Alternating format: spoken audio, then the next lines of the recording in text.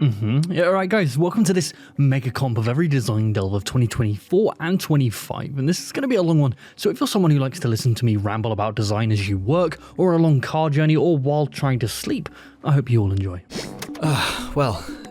This has probably been the weirdest week of my life, but through all of your unbelievable support, we somehow managed to land on our feet. So from me and everyone here at Second Wind, thank you so much. It's literally blown us away. And this is also a bit strange because I suspect that a lot of you don't know who me and Ludo are yet. So as a brief introduction before we get started, this is Ludo. Yeah, the real star of the show, and I'm Jermaine, an indie game designer and teacher who's working on an underwater horror game, and these are the design mines. Developers and designers are sent down here to mine out code and shape new designs. In each episode, Ludo and I delve deep into the mines to gather as much information as we can, learning from the positives and the negatives to become better designers together. And we were down here a few days ago, and I think I found something we can all learn from. So being inspired is the lifeblood of art in its progression. Seeing our idols succeed and wanting to innovate on that is how progression and competition is formed. Everybody does this. For example, we most likely wouldn't have Dark Souls at all if it wasn't for Berserk. Have I mentioned how much I love Berserk? But that innovation can descend into floundering imitation in the blink of an eye. And Lords of the Fallen is a great example of this, as I believe it fatally misunderstood some small but key elements of FromSoftware's level design formula that led to its underwhelming overall game feel. So let's dig into that. Welcome to Design Delve. Everything from its bleak, malformed world, introduced by its Bloodborne-esque opening, its Sekiro second chance death mechanic, to every inch of its gameplay flow, it's no mistake that Lords of the Fallen wishes it was a FromSoft game. Before any of you start to crawl out of the slime to tell me otherwise, how many of you honestly noticed that this gameplay was replaced with Dark Souls UI? But this isn't strictly a bad thing.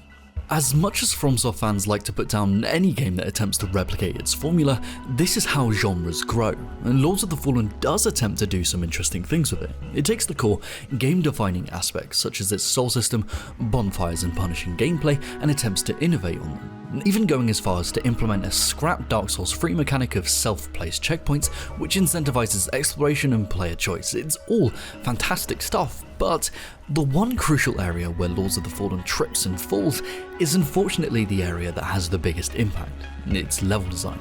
But before we can understand why Lords of the Fallen falls so flat in this area, we first need to understand what FromSoft does so right. So this was going to be the time that I called back to 3 stupidly detailed Souls videos that I made for the other channel that we don't talk about anymore. So this will now be a quicker rundown and comparison until I get the chance to remake those videos here. But all you really need to know is that deep down, Dark Souls is designed like a horror game. All aspects of their design, from their currencies, checkpoints, progression systems, and most importantly their level design flow, are all aiming to accentuate and come back to this central theme of mechanical fear, carefully managing its tension and release to form addictive, blood-pumping gameplay. But contrary to what a lot of Souls-like developers think, designing Souls-esque levels is anything but easy. They understand what the puzzle pieces are, but not how they fit together, and potentially ruining the whole picture. But I think it's equally as fascinating that misunderstanding even the tiny details can cause a domino effect, completely ruining an experience. So one of the biggest misconceptions, and the thing most Souls-like developers misguidedly attempt to replicate, is that FromSoft levels can be confusing because of how non-linear they are, spiraling down into the depths of depravity, using the level design to make the player feel lost and oppressed to match the game's narrative themes. But if their levels actually did this, they would feel, well yeah, bad. They want the player to feel mechanical fear while also guiding them invisibly so they never become lost, because as we saw with Alien Isolation, getting lost breeds frustration, which is also the death of fear. So to save the player from this, as complex as these levels seem, they're completely linear, moving in straight lines from bonfire to boss, but FromSoft disguises that linearity with spiraling verticality. This downward spiral on a surface level disguises the fact that the player is effectively moving in a straight line. They then use Mobius loop level design to connect them back on themselves through shortcuts, which perfectly manages the tension and release of fear, allowing the player to feel oppressed as they explore, but then having a huge influx of dopamine as they finally find either the path of progression or the lessening of their suffering. And Lords of the Fallen does do this. Sometimes, a lot of their levels devolve into these linear paths that aren't obfuscated through spirals, branching paths that simply lead to dead ends with maybe one extrinsic reward, giving the illusion of depth, but mostly being meaningless. The Umbral Lamp is another example of this. On the surface level, being able to peer into and explore an alternate reality atop our own is super cool, but the harder you look at it, mechanically it's only there to gate off progression via small roadblocks, and at worst it's just busy work. You're not travelling to an alternate world, you're being forced to travel there along a linear path to progress, opening invisible doors or paths using the lamp's light, but that doesn't make them interesting puzzles. This is a simple moving platform. Just because I have to go through 6 interaction costs to get across it doesn't make it any more interesting, it's just more busy work. The same for opening simple doors or ripping parasites out of invulnerable enemies. It's not engaging, it's tedium. The game even tells the player through haptic feedback and visual signifiers when and if they should use this umbral feature, because they really don't want the player constantly looking for it, because they suddenly realise that all of these dead ends are still just dead ends in the umbral world. You're in the same linear level, just with a slightly different skin or layout atop it. They've attempted to replace the spiraling Mobius design of Souls levels with this umbral world, but the player is either forced to do it or it's meaningless, so what does it add? But Umbral World aside, that's not to say that they haven't attempted to employ some of FromSoftware's finer level design tricks with their own levels, but unfortunately slightly misinterprets their placement or execution, destroying their effectiveness. And this can be seen with Vantage, Planning, and False Failure.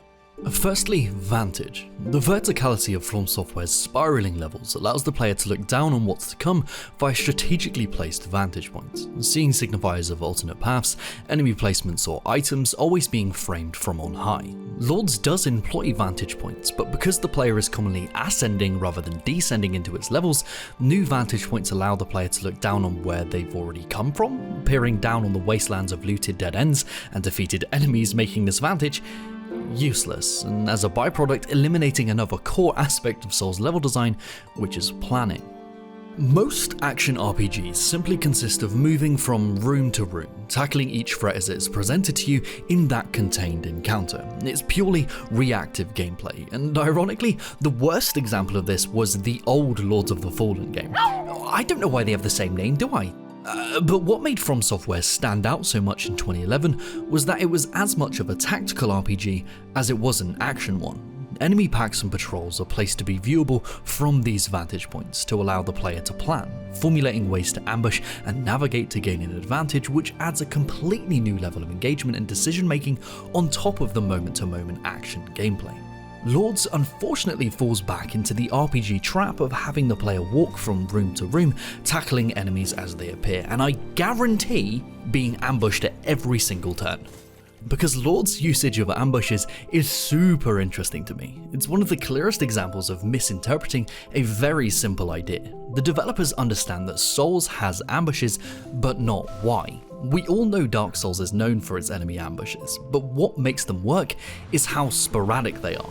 It's about paranoia, having the player attempt to check every corner while there's nothing there, leading them into a false sense of security and mastery over the environment over a prolonged period of time to finally get them again. The space in between is equally as important as the ambush itself. Lords, on the other hand, has them happen all the time? And that's not a joke. In the first area alone, in between the first 2 bonfires, how many times does it happen? Leading the player to check every single corner, not out of paranoia, but expectation. Shock isn't a thing if the player is always expecting it. They try to take something that FromSoftware commonly do, but misinterpret why they do it. The same can be seen with False Failure. Even in FromSoft's most linear levels, they make sure the player doesn't get comfortable.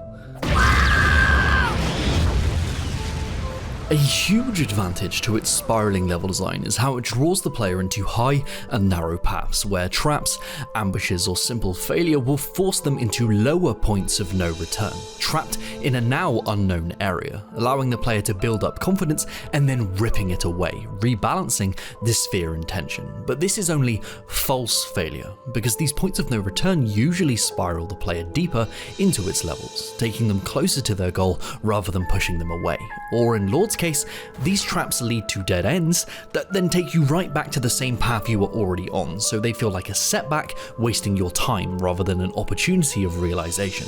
As you can see, this is a common theme for Lords of the Fallen and nearly all Souls-like games. The inspired developers understand what designs were used, but not their overall function or how they're paced. The balance of what makes FromSoft titles so special is exactly that, a balance. It works because all of its features, big and small, come together to create the mechanical, fear-driven experience, and if those designs are implemented out of context, they just don't hit as hard. But what do you think?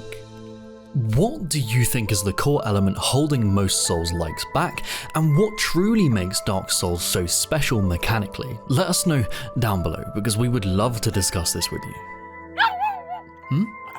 Oh yeah, so Ludo's reminding me that after going independent, this channel and our entire team is wholly funded by our patrons and your kind donations. So if you're in a position to help, alright go late on fake, Ludo would really like to eat this week.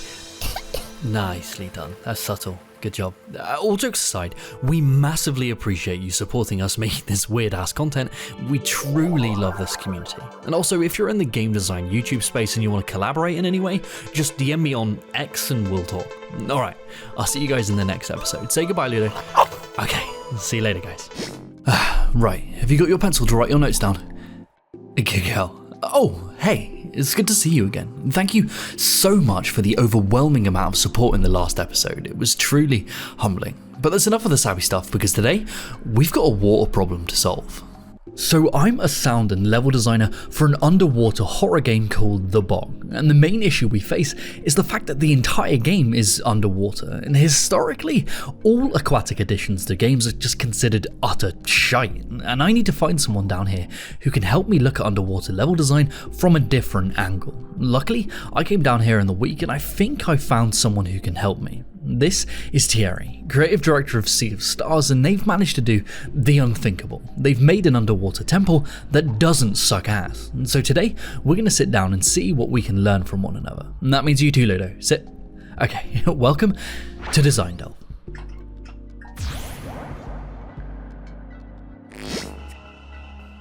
So I think we can both agree that underwater temples or levels are historically slow, confusing, and mostly hated. It's like they're all cursed or something. Yeah, it's always tedious, right? It always becomes a task. It feels like a chore. The puzzles are too intricate, but somehow we all still love the idea. And it seems like they all stem from a shared fantasy around them. I want to see like bodies of water. I want to see the surface level moving. I want my character to swim on a surface that is now higher, that lets me access something else, to activate something else. And it seems to right down to the music, it becomes something slower paced. It ends up feeling like a drag. So what we wanted to do, and by far on Sea of Stars, is the one level that we rework the most amount of time. Usually we have a general idea, we do a first blocking pass.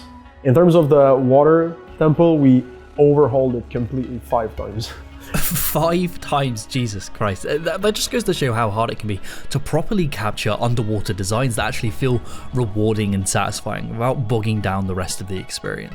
We wanted to make one that would feel like it ticks all the boxes of what the player feels like a water temple should present. You know, that doesn't feel like the game just came to a halt. You don't really know where you're at.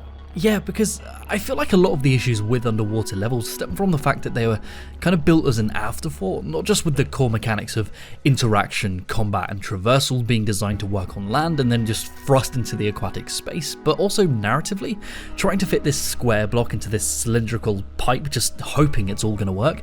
There's no build-up or teaching, it's just dropped on the player. And that's very important, right? It's not a self-contained thing that you just drop in, hey, we're doing water now, you know? There's a very slow build-up to that, and it starts with not necessarily a mystery, but there's curiosity around it. So our water temple is a big tower that is sitting at the bottom of the ocean floor, but it's peeking out.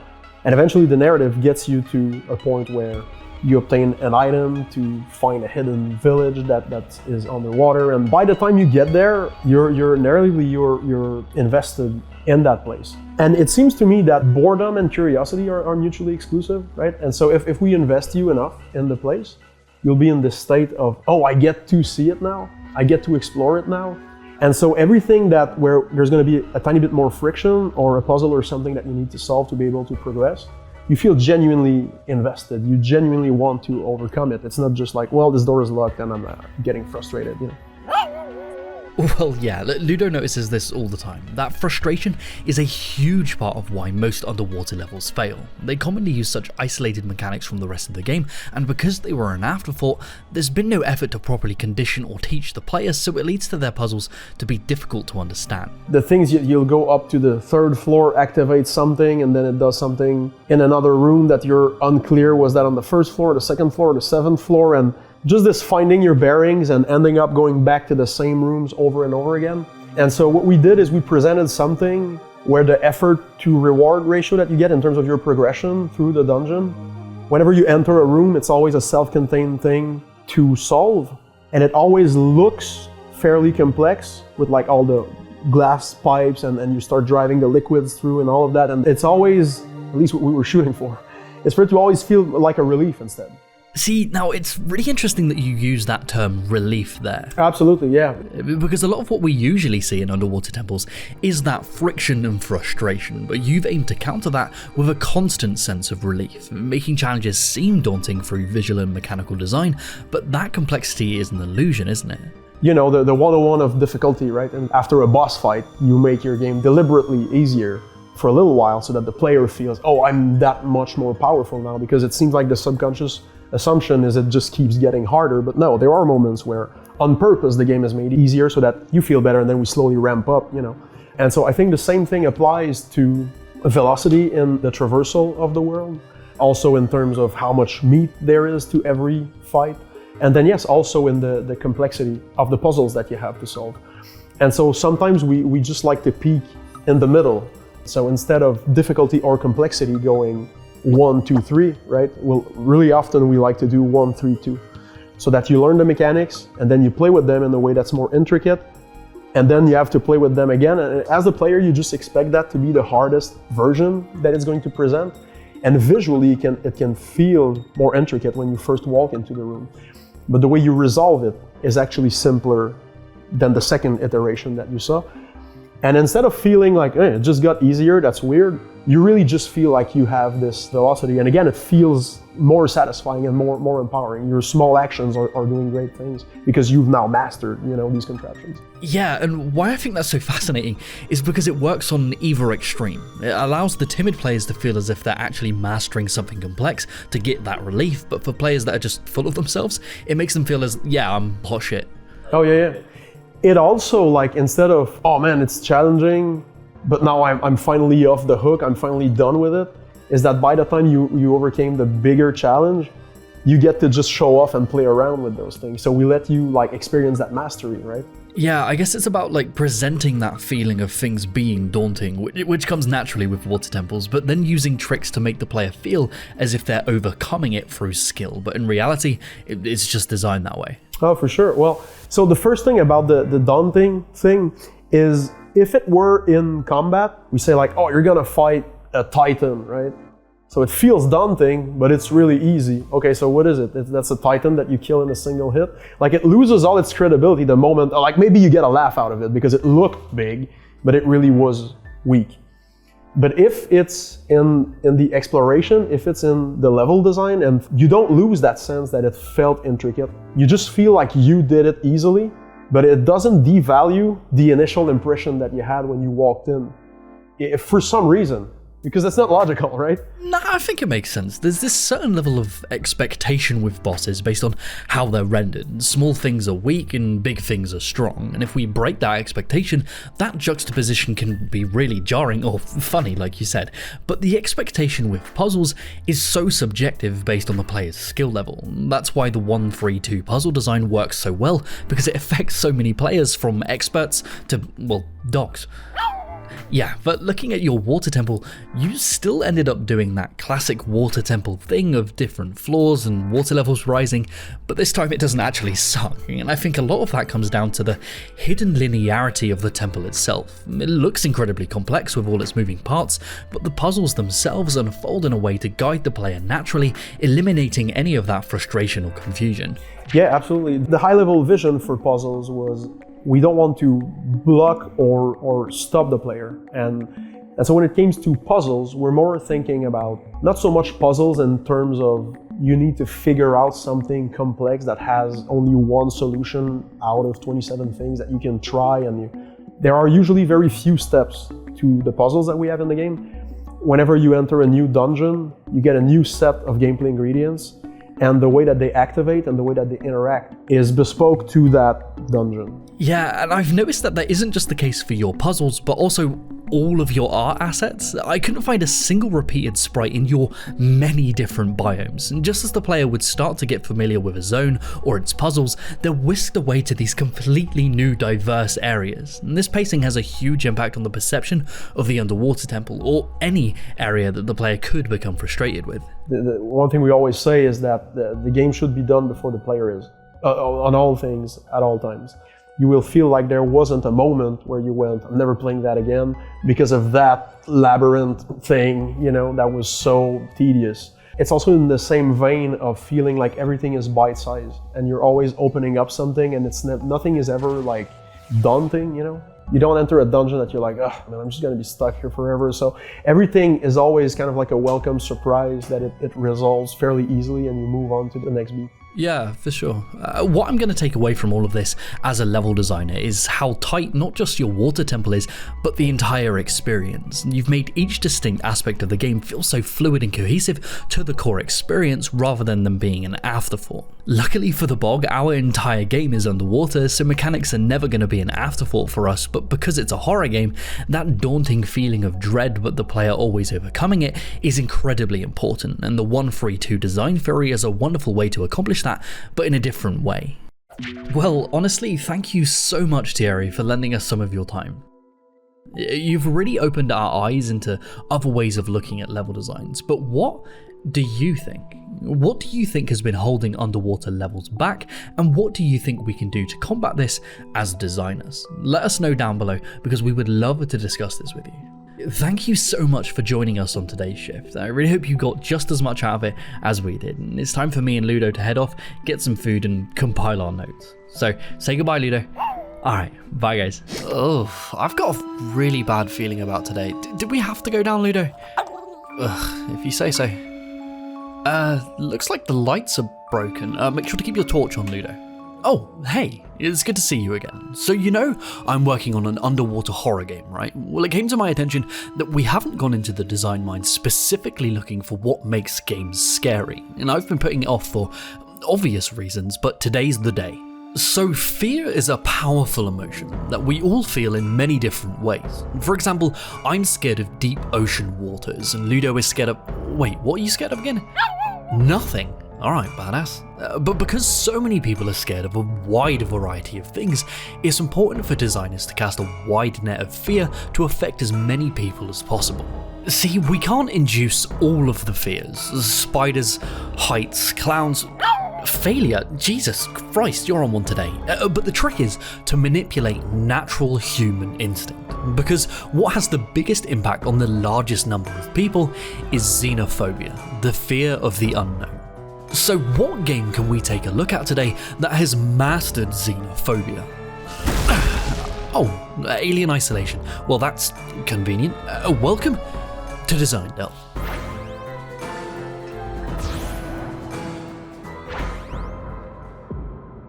So as humans, we thrive off of information, visual or auditory, and when this information is limited, with the suggestion of threat, it leaves our minds to subconsciously conjure up what that threat could be, initiating this xenophobic fear response. And there are many ways designers manipulate this in a whole host of games, but Alien Isolation is a masterclass in it. And every single design comes back to this form of fear manipulation from its level design, its equipment, or even how you simply save the game.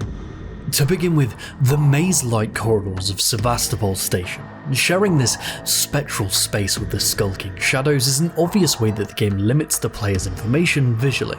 Its confusing corridors blend together so the player never feels grounded, but never lost, because getting lost causes frustration, which outweighs fear. So by using chiaroscuro, or the stark contrast of light and dark, they masterfully draw the player's attention to certain objects or potential threats, keeping them focused on their objective, but striking this equilibrium of never feeling lost to avoid frustration, but never feeling safe. Using it to guide, but also hide. This can be extremely powerful, but in my opinion, something that induces this fear response even more so is the game's sound design. Now, sound is an unbelievably powerful medium, more powerful than visual in inducing fear. What? Okay, Ludo is saying that I'm biased because I'm a sound designer. She's not wrong, but okay, I'll prove it. The most effective and commonly used technique in horror games is non-linear sound design. Sound in its most basic form exists in these low, mid, and high frequencies, and sounds that humans are accustomed to, such as human speech, exist within this mid-range. Non-linear sounds exist in the extreme highs or lows of these frequencies, and our brains have evolved over time to subconsciously understand that if we hear these extreme frequencies, something just ain't right. This feeling can also be induced by the extreme differences in amplitude compared to relative sounds, and the easiest way to achieve this is by using the absence of sound. Long, unbroken stretches of silence with no music, and then suddenly every creak, bump, or footstep becomes a nonlinear sound that puts you on edge. The speed at which we process sound is incredibly fast and involuntary. This is why you instantaneously jolt at loud sounds, and the precise reason why sound is more powerful than visuals at inducing a fear response. You can test this yourself by turning down the sound and then trying to watch some cheap jump scares. See, it's not as effective, is it? This all comes back to xenophobia. If we visually see a threat, even if it's a shadow, we can estimate its relative size, where it's coming from, and adjust accordingly. But if we hear a threat, it's harder for us to distinguish what direction it's coming from, how fast it's moving, or what created it. It is then up to our own imaginations to decide what it could be, and our imaginations will always come up with the worst case scenario to help us deal with what that threat is if it arrives. But this sound design and its dark corridors is all surface level fear manipulation that fades with prolonged exposure as you play. The real juicy stuff comes with mechanical fear, which is when all mechanical designs, from its HUD, weapons to its bloody save stations, are all designed to accentuate this feeling of fear and paranoia. We've all heard tell time and time again of how unbelievably terrifying the xenomorph is, but I would argue that it would be non-threatening or even boring without mechanical fear being properly conditioned. And this is all beautifully paced out over the first handful of levels of the game. Mechanically, you start your journey into Sevastopol Station with nothing, dropped into this hellhole scrambling to figure out what to do and where to go. And every door you come to is locked behind some form of item that you need to find. And it's kind of silly how much of an effect a simple locked door can have on a player's mental state as they play the game. Because of all of the skulking shadows and non-linear sounds, a lot of players are gonna be on edge, and the three common responses to fear are fight, flight, and freeze. The player has no weapons, so they can't fight yet, and if they freeze, well, that's good for us designers, just let them wallow in that fear. Yeah. And the one thing we don't want them to do is flight. If the player just starts to run away from every perceived threat, they will begin to learn the limitations of the game's AI, making them non-threatening, which kills any kind of fear. But the simple addition of having these blocked doors makes it a necessity for the player to pay close attention to their environment to find the variety of unlocking devices, massively discouraging sprinting through the levels, but if they do, they have to come back to what scared them so much in the first place to find the way out. But if the player still hasn't learned not to run yet, they will eventually reach a blockade. The first major stealth encounter of the game pits the player against multiple gun-wielding survivors that will shoot them dead if they're careless, and it's important at this point to give a large chance of the player dying here, because how and when the player dies is the most important aspect in any game, to be honest, but especially horror games. You don't want the player to die. Player death, ironically, is the death of fear. Just as xenophobia feeds off of the unknown, understanding is the fear killer. After repeatedly dying, players begin to learn how enemy AI works and what their attack patterns look like, killing any sense of fear. So when designing the difficulty or death state of a horror game, you want to try and strike this perfect balance between having your gameplay feel threatening, like the player only narrowly escaped danger, but not allowing them to die repeatedly. But being punished for death is equally as important, as the player will only understand the fear of death once they die. It is extremely common to die in this first major stealth encounter, and the player is then reset to the last save station, which is an annoyingly hefty walk away. This is completely intentional. The player now knows that death leads to this large setback, so that fear of death is alive, which in turn means the fear of what causes death is now there. This needs to be a thing to keep the failure state suspenseful. Horror games have to walk this fine line between mechanical horror, taking away a lot of progress for failure to induce mechanical fear, and tedium. Dying repeatedly would be unbelievably frustrating, but allowing the player to die is an essential part to building that horror atmosphere, and this really pays off when you finally see something aesthetically terrifying. Wait, was that always open? Now I got you. Sorry about that, Jay. This one plays a little rougher than the others. I think he injected me with something. Oh, he got you with that too, huh? He got me with that earlier. Don't let your heart rate drop too low and you'll be fine. I'm gonna toodle piss off now. But, Frost, by the time you first encounter the Xenomorph properly, it has been an extremely long time since you last saved. They then use this tension of mechanical fear to accentuate its grotesque design and its perceived threat to you. Because in this next section after it's revealed, it can't even hurt the player, but they will undoubtedly slowly crawl through the environment, checking every corner, not because of a show of the alien's power, but because of how well this mechanical fear has been conditioned through the perfect placement of the previous save station. As threatening as the alien is then shown to be in this next encounter, it is extremely unlikely for the player to actually die here unless they go out of their way to do so, because of how the developers carefully managed the placements of the save stations to control tension and release. The last save station is so unbelievably far away that dying here would be grueling, so the developers can't afford to let that happen, so they just let the player escape easily, finally getting to save and feeling a release of tension. But the final thing that they do is the cherry on top of this horrible HR Geiger cake. Don't eat that, it's not for puppies. So they've conditioned the freeze and flight states of fear, but there is still one remaining: fight. And they do this by giving the player a weapon to combat their fears, but then immediately showing them the paradoxical weakness of it. They give the player one of the most powerful and dangerous things a person could possibly possess, a gun, and show them firsthand how powerless it is and even weaker they could be for using it. Not only is the Xenomorph wholly unaffected by it, but in a situation where it could be used, it creates an ungodly amount of noise, alerting more threats than the use of it took out, leading to a lot of players to barely use the gun at all. After this level, and leading into the beginning of the medical bay section, the threat, consequence for death, and your inability to act have all been given proper time to be conditioned, and setting the player up for the rest of the game's many horrifying events. It is so masterfully paced, and I adore every excruciating second of it. Why haven't I spoken about the motion tracker? Well, it's because I don't like it. Why? Yeah, fair.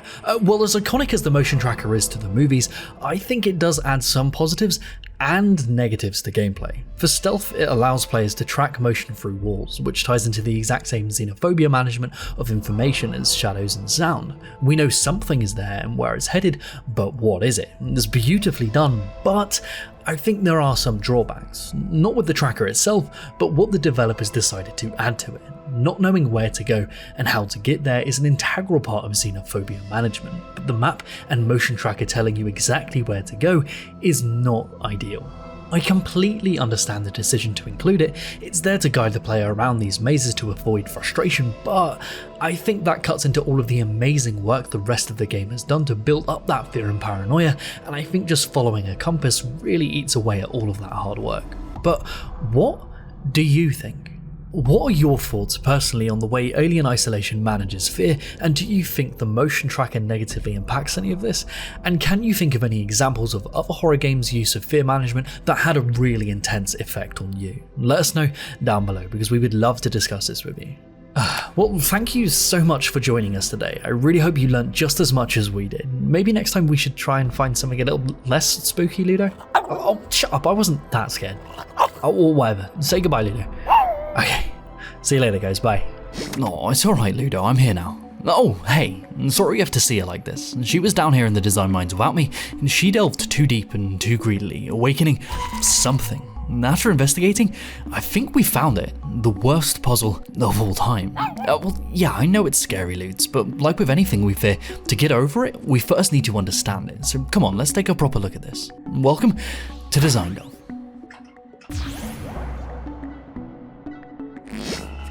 So what would you consider a bad puzzle? Boring pushable blocks, matching cards, or something needlessly complex? Well, today I'm going to go over my definition for a bad puzzle from a level designer's perspective. But the first question is, well, what makes a puzzle satisfying?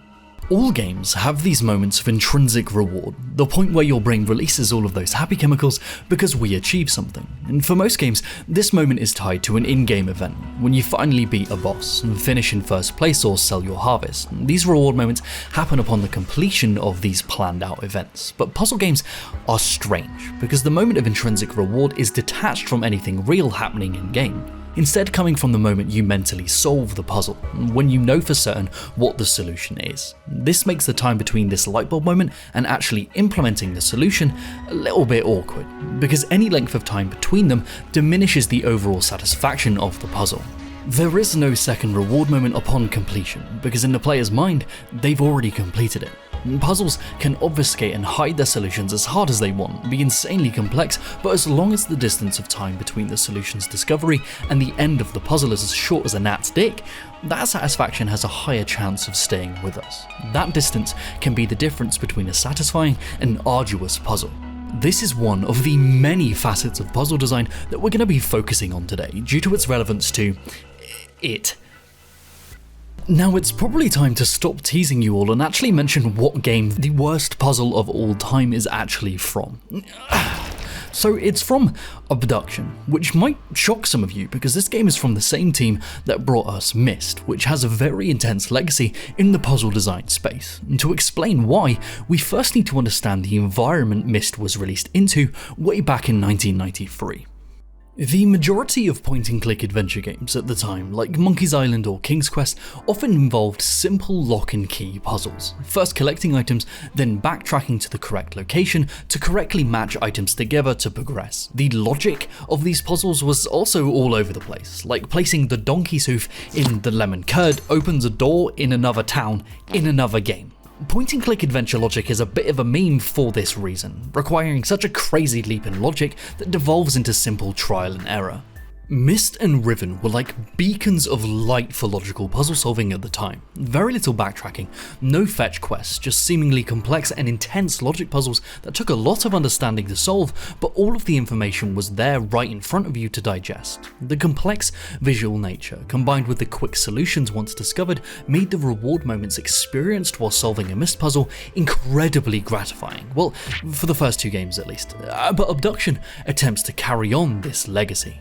Each puzzle being its own self-contained masterclass in obfuscation and information gathering, until you reach this one grotesque sin. But before we properly dive into the true crimes this puzzle commits, we first need to understand a little bit of how Abduction works mechanically, because it's a bit complex. Abduction is about, well, being abducted and finding yourself transported to a broken alien world with odd carved out pieces of Earth and other alien planets littered around. Abducted, abandoned and alone, you explore these worlds, solving puzzles to unearth the aliens' culture, their technology and hopefully a way home. Apart from the individual puzzles you find along your journey, the one unique mechanic that the game hinges itself on is the player's ability to use these devices to swap spherical chunks of the world they're in with another in an alien world, taking all items including the environment itself and swapping it with the environment in another world. This mechanic is super cool with many different applications in the game's overall puzzle design, but now you have the context. I'm not trying to hype this up, I genuinely believe this puzzle is the worst puzzle of all time. So much so that my first playthrough of this game was with a friend who'd played it before years ago and had forgotten about the whole experience. And as I got to this wall, he repeatedly started shouting, "Oh my god, I'm so sorry. If I remembered this puzzle was in this game, I wouldn't have suggested it at all. I'm so sorry." And I thought, it can't be that bad. Nah, it was worse. So, where to start with this? So to put it simply, this puzzle is a maze that you need to make your way through. Within this maze, there are 4 circular sections that can be swapped out to eventually form the correct path. Seems simple enough, but the only way to truly grasp the utter filth of this puzzle is to give you a walkthrough on how to complete it. And as I delve into my personal puzzle hell, I want you to keep the idea of puzzle reward moments in your mind as we go. Right. First off, you approach the maze and you realise that you can't go through it, but there is an elevator, so you ascend to get a bird's eye view. There's a button here and pressing it rotates the entire maze. Well that doesn't help us, so back onto the elevator we go to the basement level, where you find one of the devices used to swap spaces between worlds. It being your only option, you're teleported to another planet. Here, you can see that one of the above pieces has been teleported with you, so it makes sense that it might have been replaced with another piece. To check this theory, you have to go on a lengthy journey to find another device to teleport you back to the planet the puzzle exists within, and then walk all the way back to it, call the elevator up to your level, then ride it to the top. In total, it takes 2 minutes and 20 seconds for the player to check if they swapped a single piece, and if for some reason the piece doesn't work, repeat the entire journey again. We haven't even started, baby, buckle up. Let's say that you found the correct piece, but you realised that it's not in the right orientation. We need to turn this individual piece, but from up here, that's not possible. Well, down in the basement, on another planet, down the opposite path you need to go down, is a switch on a pole, and this switch's placement boils my piss to no end, but I'll get back to that. This switch rotates the puzzle piece here, but you have no frame of reference for how much it actually needs to be rotated because you're on a different planet. So it's back up to the other world, up the elevator to count how many rotations it might need, back down the elevator, into the basement, into the other world to hopefully rotate the puzzle piece correctly, then back through all of those steps again to check if you were correct, and thankfully, you were. Congratulations, you have now completed 1 out of 4 pieces needed to progress. Now, if you want to either swap or rotate another piece, you have to go through each of these steps over and over and over and over, each process taking on average 2 minutes and 20 seconds to swap a piece, or 1 minute 50 to rotate just to check if you might be right. But let's say you slightly mess up and you put a piece in the wrong location. Oh, whoopsie poopsie. That's 5 minutes and 4 seconds of your life jettisoned into the void, putting it back in the right place, not even to mention rotation. And why this is such a sin is because you remember we mentioned once a puzzle reward moment is given, that solution should come quickly, so not to diminish that reward, right? Well, let's say you're the perfect being, which you are by the way, and you can look at this puzzle and immediately figure out what to do. It would still take the perfect player 12 minutes to input the parts correctly, and any mistake would add 2 minutes to that total time. But it's okay, it's finally over. Oh, sorry, did I forget to mention? You have to do all of this 3 times, for 3 separate locations. If you add hunting for this button and human error in figuring all of this out, the average time to complete this puzzle is over an hour. Huh? Oh, yeah. Ludo's reminding me that the developers justify all of this in their narrative. This gauntlet and the maze were placed here specifically to slow down an army to waste their time, so in turn, wasting hours. Oh yeah, okay. Sorry guys, let me translate. Your mum, yeah? Just write a better story. I don't know if this was designed top down or bottom up. What came first, the shitty puzzle or the story trying to justify it? But it turns out you're in complete control of what your narrative is. Look, watch. Either make a puzzle that doesn't waste our time, or write a story that doesn't require garbage puzzle design.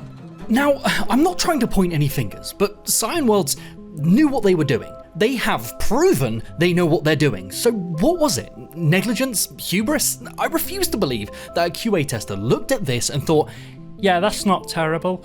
They must have raised this with the devs, which either means they completely ignored their testers, didn't test the game at all, or did it intentionally to waste our time. And spoilers, none of these are good.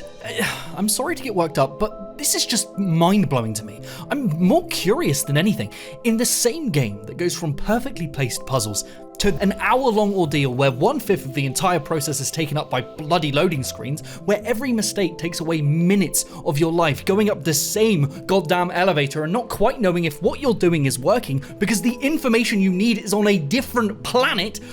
Why didn't you just put the rotation button here, guys? This button doesn't even do anything. It just calls the elevator up to this platform, which has to be here for you to even be able to press it. Oh my god, Ludo, it's happening again. Quick, take me out. Take me out.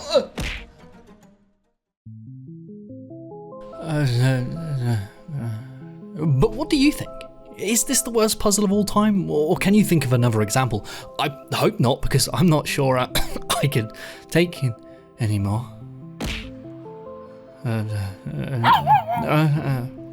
Ludo says go to Patreon, help with the medical bills.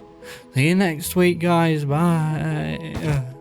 Wait, Ludo, why are you so angry? You've been playing League again. Okay, that makes sense. But why does that make sense? All multiplayer games have their toxic players, but nothing compares to the levels of salt found in MOBAs. But unfortunately, even with so many measures being put in place to try and mitigate all of this, they will forever be toxic due to their core designs. So let's dig into exactly why. Welcome to Design Delve.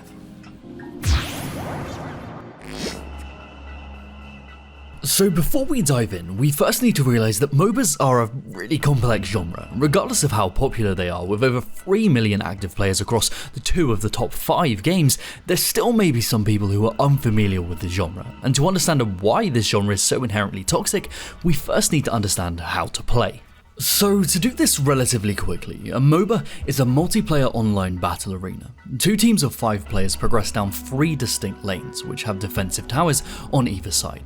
The players then battle to gain control of these lanes, killing opposing minions and players to directly attack their towers. And killing enough of these, teams can gain access to the opposing team's core, and killing this ends the game.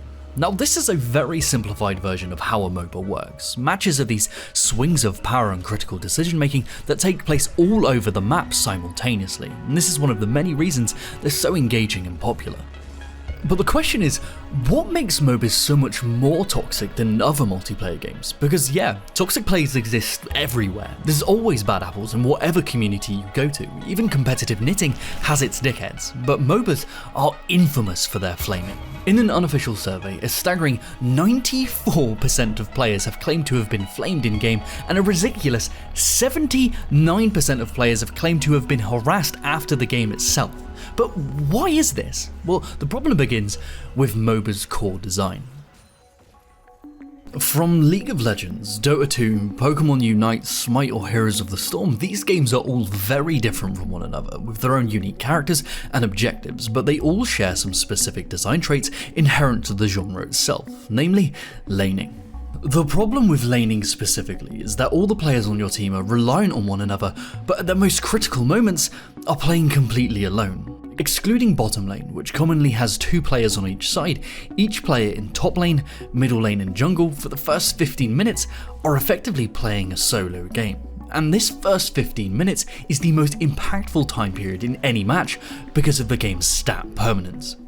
When you kill enemy minions or players, you gain golden experience to accrue power and level up, but this also means that if you die to your enemy, you are feeding them permanent power. This is a reinforcement loop for either side. If you're stomping your enemy, it then becomes easier to do so, and if you're getting stomped, the game gets harder. Frustration, and therefore toxicity, comes from not being able to help struggling players without feeding more resources to your enemies in your own lane, having to just watch your team as your overall power potential slips away with nothing you can do about it.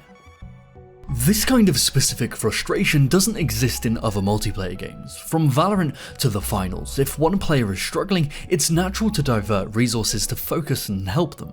Your pleb friend Tim is running it down, you can follow them to back them up, adjusting your team's composition to better fit their skill level, but not so much with MOBAs. Champion choice and stats are permanent, positioning is rigid, and yes, there is room for junglers, mid and supports to venture off and gank other lanes, but if this fails as well, the issue just compounds on itself. Each action you perform in a MOBA has a very real and permanent consequence, and that extends to the rest of your teammates. All of this makes it incredibly easy and a lot more likely for players to start to point their grubby little fingers. Simply through the stat board alone, you can pinpoint a reason for why your team might feasibly be losing, whether that one person is to blame or not, and this blame game is exacerbated by how long these matches take. The average game length in a lot of multiplayer PvP games can be between 5 to 10 minutes, but in League of Legends, the average game time is close to 30 to 45 minutes, if not longer. I once had a Dota 2 match that lasted for 3 hours. Yeah, we won by the way, but this just gives toxic players something to latch onto. Seeing the early warning signs of a loss because of someone else's actions, the flash forward nightmare of seeing the snowball that is the enemy top laner coming directly for your booty can turn even the most wholesome of supports into whiny little twats. And yes, there usually are surrender systems in place to end matches early if it's too one-sided, but this can also lead to more toxicity, because they require a majority vote to go through, increasing the chances of this finger pointing and players holding games hostage by not voting if they're salty enough. To easily frustrated players, all of this can make the game feel as if the mere act of playing is a waste of time, because there is no possible way you can come back after such a disastrous early game. But is this true? Well, no. There are a whole host of catch-up mechanics built into the genre with optional objectives, but easily frustrated players only look at the theoretical negative macro because of their micro brains.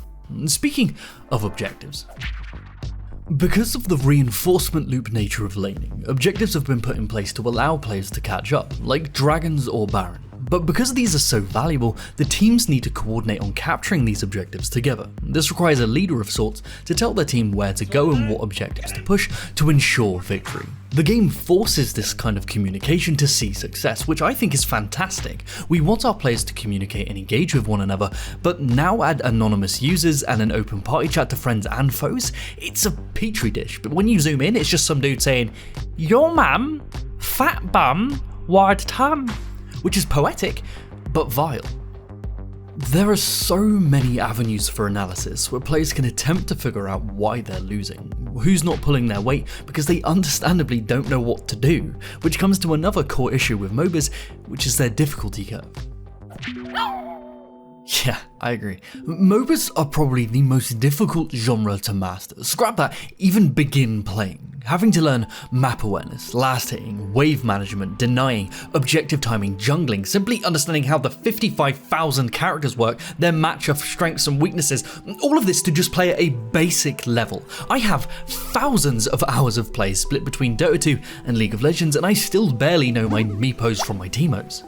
All of that combined with a complete lack of tutorialization that teaches more than walk down this lane, good luck, makes for an experience that requires you to already have a friend who is seasoned in the game to even begin playing. 71% of players who were introduced to League of Legends were introduced by a friend, and that speaks volumes. Because of this difficulty curve and terrible new player experience, there will nearly always be a person in your games who is new, or at least new to their character, which just gives toxic players an easy target to point their grubby little fingers at. The helplessness of forced positioning and negative reinforcement loops of laning, the necessity for a leader in an anonymous culture, and the insane difficulty curve leads to a toxic player's paradise where they feel justified in their toxicity due to the inherent designs of the genre itself.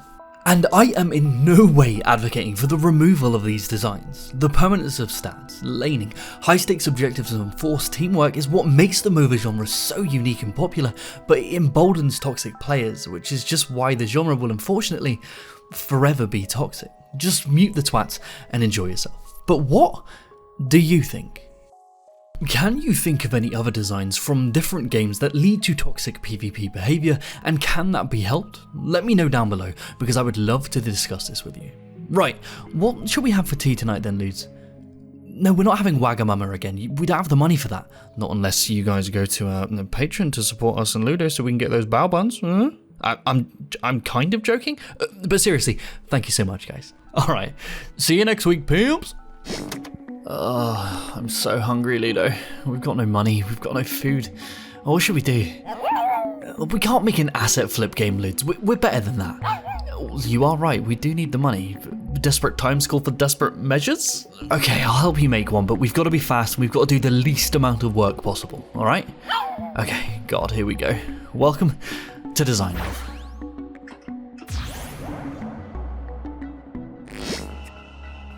So before we dive into the filth rumble pits, we first need to ask, what is an asset flip? An asset flip is any game where the majority of its models, sounds, or even its entire systems have been brought from a marketplace. Now, this isn't inherently a bad thing. Creating games requires a wealth of experience in many different fields: art, sound, programming, level design, and writing, and all of these things need to come together to form a cohesive experience.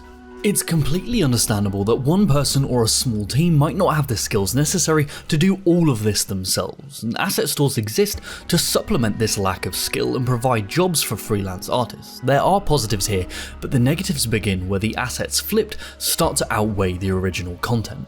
This is how games start to look, feel, and sound the exact same. And this can be done because of a severe lack of experience in one field or a need to get the game out quickly to make money fast. And in our case, we don't have 3 years to handcraft a full experience, so time to squirt something out as fast as we can to make at least £1.50 so we can share a sausage roll.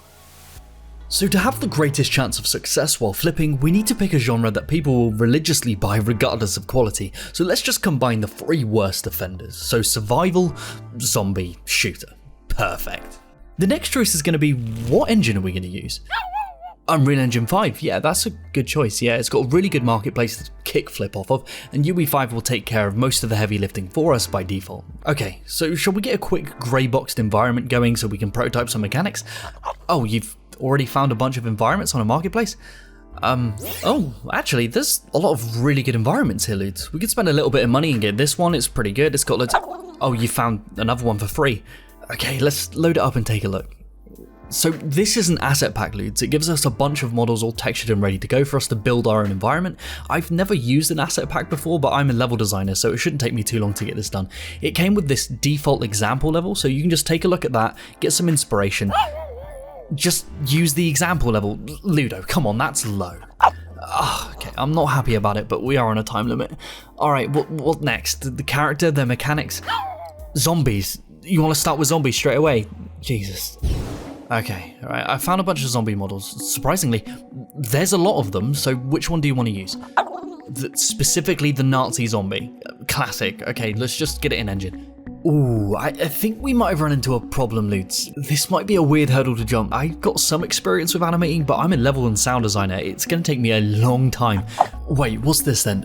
Mixamo. They've got models and animations all ready to go for free? Jesus. Okay, well then let's just get some generic zombie animations for idle, walking, attack, and death, and just animation blend between them. I'm gonna need to set up montages eventually, but this'll do for now. Because we've got bigger problems, Ludo. This isn't a game. You can't play it. We need to get a character set up. Let me do it. Luckily, UE5 comes with default first and third person characters, so that's basically ready to go. We just need to go on Mixamo and find a suitable model. Maybe this one? It looks like it might fit in the post-apocalyptic world we're trying to create. What? This? Mr. Clean? Explain yourself? God, you're cute. Okay, whatever. Let's find a bunch of animations and get this bold beauty in engine. Yeah, let's make sure he can walk, run, vaulting. Nah, we don't need that. Alright, character implementation completed. Wait, why does he look so shiny? Just add rain noise. Genius. No rain effect, just the sound. Okay, so you can walk around and avoid zombies, but we need more than this, Ludo. Shall we add some mechanics or something? You want me to add a dog? That's not a mechanic, Ludo. I'm not adding a dog before we add mechanics. That's just dumb. Oh, fuck. Right, okay, there's a dog now. Are you happy? I'm adding some gameplay. You cannot stop me. Yeah, let's just do weapons. Luckily, a lot of asset flips want guns. Who'd have thought? So we have a wealth of options to choose from. They come with everything we need, the 3D models, textures, and animations. They're super simple to get them in, but because these assets weren't made to fit together, our character and weapon animations don't line up, and there's no sound effects. This looks and sounds like hot garbage. Ludo, you know how important sound is to me. Please, just let me make some weapon sound effects quickly. Oh, you've found a sound pack for that as well. Okay, let's try it out. Bang! Bang! Bang! Bang! This is a fucking mess. We've got to go through and fix all of this. First of all, the environment's too dark. Add a torch. Add it where? On their hand. Okay, I see. Well, I guess this kind of helps, but that's just illuminated the rest of the problems.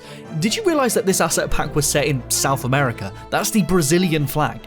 Wait, you want me to replace it with this? Is this because you want people to know you made this? Ludo, I don't think you want that. There are still so many issues. The doors don't work. You can't walk up the stairs. You can't vault. You can't hip fire. You can't even look up. How have we overlooked the Z-axis? What? Ship it? Ludo, have you been taking producer pills or something? Why is that zombie doing a thriller dance? Okay, I'm done. This game doesn't even have a goal. What is the aim of this game? Just don't die. Ludo, you can't die. There is no fail state. Okay, let's at least add a death state. Add a fail state. Just get this in, and then we'll have a gameplay loop. See? There we go. I'm dead! Done? What do you mean we're done? This is a mess. Fixing all of this is going to take a bunch of time and money that we just don't have right now. I suck. I'm not a pro asset flipper, Ludo. I make all of my level and sound designs from scratch in a completely different engine. And whatever I can't handle, like animations or art, I work with a team of wonderful game designers who can do those things. It's a collaborative experience. Big shout out to the Bog team, by the way. We cobbled this together in a few hours. It's a Frankenstein's monster stitched together pieces of other people's garbage that's not designed to work together. Of course it's gonna suck. And this sort of situation happens a lot with asset flip projects. Developers get in over their heads with promises on Kickstarter, pressure from producers and publishers facilitating the need to use marketplaces, and there's nothing inherently wrong with that. Flipping and reusing assets happens all of the time in your favorite games, I guarantee you. But at what point does it become a problem? When a project is 90% flipped assets with barely any original content, missing features and riddled with bugs, and it still took them 3 years to cobble it together, what was the focus on? Where was that time spent? Because it wasn't on the player experience. Marketing. Yeah, I think you're right, Ludo. If we put all of our energy into fixing up this game visually, and film it from the right angles and clean it up where we can, we could make a convincing trailer. We might even be able to trick Nvidia into promoting it. Alright, next episode, we'll dive into how simple it is to take a garbage game like this and advertise it convincingly. But before I go do that, what do you think? At what point does asset flipping move from being a skill supplement to a scam? Let me know down below because I would love to discuss this with you. Alright, I'm gonna go clean up this mess, but consider checking out our Patreon so me and Ludo don't have to do anything like this in the future ever again. Alright, say goodbye, Ludo. Okay, see you later, guys. Ludo, can you believe that after making that terrible asset flip game, a bunch of people have actually said they want to buy it? Now that raises a really interesting question. Can a badly designed game still be good? And honestly, I think Bethesda is a great studio to look at for this. And there's been this Bethesda has always been bad renaissance recently that I've been screaming into the void for years now. Their games are riddled with bugs and broken quest chains, blatant illusions of choice, percentage-based progression systems, and unreactive spongy combat. They've ridden the hype tidal wave of goodwill from their IPs for decades now, and now that they've tried something different without that hype to carry them, even their most ride or die fans are starting to notice the aftertaste of shit water. And the question is, does all of their games' faults make them bad games? Well, it's not a simple black and white issue, Ludo. Unfortunately for us, a lot of it comes down to the player's personal preference. What do you personally enjoy about games, their stories or offered experiences? Regardless of whatever weird shit you're into, I guarantee there's a game for you in the sea of titles offered today. Some people still play Dead by Daylight, Ludo, can you believe it? Oh, come on, it was a joke. But players will enjoy anything because their weird isn't really useful to us. We need to try and quantify it as designers. Each and every genre has its own host of criteria for what could possibly make it successful design-wise. And for puzzle games, it can be how well it teaches and obfuscates its mechanics to balance difficulty and flow. For shooters, it can be altered by game feel, time to kill, and weapon balance. And for RPGs, it can be how it allows the players to live out the specific fantasy or role they were trying to achieve.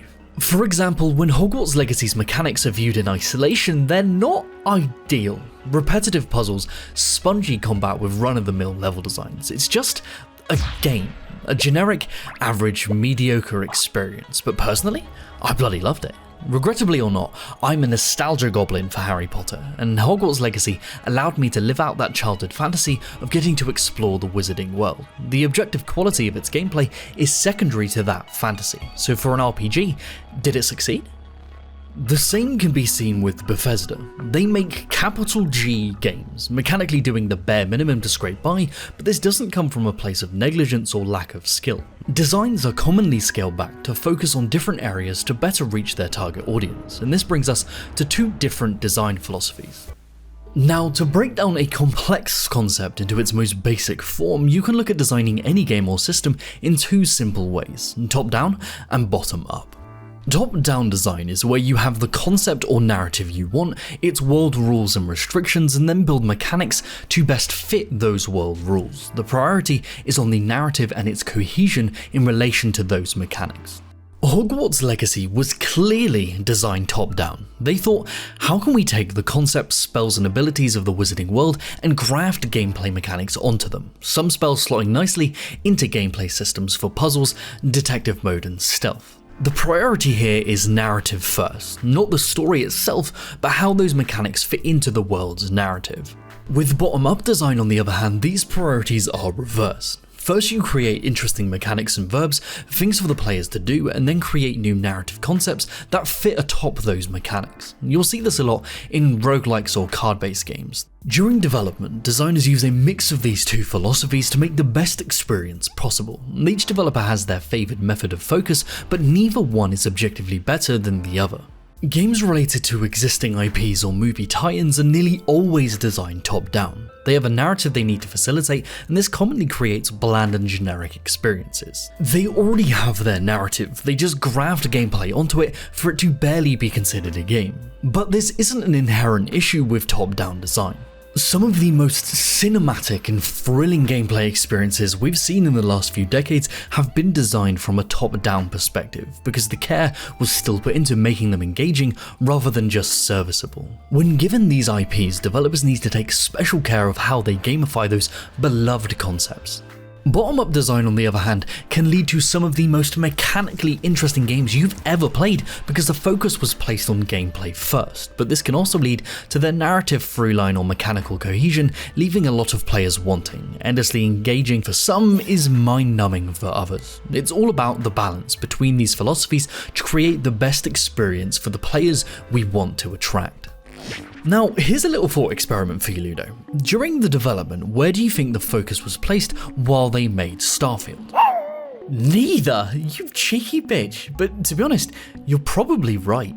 It's a completely new IP, so they don't need to focus on top-down design so much. They can change their narrative to fit their needs whenever they want, but the stories in Starfield are blander than your dad's cooking, so it must be that the game was designed from a bottom-up focus on its mechanics. But which interesting mechanics were they building on top of? It's all generic bollocks. I challenge you to name an interesting Bethesda mechanic that wasn't directly tied to its story. So if the focus wasn't top-down or bottom-up, I guess it was both, just badly? I believe Bethesda's intent was to create a world that is palatable to the widest amount of people possible. They're casting a wide net, hoping to entice them to explore this universe. Whether that works for you personally and makes it a good game is completely subjective. Many players consider Bethesda games to be mindless, repetitive slogs, ham-fistedly attempting to keep your attention as they do the same thing over and over and over, being more in the business of pre-release hype rather than crafting satisfying gameplay hooks anymore, if ever. But some players fall head over heels into these worlds and never want to come out again because of the personal ludo narratives they can create within them. Everyone's definition for what makes a game great is not just based on 1,000 moving parts, but also completely arbitrary taste. Ludo loves Dead by Daylight and I just don't get it. No, actually I won't drop it. And to be honest, that's okay. You cannot create a game that is going to be universally considered a good game. It's impossible. For us developers, it all comes down to intent.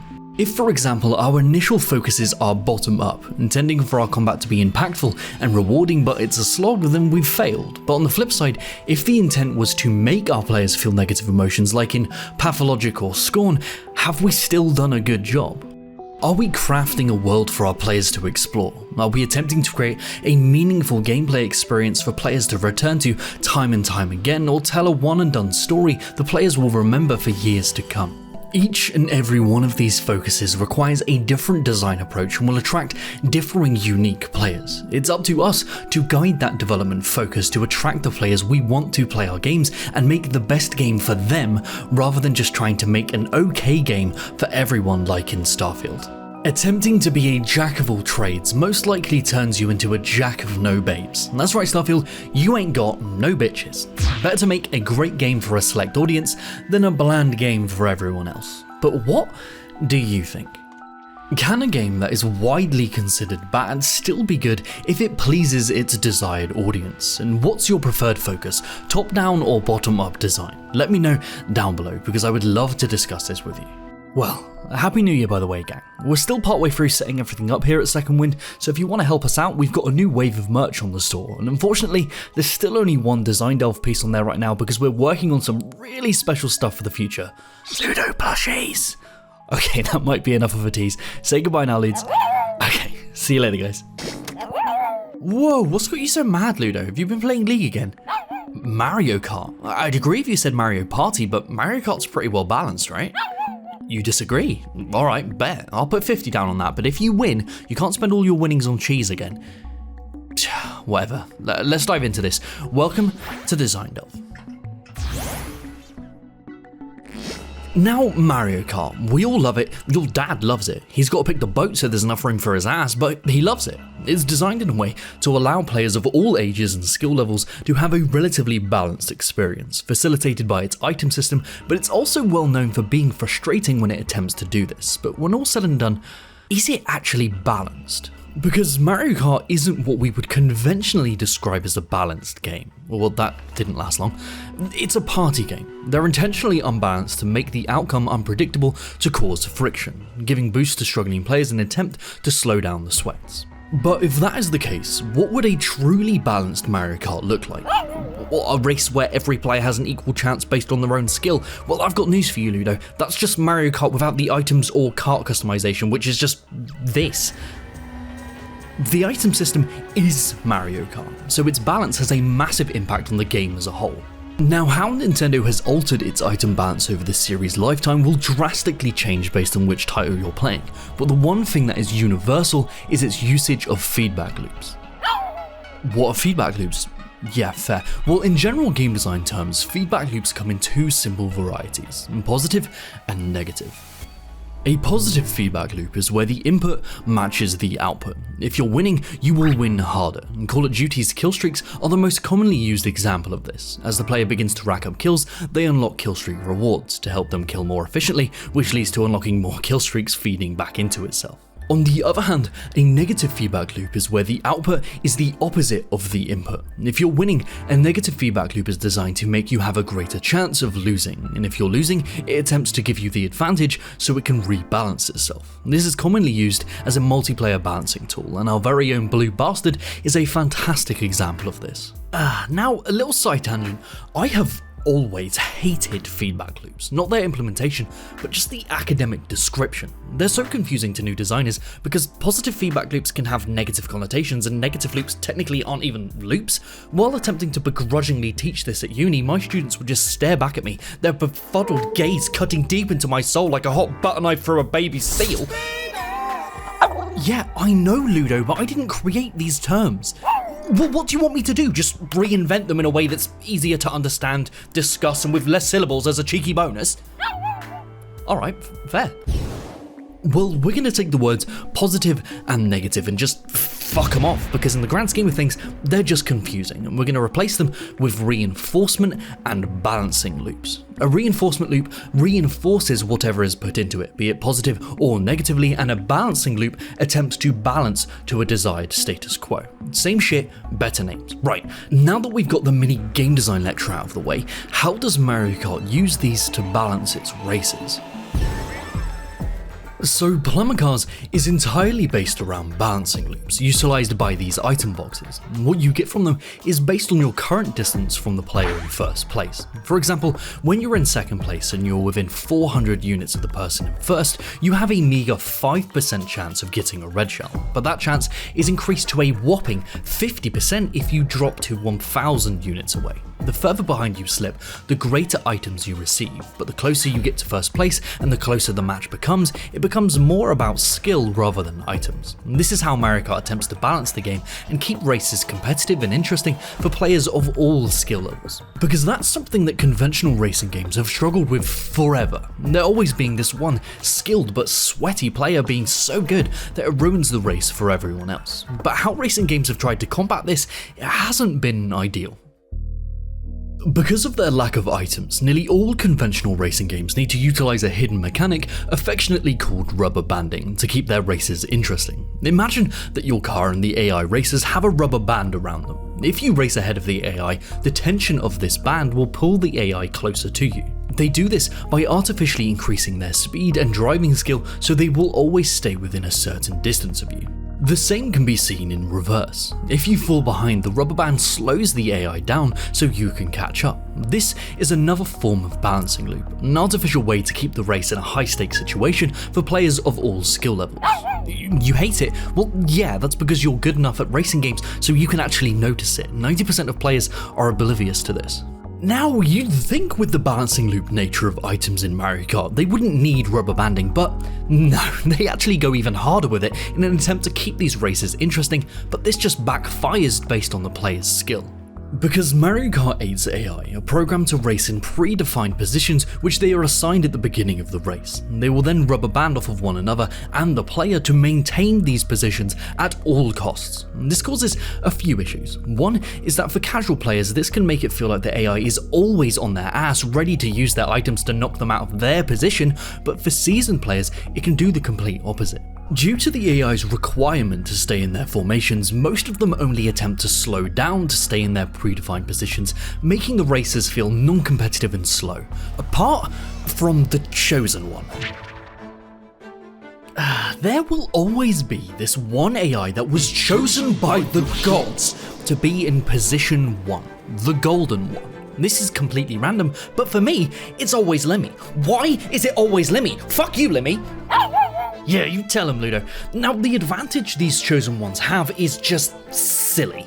All AI racers have a default speed that is altered based on their position to try and keep them in their place, but not the one. They're the only AI racer that begins and remains at the default fastest speed for the entire race as they attempt to constantly steal position 1 from you.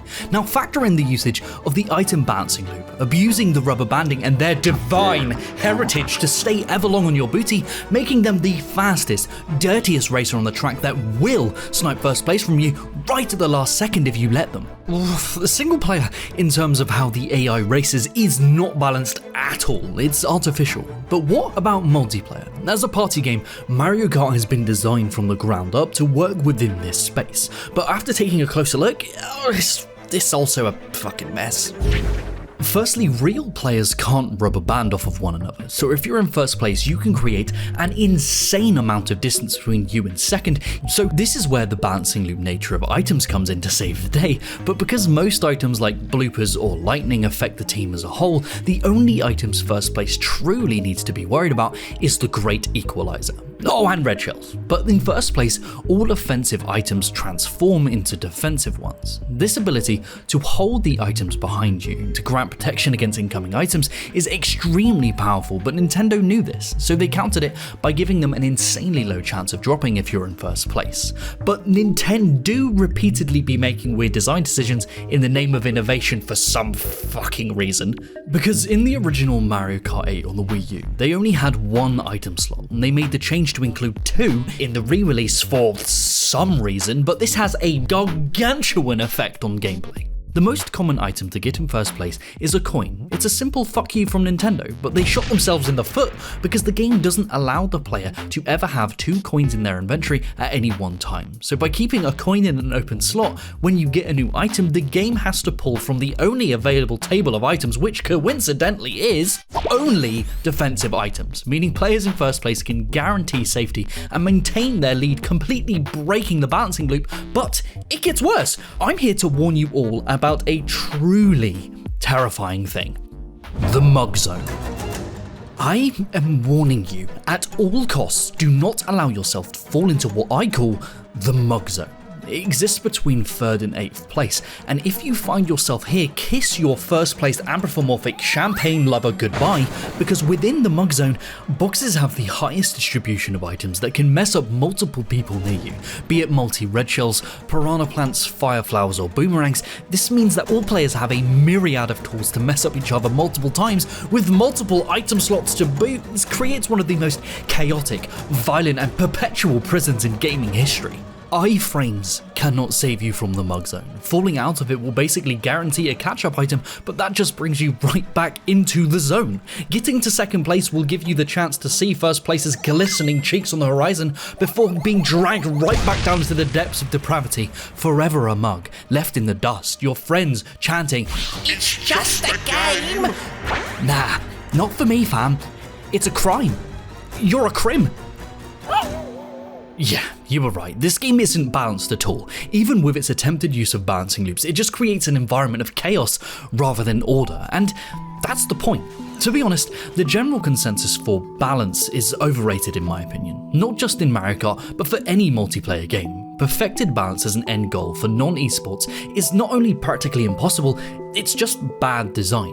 It would create bland and predictable games with all of the fun sucked out of them. Mario Kart has it right. You want to make it so that your dad, as slow as he is, can play Mario Kart, and even though he has no hope in hell of escaping the mug zone, he feels as if he's having an impact on the race. This is why it's so popular, revered and hated all at the same time. But what do you think? What do you think of the balance in Mario Kart? Could it be improved on, or is its imbalance the whole point? And which of you is still stuck in the mug zone? Let us know and we'll come save you. Right, come on dudes, it's time to go. You want to go to the shops? To buy what? Design Delve merch. Damn, I trained you well. Alright, say goodbye then. Alright, bye guys. Oh god. Huh? Oh, sorry Lids. I was wondering why Blighttown was so polarizing, so I went down to investigate, right? And I really don't like what I found. You want to see too? Alright, but I'm warning both of you that this is mostly going to be the ramblings of a madman masquerading as a level design breakdown. Oh god, why am I doing this? Welcome to Design Delve? It's a fun show, I promise. So I've spoken at length on the beauty of Dark Souls level design in a myriad of past episodes, but today we're going to cover one of their most divisive cesspits. But before we can truly understand the depravity of Blighttown, we first need to ask an important question. Well, how do we get there? Because Dark Souls' one goal early is to scream at the player about how non-linear it is. Right, they do this by giving us multiple paths to choose from with a nebulous goal of ringing the bells of awakening, hinted that one is high above and one deep below. So vague. Yeah, you can stop that now.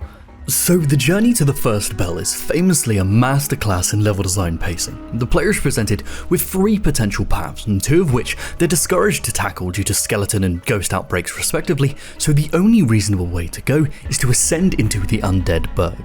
And this journey is deceptively linear, but as always with Souls environments, it does an immaculate job of hiding this linearity with its Mobius loop level design, ever spiraling the player upwards, motivating them towards the Undead Parish invisibly. I could seriously do an entire episode on this zone's pacing.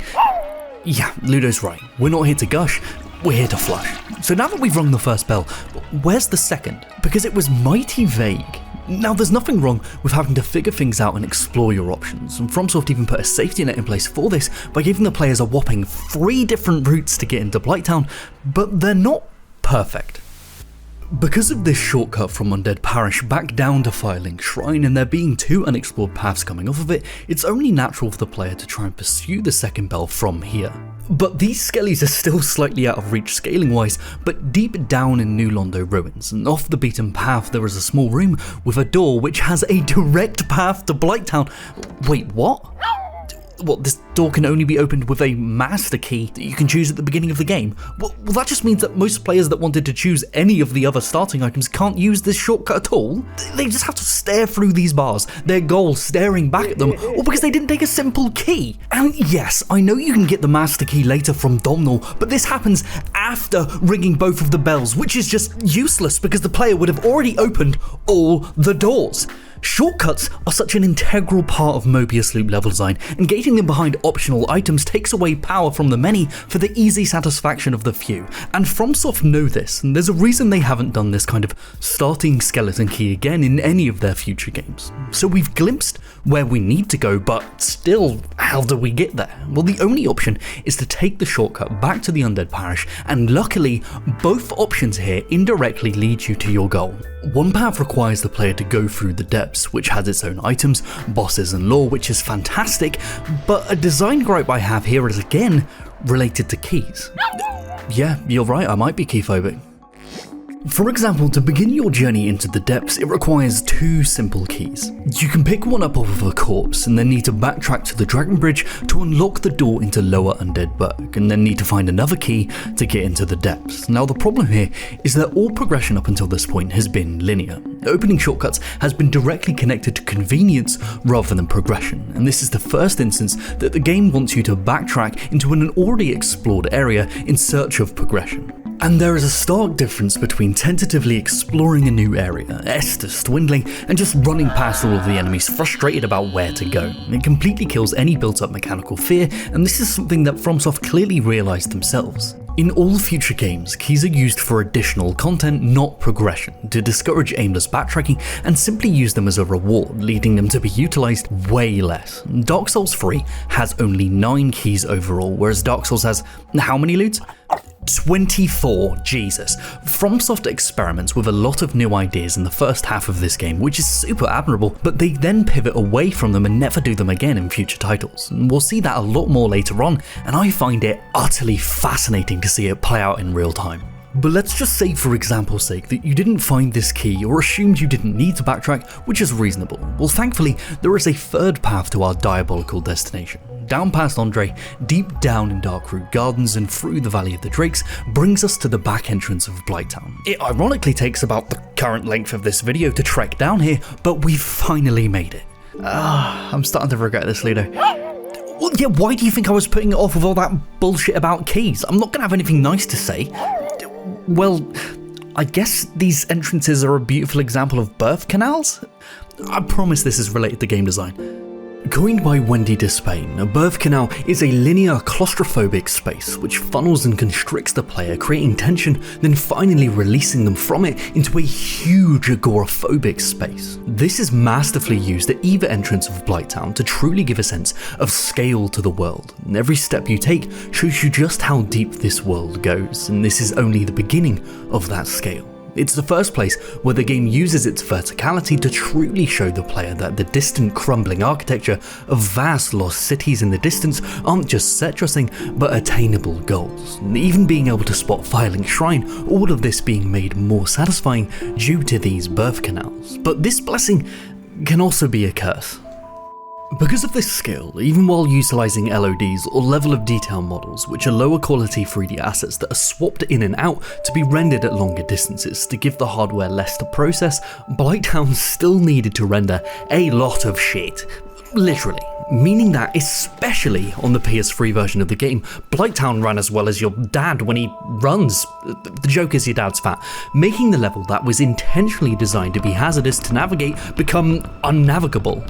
Now, the remastered version did fix a lot of these issues, but for people playing on consoles or toasters, Blighttown became 10 times more frustrating than it already was. Another issue these immense birthing canals cause here is it just makes Blighttown boring to navigate in comparison to the rest of the game's immaculate loops. No shortcuts, no spiraling loops, just a straight path downwards, making your objective insanely obvious, which is only accentuated by how dark it is, meant to give a sense of unease, but this just illuminates one of Candlezaki's favourite tricks. Don't reveal my dark secret, Jason. It's not a secret, mate.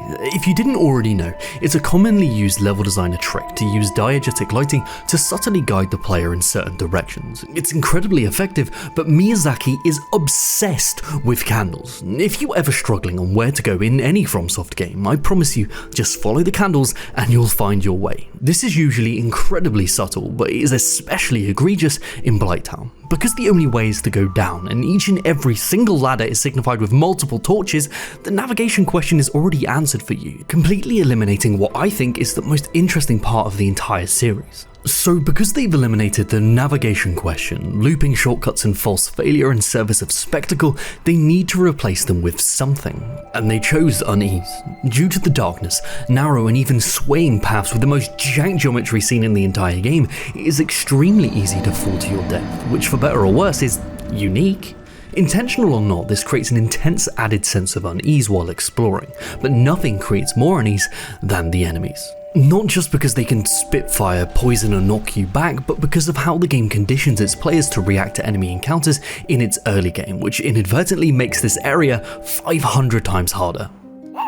In Dark Souls, new players cannot help but react backwards during combat. By this I mean backpedaling and dodging away from enemy attacks. It's a natural response without the metagame knowledge of iframes, and this is only encouraged by the wide open spaces of the beginning sections of the game and the defensive nature of shields, which is one of the first things the players are given and conditioned to use, which I'm gonna say it, was just a bad move. Bloodborne and Sekiro have it right. Not only is a defensive playstyle way less engaging, it also encourages this backpedaling, which makes areas like Blighttown 10 times harder than they need to be. Because let's be real, most of the enemies down here are just pathetic. And the greatest enemy here is you. What could be a normal reaction in Undead Burg will jettison you off a cliff down here. Now add enemies that spit fire, fly overhead, clip right through the jankrometry, or shoot relentless poison darts begging you to backpedal. It's like the game is actively trying to make you mess up. Right, I need to talk about these little poison fucks. Their attacks, relentless, their poison debilitating, and because FromSoft haven't improved their UX since, I don't know, King's Quest, getting moss out when you're unprepared is a gigabitch. But luckily, they actually drop the poison resistant moss, solving the problem they themselves create. They don't respawn. Sorry, what? The world of Lordaeron follows mechanical rules that are diegetic to its world. Nearly every NPC in the game respawns once you rest at a bonfire unless they have narrative reasons to do so, but this is the first instance where this justification feels extremely video gamey. These fuckers don't respawn because this area would be way too egregious if they did so. So instead of adjusting their attack frequency, range or placements, they just remove them from the equation? Oh, fuck it. Okay, so we can get them out of the way and not have to worry about poison anymore. It's not like at the end of this labyrinth of sticks and shit, there's a massive swamp that slows your movement and poisons you permanently. Oh, there is? Oh, well, don't I look like a mug? So wait, the enemies that guarantee drop the item to stop poison are also the only ones that stop respawning? Right. So yeah, it's a miracle we got as far as we did, but we died. Now, where you respawn is the question. Now, if you came through the back entrance, you wouldn't have seen a single bonfire yet, so you're gonna have to walk all the way back from Firelink Shrine down to New Londo Ruins, wait for the elevator, head down, and you're finally back at— oh shit, the key. What, you're telling me there was a key to this gate hidden in the chest in Blighttown? Why are you telling me this now? Well, you better hope to Gwyn himself that we picked up the bonfire in Darkroot Gardens, sneak through the Valley of the Drakes to finally have another chance to tackle hell itself, but now with even less poison-resistant resources because the enemies that drop them stop respawning. But by some miracle, even with this reinforcement loop, we finally find our way back to the swamp, and lo and behold, rejoice, there's a hidden bonfire in the swamp. Congratulations, you're trapped. But actually, I love being trapped. No, it's not a sex thing. Being trapped gives the player forced focus. It eliminates a lot of choices and makes backtracking slow and arduous, encouraging the reluctant descent into whatever challenge awaits. And I'll tell you what, finally wading through the muck of that swamp, beating Quailag's ass and ringing that bell is such a satisfying conclusion because you're finally free, and in stark contrast to your aimless wanderings, your next goal is clearly set before you. It's all about juxtaposition gratification. Blighttown is so rough to make the rest of the game that much more satisfying. And that's not to say that I think Blighttown is well designed. They should have definitely added a bonfire here. Finding either entrance is a trek in itself, so why does the backside get no love? Again, that's not a sex thing. Its level design completely goes against what came before and after it, but does that mean it was all a mistake? Well, no. Making games is an arduous process of experimentation, and seeing how the devs learned from their experiments with keys, level design flow, and bonfire placements to improve the rest of the game in future titles is super satisfying. Just praise the lords that they learned from all of this and never did this sort of sadistic swamp ever again, right? Right? Fuck, yeah. But what do you think? Do you believe that the depravity of Blighttown was intentional or an unfortunate mistake? Let us know down below because we would love to discuss this with you. Okay, Ludo, if we do another level design breakdown video, we need to pick somewhere that's less dark and smelly. Literally stinks of shit down there. Sorry, that was you. That's disgusting. Okay, say goodbye. Okay, bye guys. Oh, you look a little bit unmotivated, Ludo. You alright? Your plus 12 pistol not doing it for you? Oh, well, try this. Well, it's the same gun, it's just the UI element is purple and fiery. Eh? This doing it for you? Eh? Oh, Jesus. But why isn't this working? Why do so many developers try to use loot in such a baseless way, repeatedly misunderstanding what actually makes loot satisfying in the first place? Well, let's dive into that. Come on, loot. Leave the gun. Welcome to Design Delve. As designers, there are many different ways for us to reward our players. Currency, gear, tings. Me like tings. Yeah, me too, because we all like tings, it's primal. But as simple as this first seems, many developers still misunderstand extrinsic rewards, repeatedly shoving the same copy-pasted systems down players' throats even though they've been proven sickened by them. The main problem is, it's very easy to think of rewards on a surface level. Extrinsic rewards, in their most basic form, are external elements such as items, gained power or achievements that the player earns from interacting with the game's systems, meant to motivate the player to keep them playing, but the problem is that it's not enough to simply give a reward and hope that keeps the player engaged, because in reality, it can do the complete opposite. All of these misguided looter shooters are trying to emulate a design commonly seen in MMOs like World of Warcraft, the fabled carrot on a stick.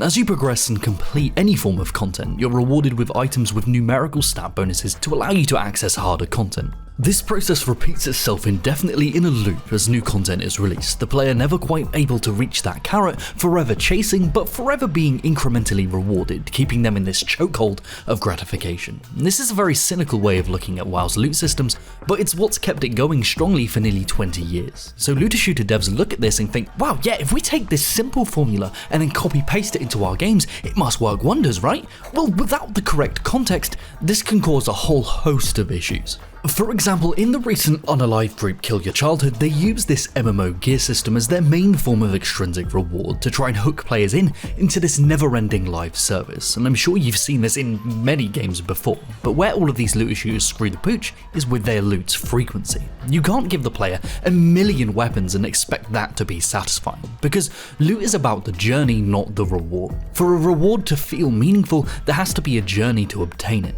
And no, that journey doesn't just mean having one extra branching path for the player to explore to find 10 extra gold pieces. Oh yeah, good point. Bonus design tidbit from Ludo. With these little branch paths, developers will commonly use something called a reward reversal reveal. It's when you walk into a room, see that there's no loot for your efforts and get disappointed. You then turn around to leave and now the loot is visible on your journey out. This valley of disappointment and sharp peak of excitement is incredibly effective. Yeah, a cheap trick to be sure, but now that we've shown you, you will see this absolutely everywhere. You've obtained the debuff Cursed with Knowledge. Wait, what was I talking about? Oh yeah, for a reward to feel meaningful, there has to be a journey to obtain it because of something called juxtaposition gratification.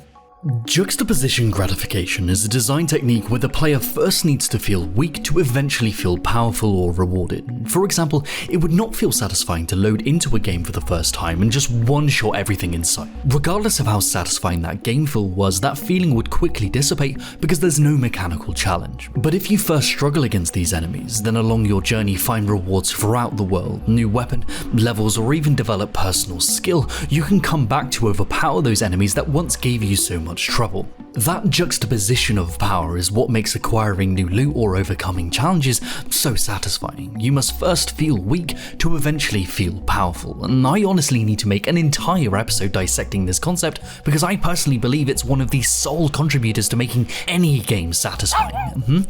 Yeah, fair enough, I digress. World of Warcraft's loot is entirely based on juxtaposition gratification in cycles. They start off by doing this with their leveling systems, but once this dries up, they then focus on incremental loot upgrades building up the player's power, but then slowly but surely reduce the drop rate of meaningful items in later content, not through low percentage chances, but by requiring specific classes to seek out precise stats on items to play optimally, making their choices even slimmer. This resets the juxtaposition gratification loop, causing the players to stagnate, but when those items finally drop, it feels like a gift from the gods. A lot of looter shooters understand this on a surface level, but then go too far with the gap. For example, in Suicide Squad, their most powerful items, the infamy weapons, not only have an insanely low drop chance, but also only drop in the extreme regions of its endgame, sometimes requiring players to replay the same mission 10 to 20 times to get a specific item to drop. Again, not too dissimilar to WoW's structure, where in its endgame content, they only drop a handful of items between its party members, but they're nearly always useful to someone and then can be traded. But here, they attempt to bombard the player with useless rewards alongside the lack of meaningful ones, leading to every mission being this sea of disappointment, but when a useful item finally drops, you're still disappointed because of what this reward actually is. Extrinsic rewards can fall into two simple categories, reflective and substantive rewards. One makes you look backwards and the other makes you look forwards. The reflective reward is one that makes you reflect on what you had to do to get it. A trophy, a unique cosmetic or achievement. These are commonly tied to in-game challenges. The Mage Tower skins in World of Warcraft are a perfect example of this. There were these certain skins that could only be obtained by completing a difficult challenge mode. These were a sign of prestige at the time and are no longer available. The gratification in reflective rewards are timeless if the challenge to get them was meaningfully measurable. Whenever I look at one of these Mage Tower skins that I gained years ago, I am immediately reminded of what it took for me to get them, reflecting backwards on that journey. On the other hand, a substantive reward causes you to look forward into your journey's future. Be it as complex as a new ability or as simple as an upgraded piece of gear, these rewards enable you to further your goals and unlock more content. Metroidvanias are nearly entirely based on this philosophy. They deliberately frame inaccessible content early on and then give the player a substantive reward, a new ability that allows them to access that content that they so desperately wanted to play before, making all future blockades become exciting possibilities, encouraging rampant exploration due to this substantive reward structure. Now, it is possible to combine substantive and reflective rewards to create one mega reward, one that is both challenging to obtain and then permits power, but this is extremely delicate to balance. As seen with Suicide Squad, if you screw with this too much, it can be disastrous. Firstly, their reflective rewards could be considered the skins. Well, most of them are gained from the Riddler challenges, which are honestly pathetic to complete, or obtained by the shop, so I guess their main reflective rewards are combined with their substantive ones in the infamy weapons. But the issue here is that they're only obtainable by completing its endgame content, not through a challenge, but a grind. They attempt to combine these rewards to make something ultra satisfying, but it just begets boredom and resentment because they've attached them to a percentage chance rather than challenge. Not to say that grinds can't lead to effective reflective rewards too. Just look at World of Warcraft. What? It's a good example. Again, well, they have mounts that have a stupidly low drop chance, and I'm talking about 0.01% chance of dropping. These are so satisfying to get and show off because they are purely reflective. They're not attached to progression or power whatsoever. If this mount was also attached to doing optimal damage or locked off potential future content, you would be screaming every time it didn't drop. And that's what Suicide Squad has done. They've combined their reflective and substantive rewards into a % chance in an attempt to keep their players engaged, but because of how it was managed, it just pushes players away. At the end of the day, it's all about the player's journey and respecting their time. You want to give the players substantive rewards so they can pursue the reflective ones. That's the loop, that's the carrot. That's how you motivate the player to progress and keep playing extrinsically, but if that loot is just motivating them towards a game with shitty gameplay, story and level design, well then you're up shit creek without your +10 paddle, no matter how much loot you throw at them. But what do you think? What makes acquiring any extrinsic reward rewarding for you? Can you think of an example of a reflective reward in a game that stuck with you personally? Let us know down below, because we would love to discuss this with you. Right, you've got to find a new way to feel rewarded without being given loot every 10 seconds, Ludo. Can I suggest fighting games? You'll stick to Dead by Daylight. Right, I've got to get you off that shit, Ludo. It's bad for you. Oh, God. Right, say goodbye. Alright, well, I'll see you in the next one, guys. We're going to be covering Hello Kitty Online. Bye. You alright, Ludo? What's up? You scared to go to work today? Because your health is low. That's just a UI element, Ludo. It doesn't actually mean anything. Go inside, I'll meet you there. Alright, see, now this is interesting. Health bars have been in games since time immemorial, but could their inclusion actually be damaging the player experience and wasting developers' time? An entire episode on health bars? Yeah, we're really getting into the weeds on this one. Welcome to Design Delve. Be it bosses, their mooks, or your own personal will to live, health bars have been a staple of any game that includes, well, damage forever. But is this a design culture bandwagon? Are devs including health bars because that's the done thing, and they think they won't be considered real games unless they include health bars, collectible coins, or an NPC that repeats the same line over and over, but somehow still alarmingly alluring? Where are you from? What do you know? Well, I'm not trying to say that health bars are universally evil, but it's to our advantage as designers to question and analyze this bandwagon effect as much as we can to move the industry forward rather than stagnating. It's pronounced stalagnating. That's the bloody cave spikes, Ludo. What? So before we delete this bar, the question is, why? Why would we prospectively remove something that's been a staple for years? Well, subconsciously, a health bar's inclusion can dramatically damage the player's perception of a game in multiple ways, if not managed correctly. On a basic level, this is something we actively want. We want these moments of panic where the player can see their health is getting low. This tension creates adrenaline in their body pipes, and we want them to stay in this state but not die, because this is so satisfying to overcome but devastatingly immersion breaking to fail at. And because of this, a lot of developers use something called gradient health. Imagine that there is a gradient over top the player's health bar itself. No, this is invisible, nobody can actually see this. Towards the top of the health bar, it's weaker, but as we go down, it gets stronger. This gradient indicates how much damage the player can receive from enemy attacks, taking larger amounts of damage towards the top, but as their health bar dwindles, they take less and less damage, allowing them to stay in this adrenal state of panic for longer, regardless of their mistakes. We want the player to get low and feel as if they barely scrape by the skin of their teeth, but this is all a manipulation, a form of manufactured ludonarrative. Invisible tweaking, done in the back end to create a desired player experience that feels completely natural, but is entirely controlled by us. Now, this is an undisputed positive of having health bar UI elements, but this can also be completely doable without one by using different signifiers like the famous red corner pulsing. This also makes it way less obvious when you mess it up, because if it's not managed correctly, it's incredibly easy to spot, destroying the illusion entirely. Player health bars get a pass for me. They have many positive applications like knowing when to heal, when to play safe or push in, but where it gets questionable is with boss health bars.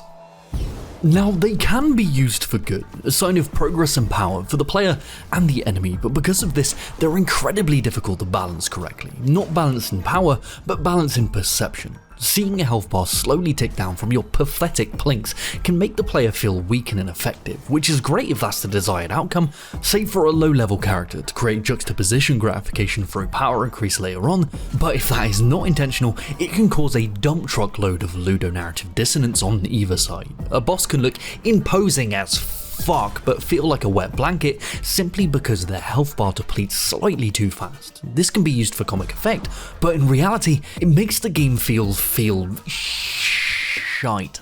Underpowered and overpowered if balanced correctly, and underpowered and overpowered if not balanced correctly? Does that make sense? Does any of this show ever make sense? Oh, piss off, smartass. Having health bars clues players into the balance and manipulations we try to get away with as designers, but their positives are also applicable if we completely remove them. So let's do that and see what effect this has. Now, the main paradoxical positive this brings is how it can remove information. Players crave information, the feedback they get from hitting a boss, or knowing how close they are to defeating them, but by removing that information, we can create a boatload of tension. A whole slew of new gameplay questions arise from this. How powerful is this enemy? Are my attacks effective? Is it actually dead, or is it just pretending? It forces players to focus on the boss's attack patterns and behaviour instead of their eyes darting around to the corners or bottom of the screen, taking their attention away from the one thing that is a danger to them. See, yeah, I understand why it is standard to have UI elements in these areas, but my god does this do some damage, especially if you're an ultra-wide gamer. In the monitor sense, Ludo, not that they're fat, come on, Jesus. Another thing having no boss health bars does is it stops players becoming greedy and getting themselves killed because the boss is so close to death, seen so famously in the Dark Souls franchise. This lack of information creates tension, but simply removing health bars without the correct context can make defeating a boss feel anticlimactic. For example, in the wonderfully crafted Hollow Knight, don't fucking at me for criticizing this game, I love it too, just leave me alone, stop typing that comment, but its lack of health bars can paradoxically make defeating a boss that you've been fighting for so long anticlimactic. You fall into this rhythm, this flow state of dodging their attacks and weaving in your own counterattacks, and then suddenly it's just all over. By removing that information a health bar provides, it can sometimes harm game feel and draw attention to the repetitive nature of a boss's attacks, as it's the only information to focus on, but we can get around this with diegetic signifiers. As someone who is working on a game with no dialogue or UI whatsoever, I've had to do a ton of diegetic communication through level design alone, and in the same vein with the absence of health bars, you can communicate with the player via diegetic signifiers on the enemies themselves.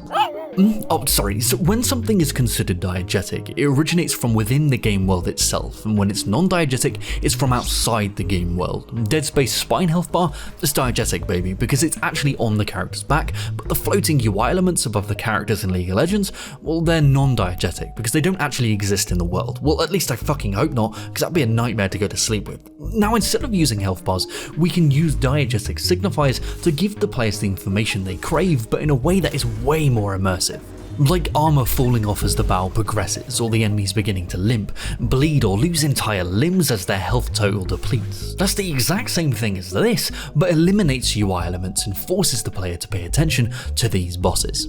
Monster Hunter is the perfect example of this in motion. No health bars whatsoever, the only information about the bosses you can glean is its physical state and how its behaviour changes over time, and I'll tell you what, even though these hunts take an average of 20 to 40 minutes, beating on a boss's ass, not like that, and slowly morphing them from an imposing predator into a hobbling wreck is so unbelievably satisfying. But just for the sake of study, let's add a health bar back into Monster Hunter. Now, the reality of how little damage you do and how gargantuan the boss's health bars actually are become the main focus of the battle rather than the boss's behaviour. Knowing the boss's health bar isn't needed, having that precise information, or not so precise thanks gradient health, doesn't actually change your tactics of don't get slapped by the giant bloody T-Rex. Diegetic signifiers give the player the information they crave without any of the negative effects a health bar brings. They are in a lot of ways vastly superior to health bars, so why don't more games do this? Simply put, they can force a horrific amount of resources to be diverted away from other areas of development. In Monster Hunter, it makes sense to divert all of your resources towards animations and diegetic signifiers on the bosses because the entire game is about bosses, so they can afford to do this. But in Dark Souls, bosses are only half of the experience, so is it worth potentially lacking in level design scope so that bosses can have diegetic signifiers? Yeah, I think not too. The answer to the question, should bosses have health bars, like with everything in game development, is it fucking depends, doesn't it? At the end of the day, players want feedback to their actions, and the cheapest and most efficient way to do this is through health values displayed on screen. But by giving players this information so directly, it can screw with their perception of enemies, their own power, and clue them into our behind-the-scenes manipulations. But removing them is not a universal fix. For example, in tactical RPGs, health bars are basically required for planning the tactics, who to prioritize, when to heal and when to use spells, and removing health bars here drastically affects the game as a whole. But removing them in action RPGs can remove information to greatly increase tension, but if the proper care is not put into replacing that information with diegetic signifiers, then the game can feel lackluster and draw attention to its repetitiveness. It's up to us as game designers to challenge this bandwagon and not include designs because that's the done thing, but because it enhances the experience. We need to ask ourselves, is it right for our game? Does it improve the experience? And the answer to that is always, it fucking depends. Ugh, game development is hard, but do you know what else is hard? Granite. Yeah, true. What? I've lost my train of thought. What do you think? What positives or negatives do you think health bars bring to games, and what can we do as designers to help all of this? Let us know down below, because we would love to discuss this with you. Alright. Oh yeah, so we're going to GDC this year, and if any of you want to meet up and potentially work on a design delve together, hit us up on Twitter, because we'd love to meet up with you fellow game design nerds. Alright, say goodbye, Ludo. Okay, bye guys. See, I told you you'd enjoy fighting games, Ludo. What do you mean, why do you enjoy them? Well, that's a deep question, but the answer is the same as with any other game. There's one simple technique to make any and all games satisfying that just applied in a myriad of different ways. So let's dive into that today. Welcome to the Design Delve. So there are many different ways to make a game feel satisfying to play in the micro moments, using sound, VFX and animations to create powerful game feel for even the smallest actions. But what about the macro? How do we make an experience, the journey, satisfying beginning to end? Well, the answer is juxtaposition gratification. Now this is used everywhere, in everything. Honestly, after we've gone through this, pick your favourite game and I promise you, you can find it front and centre, if not your money back. Well, yeah, I know it's only like half a penny for their view, Ludo. It's a phrase of speech, you cheeky bitch. Nah, that doesn't work. Whatever. Now, we've touched on juxtaposition gratification before in past episodes, but it's time to give it its deserved diligence. Juxtaposition gratification is a term I coined years ago in my uni lecturer days. It's a design technique where the player first needs to feel weak to eventually feel strong. There has to be chaos for order to land. There has to be defeat for success to be earned. It's the extreme juxtaposition of these conditions that makes the final outcome so satisfying. For the simplest example of this, we can look at puzzles, and by this I mean, well, puzzles. If you were to approach one that's 99% complete, with the final two pieces just sitting there waiting to be slotted in, there is little to no satisfaction to be had here, because it's not the final completion itself that's so satisfying. It's the chaos of the 1,000-piece puzzle strewn across your table that makes the final formation of the Sonic and Mario shipping scene so satisfying, not because of its beauty, but because you took something from unintelligible chaos to order. Puzzle games emulate this from room to room, puzzle to puzzle. They present the player with a rule set to follow, and then use obfuscation, extra pieces here or fake answers there to hide that final answer and distract the player. It's this obfuscation that makes the discovery of the answers so satisfying. Now, balancing this so it's satisfying rather than frustrating is another kettle of fish entirely, but the theory is still the same. You need to be confused for gaining knowledge to be satisfying. Juxtaposition? Next genre. RPGs. Alright. Well, RPGs are all about inhabiting a role. Narratively speaking, the hero's journey is just juxtaposition gratification over a character's arc, be it rising to the occasion, falling from grace and learning to climb back up. RPGs attempt to replicate this through gameplay.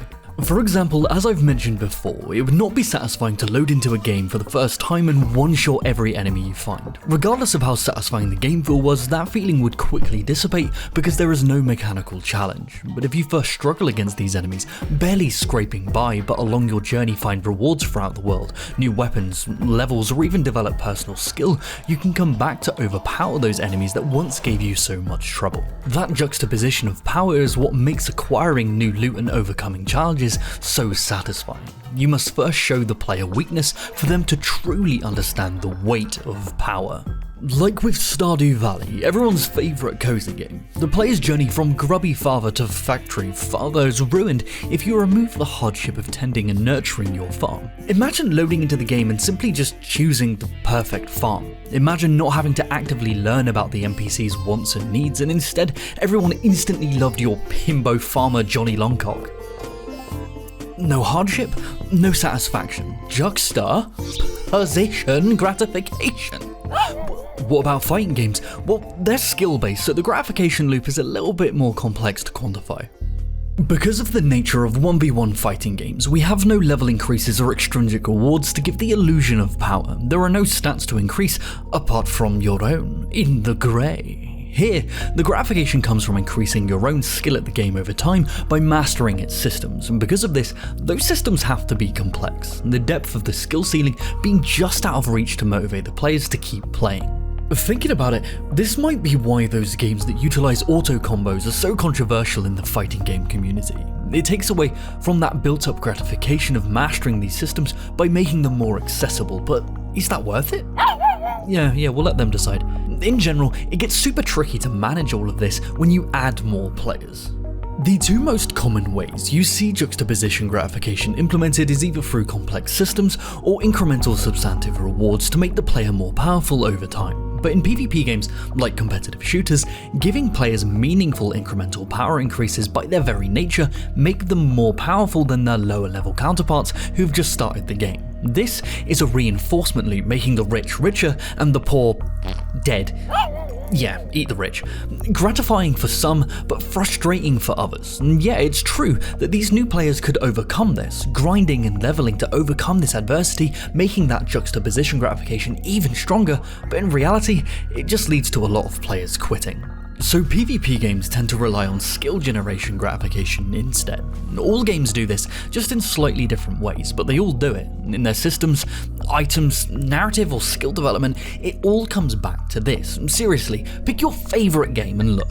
Minecraft? Finding diamonds never gets old because of this. Mechs in Helldivers 2. They're pretty simple to use and they're not exciting mechanically, let's be honest, but the juxtaposition gratification entrenched in their unlock method makes them so much better. Players knew that there were mechs in the game, they just didn't know how to unlock them or when they'd come, only for a surprise game-wide event to be announced, unlocking them for everyone. If they were in from the beginning of the game, they'd be far less satisfying to use because they were not earned by the community. Even Blighttown, the wonderful poker roguelike, is drenched in this. First of all, the absurdity of roguelike upgrades is satisfying because of the build-up to that power from weakness. Finally defeating that boss is satisfying because of the failed runs, but it even extends into game feel. When you play a large hand and all of the Joker effects ring off, they subtly increase the speed per effect applied, slowly ramping up to insane speeds. Now, would this be as satisfying if it began at these ludicrous speeds? No, it's the build-up that makes it. On the topic of Blighttown, if you're still not convinced of the addictive nature of juxtaposition gratification, I'll give you one more example to take to bed with you. Gambling. Slot machines. Yeah, loot boxes. Say no more, Ludo. Now, this is all well and good, but the problem is, what do we do when this satisfaction dries up? Some games naturally reset this loop by having different levels, like puzzle games. Roguelikes can introduce new items to increasingly mess with the core systems, but in more grounded single-player experiences, this is extremely hard. One way you could do this is by just allowing the player to become extremely powerful and then use that for the remainder of the game to live out that fantasy, or introduce new narrative threats that make more sense for the player's new power level, not just incrementally increasing bad guy health totals, because that just sucks ass. This is why you usually see the end boss in most JRPGs being literally God. See, there are too many ways that this is used for me to go over in one episode alone, especially since we're going to GDC in a couple days, but juxtaposition gratification keys into our intrinsic desires to grow and master our environment. Changing genres or target audience drastically changes how you approach it, but it's essential. In systems, items, narrative, and skill development, it all comes back to juxtaposition gratification, and managing its delivery is the fine line between making your game satisfying or a slog. But what do you think? Go on then, which game did you pick as your favourite and how does it personally use juxtaposition gratification? Let us know down below because we would love to discuss this with you. For the last time, Ludo, I am not buying you a car. You don't even have thumbs. Alright, I'll ask them. If you enjoy this show and you want to keep it going, please consider checking out our Patreon to support the entire Second Wind team as we're entirely fan funded. See, Ludo, even if they give their $1 a month, you're still not getting a car. Whatever, say goodbye. Alright, bye guys. Huh? Oh, woohoo. Oh, yeah, it's stunning, Ludo, but the technical advancements happening every day that are making these games so gorgeous have a nasty side effect for level designers like me. Yeah, so let's dive into why and how to fix that. Welcome to Design Delve.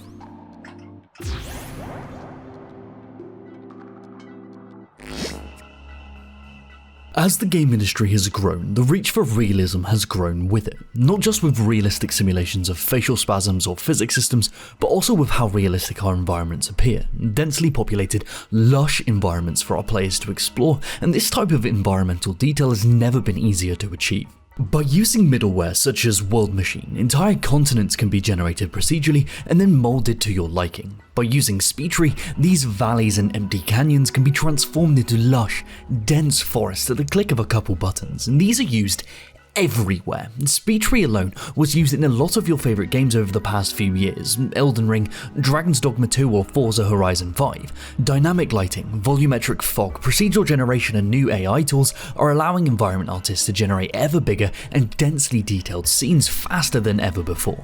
Which is fantastic, as it allows us to fully immerse our players in believable environments and experience worlds and events that they couldn't in real life. The beauty of alien worlds and the horrors of decrepit eldritch bathrooms. You're not going to use the toilet. Actually, good choice. But this all raises a unique issue for level designers like me. So for anyone who is unaware of what I do outside of my work on Design Delve, I used to teach level and sound design at a university in England, but I also work on 2 indie games. One of them's under NDA, so we can't talk about that just yet, but the other is an underwater horror game called The Bog. Along with being the team's sound designer, I'm also one of their level designers. Now I need to quickly make the distinction between a level designer and an environment artist. A level designer, well, designs the levels, its layout, flow and puzzles, with a focus on how to communicate to the player where to go, what to do and how to do it, all through the layout of the level itself. An environment artist's job is to take those designs and then make them work within the world visually. Now, there is a lot of crossover between these roles, but my main job is to teach and guide through play. Ludo, it's this way. See, this is the fucking problem. We'll have to paint this entrance yellow or with a big fat arrow or something.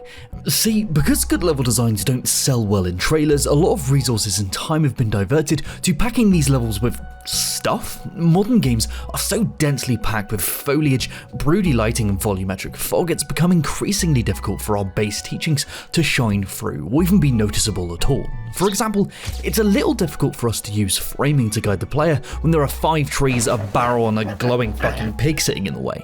This is why we see a lot of the dreaded yellow paint or overcompensating with a million different UI elements so that at least something stands out in this sea of stuff. And I've experienced this kind of frustration firsthand. So we're about to start talking about my work on the Bog, and I can't really show too much visually because of story spoilers, but I hope you can enjoy some of our concept art as I tell my little story. So we were in the process of finishing off our MVP, a small bite-sized chunk of the Bog that is an example of it as a whole. And in the game, you play as a tiny otter called Lino. Because of this, there is no dialogue. We also have no user interface, so a lot of the heavy lifting in terms of teaching is down to the level design. And I began by designing each section of the MVP to communicate a certain aspect of the game's narrative or its mechanics. So once everything was white boxed out, which is the bare bones version of the level with no art assets and a bunch of internal testing, we got to the point where it all worked together like clockwork, which I was insanely proud of because this game as a concept is probably the hardest level design challenge I could ever dream up, let alone work on. An underwater escort mission stealth horror game attempted to teach everything to the player with no dialogue or UI. Oh god. Yeah, but as hard as it was to design, it's super fun to play.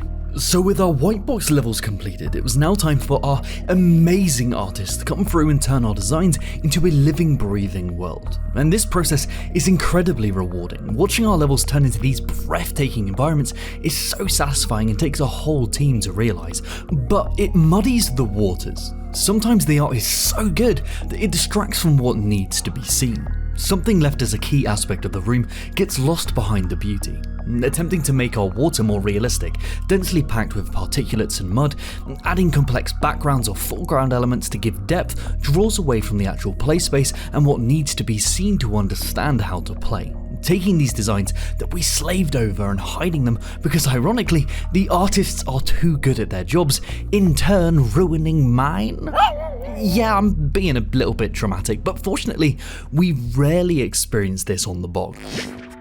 We consistently work together with the artists at all stages to elevate both of our roles. If a beautiful environment is born, but it breaks the level design, then there's room to adjust on either side, changing the level or the art to accommodate one another, using diegetic visual elements to guide the player instead. Lighting or chiaroscuro can be used. The angle and animations of flowing plants and enemies can be used to elevate both the art, mood, and level design all at once, rather than allowing them to suffocate one another, and this is only possible because of how we communicate and test the game together as a team. And because of that, I want to thank my fantastic teammates at the bog for being such wonderful people to work with, and we seriously can't wait to show all of you more of this game soon.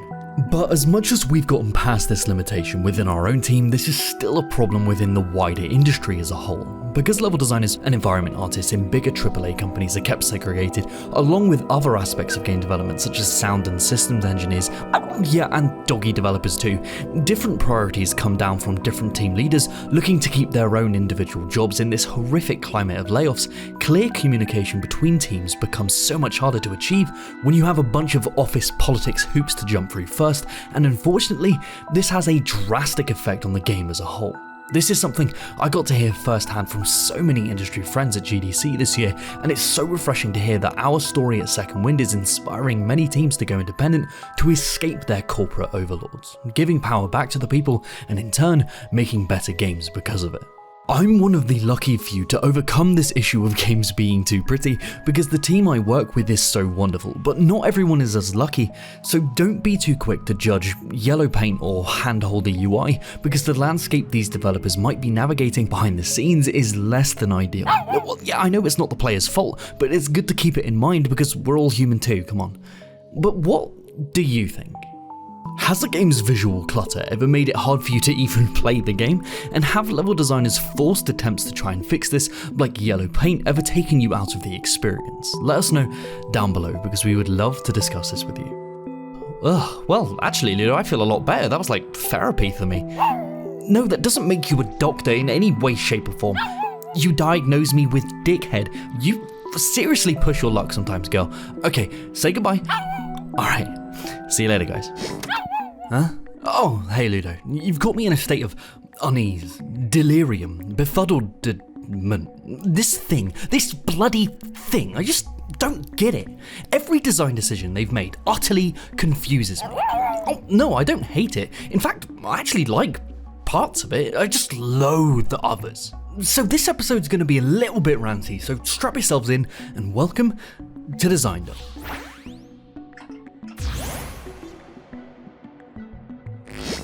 So Dragon's Dogma 2 is an RPG that's attempting to do something interesting by approaching its mechanics, dialogue, and even its basic interactions in a unique way, but falls flat onto its face for 90% of this experimentation. And most of the time, I'm an advocate for thinking outside of the design box, but here, it's like they've attempted to change things, well, because. And not the type of because they had a reason, but because, well, because? Yeah, don't worry, my meds are on the way. Let's start by trying to be fair and find something positive to share.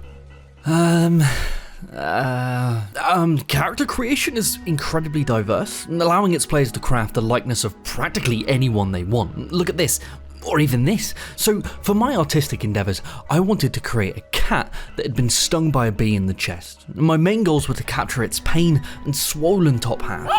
Yeah, I think I nailed it too, cheers. You can also do this level of customization for your pawn companions too. Meet Cleft. To be honest, pawns might be one of the most unique aspects of this game's design, and probably my favourite. You create these little followers that accompany you on your adventures, but they can also venture off to help other players in their own playthroughs too, collecting gold, items, and even knowledge of areas and monsters to bring back to you in your game based on their own adventures. Legit, super unique. Mechanically, you can give them commands, come here, help or go, which seems simple on face value, but the level of depth here is honestly outstanding. For the go command, for example, the pawns will actively explore for you, looting chests, eradicating enemies, or even suggesting what way to go. Depending on their class and traits, they will actively pursue their best positioning, strategy, and combos, making engaging in combat with them incredibly seamless. But, oh shit, yeah, we're completely out leads. Out of positives. All that's left at the bottom of this jar is a black sludge that just says combat? Huh. Now, there's no denying that Dragon's Dogma's combat does have its moments. In fact, people are striving to find that moment at all costs. That one memorable flash of emergent systems blending that is perfect to blast on Twitter. The game is tailor-made in such a way to create these moments. Being able to pick up enemies, be picked up, climb, collapse, and interrupt. All of these systems create the combat sandbox needed to craft these memorable moments that feel so wholly unique, but this is all a form of manufactured ludonarrative. No, not you. Manufactured ludonarrative is where designers corral players or manufacture an event to transpire that feels completely unique to the player, but in reality isn't. This can be done with things as simple as invisible manipulations of how we display player health bars, or as intense as manipulating entire scenes to transpire how we desire. For a Dogma example, we can look to the falling trolls. If the stars align, a troll can stumble and become a makeshift bridge, and this is incredibly cool and feels so natural, but when it happens, the conditions needed to have it appear are manufactured and encouraged. There's nothing wrong with manufacturing this type of event. I don't have an issue with it at all, I just have an issue with how frequently they do it. As in, they don't do it enough. These moments are so few and far between that I would have preferred if the boss fights were a little bit more scripted in a way to see them more consistently, because everything to do with the combat in between is just clunky. Enemies barely react to your advances, attacks feel ineffective, like you're flailing in enemy directions attempting to pass where they are, because there's no standard targeting system, because early levels of combat is like sitting down for tea with your mum. Oh, mother dearest, can I please have a cool moment with a boss for Dindins? And she rolls the dice and just says, Nah, you're getting spam and you'll like it.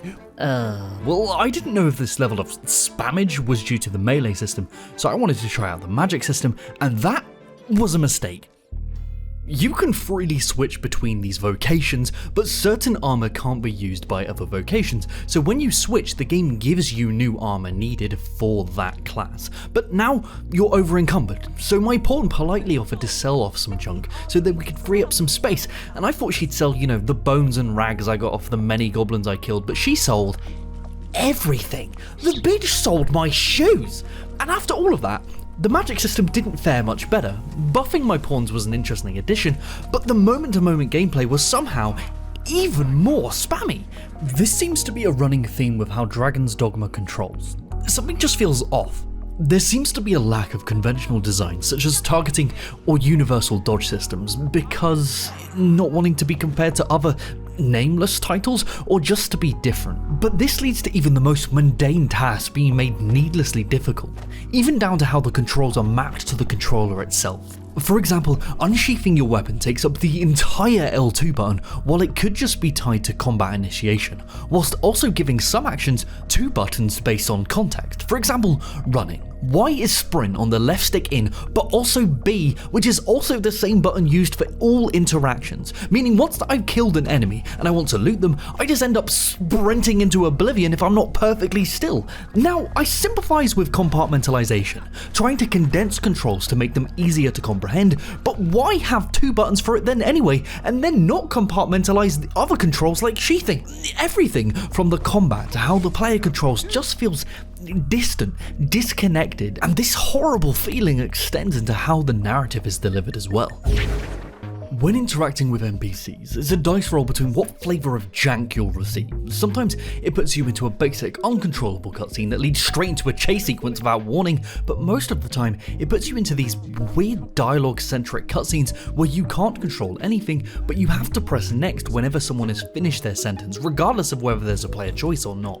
Now for context, I play with subtitles off, so this would lead to these awkward pauses while I wait to see if they've actually finished talking, which was only exacerbated by this terrible lip syncing that continues long after the characters finish muttering their drivel. You want to simply rest it in? Okay, go through the motions and put the controller down for a second, but your character waxes lyrically about how much they love sleep, ironically not going to bed till you've picked the controller back up, just to confirm that you've heard it. What's the opposite of seamless? Shitful?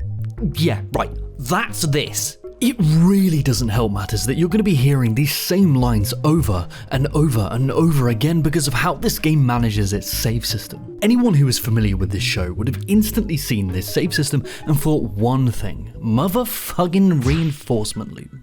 When you die, the game gives you 2 options: respawn at the last rested at inn, or reload from an autosave. But here's the rub. Each time you reload an autosave, you lose around 10% of your total health as a punishment, making it harder to actually tackle the task that killed you in the first place. This is a reinforcement loop. Failure makes it harder to succeed. I did this when I died to a troll at night. I reused the autosave to not lose too much progress, but then the autosave immediately saved when I encountered the troll, so I got stuck in this never-ending loop of attempting to fight this beast, it getting harder and harder after each reload, me and my pawns spamming away attempting to whittle it down. So I finally attempted to mount it and instantly died, and I thought, fuck it, there's no way I can do this, so I'll just respawn back at the last inn save. But it turns out that the last inn I rested at was about 2.5 hours ago, and at this point I said, fuck that, I'm just gonna go play something that respects my time. Because that's my core issue here. Dragon's Dogma 2 doesn't respect its player time or their efforts. See the lack of teleportation, trudging through the world, or the game's arguably insane microtransactions, on top of having to wait for something cool to maybe happen during combat. This could have been something special if they streamlined the experience and focused on what worked, but instead they drew it out to impossible lengths. The whole experience feeling all thin, sort of stretched, if you know what I mean. Like butter that has been scraped over too much. Oh fuck, she deleted the bread out my inventory again. But what do you think? What were your personal experiences with Dogma's combat and design quirks? Do you think they're dog shit, or are you dogmatic about them? Let us know down below, because we would love to discuss this with you. Well, that was certainly something. I might give you the brains next week, Ludo, and see if we can talk about something positive. What do you want to talk about? Estus flasks. Okay, say goodbye. Alright, and see you next time, guys. Ludo, where is she? Oh, there you are. What are you doing? You're trying to sort them. Aren't they all basically the same? Oh, alright, okay, let's take a look at these. To be honest, FromSoftware's healing systems are extremely similar, but each game has tackled them in a slightly different way that has had drastic effects on how each game flows. So, you know what? Let's do it. Let's rank all of FromSoftware's healing systems. Welcome to Design Boy.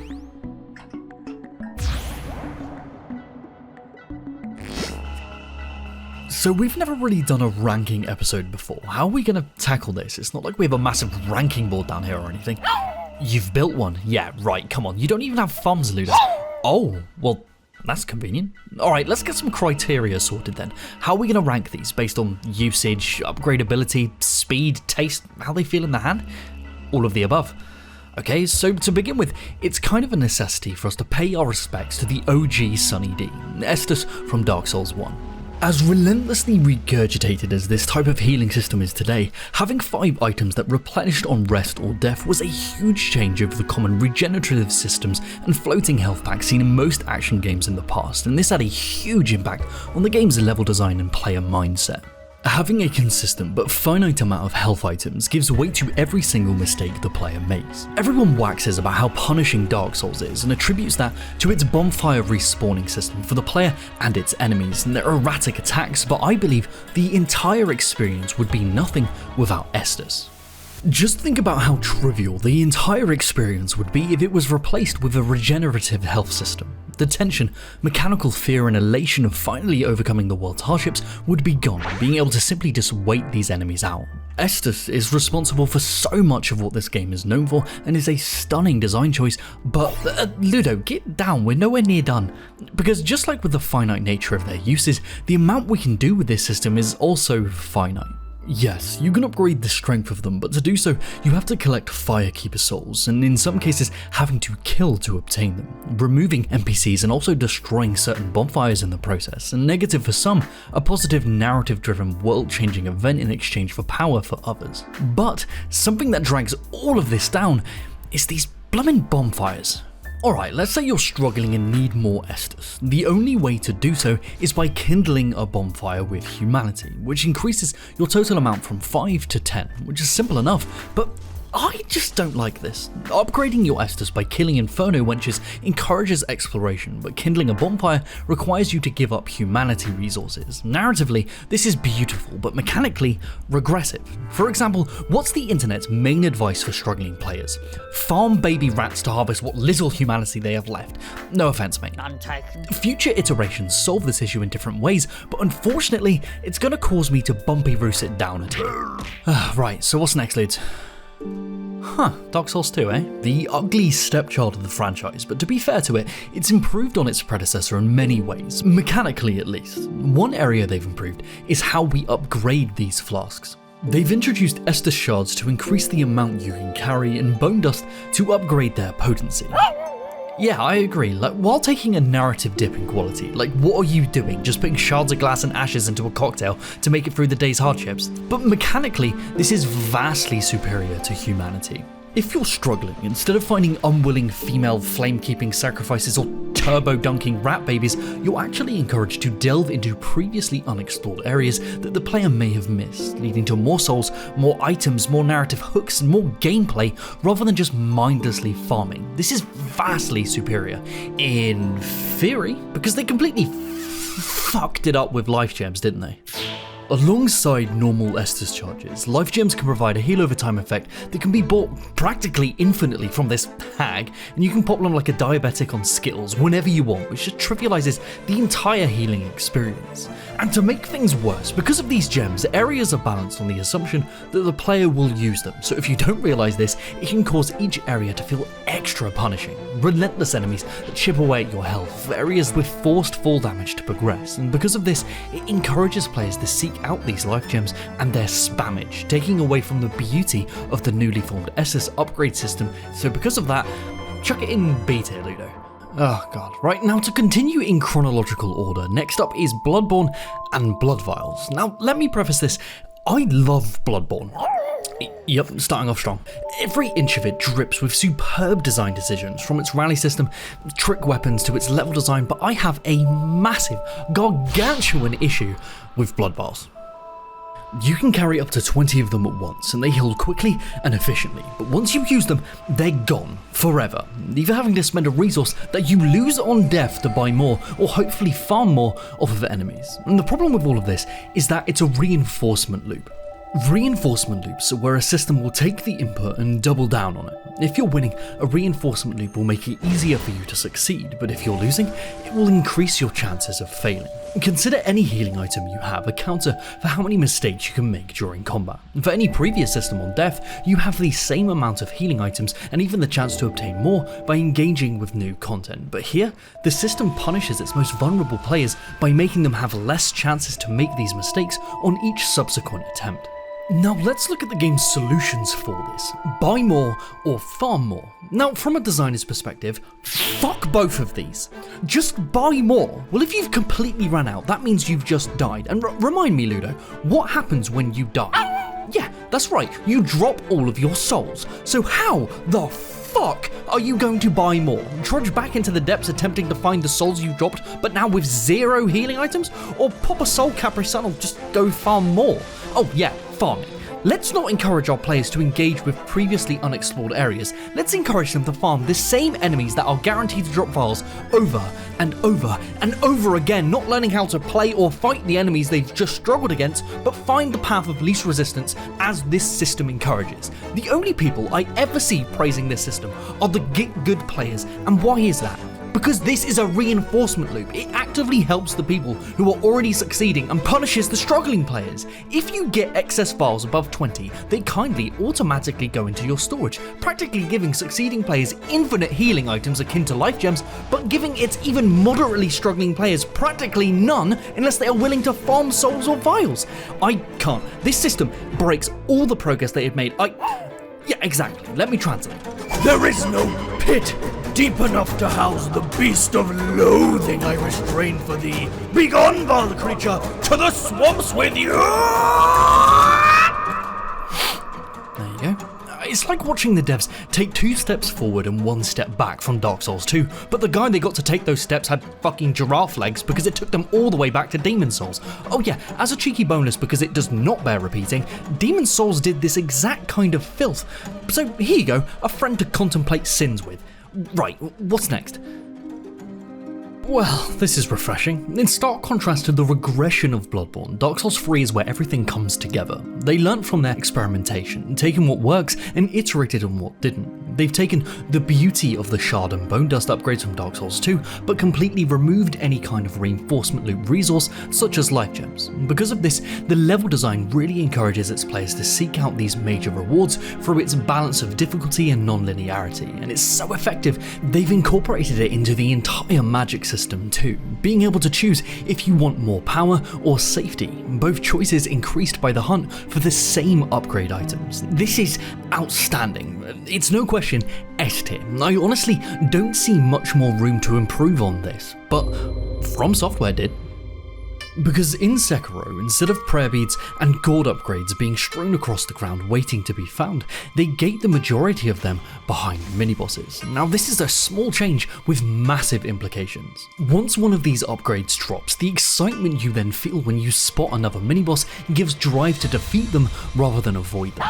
Yeah, you're right, this needed to be done because of Sekiro's lack of normal extrinsic rewards from previous bosses like weapons and armor, but it's crazy to see how making a tiny change to where a healing upgrade is obtained can have drastic impact on how a player views and engages with the game as a whole. But as good as this is, I'm gonna have to put it in A tier because the linearity of Sekiro takes away from the exploration aspect tied to improving healing in other ways. God, if only there was another game that combined everything that worked from all of these systems in a wide enough open world to truly give it space to shine.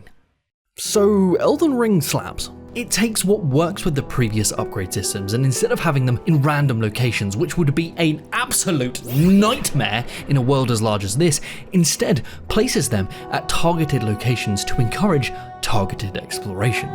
You spot a church shrouded in mist?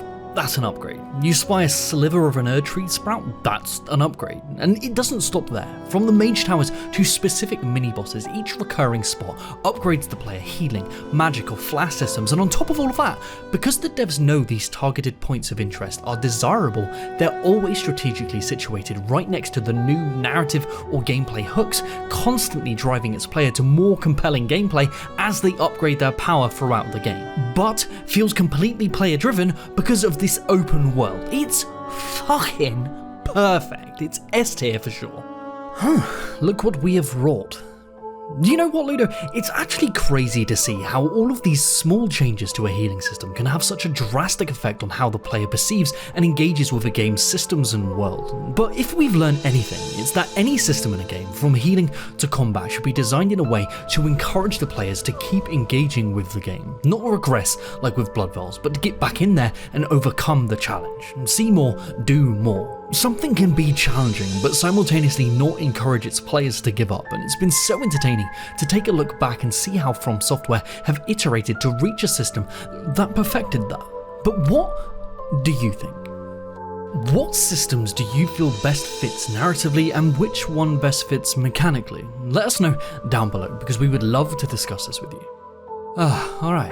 Oh yeah, me and Ludo are looking to do a bit more collaborating, so if you're interested in working on something together, hit us up on Twitter. Oh, and while you're at it, dedicated viewers, yeah you, I know you're one of them because you're still watching the bloody video, come follow us on Twitter too, because if you do, you'll get to see stuff like this. Yeah, that's real life Ludo. Alright, cartoon Ludo, say goodbye. Alright, bye guys. Right. Oh, what are you doing now, Ludo? You're trying to balance them. Well, it's never gonna work. Alright, if you say so, we're just gonna have to go find an expert in balancing then. Luckily, I think I know just the guy. We're gonna go find someone called Mortdog. He's the game director of Teamfight Tactics, an auto-chess battler offshoot of League of Legends. Now, why you need to pay extra special attention here, Ludo, is because TFT might be the most difficult balancing challenge I have ever seen.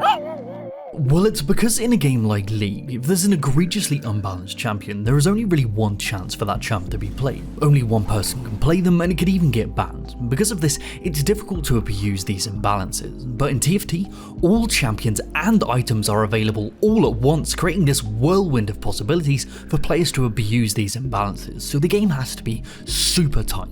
So let's find out how they balance this nightmare so consistently and see what we can learn. Ah, here he is. Alright, Mortdog. Say hello then, Ludo. Oh, she's sulking because I think she thought you were an actual dog. She'll get over it. So, Mort, how do you manage to keep on top of the chaotic environment that is TFT's balance? It's fascinating because when the game first came out, there was the question of like, how hard is this going to be to balance? And, you know, you compare it to like, I don't know, like a card game like Hearthstone, for example. And, you know, if you want to buff or nerf a card in Hearthstone, there's really only a few levers, right? Whereas TFT has like thousands of levers, right? You've got health, armor, MR, animation speed, things like that. And so you're like, man, you've got all these levers that getting the right balance should be relatively easy. But the reality is what we found is that any particular level can have a massive impact. We've seen lowering the animation speed of an animation 0.25 seconds make a champion go from kind of bad to insanely overpowered, you know? And so like any particular level now being so sensitive, what we've learned over time is that, yeah, TFT is very difficult to balance because everything's so interconnected. Yeah, so for example, if something is incredibly weak or overpowered, regardless of the counters, it can have this domino effect on how the rest of the game plays because of this interconnectedness. Yeah, no, you're absolutely correct. What's interesting is it actually is harmful both ways, though. That's the unique thing, right? Like, again, compare it to a card game where if a particular card is overpowered, yeah, like you said, there's counters or there's other things you can do. But in a card game, if a card is weak, for example, okay, you just don't play it in your deck, no problem.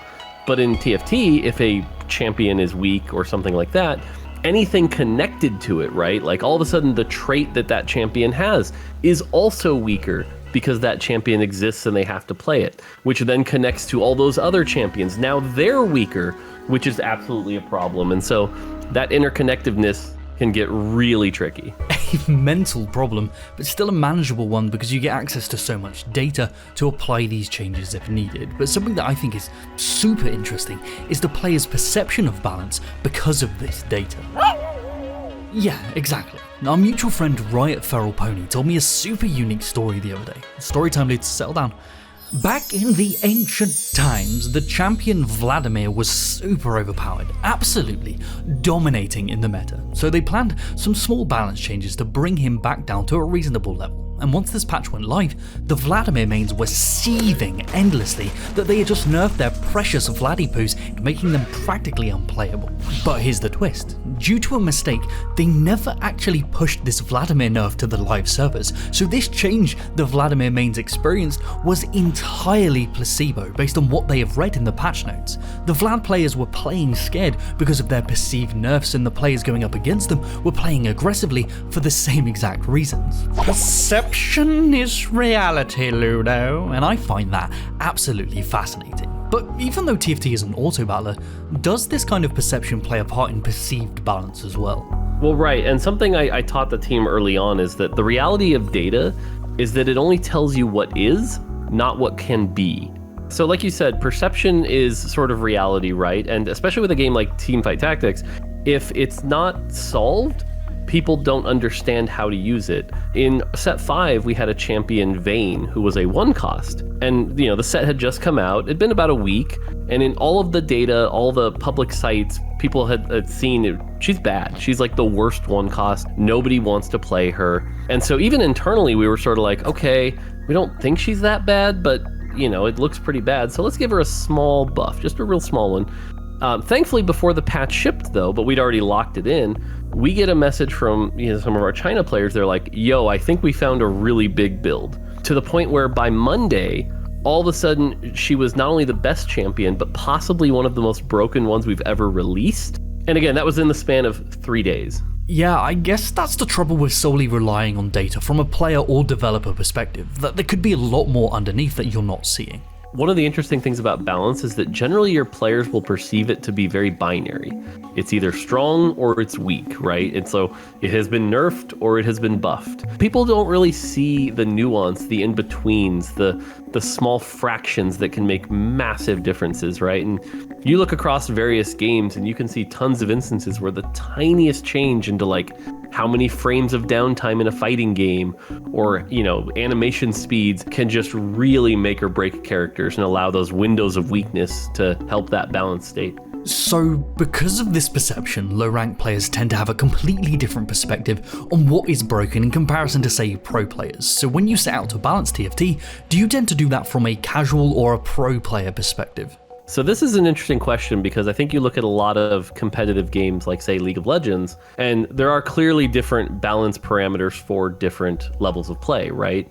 Something like, Master Yi can be very powerful in low elo, but not very good at high elo. And a lot of that is, the stuff you'd expect, right? The skill level, the APM of the player, things like that. For TFT, early on, we made a decision that we would balance the game as if computers were playing it, because it is not a skill-intensive, like an APM action-intensive game. It's a game about knowledge and team building. And so balancing it makes sense to do that at the most optimal levels of play. Master Yi is really powerful if nobody knows how to dodge and counter stun, right? But as soon as you do, his power level goes down. But again, in Teamfight Tactics, that's not the case, right? Army A versus Army B, there is an output, right? It's essentially an auto battler. And so because that output is so predetermined, we can balance it as if computers were playing the game, assuming they use their resources optimally and have built this army to those specifications. But again, that doesn't mean we nerf it just because it's doing well in low elo.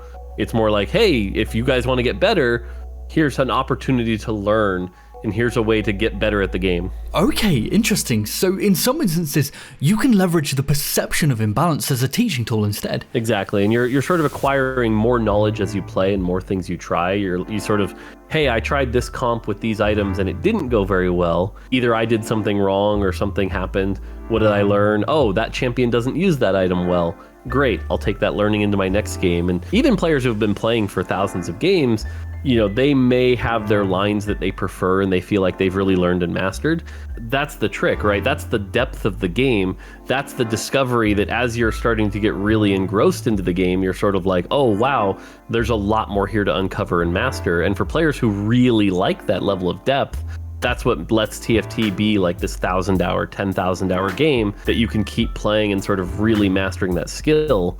As long as the game's accessible, that generally works out.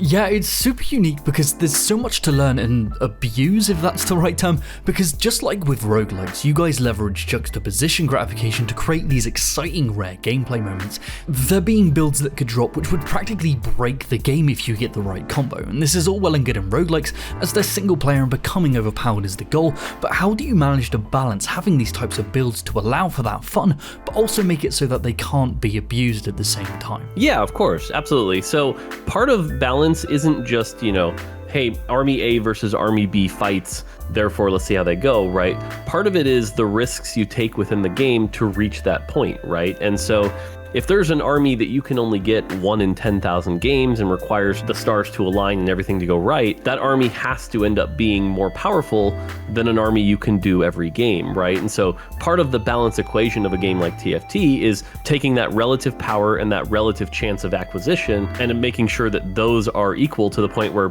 players look at these armies and go, yeah, that person just got something way rarer than I did, and that makes sense because they took a risk or they tried something pretty interesting. And there's enough combinations and variables within TFT that there's a lot of those outcomes, right? One of the things that's important in these type of games is that there aren't just like 1 or 2 of these high roll moments, but there's actually like, 50, 100, 200. But where TFT is at its best is when, no, there's actually a bunch of potential paths I could go, and I need to react to my augments later, or the other items I get later, or what champions I hit, and you start to figure out where you might be going based on the resources you've been given that particular game. The thing that keeps me interested in both playing it and working on it is just the fact that it's a game that you can sit down and every time you play it, what happens is very different, right? I think a lot of roguelike games, for example, sort of promise that, but actually after about, 50 hours or so, you're like, yeah, I've kind of seen it, I get it. But with TFT, there really are so many combinations. And then by the time you finally start to feel like, okay, maybe I have started to see a lot of it, new set. Huh? Oh yeah, she doesn't know. Well, even with the absurd amount of content this game has and cycles through, the team completely changed the game with the whole new set of champions, traits and augments, which happens, every 4 months? Which is just insane. How do you guys manage to do that? To add so much new content, balance it all and not allow randomness to create these brutally under or overpowered games? Because I am honestly in awe. Yeah, I mean, part of it is sort of the options, right? A lot of this comes down to, what I call randomness distribution systems. It's like figuring out, what are the types of experiences we want players to have? How often should they happen, right? I've done a lot of talks on this topic and a lot in this space, but a lot of game designers, for their instinct is like, hey, I want to have a random thing. Their first instinct is to let random do its thing. But the reality is, what you have to do is, hey, I have random, and I want to create experiences between the min and the max. And then I want to make sure that all those potential random factors all land within that min and that max. And if they don't, design a system that makes that true. In Mario Party, you notice how you've watched and you never roll a dice 4 times in the same time in a row? It's because it's not actually random. It's because Nintendo's gone in and made a table of controlled outputs that make sure you never actually roll the same number 4 times in a row, because that's a terrible experience. Yeah, it's like a form of manufactured ludonarrative. In any game, you want to craft these experiences and have them be randomly distributed, but not to the point where it wouldn't be fun or engaging. You want to experience those extremes, but on the extreme positive side rather than the negative. For example, with getting the augment that makes Shen absolute filth, you want them to get it, but also be rare so not to dominate the meta or feel bad to go against. Correct. Using your example with the Shen augment, I want you to imagine if you took that Shen augment and then played a game where literally 0 Shens appeared, right? That would be a terrible experience. And so it's up to us to go, okay, we need to make sure that doesn't happen. Now, do we want you to have a game where maybe you take the Shen augment and you can't quite 3-star it? Yeah, that's fine, that's within variance, but literally 0? No. So we should probably build a system to make sure that that just doesn't happen, right? Because that's not an experience I ever want you to have. Yeah, it would be like winning the lottery, but then the only thing you can spend it on is more lottery tickets that never pay out. It might be skewing with the true randomness, but players won't complain about that. Well, at least they shouldn't be. Exactly, and it might be statistically unlikely, but in a game with millions of players being played millions of times a day, someone is going to have that experience. And even something as simple as like a 1 in 10,000, at a bigger scale, that's going to happen to thousands of players. So generally, frustration definitely needs to be taken into account because, again, it's part of the play experience. Speaking in terms of pure balance, no, you really shouldn't, right? Like, if something is frustrating, it is balanced, it is what it is, but that doesn't mean just leave it alone. What it means is your design is incorrect and you need to learn from that and adjust that frustration is a factor.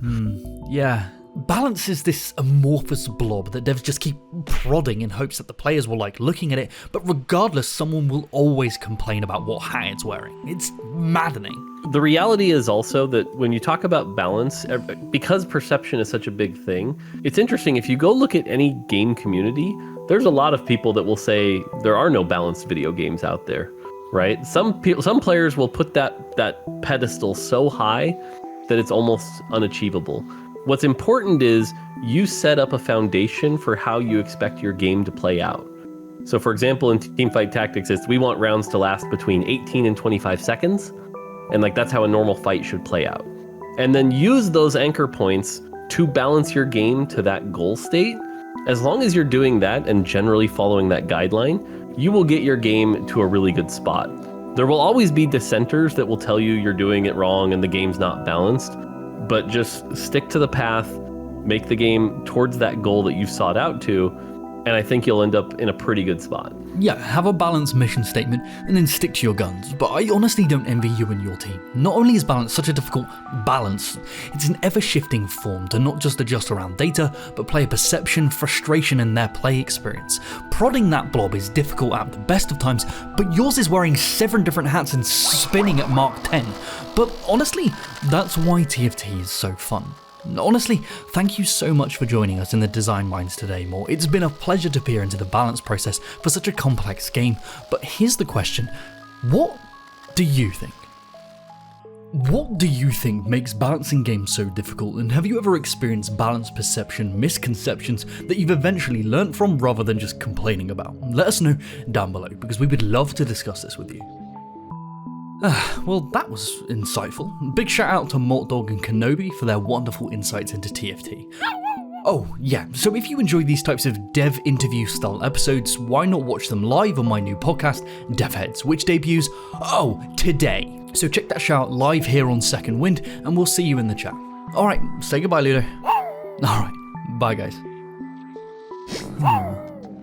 Oh, you're right, Ludo? Yeah, you just caught me contemplating. Nearly every single choice you make in Disco Elysium feels completely autonomous, leading to an insurmountable amount of change, but just like with all games, it's lying to us. Choice is an illusion, so what's the bloody point? You know how and why they did this. Alright, clever clogs, let's dive into it then. Welcome to Design Delve. So before we pull back the curtain to interrogate this snivelling choice wizard, we first need to ask the question, well, what is choice? Well, in its most basic form, it's the act of choosing between 2 or more possibilities, but in regards to game design, it's better defined as a player autonomy, the ability to make an informed decision that will affect the world around them. What class do you pick? Sacrifice or show mercy, or simply what path to take? And for a player to make a decision, the situation requires incomplete information. And by this, I mean if you have 2 options with all the information in front of you and a correct answer, that's not a decision, that's a puzzle. An example of this can be seen with weapon stats. If the player is given all relevant information about a weapon's damage, recoil and reload speed, the choice of which weapon to use just becomes a puzzle. Which does the most damage? But by withholding some of that information, the player is allowed to make a personal choice about which weapon feels best based on game feel, fostering an emotional attachment rather than an objective answer. Designers use a myriad of subtle techniques like this to convince the player that they have full autonomy, where in reality they're on rails. This all seems like a net negative, but we don't actually want to give our players autonomy. The more choice we add, it can lead to many negative, inconsistent gameplay experiences, completely ballooning development costs, so the solution is to give the player seemingly autonomous decisions to make, but manipulate them in such a way to create a more consistent gameplay experience while still giving them the illusion of this autonomy. Now, there are a whole host of different ways to do this, but I'm going to boil them all down into what we call divergences. There are many different types of divergences, but effectively, they're different ways to make choices feel meaningful without exploding the amount of work developers actually need to do.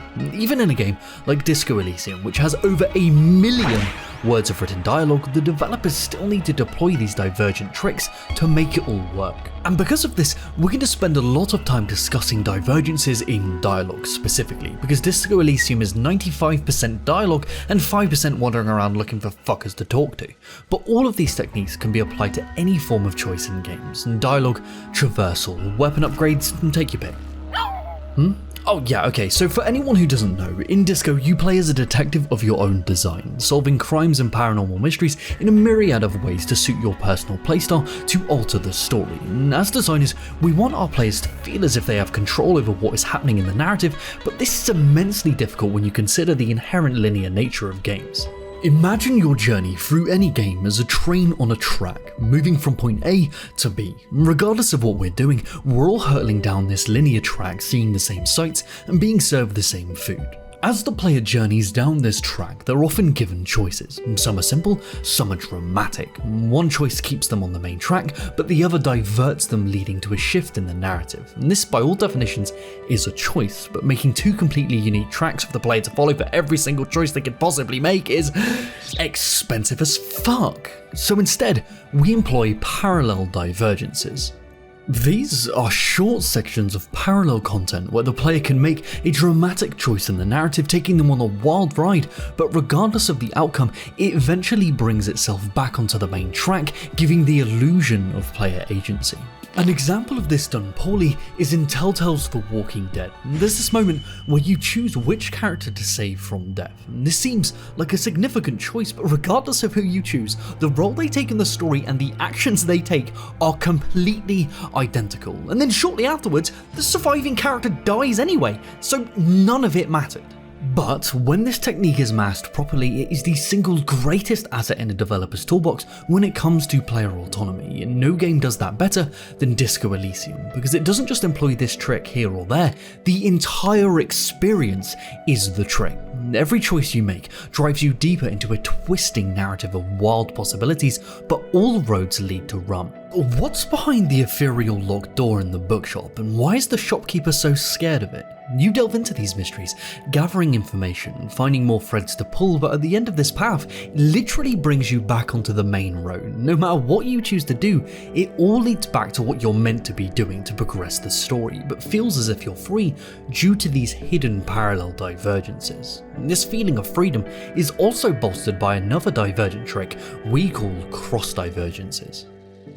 These are commonly seen in open world design, where the player is given multiple options, let's say 4 distinct tasks to complete. They can do these in any order they want, but they must be completed before they can progress the game. This makes the player feel as if they're making meaningful decisions, but they're still digesting and consuming the exact same content, just out of order. It's super simple. But because of the nature of how you progress the main quest in Disco Elysium, it is effectively one big cross divergence. The centre of this cross being the hanging man, and its points being the information needed to continue your investigations, be it motive, conspiracy, or letting the dead speak for themselves. The optional quest the game drives you towards gives the player vital information that is needed to push this core narrative forward. But what sets Disco Elysium apart is not how it forces its players to do these tasks, but how it lets them skip them. For example, the hanging man. There are multiple ways to get him down, but regardless of how you do it, the outcome is always the same. But the first option most players will encounter is to simply shoot him down. If successful, it will skip a huge portion of the game. And this is another form of divergence, a skip divergence. Instead of developing a whole new track for the player to follow, we just skip them ahead to a later part of the main track. This is a way to reward player choice without any extra development time. In this case, succeeding to shoot the body down is a bad outcome for the entire game experience because there's a lot of worthwhile content to see while trying to get the body down, which is why the odds of succeeding are so low. But it's the option to do so that's important, and Disco Elysium's core mechanic handles this elegantly by manipulating percentage chances. As we've seen in other games, forcing the player to fail something even when it's reasonable does nothing but break immersion. That's why framing them as percentage chances is so important. You're always given a chance to attempt some outrageous solution no matter the odds. Success will allow you to continue your investigation, and failure just drives you to more content. For sure, they can be tangential history, information, and small character moments, but that all adds a lot of flavour to your failures. But failure is also good because it incites opportunity costs. An opportunity cost is the regret we feel when picking one of two options, making us obsess over what could have been. This is usually a negative thing that we try and avoid, but as designers, we can leverage this to our advantage. This failure to shoot the body down makes us spend the next few days of gameplay realizing that this is only happening because we failed to shoot the corpse down, making every key decision you make from that point onwards feel just as impactful, even if they're not. This also drives the player to contemplate what they could have done differently. Yeah, like with character creation. We've just spent a lot of time discussing the illusion of choice and things that don't really matter, but Disco Elysium goes to an incredible amount of effort to make its stats actually matter. These percentages can be altered by doing side quests, gathering relevant information, or by your detective stats, making every failure and success a direct result of your choices that you made in the moment or that you made at the beginning of the game. Because when you boil it down, Disco's freedom of choice is not present in the dialogue choices you make directly. It is in the aspects of the game that you get to see based on your character's stats. A highly perceptive character will get to see tens of thousands of words in extra flavor text. Strongboy Steve can just muscle his way into the harbour, specialise in Inland Empire and see the world fold before you to see its creases, all stemming from your decisions at the beginning of the game, how you level and the clothes you wear and the drugs you take. Ludo, put that down. At the end of the day, what do we want our players to do? We want them to engage with the game's world, its characters and systems. That's all we could ever want as designers. Disco's percentage check system does this in many ways because they've made it matter. Well, as much as they possibly could anyway. So on the complete opposite end of the spectrum, how do you make a choice feel meaningful if there's no change whatsoever? I agree. So everybody's favourite sidekick, the king of the speedway, the prince of putting up with your bullshit, Kim Kitsuragi. Kim follows your antics throughout Revachol, aiding where he can. He often interjects and reacts to your choices as you make them. Now I am certain that I speak for every motherfucker with a pulse, but Kim is king, and I would go to the ends of the earth not to upset him, and that's the point. A lot of games mirror the player with a sidekick, someone whose opinion they're meant to care about, and Kim's reactions to your dumbass choices are the exact same outcome as Clementine will remember this from the Telltale games, because they both equally don't matter. They just feel as if they do. Your relationship with Kim never ultimately changes throughout the course of the game. Instead, they use aesthetic divergences to make it feel as if your decisions are affecting him. And the aesthetic divergence doesn't involve any change in gameplay whatsoever, it's just a change in the aesthetic framing of a scene. These can be anything from a change in a cutscene at the end of the game, an unexpected redecoration of a familiar area, or a character's reaction. This can be seen in Kim paying for your stay at the Whirling in Rags, or any of his head-shaking apologies to your confused suspects. These are all aesthetic divergences to make it feel as if the choices you are making in dialogue matter, but in reality nothing has changed. The track hasn't diverged at all. What matters is that it passes the refrigerator test. I'll tell you all about the refrigerator test when we do the credits. God, my head.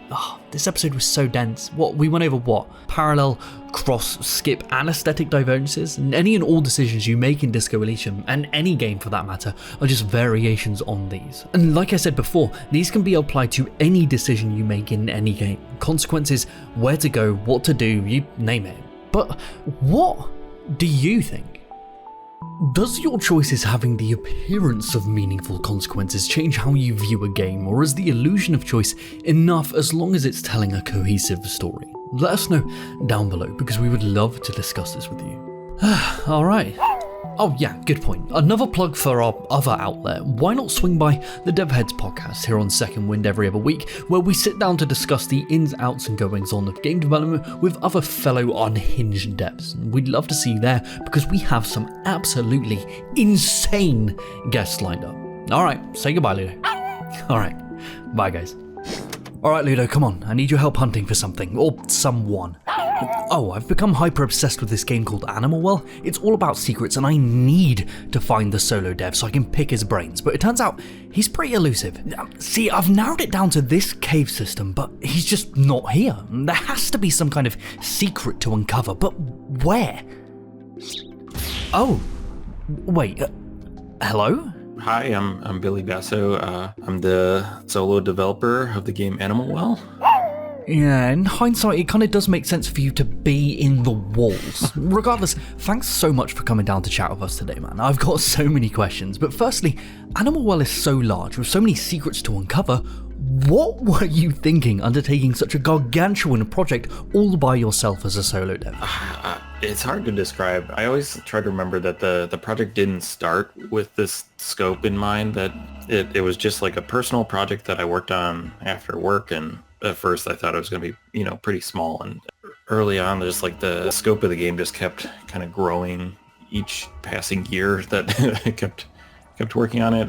For like a game about secrets, I think needs to at least be a certain size for it to feel special, for you to feel like there's things out beyond like the peripheral you're wondering about. So it just naturally sort of like grew until it felt right, and that ended up, for it to feel right, it took like 7 years to finish. Yeah, I bet. But in a game that's so littered with so many abilities and hidden mechanics even within them, it must have been difficult to stagger all that out or predict what the players would do in such a non-linear world. Was that ever a concern? Yeah, especially because the game is so like open-ended and non-linear. I can kind of predict what paths they'll go down. Like early on in the game, you have like 4 different directions you can go in, and the game supports exploring them in any order, and then each area roughly has like a latter half to it that will require an item from another area. So there's like this dependency tree to the world that I know players will generally have to follow.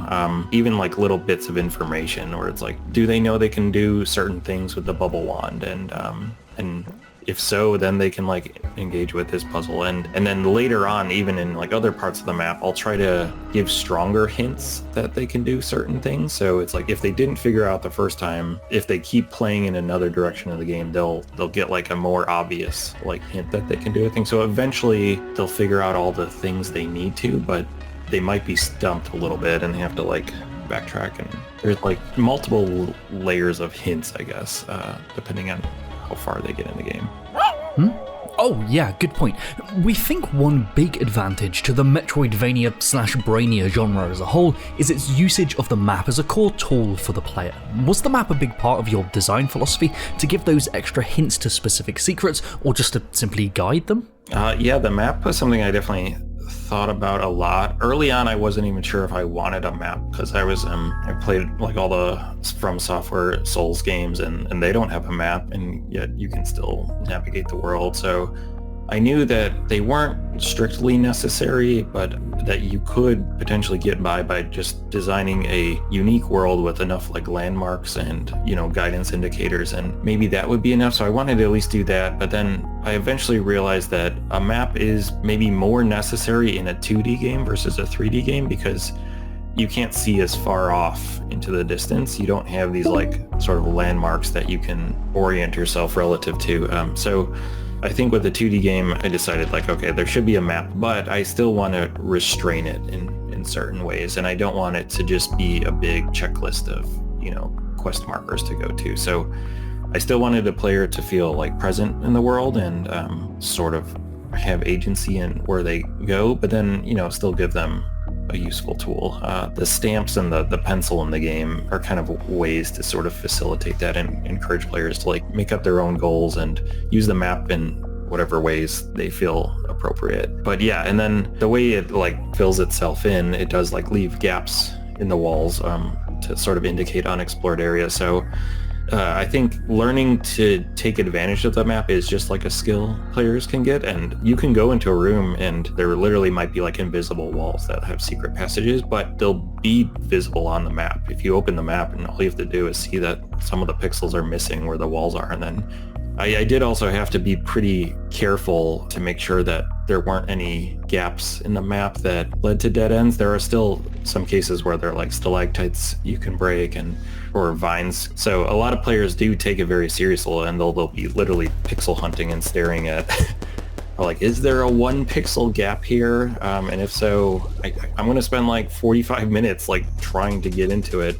So I had to be respectful of those players and make sure that the map made sense, and there was always like something there to acknowledge their efforts. Yeah, you really have to respect the player's ferocity when presenting your game as being built around secrets, be it as simple as discovering new applications for your items or as big as an internet-wide ARG, because people will lose their time and minds attempting to uncover stuff if they think it's there. That's why I'm so impressed that you've done all of this secrecy and guidance with basically no dialogue at all, well apart from this little froggy boy. There's absolutely no hand-holding. It's left entirely up to the player to discover these things, but it never feels forced, and I think a lot of that is due to how you manage your QA design. No, not quality assurance. It stands for question and answer design. It's the art of providing the player with a question and then meaningful ways to explore the potential answers to that question through gameplay. And you want to constantly be providing the player with questions. How do I open this gate? What do these items do? What the ever-living fuck is this pedometer? But frustration is born when no avenues to answer these questions are given, no threads to pull. This is how players become lost and disinterested. This would have been incredibly easy for that to happen here in Animal World due to the lack of direct communication, but no matter where you go, new questions and potential answers are constantly being drip-fed to the player, be it simple interactions always being framed on the same screen or overarching ARG conspiracy threads to pull within them. The player is no longer lost, but has a new short-term goal to aim for with multiple paths and methods to try, keeping the player engaged until the next question is posed. So is this kind of QA philosophy something you personally considered when designing the game's small or even grander challenges? Yeah, absolutely. That's something the foundation of how I approach just game design. So I'm always sort of keeping track of what sort of questions I've asked the player. Like I know when I'm showing them something that's kind of curious, and I have to kind of do that with care, or I have to like pace that out in an appropriate way. So there are things that I know they won't understand, and then there's things that like they won't understand I don't even want to show them. So I have to like sort of reveal different things sort of in layers, and then also keep that balanced with like how often they figure something out. Yeah, I've never really considered how important staggering information actually is in a game with no dialogue, hand-holding, and is even based around obscuring information. If you overload the player with too much information on one screen, they may believe that the background art is relevant to the current question being posed to progress, but in reality is a hint for a future overarching secret. How do you manage to blend all of that together? Yeah, just trying to, if I'm adding an extra puzzle to a screen, I kind of want to disguise it from the first time player, and then they only notice it later on, so they can play through the game kind of more oblivious to the stuff and just focus on like the more simpler puzzle platforming, and then later on they'll learn more about the extra stuff. It's a balance, right? You want the potential answers to the puzzles at hand to be at the forefront, but because of the interconnectedness of the entire game, each and every element is a thread to pull, so it's difficult to populate the world with seemingly meaningless art and creatures, but to then have them have delayed meaning later on. I tried to just not add anything that was just superfluous. If there is like a unique object in the game, I was always trying to like give it a gameplay purpose or some kind of mechanic, and not just be disposable and like superficial. Like, I don't know, I think there's a lot of games where there's just tons of NPCs in the world and they just like do nothing, and they'll just like stand there and like look at you, or they'll just like play an animation, and that always just felt really hollow to me. Or it's like maybe it's making the world feel more alive in some very cursory, like superficial sense, but it's not adding anything to the game, and it's making the game just feel less responsive in a lot of ways. So if there's something in the game, I want people to trust that like, okay, this has significance and it's worth thinking about.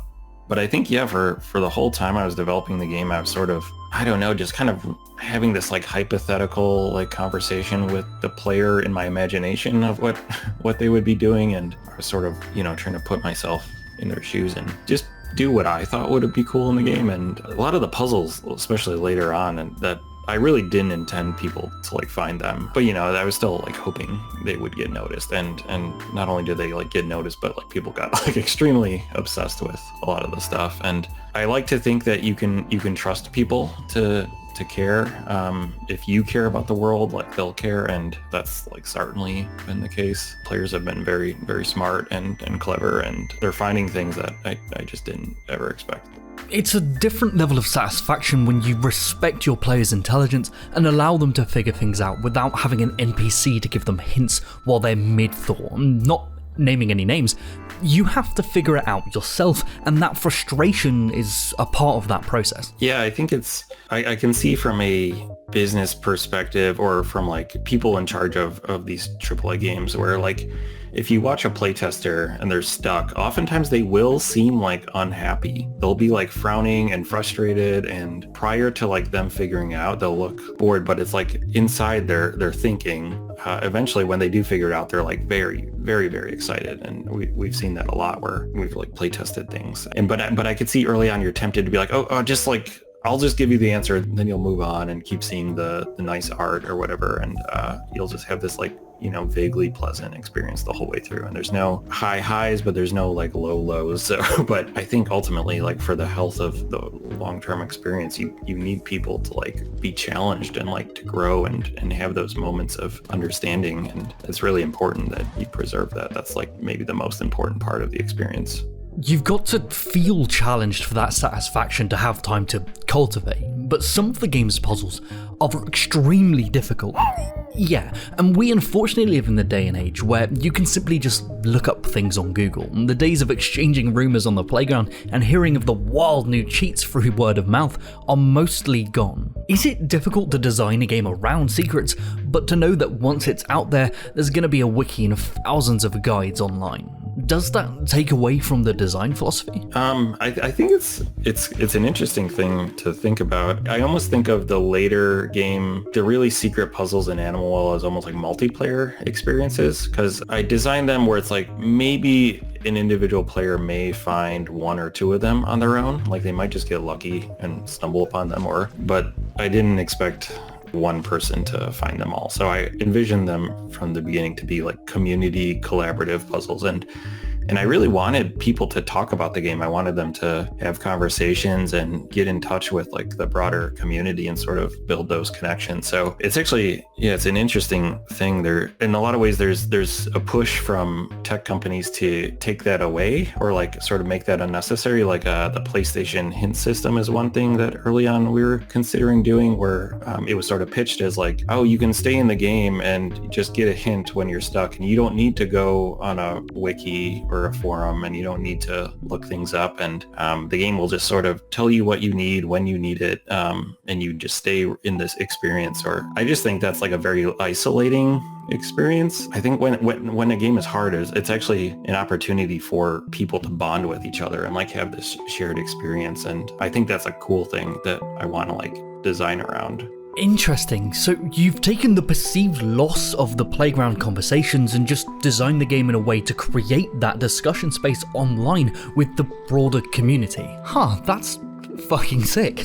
It's not really probably one person, but it's like thousands of people working in parallel to sort of explore every possible path the game can go down. And when you're designing a puzzle for that entity, it's very different. So things can be, you know, borderline impossible, and they'll still figure it out within like a few days. So it's like if there is any logical solution at all, like they'll find it. Yeah, you've got to trust in your players' intelligence and also account for their collective intelligence too when designing secrets for a modern age. So I won't press you too much more for info on secret design because we've got to keep some things in the dark. But honestly, Billy, I'm so blown away by not just how you've built such an interconnected world mechanically, but also fostered a connected community outside of the game solely based on its internal design, all by yourself nonetheless.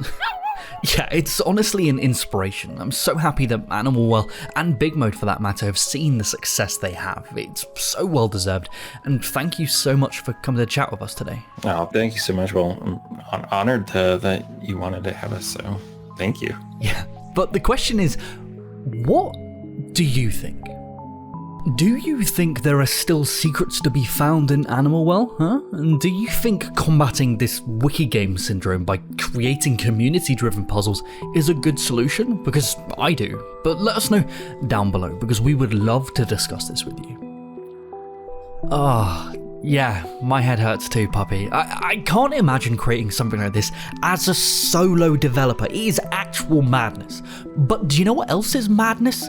our latest merch drop. Yeah, check it out, gang. Come support the show. Look at this cool design. You could wear this on your body. Alright, say goodbye, Ludo. Alright, bye guys. Alright, wait, where's the puppy? Ludo. Where is she? Wait, what's this? Oh god. There you are, puppy. What have you been doing? You've been checking out the new weapon types? Oh yeah, they're super cool. All in all, I've really loved the DLC, but it's got me thinking... No, not about difficulty, about iframes. Well, of course it's related. Iframes are pretty much at the core of how every combat system FromSoftware have ever made. It's a safety blanket that players expect, but could games like Elden Ring end up being better in the long run if they were removed? No, I'm not stating a fact, it's a thought experiment, because iframes have a lot of cons, but not to ignore their pros too. Be it barely dodging through enemy onslaughts to simply opening a door, iframes are used everywhere in Souls. They allow the players to stay close to the fight, narrowly dodging through enemy attacks and completely negating some mechanics. They're accessible to any kind of build with any kind of weapon. Dodge iframes are universal, and in a way, they also help players roleplay. What joke? Anyway, they can allow players to feel as if they're narrowly dodging enemy attacks with fast rolls or even glancing blows off their heavy armor with fat rolls. Iframes are great, and because of the type of frantic content we're dealing with here, they're kind of a necessity. But as much as they may bring to the table, they also have a stink about them.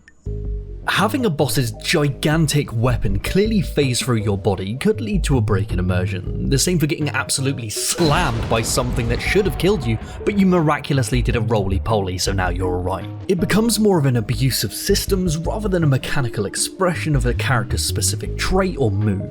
During combat, the necessity to rely on iframes to dodge can create confusion and even resentment. Why did that hit me? I clearly dodged it!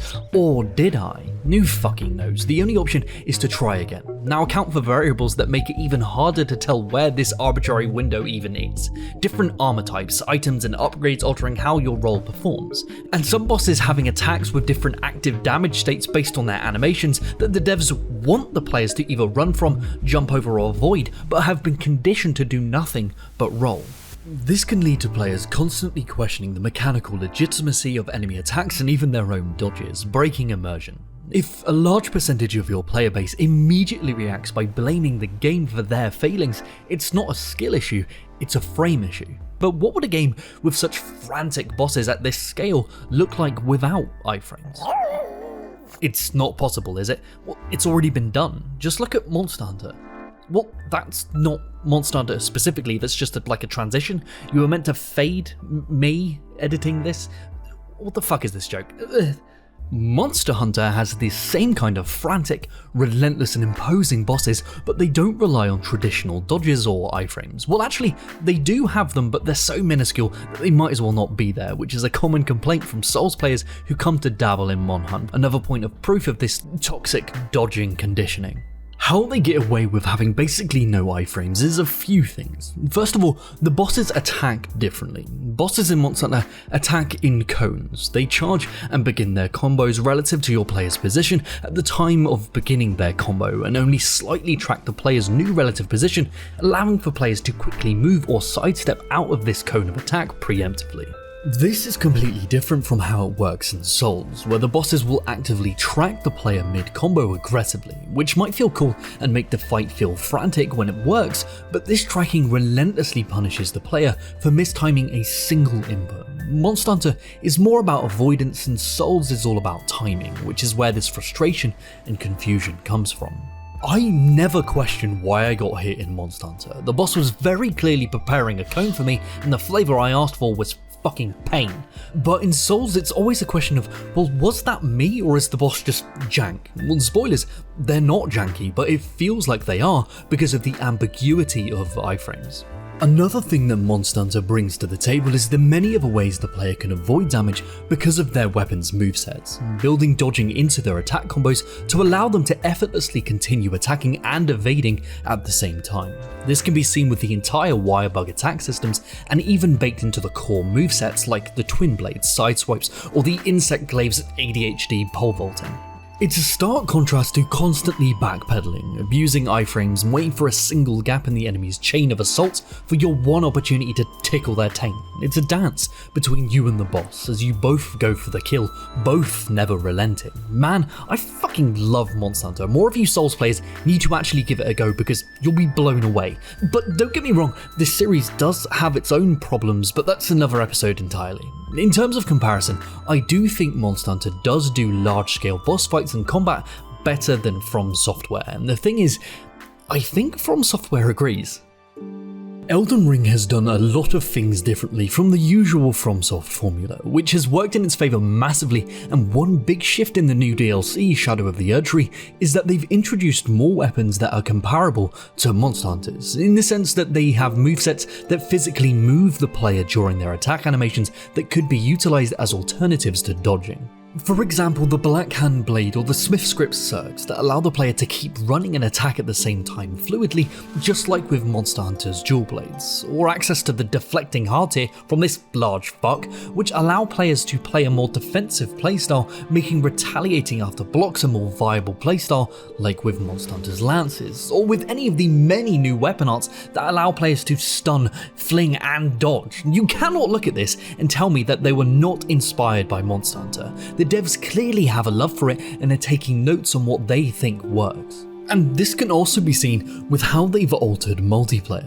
To encourage this fluid style of attacking and dodging at the same time in Monster Hunter, the bosses are designed to combo and fight multiple foes at the same time, so the boss isn't solely focused on you. There will always be another player or even your Palico friends fighting alongside you, so there is always an extra target for the boss to focus on, allowing for more windows of opportunity and usage of different moves that aren't just spamming dodge. And what have we seen with Elden Ring? A huge shift in focus with Spirit Summons and new boss AI, which is built to deal with multiple enemies and switching targets mid-combo, Mortdog being a great example of this in motion. Having the boss dynamically switch between targets leads to less backpedaling, less dodge spamming, and to be honest, a more dynamic fight for you and your co-op partner. Just look at the new DLC for God's sakes. They have an entire major resource for making your spirit summon stronger. FromSoft desperately want players to summon so they can properly utilize the new weapon movesets and boss AI. What all of this shows me is that FromSoft are moving in a direction to not completely eliminate iframes,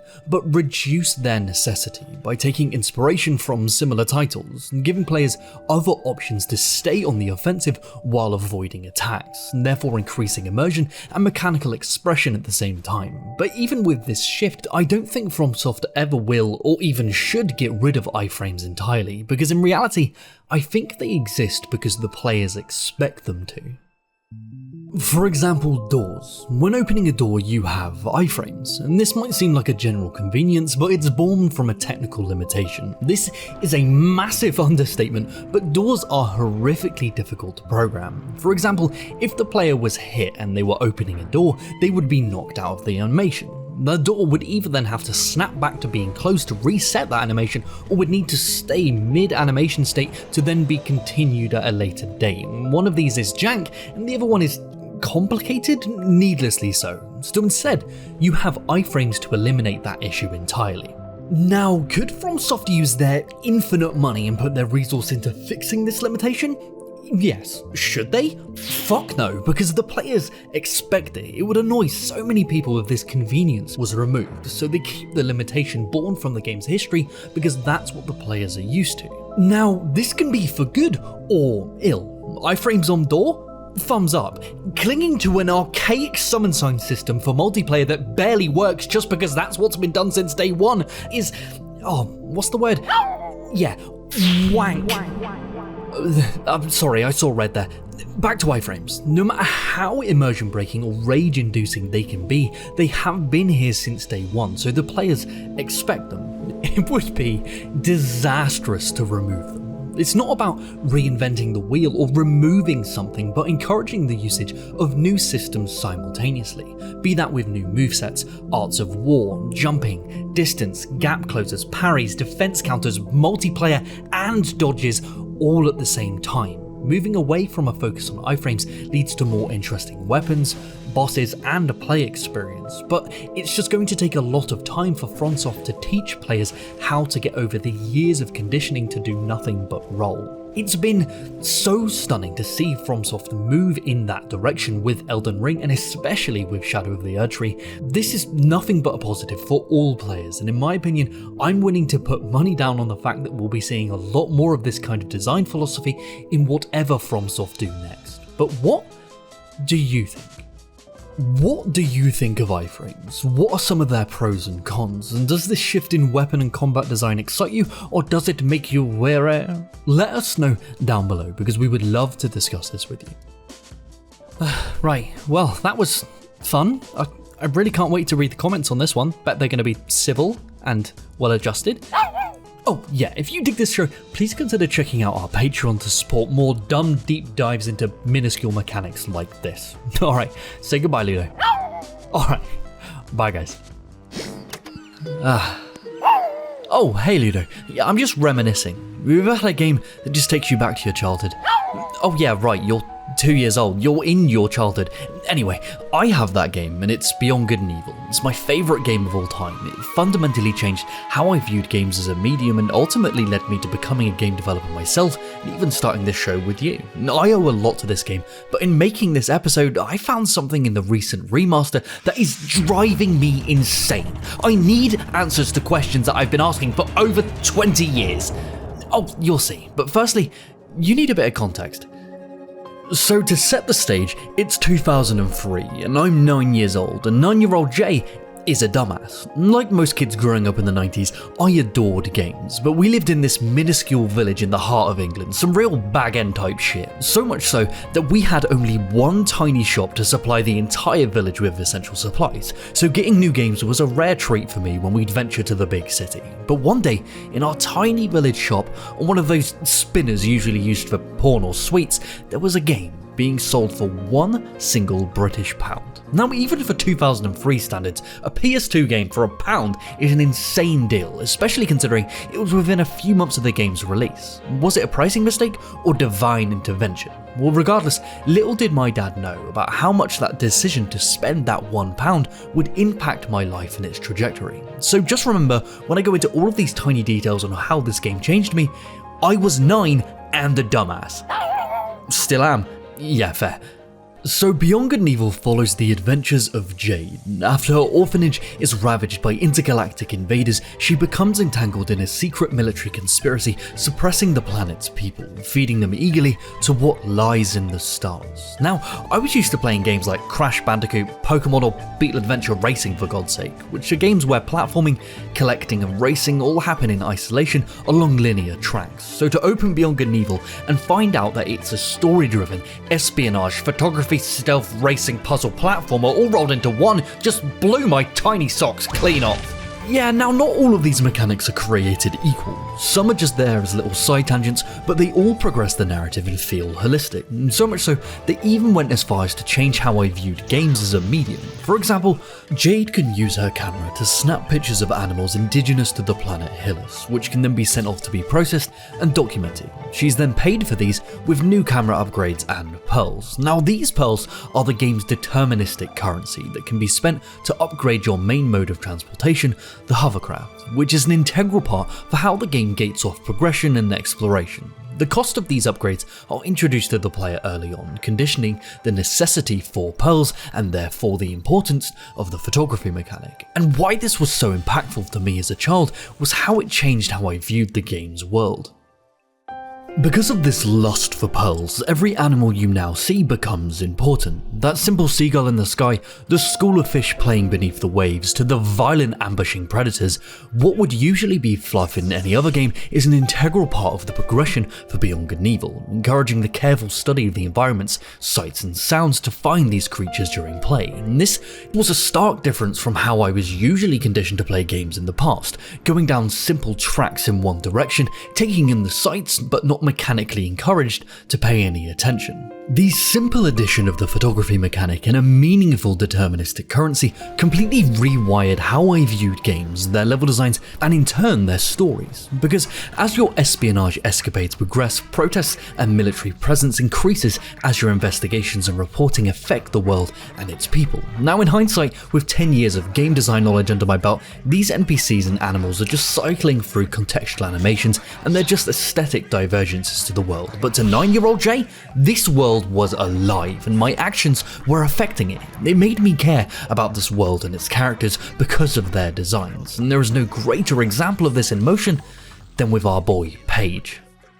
Throughout your adventures, you're accompanied by, well, in my opinion, the best side character to ever exist, Paige, who is Jade's adopted father, but also a fucking pig man? It makes sense, alright? You're a talking animated dog, get over yourself. Anyway, I cannot overstate how lovable this bacon boy actually is. He's not just some escort mission NPC, he takes care of himself. He's sassy but caring, useful but vulnerable. Narratively, he's a joy to have around, but just like with most things, it's how he works mechanically that accentuates his narrative traits and makes players care. They do this by tying crucial progression mechanics to your page instead of giving them to Jade. As simple as his multi-tool wrench, which is needed to cut through grates and repair certain mechanisms, or as wild as his rocket boots ass slam, which is scientifically explained to be entirely powered by farts. Yeah, I'm telling you, Ludo, you would love this game. Throughout your journey across Hillis, they build up our relationship and mechanical reliance on Paige, only to rip him away suddenly when a mission goes awry. Physically, emotionally, and mechanically taking him away from Jade. Now believe me when I say this, that 9-year-old Jade was on a fucking warpath to get Paige back. I'd never properly cared about a video game character's well-being before. Coco from Crash? My rival in Pokémon? On your bike, piss lips. But Paige, I would die for this bacon boy. And I believe this was entirely based around the careful balance of how his mechanical reliance encourages an emotional one at the same time. Also, him being taken away was a crucial moment for how I began to view level design. So where he's taken is a place called The Factory, a food processing plant that is a maze of corridors, guards and machinery. In the first half, Paige is extremely useful in fixing mechanical errors, opening gates and helping with combat, but once he's taken, the factory becomes way more foreboding.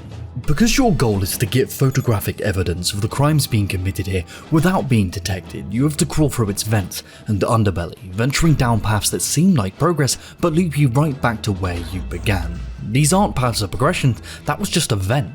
Now, these are simple techniques, but they go a long way at making the levels feel like a world instead of just a sequence of interconnected levels. Special attention was placed on the object permanence of this world. Slain bosses persist here. You're constantly looping back and returning to the same locations, but with a new perspective, be that with new information or mechanical ability to access parts of the world you couldn't before. And once this clicks in your head, which could be as early on as when you first acquire the hovercraft's jump ability, it encourages careful backtracking to scour every tiny detail of previously explored areas to see what was hidden right under your nose the entire time. It's all about perspective, but no single mechanic has had as big of an impact on my perspective on games as a whole than with the Beluga. Oh yeah, okay, so Ludo, I'm about to go into major story spoilers, so if you want to play this, plug your ears. Okay. Throughout the game, you and Paige have been repairing, upgrading and sailing around in your trusty hovercraft. All of its upgrades are directly tied to the type of content you access. Then, our beautiful pork daddy and even all of the orphan kids get jettisoned off to the moon with no hope in sight. But luckily, Paige had a plan. Encoded and left for us on a message handed to Jade midway through the game. The codes to its secret location carved into the soles of his shoes. Paige had hidden a spacecraft upgrade to the hovercraft right under our noses the entire time. But wait there just 1 second. Do you think 9-year-old Jay actually read this message? Fuck no. I was too busy taking pictures of manta rays or picking my own arse or something. This M-disc flew right over my head. So when I got to this point, I had no idea what to do. I completed every race, took every picture, bought every single upgrade I could. I scoured every single inch of this game apart from the one place that had the actual answers. Ugh. Then, in a complete act of desperation, I started just inspecting all of the items I had, looking for some thread to pull. Then, I found them. The hidden codes on Paige's rocket boots. They must be connected to the 2 panels I found in the lighthouse. Going as fast as I could, I inputted the codes one by one to reveal the Beluga. Now remember, I had no idea this thing existed. In my mind, I'd uncovered the codes to some completely hidden secret, so when I finally activated the ship and soared into the skies of Hylas, the seas and waterways I'd been shackled to for so long below me, I cannot explain how it felt. Going from being tethered to the ground, exploring worlds through narrow corridors and pathways in previous games, to stumbling across this amount of freedom, accessing new areas hidden right under my nose the entire time, it felt like, well, flying. Oh, and if that wasn't enough, let's top it all off by buying the final upgrade which allows us to fly into space. Is that a fucking space whale? Oh, 9-year-old Jay just transcended. It's just perfect. Oh shit, Ludo, you can listen again now. Oh, I was just talking about how perfect it all is. Oh yeah, okay, maybe the stealth sections were a bit garbage. Yeah, oh, and Francis. Yeah, this game has taught me to love, but it has also taught me to fucking hate. I loathe this air hockey playing cretin. Yeah, in 2024, it's not a problem, but to 9-year-old me, I could not beat him to save my life. No matter how much I tried, I just couldn't beat this guy, and to top it all off, he emails you to rub it in your face while I'm off trying to save the planet from intergalactic cannibalism. Nah mate, you're so square, yeah, that you couldn't get through airport security because you yourself classify as an edged weapon. This is a dumb joke. Regardless of its flaws, it does not change how this game affected me directly, leading to my new interest on how games are actually made. It may have creases, but it's all good, because those creases can just be ironed out and expanded on in the sequel, right? Right? Oh shit, yeah. Now, as you can see, I'm in fact not 9 years old anymore. Wait, I just realised I'm animated, so I actually have no age attached to me. Anyway, I'm 30 this year, and I've been waiting 20 long years for a sequel to Beyond Good and Evil to actually come out. Now, it would be fine if this game originally came out, didn't perform well enough, and slowly became a beloved cult classic. There are too many examples of those games to count. But what really gets my ass hair in a twist is the teasing. Firstly, in 2008 at an Ubi Days event, they announced Beyond Good and Evil had a sequel in the works with a full CGI trailer to boot. Finally, I thought. Cue 9 long years of waiting, in which I used the time to train and become entrenched in the games industry myself as a designer and uni lecturer, with not a single mention of Beyond Good and Evil 2 outside of small whispers on the wind. Then, to the amazement of many, a huge reveal in 2017 that a prequel was currently in development. The director himself tearing up on stage for the amount of effort, dedication and time it had taken to finally get another attempt to bring this world back to life. But then the cracks started to show. The first signs that something wasn't right was a survey I was asked to complete around 6 months after the game's announcement. The major problem here was a section that asked what would you like Beyond Good and Evil 2 to be, with options such as would you like a PvP game, a multiplayer game, a story-driven game. This did not fill me with confidence at the time, because it implies that this deep into development, the developers themselves didn't have a concrete idea of what the game was going to be. But nonetheless, I put my faith in the team that had created such 10 out of 10 experiences in the past. Let them cook. Then, after a few years of no information from the team, the creative director Michel Ancel stepped down from their position, for reasons that I will not go into here because it would be disrespectful to all parties involved to only speak to rumours, but this would have undoubtedly had a huge impact on the game as a whole. Shortly to follow, the new director Emile Morel unexpectedly and tragically passed away. Saddened, I followed all of these events closely, and friends in the industry relentlessly teased me and told me it was going to be cancelled and to just give up on it. But I didn't. That 9-year-old in me just couldn't let go. Every year a new Ubisoft conference came along, and I hoped for a scrap of information, and year after year, nothing came. 2024, this year, comes along, Beyond Good and Evil's 20th anniversary. Surely, at their event, they must mention something. But no, Second Wind fans getting to see my disappointment live. But then, what's this? They shadow dropped a fully remastered 20th anniversary edition of Beyond Good and Evil. Why wasn't this mentioned at the event? This remaster has clearly been handcrafted with so much love and attention to detail, making it playable for a new generation, and Wait, they've added a new secret treasure hunt that hints towards Jade and Paige's past with the previous crew members of their pirate adventures, directly connecting it to Beyond Good and Evil 2? A sequel must still be in development, so much so that they are directly hinting towards it and trying to drum a pipe with the fans about it. I can't take this anymore. 20 years of this ball tickling. This has turned into Beyond Good and Edging. I need to grow up. I did, Ludo. I have grown up waiting for this game to come out, and you know what? So have these devs. They've been working on it for so many years, trying to breathe life into this world. Once again, I need to know what's happening. Ludo, take this. Take this letter and run. Fly, my princess. Show us the meaning of haste. That's a message going directly to the team at Ubisoft. I need to be involved in this in any way I can. I'm a fellow dev. I'll sign a fucking NDA. This ain't for clout or to get a scoop. 9-year-old Jay needs to know what is going on because I can't take this anymore. Oh, God. Oh, God, my head. I guess we'll have to see if Ubisoft ever respond to Ludo's letter, or if I'll be trapped in the edging dimension for another 20 years. Regardless, thanks for indulging me in reliving my childhood. Did you also have a game that similarly impacted you as a kid? And did you also develop a weird psychic relationship with a non-existent sequel? Probably not, because you're well-adjusted and normal. Alright, I'm gonna try and sleep this headache off. Wake me up if Ubisoft respond. Bye! Oh, hey Ludo, what are you doing? Trying to make the best game ever. It looks like you're just taking everything you like from other games and just smushing them together. That's right, is it? Okay, yeah, we need to talk about this, Ludo. Just like with the rest of the games industry, you're infected. And to get rid of it, we've got to chop your legs off. Quadruple amputation. It's a joke, pup, but seriously, you are infected. But to get rid of it, we first need to understand it. So we're all guilty of this, myself included, seeing our favourite games and thinking, well, if I just take what works from here and then from over there and just combine them together, it's going to make the best game ever, right? Wrong, and you'd be forgiven for thinking like this. It's something that's kind of inherent to us as human beings. Well, and dogs too, I guess, because we're all in a cargo cult. Yeah, fair, that was kind of out of nowhere. So being part of a cargo cult, or cargo cult programming or thinking, comes from a truly fascinating place. Sit down, Ludo, story time.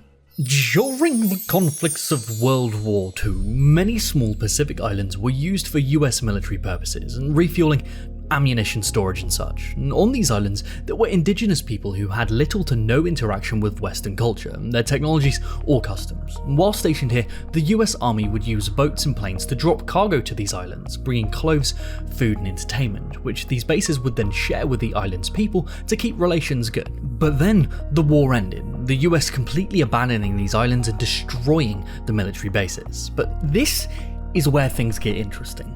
Many years later, as scientists and explorers returned to these islands, they discovered the inhabitants had attempted to recreate the army bases in their entirety, runways, radio towers and even planes, all completely out of wood and stone, because it was their belief that in erecting these idols it would cause the bountiful gifts to drop from the sky and come from the sea. They had formed a cult around this, and this is where the term cargo cult thinking comes from. It's where we as humans attempt to recreate a process for a desired outcome without truly understanding the process itself.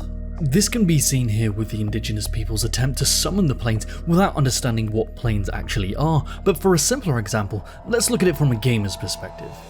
Now, I was off playing World of Warcraft, as I usually do because I'm a cretin, and we're doing some dungeons, and in this specific dungeon, there's this massive frog boss, where to do it successfully on the harder difficulties, the players would need to stand in two very specific positions, and through the game systems, you can place markers on the ground to signify where to stand. So we get into the boss arena, and my friend, who's playing the tank and is ostensibly in charge, places these markers. What's sick? He knows what he's doing, we are all good.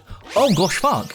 We failed instantly, because no one did the mechanics at all. So on the run back to the boss, I start going over the mechanics so everyone can understand exactly what to do. And I say to my friend, oh well, you placed the markers, so you obviously already know what you're doing, right? And he goes, nope.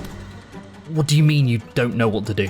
Well, whenever I've done the dungeon before, I've seen other people place the markers down, so I just do that too.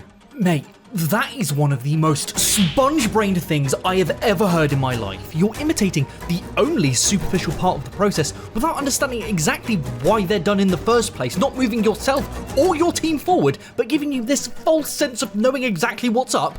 Dude, you need to take a long, hard look at yourself in the mirror.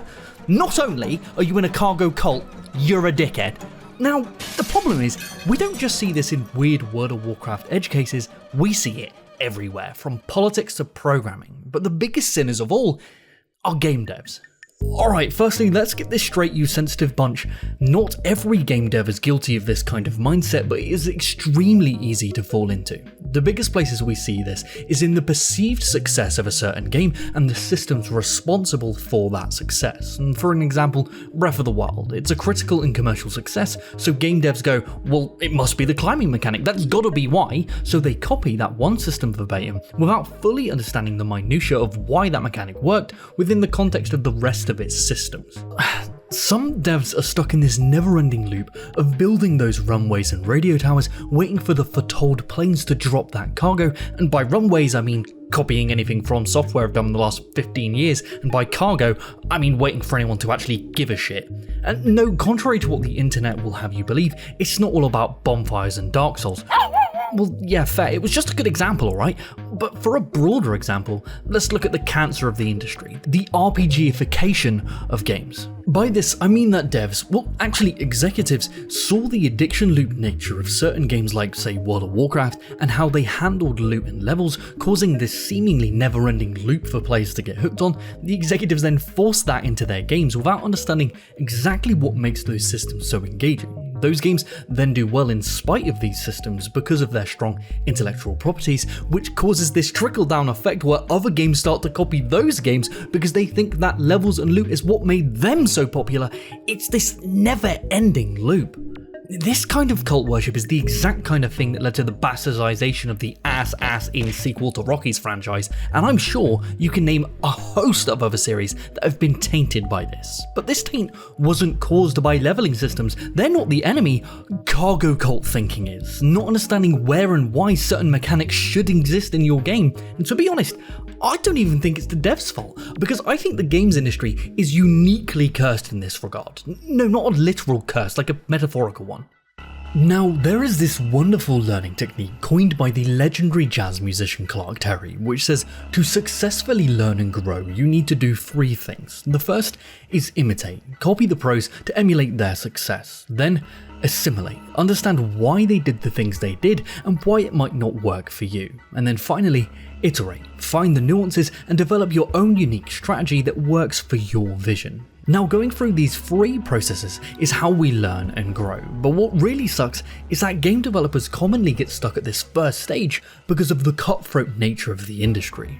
Because games take so long to make and are so expensive to produce, the industry disincentivizes assimilation or iteration. The studio heads or publishers don't want to risk trying out new ideas and potentially bankrupting the entire studio when they could just attempt to imitate what prospectively worked from other successful games. But just this imitation could lead to bankruptcy anyway, creatively and monetarily, because the audience could see your game as just a poor imitation of something else they liked, writing off your studio completely. Because of this risk, devs don't get the chances to breathe that they would need to grow and push the industry forward, and constantly attempting to churn out what they think will make their games a commercial success, but in reality could lead to their downfalls. The best games we've seen come out in the last few decades have come from studios that have either been given the opportunities to get to this iteration stage through past successes or a hefty bank balance, like with FromSoft and Elden Ring, or by having publishers and studios willing to take a risk on a new innovative idea, like with Hooded Horse or Double Fine. But not everyone is so lucky when millions of dollars and hundreds of livelihoods are on the line. The best games we've seen from the indie space have come from devs who have previously been entrenched in the AAA sphere and have gone through this imitate and assimilate process while they've been at these studios, but now their shackles have been taken off, they've been able to iterate and create some of the most unique games we've ever seen. But this just leads to more cargo cult thinking in the indie space, causing oversaturation of specific genres. I'm definitely looking at something behind you, Stardew Valley, don't get paranoid. All I'm saying is, as a consumer or even a developer, have patience and allow devs to get to this iteration phase. Champion games that are trying something new. They might not always succeed, like with Flintlock, which has received its fair share of criticism, but at least they're trying to move the Souls-like formula forward in a new direction, rather than worshipping the bonfire cult, waiting for those planes to arrive. But the real question is, what do you think? Are you sick of seeing the same gameplay mechanics regurgitated over and over because of a lack of understanding? And can you think of a time where you in your own life have been guilty of cargo cult thinking? I definitely have in the past and probably in the future too. Let us know down below because we'd love to discuss this with you. Alright, okay. Oh, yeah. Hey, fuckers. If you enjoy this show and you want more of it, why don't you check out my podcast, DevHeads, where me, Tina, and Mikey get to sit down and discuss game dev stuff with our industry friends. Last episode we had Tim Schafer on, which was a fucking blast. And if you're a fellow dev and you want to come on the show as well, hit me up on Twitter. Alright, Ludo, say goodbye. Alright, bye-bye, guys.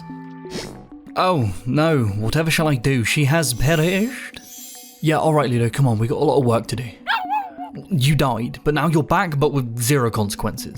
Yeah, it's cheap, and it completely trivializes death. And to be honest, I think how games handle death and their fail states might be one of the single most important factors into how we keep our players engaged or drive them away, and I've seen so many games mismanaging this for the sake of convenience. But before we get into all of those sins, what makes death so important? Well, it's because of how it can dramatically affect how a player perceives a game. The fear of failing leads to a perception shift in the importance of the enemies and a player's own actions. It's all about investment. With the proper punishment, it can make enemies more imposing, victories and rewards sweeter, which is super simple, but managing how dramatic the punishment for death actually is can make or break your game in a heartbeat.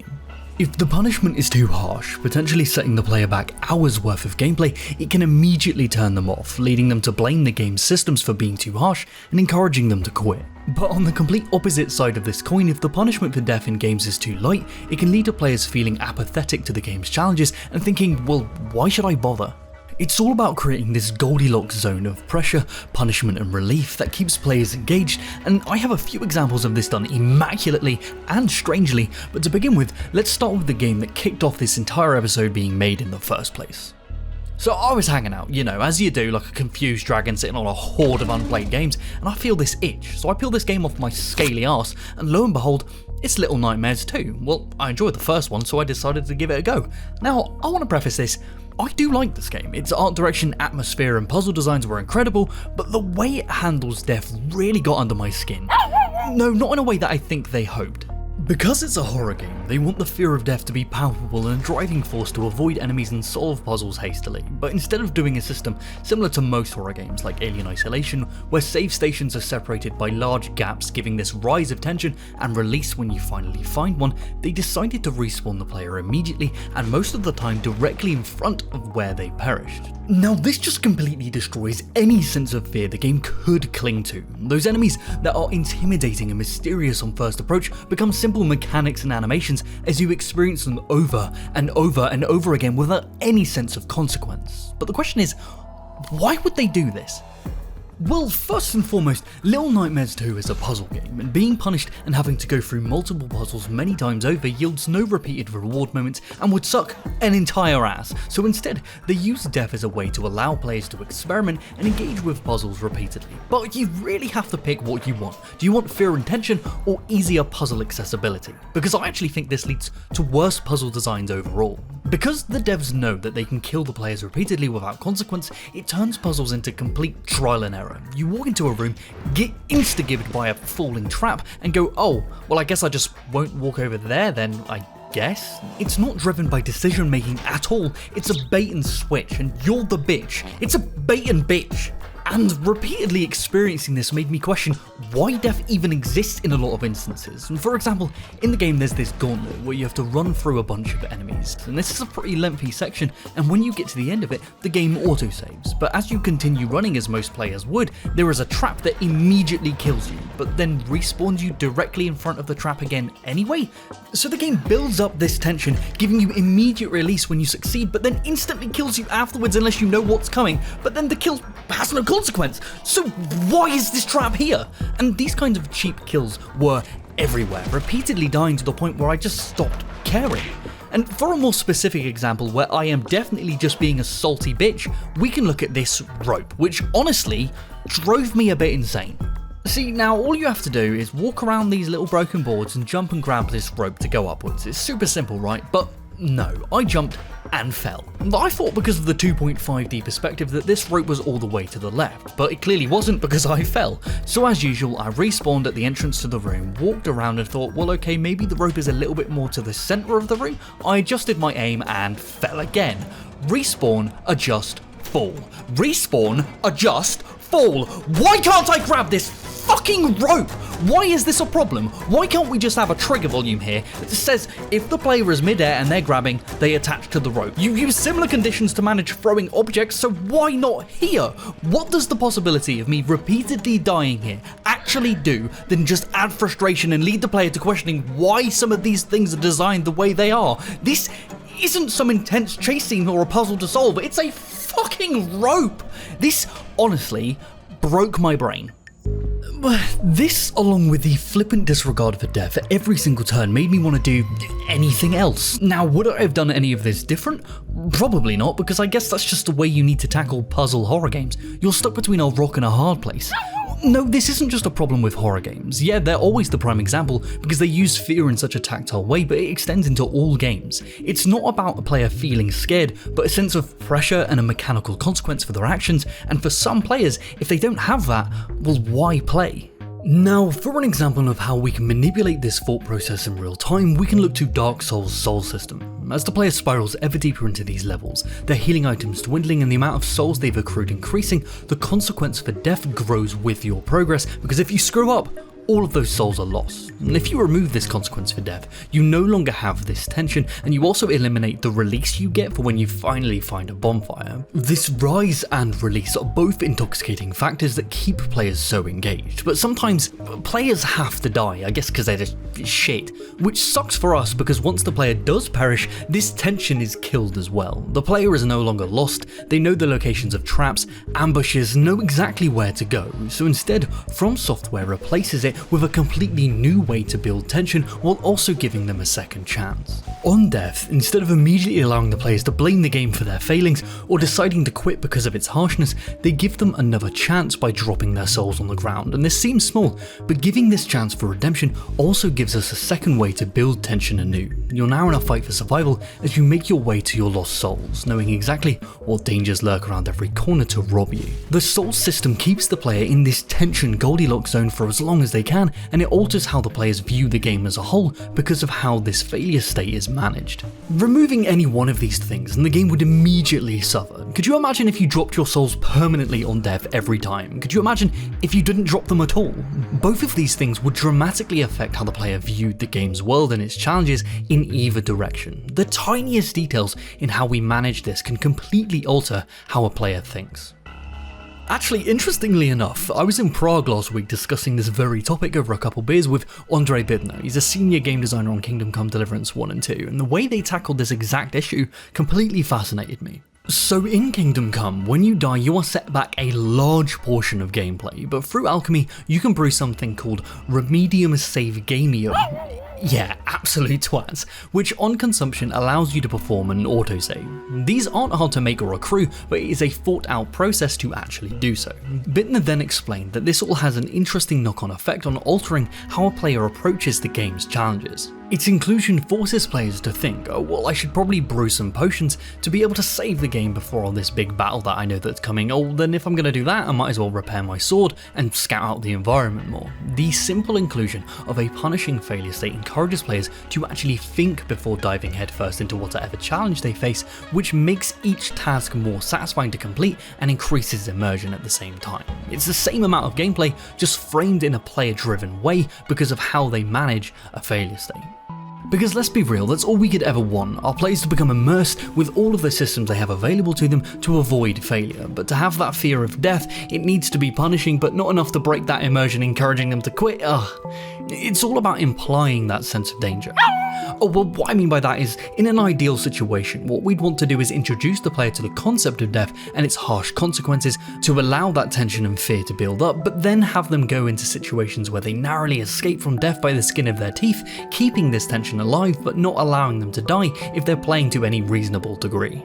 Well, we can do that in a lot of ways, like by using manufactured ludonarrative. We spoke about that in our episode on if health bars are ruining games. We can effectively deceive the player and present information and alter enemy AI in a way that makes it feel as if they're close calls, but in reality, they're a lot safer than they realize. And at the end of the day, it only matters how you feel during play, not the actual reality of the stakes or difficulty. So for me, the best way to do this is to introduce the consequence of death, but then manufacture close calls to keep that illusion alive.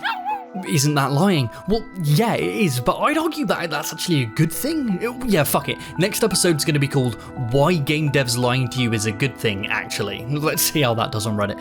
At the end of the day, putting the power back in the player's hands is always going to benefit your failure state. Be that with second chances with the soul systems or ways for the player to directly influence the chances of failure through player-driven systems. Both of these things don't eliminate the punishment for death, but put fate back in the player's hands, which is exactly what they want in this interactive medium. Who'da thunk it? But the real question is, what do you think? Has how a death state was managed ever made you quit a game or kept you engaged? How'd they handle that? Let us know down below, because we would love to discuss this with you. Alright, Ludo, say goodbye, you little lump. Okay, alright, bye guys. Excuse me, what are you doing? That's not true, it looks like you're eating all of your food again. We were saving that for midway through the episode. Don't lie to me, Ludo, lying is bad. Or is it? Could it be good sometimes? Yeah, I know, but how else am I going to start this episode? So, we all know lying is bad, but in games, we lie to our players constantly, and I'd argue that that's to the player's benefit. And I'm not exaggerating when I say that we do this everywhere, from manipulations of difficulty, AI, all the way to simple interactions with the user interface. We're going to cover all of them, but let's start with the basics. Because players can jump to a lot of conclusions based on any form of information we present to them, whether they're right or wrong, this can lead to them quitting out of frustration, so it's up to us to corral their minds in the right direction so they never even reach this point, and sometimes that involves lying. So to start us off with a simple example, let's look at loading screens. So you see these bars here? Well, they're not real. Well, they're not one for one. They're a rough approximation of the data being collated. This is done to give players some semblance that something is happening, because if they weren't here, the player would assume that the game had maybe frozen when they're actually doing important back-end tasks to set your game up. So these bars are just there as a suggestion, but to be honest, we don't really need the bars, all that matters is that something is throbbing.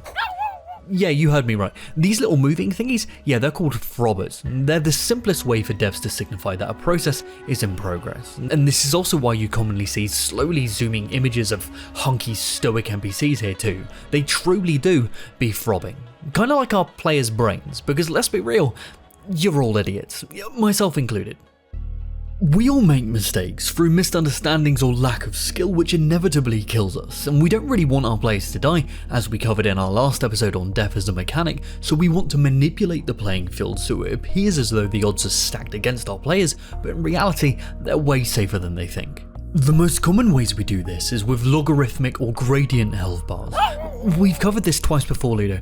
Okay, I'll give a brief summary. Well, imagine that there's a gradient over the top of the health bar itself. Players take larger amounts of damage towards the top, but as their health bar dwindles, they take less and less damage, allowing them to stay in this adrenal state of panic for longer, regardless of their mistakes. We want the players to get low and feel as if they're barely scraping by with the skin of their teeth, but this is all a manipulation. This is done a lot in fighting games, but also a majority of action games like Assassin's Creed or FPS games like Dune, regardless of whether you can see a health bar or not.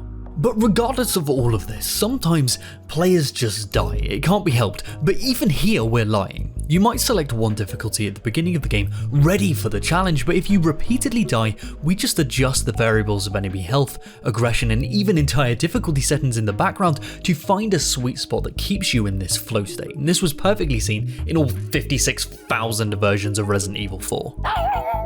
Yeah, that's a good question. We've seen what we do when players are struggling, but what do you do if the players are too good? Well, we just cheat. This all started with arcade games, where they would alter the play conditions to favour the player failing as playtime progressed to try and squeeze as much money out of players as they could. But this is extremely obvious and feels like actual lying rather than these ickle baby white lies, so nowadays it's all done under the table. What are you doing? Oh, you feel hungry, do you? Well, you shouldn't have eaten all your bloody food then, should you? We don't have any more, we can't afford it. You've got an ad to play. What the fuck does that mean? Oh, Jesus.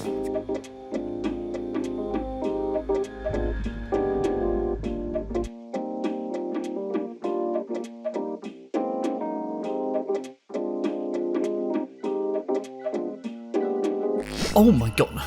Oh, you happy now? Okay, yeah, well, thanks to the patrons and the sponsors for keeping Ludo fed. Wait, what were you talking about? Oh yeah, because standard game AI can't compete with human skills while on the same playing field, they have to cheat.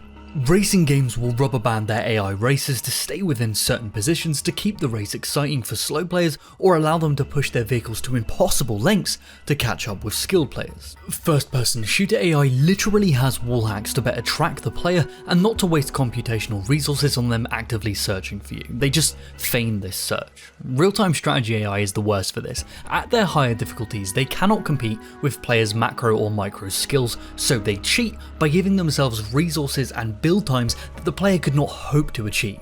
It's all smoke and mirrors. The information being presented to you as concrete is actually this putty that's barely holding itself together to try and keep up or keep you playing. If everything was as binary as it seemed, it would feel garbage. For example, random chance. Be it with chances to hit or dice rolls, these are all manufactured in service of the experience. Because true randomness is unpredictable, who'da thunk it? And players don't like this. Well, they think they do, but I'm telling you now, if you were to miss an attack 10 times in a row on a 95% chance, mate, you would probably fucking quit. Quick sharp. So instead, we skew the odds, and XCOM being the most famous example of this in motion. On lower difficulties, the player gets this hidden bonus that's added to their chance to attack, so their actual hit chance is about 10 to 15% higher than what is actually displayed. And then, for the next 2 subsequent missed shots, another 10% chance to hit is invisibly added to give them a much higher chance of succeeding. This is all done to manufacture a specific experience of tension while also avoiding prolonged frustration based on factors that's out of the player's control. And Mario Party does something similar too by seeding their dice rolls before the match has even begun to give this even distribution of rolls to keep things fairer. See, even in the most chaotic of games, there are these invisible systems that are trying to keep their players engaged, because at the end of the day, the only thing that matters is how you feel during play, not what is actually happening. In Dragon Age Inquisition, there were these engine limitations that meant they couldn't render their environment quicker than they already were, so your horse's sprint function does sweet fuck all. It doesn't increase your speed at all, but the effects that they used make it feel like you're moving faster, so does that matter? In narrative games, we use a bunch of tricks called divergences to make players feel as if they're making meaningful choices, but in reality bringing them right back to the same conclusions regardless. Full episode on that over here, and by the way, I'm sorry about my mistake with Kim. At the end of the day, it matters how the player feels during the journey we take them on, not the objective truth of the information or systems that they're playing with. But with all of this lying, why do players rarely notice it or even care? Well, players will attribute their own meaning and interpretations on data we present to them, whether it's true or not, and this can swing both ways. How many times have you been playing with a friend who thinks they're hot shit and they get absolutely bodied? They'll blame the game, the room temperature, or their milk to Pepsi pilk ratio before owning up to any kind of personal fault. In psychological terms, this is called situational attributions, where we blame the undesired outcome on things that are out of our control. On failure or death, players will commonly blame the game itself or their hacking opponents first before any kind of self-reflection takes place. So as developers, we want to minimize the amount of situational attributions a player could possibly throw our way with blaming the game, because that's how players quit, so we lie for their benefit, and players never notice this, because they tend to receive information that is presented in their favour and attribute it to themselves rather than any kind of outside factor. This is the self-serving bias, where players will attribute any form of success to their own accomplishments or ingenuity, rather than looking at it for what it is, which is it being handed to them on a silver fucking platter. We don't want to acknowledge that our hands are being held. We want to live out those power fantasies, conquer impossible odds, and as long as it feels as such in the moment, does it really matter that we're being lied to? But what do you think? Have you ever noticed a game lying to you, and does the fact that we use these smoke and mirrors change your motivation to play? I think there are many schools of thought here, so let us know down below because we would love to discuss this with you. Alright Ludo, time to say goodbye. Alright, see you in the next one guys. Yeah, I'm top DPS, I'm the best. Oh, hey Ludo. Yeah, the new World of Warcraft expansion is out, so can you leave me be? how long have I been down here? Well, in the short term, all night, but in the long term, well, I've been playing for 16 years. I don't have a problem. You've got a problem. But wait, do I? Am I actually addicted to this game? And if so, how? I'm fully aware of all of the tricks dev use to hook their players. It is my job to design them. So if I've peered behind the wizard's curtain, why does this still work on me? What's kept this World of Warcraft clock ticking for nearly 20 years? So why do you think this game is so addicting, Ludo? The story. No, they butchered that a long time ago. Narrative design and even cohesion hasn't been their main focus for years now. I mean, it was early on. They took a lot of what people enjoyed narratively from the RTS Warcraft series and used that as a hook to get players in, ready to naively wander the fields of Northshire, but lurking behind those trees, Cenobites wait to administer a host of hooks to keep you addicted for literal decades. And this can start as early on as making your first character.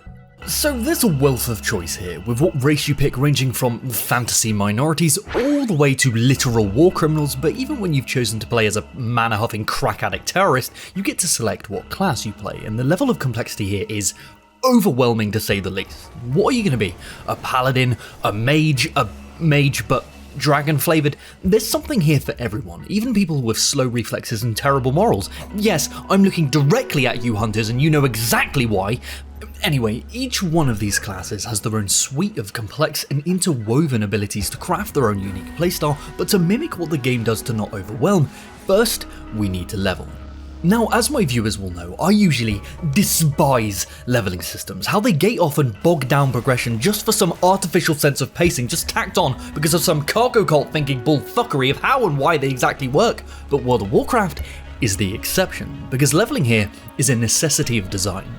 Because once fully leveled, each class has such a wealth of tools in their kit to suit any kind of situation. To hand all of that out at once would break players' minds, so they use the leveling system to onboard players at a more natural pace. For example, Monk, my main class.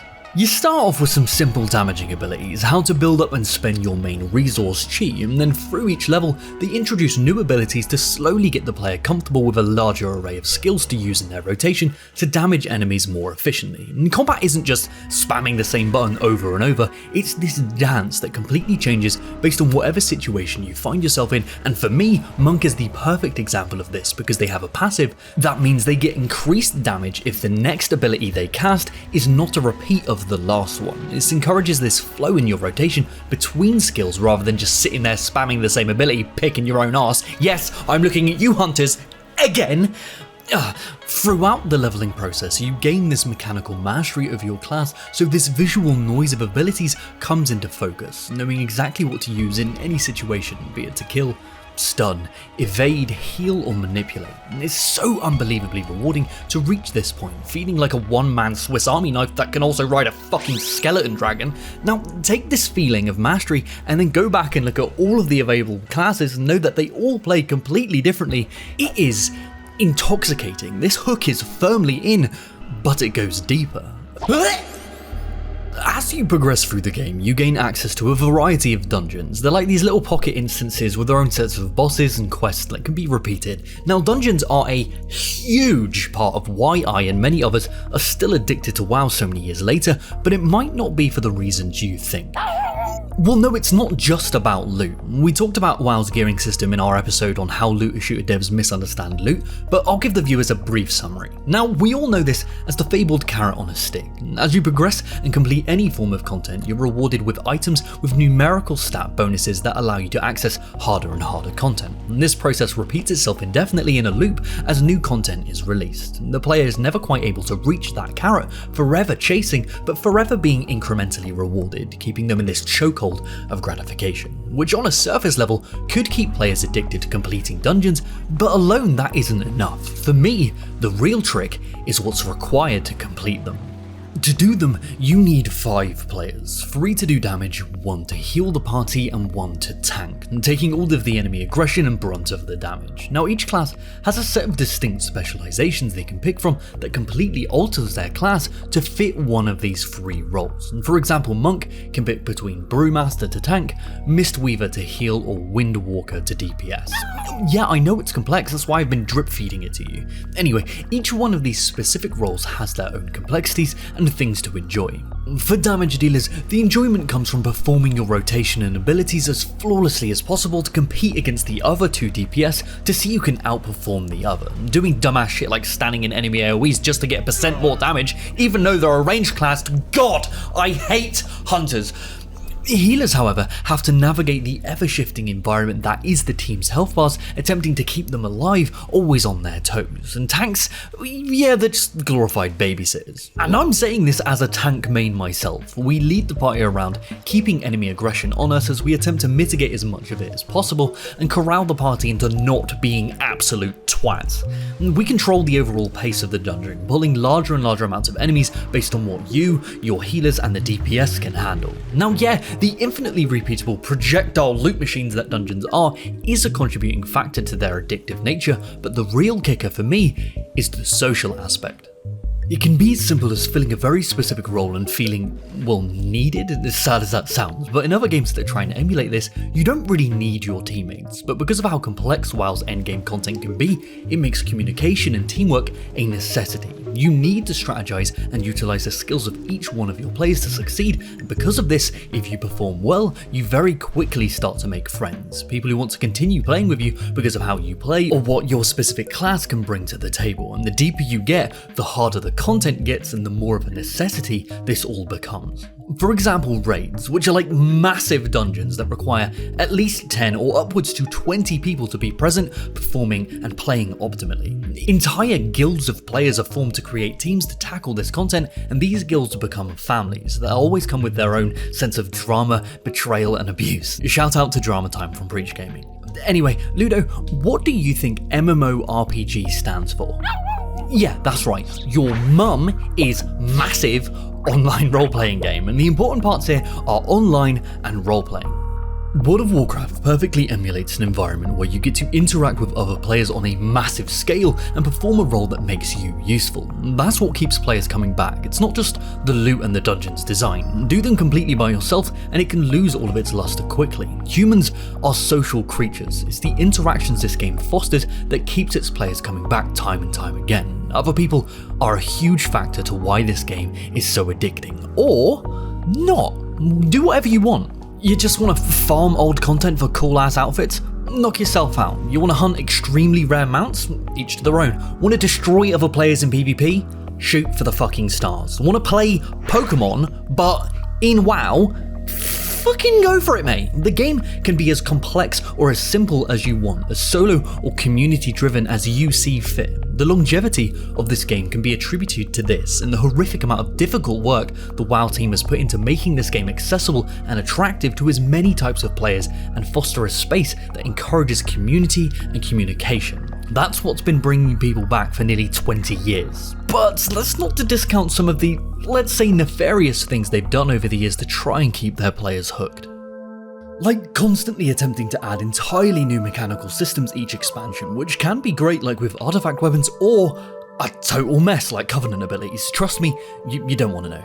Regardless of what system is introduced, rather than expanding on what was working, they create entirely new systems in the hopes of finding brand new ways to hook their players, but in the process, destroy what came before it to make room, leaving a lot of players to feel disillusioned. Or like having quests on a daily resetting timer that give you reputation for certain factions, that sometimes require literal months of grinding to complete. And this encourages the players to log in day after day after day, which is just unhealthy. And then, all of these reputations being tied to your character specifically, so that let's say you wanted to make a new one, well, get to grinding all over again, you fuck. Most MMOs like Guild Wars 2 or FF14 have moved past this like, I don't know, 10 years ago. It encourages players not to experiment at all, and in most cases, just to fizzle out and stop playing. You can have your game be addicting but still healthy and respectful to your players' time, and I know this because WoW is doing it right now. A lot of the issues I've just mentioned have been from World of Warcraft's past. Now there's still a ways to go, but they've made a lot of positive changes to put more power into the players' hands in how they choose to spend their time in game, by looking at competitors in the genre and learning from them rather than just digging their heels in. Making gear rewards and upgrades way easier to obtain and then trade between your classes. Daily quests are nearly all but gone, and reputation grinds are now account-wide across all of your characters. They don't want you playing all of the time. They no longer require require that stranglehold on its players' throats. They want you to play other games, but then be able to jump back in at any point and be able to stay relevant to its current content. They've made so many great changes, it's kind of worrying, honestly. It's like a drug dealer who occasionally gives you £5 for no reason and makes you wonder, well, are they turning over a new leaf? But nah, they're just trying to sell you more crack. But I guess the crux of this video is, crack is fun if you're making friends along the way? Yeah, it only took me 10 minutes to get this video demonetized, but what do you think? Have you ever become addicted to a game and ask yourself, well, why is that specifically? Let us know down below, because we would love to discuss this with you. What about Final Fantasy XIV? Well, that game arguably respects its players' time even worse than WoW ever has, but that's a video for another time, because I have a lot to say on that subject. So, time to say goodbye, Ludo. Alright. Oh, you right, Ludo? Yeah, I'm a bit stressed out and I'm trying to just relax and play this new game called Concord, but I can't seem to get it working. What do you mean it's been taken down? That is ridiculous. Let me peek into the cosmos and see what happened. Oh, what a load of wank. This honestly might be the biggest failure in gaming since E.T. on the Atari 2600. Well, yeah, I know that caused the gaming crash of 1983, nearly collapsing the entire industry, but Concord's failings could have similar drastic impacts on the industry as a whole, or at least, I bloody hope so. So for anyone who's in the dark as much as I was, Concord was a first-person hero shooter from Firewalk Studios and published by Sony. And on face value, its only crime was being a hero shooter in the year of our Lord 2024, but this isn't anything new. Unfortunately, shitty games are released every day, and this isn't out of the ordinary. Concord was launched and then subsequently removed from existence within 2 weeks of its initial release, and this could be largely due to its double-digit player count within days of release in a genre that requires substantial player counts to even have a chance of existing, but if we go deeper, the worse it gets. Something that sets this game apart is the fact that it was developed over nearly 8 years. Now, games do take a long time to make, let's say on average around 2 to 5 years to prototype, create systems, art, sound, playtest and polish. But regardless of experience and how many games you've shipped in the past, the process of creating any game is a long and difficult journey. But 8 years is still a lot longer than average. So why is this? Because looking at Concord, it doesn't look like it would take 8 years to make, but 8 years in development doesn't mean that there were artists and programmers just sitting at their desks chipping away at it the whole time. More than likely, they probably got stuck in the iteration process attempting to capture the magic of another specific game. I'm sure you can guess which one. Yeah, Paladins, of course, Ludo. See, attempting to grasp why another game succeeded and resonated with players is a difficult task at the best of times. Some games even forgetting how to do it themselves. I'm looking at you, Overwatch. But at least Firewalk Studios had the time and seemingly the money to actually attempt this prototyping. What was their budget again, Ludo? Okay, see, I have to have all of this info handed to me because the game doesn't exist anymore. So, over $100 million. Sorry, what? With not including marketing, that makes this one of the most expensive games ever made that wasn't an MMO or a huge open world RPG experience. And usually, games are this expensive to produce because the sheer scale that is required for those games to simply function, but this was a hero shooter with only 16 characters and 12 maps on release, and it took them 8 years, costing over $100 million. What? You could have made 100 individual $1 million indie games rather than making, I don't know, nothing? How is this possible? Now, this is monumental. It might just be the biggest failure I've ever seen in the games industry. Yeah, now there have been other big name failures, but their costs, reception, and even sales have never been on this level of debauchery. Let's compare it to E.T. on the Atari 2600, probably the best example of a game that failed so hard that it is widely considered to be the catalyst for the gaming crash of 1983, nearly killing the entire industry. Well, yeah, until Nintendo came to the rescue. E.T. was rushed into development to meet a holiday sale deadline, and I mean rushed. From beginning to end, giving the designer 5 weeks to complete the project, and due to development constraints, Atari decided to skip the testing phase entirely and rush it to market, leaving this dark stain on the industry and utterly destroying Atari. But E.T. and Concord are two extremes of the same problem. E.T. was rushed out to meet demand, short development time, low cost and low effort in service of the product's perceived demand, and Concord was a game given a seemingly infinite budget and development time in service of chasing a trend. But both of these embarrassingly have comparable sales but infinitely different costs, so how does something like this happen in the first place? Well, yeah, usually I'd agree. Looking at a lot of these situations, it's easy to point the fingers at the publishers and say that they're the problem, and you'd be right. Most of the time, greedy publishers naively obtain company to try and push live service experiences down players' throats, but the actual story seems to be a bit less black and white than that. Remember, this game was in development for nearly 8 years, and Sony only bought the company in 2023, 6 years deep into the development cycle, so Sony isn't the main issue here, it was probably monsters. Well, no, not literal monsters, that's the name of the company that helped incubate Concord for many years before Sony acquired them. They are called Probably Monsters, which is probably the dumbest name I've ever heard, well apart from fucking Triangle Strategy. Anyway, it's likely that pressures from these monsters could have influenced the direction and shifts in the game's focus to where it is today, but maybe the issue goes deeper, and I hate to say it, was part of the issue the makeup of the dev team? During any development cycle, things come up that require attention or time investment to fix, such as upgrading engines from Unreal 4 to 5, which would inadvertently lead to a shift in how the art pipeline works, and then because of that, cause an artistic alteration overall. During prototyping and playtesting, mechanical focuses can also morph based on feedback and responses to external competitors' successes or failings. These things happen, and by any means this was not an inexperienced team working on Concord. Key members were responsible for shipping games from such beloved franchises as Call of Duty, Destiny, Apex Legends, and Halo, but sometimes too much experience can be its own curse. Our sponsors are experienced in tabletop emulation. Was that your lazy attempt at an ad segue? Oh Jesus.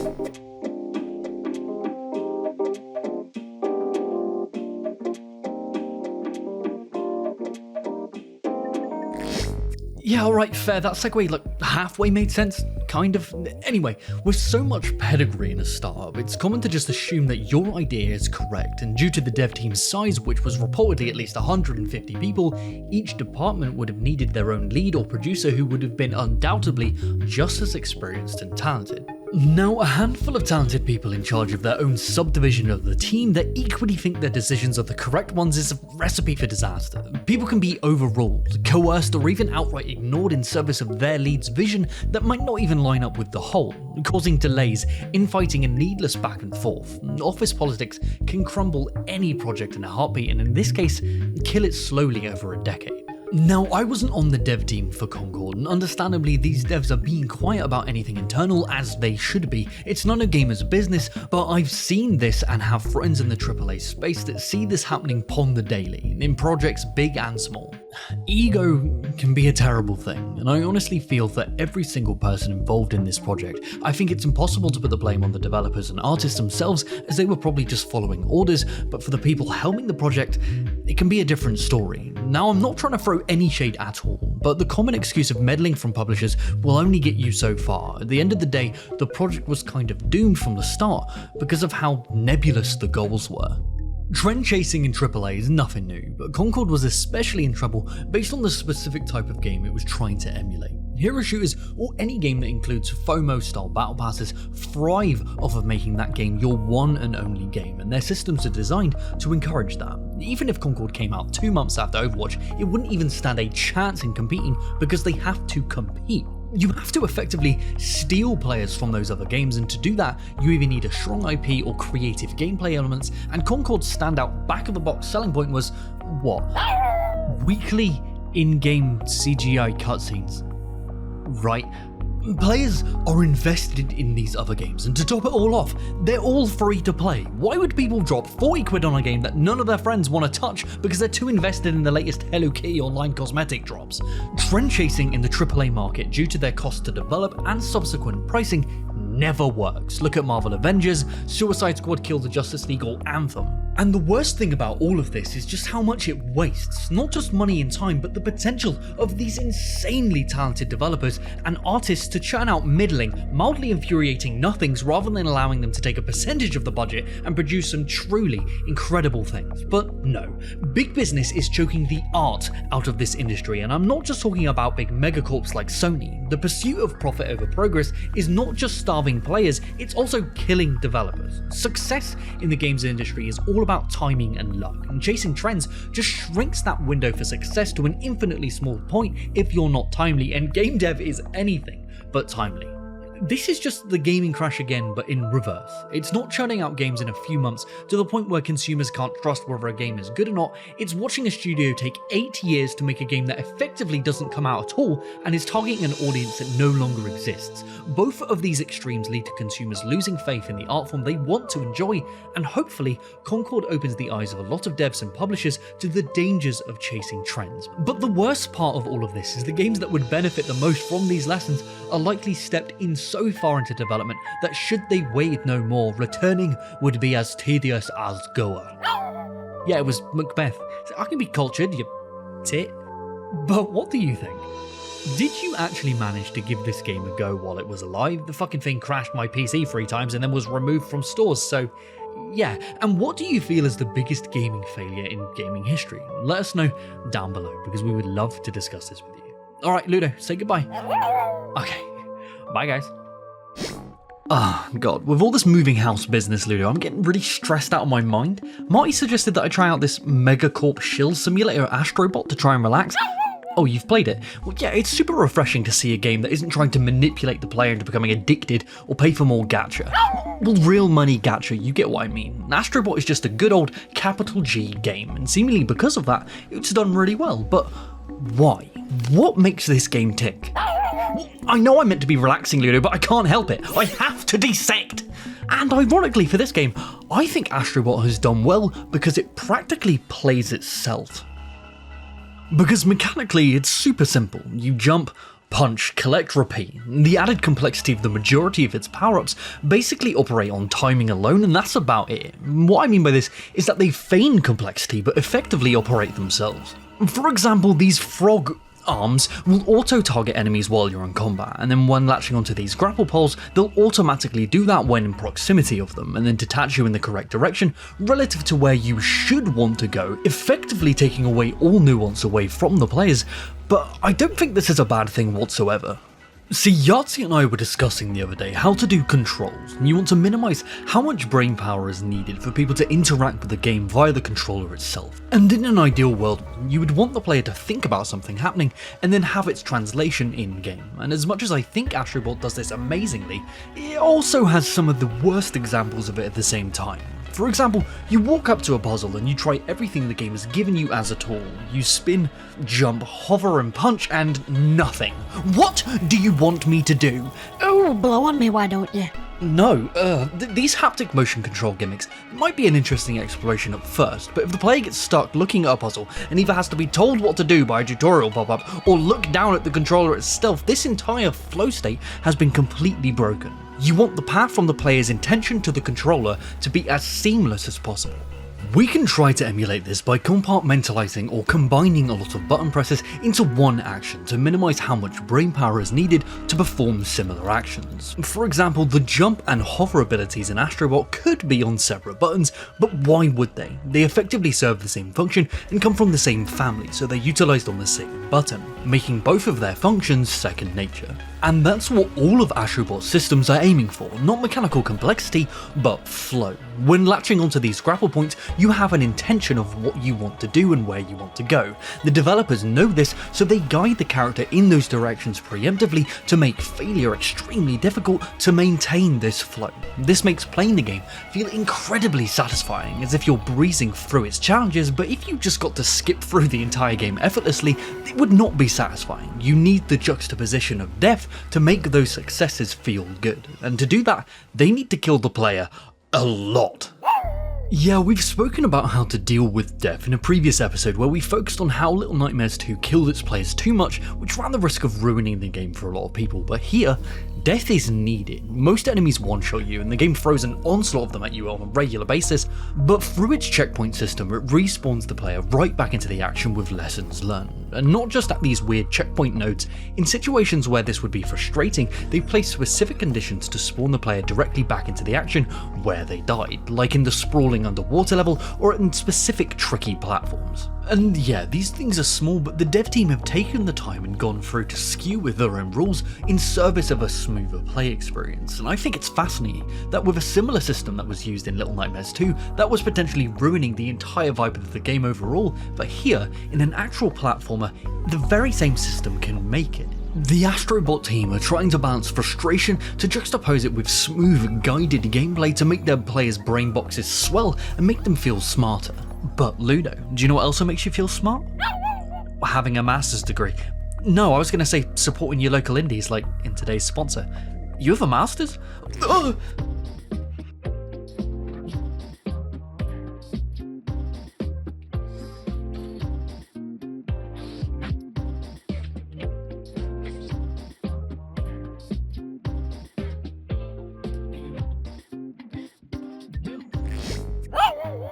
You picked that one for aesthetics. Yeah, I can see that. But back to Astro Boy. To aid in making the player feel smart, just like with its platforming, the game also wants to subtly guide you towards secrets, but in a way that feels player driven. The best example for this is in the level Free Big Brother, and also can I just start by pointing out that the titular Big Brother is one of the creepiest things I have ever seen. I don't know what it is about it. What have you seen, brother? Oh god. Yeah, anyway, so there's a secret underneath this platform, and to guide the player to a thread to find it, the developers strategically place enemies atop it that require the player to use their hover attack to take them down, subsequently breaking the floor and revealing the path to the secret underneath. Now, yeah, it was completely intentional on the developer's part to have this happen, but it feels player driven. And to top all of this off, the same mechanical principle is used in the secret area close by, so it's a form of conditioning and teaching for what's to come. I bloody love this kind of microdose teaching, and it's used everywhere in Astrobot to try and make players feel smart for finding these secrets or to intuitively know what to do. Sound being a big proponent of that, being guided to hidden bots by their cries for help or music cues denoting when platforms will disappear. These are completely subliminal and give the players information audibly alongside their visual counterparts, making them immediately recognizable and reinforcing. Each one of these systems, from how it manages depth, platforming and guidance, is all about less thinking and more doing. And you would 100% feel this if it was missing, because they do it here in Astrobot, in these added challenge areas. Nah, it's not because I don't like a challenge. Well, these levels aren't even particularly hard anyway. It's about how drastically different they are compared to what was set before them. It leaves this sour taste in my mouth. When you begin them, there is only one checkpoint at the beginning of the level, turning each minute challenge into a trial and error as you have to repeat the same stretch of gameplay over and over and over again just to get a glimpse of what's to come, adding to this frustration of repeated failure. It's not bad enough to stop me playing by any stretch of the imagination, but what it does do is highlight how pinpoint perfect the pacing is in the base game. Because at the end of the day, I can't get mad at this game. It's made for kids. It's not made for kids. Well, yeah, it is. These robots are literally dabbing and flossing, Ludo. What are you chatting? The nostalgia of seeing your favourite characters is for the older players. I mean, touche. Honestly, I kind of find this whole situation a bit dystopic. To have a game on the PlayStation praise itself for being on the PlayStation while its new PlayStation mascot flies around on his PlayStation 5 spaceship with his PlayStation friends while we tried to rebuild his PlayStation in celebration of the PlayStation. Oh, it's a bit fucked, isn't it? Don't get me wrong, sometimes this nostalgia bait worked on me hook, line and sinker. It was lovely to stumble across some of my favourite characters like Amaterasu or Sly Cooper, but other times I was just like, who's this then? Who ams? Whence you came? And to top it all off, it doesn't bloody help that for some unknown reason they don't put the characters' actual names or related games on their descriptions at all. Why? Was this a rights issue? What is happening here? They do this in Dead by Daylight too, to fit some contrived naming convention that they themselves made up, which just adds to all of this confusion. I hate this. I just want to know who this is and where they're from. I platinumed the game, did the final big ultra mega challenge, and they said specifically that a special friend was waiting for me at the end. So I did it all, and Onion Man?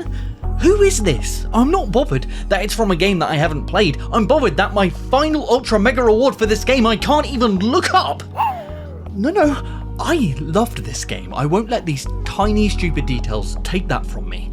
Their interactions with physics, destruction, haptics of the controller just feel so smooth, and as much as I really don't like these controller gimmicks, especially the speakers inside of them, I kinda like it here, mainly because most sounds that emit from the controller come from Astro and his interactions with the world itself. You yourself are playing as Astro, the controller is your main form of interaction with that world, so the fact that it's making those sounds feels completely holistic. It gives this sense that you're connected to the world. Oh, he's back! Yeah, there's this sense of object permanence to the world and how you interact with it that feels so detailed. And for example, these cards blew my tiny little mind. Not only with the slowing down time to use them as platforms, but you can cut them in half while you're doing it, and once the enemy is defeated, these cards fall and stay on the ground. What? Now, this isn't some game-changing new technology by any stretch of the imagination, but my god, would this have taken a lot of time to implement for such a small host of details? This type of object permanence is everywhere. It adds so much to the overall experience, and I adore all of them. God, honestly, I'm torn. Half of me thinks this is such a beautiful exploration of exactly what makes 3D platformers tick for all ages, and on the other hand, I think this is a weird PlayStation circle jerk that is feigning being a celebration of gaming history, but my god, when the metal arms reach up longingly at the PS5 slowly descending, I cannot help but feel like I'm being sold something that I already bloody own. But for whatever the reason is, this propaganda worked. Every time I see my PlayStation paperweight sitting there in the corner, all I can think of is Astrobot and all of the other badly named IPs that won't let me know their names because they won't fucking tell me. God. But what do you think? How do you feel about a game assisting you as you play? Is this okay as long as it's in service of the overall flow of the game? And does this mascot overload of Astrobot bother you or no? Let us know down below, because we would love to discuss this with you. Oh yeah, for sure. If you enjoy this show, or anything here we do at Second Wind, please consider supporting us on Patreon. For as little as $1 a month, you could quite literally be helping to feed Ludo. Exactly. Alright, time to say goodbye, Ludes. Okay, bye guys. Oh god, James, what have you done? Oh, hey Ludo. I've just spent the last 2 weeks basically submerged in Silent Hill 2, and I'm honestly a bit lost in the sauce. How did I find the remake? Well, yes, some aspects were really good, but others were ruined by attempting to homogenize a genre.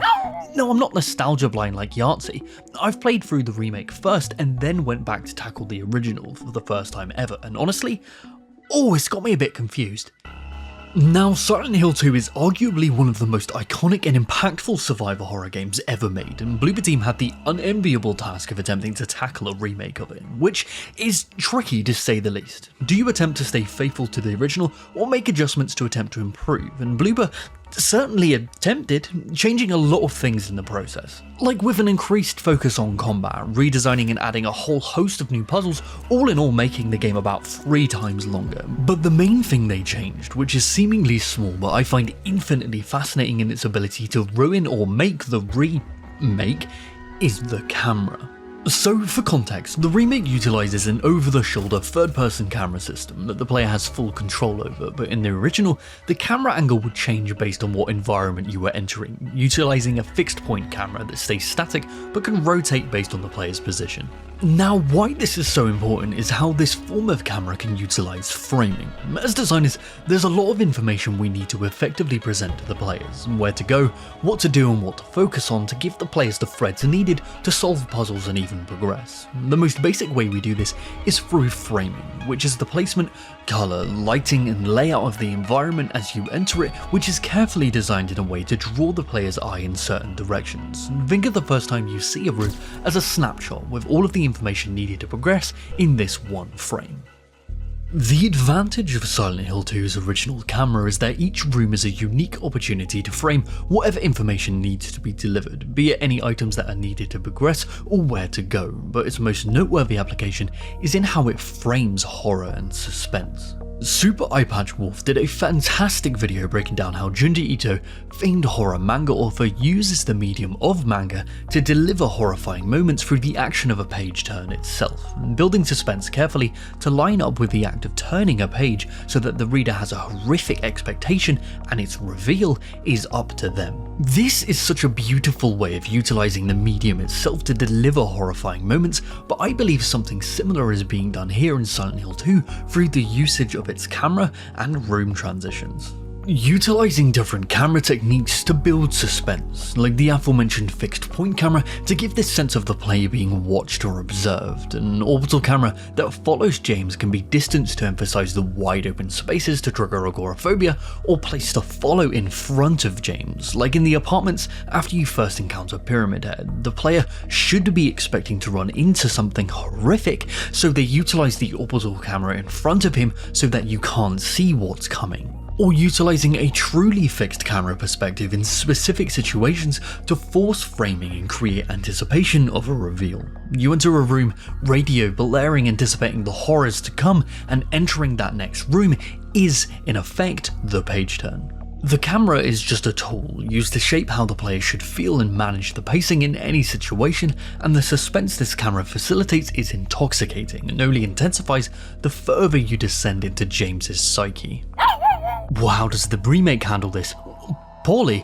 No, that's not fair actually. There's a lot of positives to shifting to a different camera style in terms of horror. Putting the control of the camera in the player's hands gives a lot more opportunities to build more instances of paranoia. For a simple example, you can't see what's behind you, therefore making sound a much more powerful tool. In a forced camera perspective, there are only really two answers to where a non-linear sound could be coming from. It's either inside the room or it's in the next. Great for setting up page turns, but with a third-person camera, the same sound has 360 degrees of options, leading to a lot of second guessing and paranoia. This is only accentuated by the fact that the player has a very limited field of view, which in itself feels claustrophobic, but also forces the player to frantically scan the environment for threats hinted at by these sounds. But by changing the camera, it also has drastic effects on the level design. Instead of being able to signify and frame through the action of entering a room, there are now an infinite amount of variables needed to be considered in how we deliver that same information, because it's now up to the player and how they frame the scene with their own camera. We just need to subtly guide them in different ways. The most obvious way Bloober Team has done this is through the usage of white cloth, which signifies areas that James can traverse. No, I'm not having a yellow paint debate with you. The realm of possibility of where to go is infinitely more complex here, so they need to indicate paths of progression somehow. The same with the usage of starker contrasts of light and dark to guide the player's eye, or sound effects and enemy movements. Lootable items have now been signified with a contextual UI element because the framing of those items can't be forced like with the original fixed camera. These are needed and positive changes, but do cast disadvantages on the atmosphere as a whole.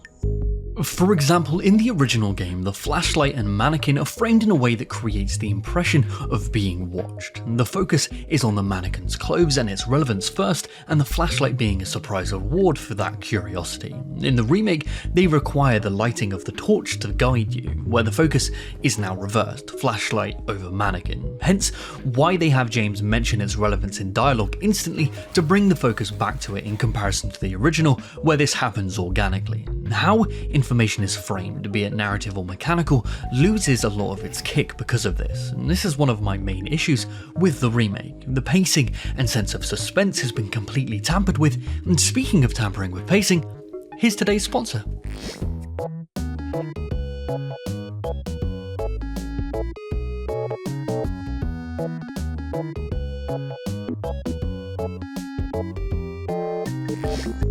Oh, don't look at me like that. I'm not proud of that segue either, but a girl's gotta eat. That girl namely being you hungry bitch.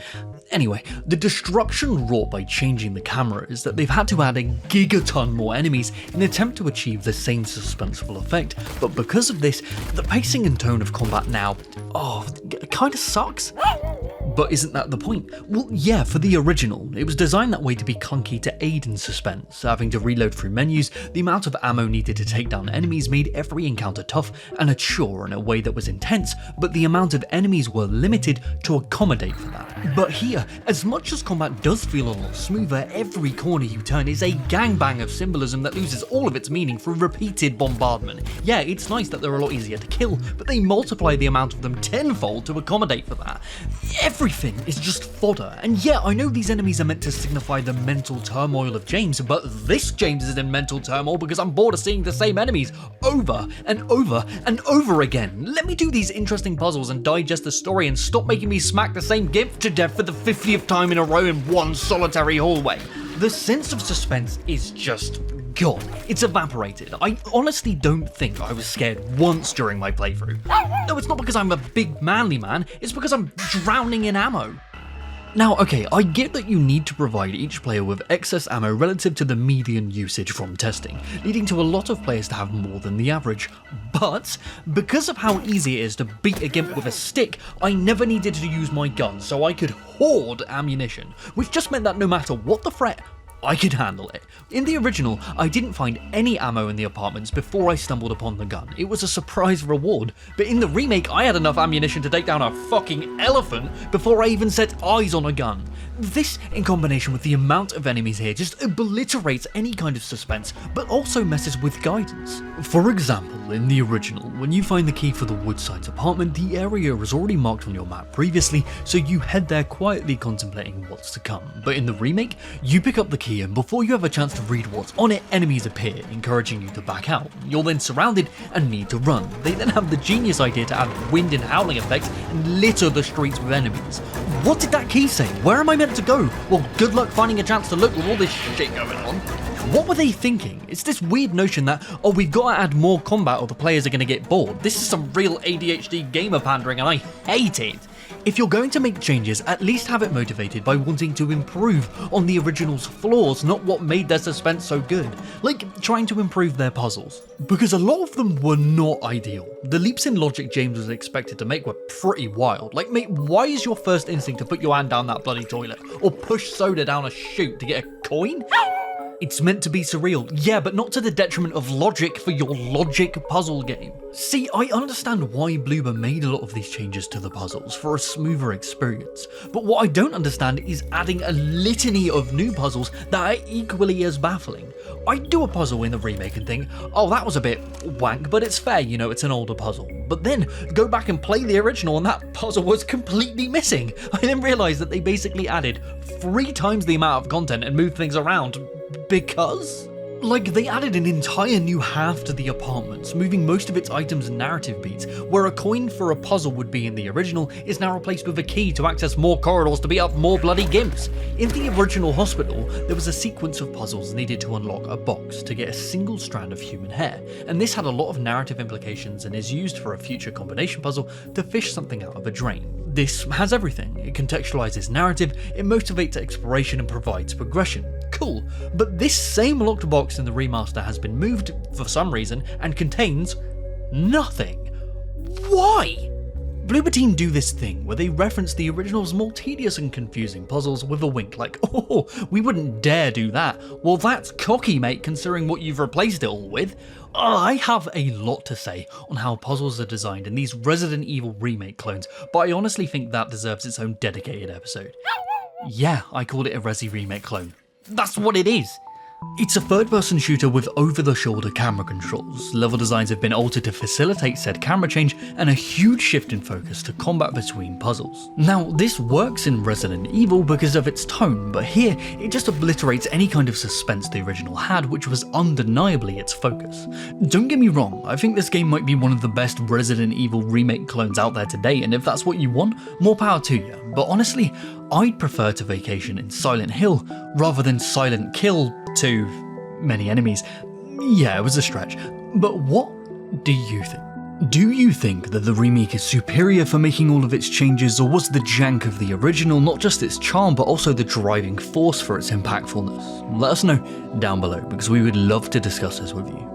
So if you enjoy this show and all of our other podcasts and stream series, why not consider checking out our Patreon? We have exclusive content, ad-free videos and hangouts with the Second Wind team over there. All of the support from these wonderful people allows us to keep making this weird ass content that we love spewing out. So to all of these legends and you for simply watching, thanks. Alright Ludo, say thank you and goodbye. Oh no, it's happened again. Oh, hey Ludo. After last episode and all the debacle over Silent Hill 2's camera, I wanted to sit down and play some other nostalgic fixed-point camera games to take me back, and boy, did I mess up big time. Well, I think I found it. The worst boss fight of all time. What's so bad about it? Well, to fully understand why it sucks a slug's ass, we first need to ask, well, what makes a good boss fight?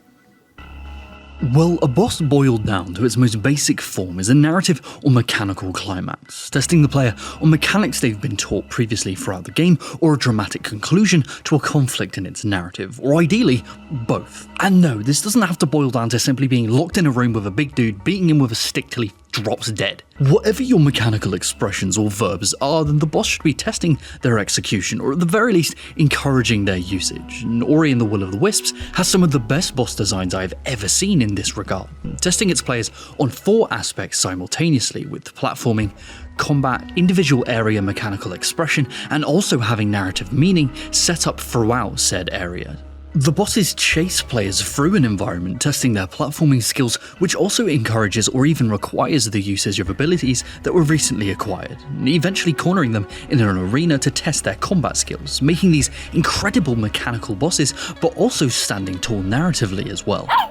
Well, these bosses reoccur and stalk the player throughout their adventure, possessing friends that you've been helping throughout your journey. Finally, defeating them does affect positive change in the world that can also be felt throughout its level design, but at the cost of a life. This is just incredible. If a boss can simultaneously mechanically test its players, encourage the usage of newly acquired abilities, and be a narrative obstacle for the player to overcome, you have the recipe for a super impactful boss encounter.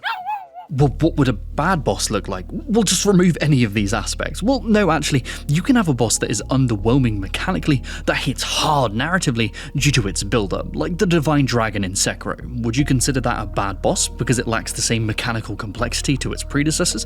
I'd say no, it succeeds in other ways. The same thing for a boss that is mechanically complex, but has little to no narrative impact. And I always think to that one cinematic they did for Elder Scrolls Online, where the 3 main heroes are fighting that one random guard and they get absolutely schooled. An encounter can still be challenging and rewarding to experience without it having some deeper narrative conclusion, and it can even begin new narrative threads for that character. Bosses don't need to tick all of these boxes to be considered good. It's a case-by-case basis, and the real problem lies when you don't do either of these things, leading to the absence of meaning. Oh, you think you could make a better boss, do you? Well, why don't you prove it with today's sponsor?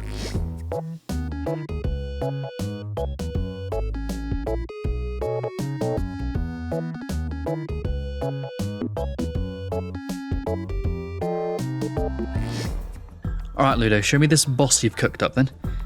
Well, what kind of abilities does it have? Fire tits. Right. Well, it's still not as bad as what I found. Alright, enough teasing. Let's finally get to the game that's housing the worst boss fight of all time, like some kind of poorly made SCP. No, it's not Prince of Persia, it's Devil May Cry 2, which is the sequel to Devil May Cry that completely shit on the original from a great height in many different ways. Excuse this small rant, but my god, when you think of a sequel, what do you think of? At best you can expect an improvement on the series' mechanics, or at worst, maybe a carbon copy of the first game just in new areas.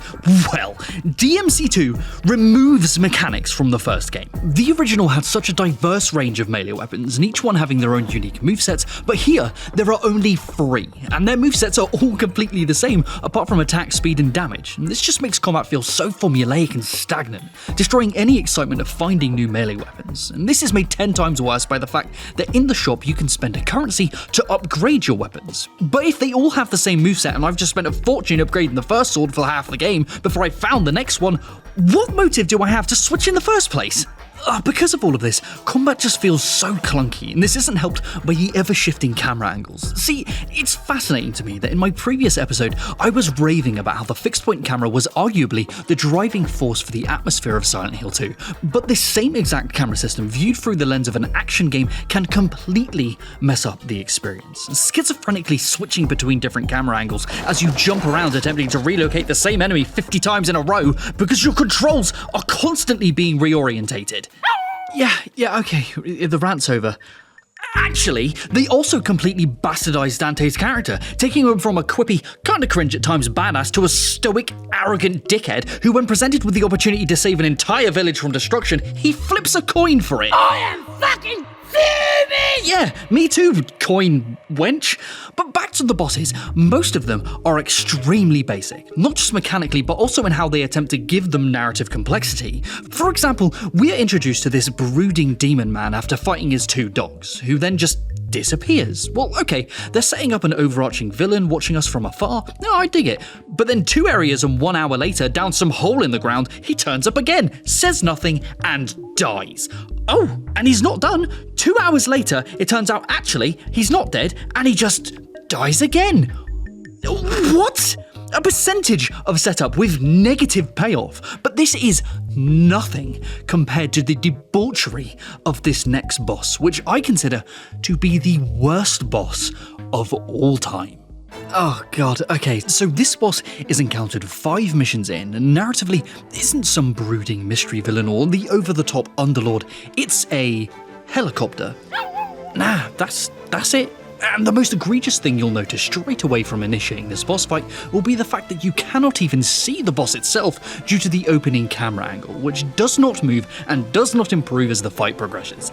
Oh, and on top of all of that, it is a purely ranged enemy, so half of your arsenal is completely useless. Even Dante's flying demon form either doesn't last long enough for you to be able to locate the boss, or in most cases, can't even reach it. So you just have to sit there and shoot at it. In retaliation to this, the boss spams the same 2 attacks. One doesn't even target you and misses half the time, but it also fires homing missiles, but they get auto-targeted by your gun and get shot out of the sky, immediately making both of these attacks utterly useless. So you sit there and slowly chip away at its massive health bar until it, I think, drops dead. The game doesn't actually show you what happens because the camera angle was chosen by a shrimp with astigmatism. It's over. I fucking wish, Ludo. Time to ascend a burning building and repeat phase 1. Oh god, this is so boring. Oh, why would I not try and engage with melee combat? Well, because the game basically begs you not to. Not only is it practically impossible to reach it, why would you? In the aerial demon form, you not only get the ability to pseudo-fly, but it also gives you machine gun hands that utterly rinse the boss's health bar. So tell me this, Ludo, if I have the choice between a prolonged fight that I get no enjoyment out of, or blast it out of the sky, which coincidentally consists of me standing still and doing nothing while it auto-targets, which am I going to choose? Yeah, that's right, a bad time, which is coincidentally both options. Oh, and Ludo, we're not done. Ascend the skyscraper to its penultimate point where the devs tease you with these pillars that it might be possible to engage with melee combat, but no. It can't be reached, and if you attempt to juggle combo it mid-air, it sends you plummeting down a pit. How dare you want to engage with mechanics, you middling slug? Get down there and just shoot it mindlessly until it dies, I think. Is it dead? It's dead. At least it was over quickly. See, I admire your positivity, Ludo, but that boss fight takes 20 minutes, mate. 20 minutes of this 3-hour and 20-minute campaign is taken up by this single boss fight. What? How is this even possible? This isn't just a bad boss. This is an insult to its players. Let's go over our criteria. Narrative? Well, it's certainly an object in the world that we have to fight, I guess. And mechanics, this might be the single greatest flub I have ever seen. It doesn't facilitate the usage of 2/3 of your available abilities and even actively encourages its players to behave in the most boring and unengaging way. Why go for combos and star rankings when the boss is actively fighting from allowing you to even do that at a basic level? It totally goes against everything that Devil May Cry is. And don't get me wrong, most bosses here aren't much better, but this one takes the cake. Well, I guess this is what happens when you don't ask the director or original team to return for the sequel's development, and then give Team 2 a year and a half to pump out the sequel with zero knowledge of how the original was made, and on top of all of that, the unnamed director helming the project was fired about 5 to 6 months before development was completed, and then Hideaki Itsuno was brought in to overhaul the entire experience before release, meaning that most likely a lot of the design decisions made in this game were done under intense time pressure, and if any changes did need to be made, they only had 5 months to make them happen. My God, it's honestly a miracle that this game even exists and we got any sequels at all. And I mean, I'm glad because DMC 3 through 5 absolutely slap, but I am simply baffled. But what do you think? Show me a man who says he knows of a worse boss fight than this and I'll show you a liar. Lest, do you know of any bosses that are worse than this abomination, and if so, why? What makes them so abhorrent? Let us know down below, because we would love to discuss this with you.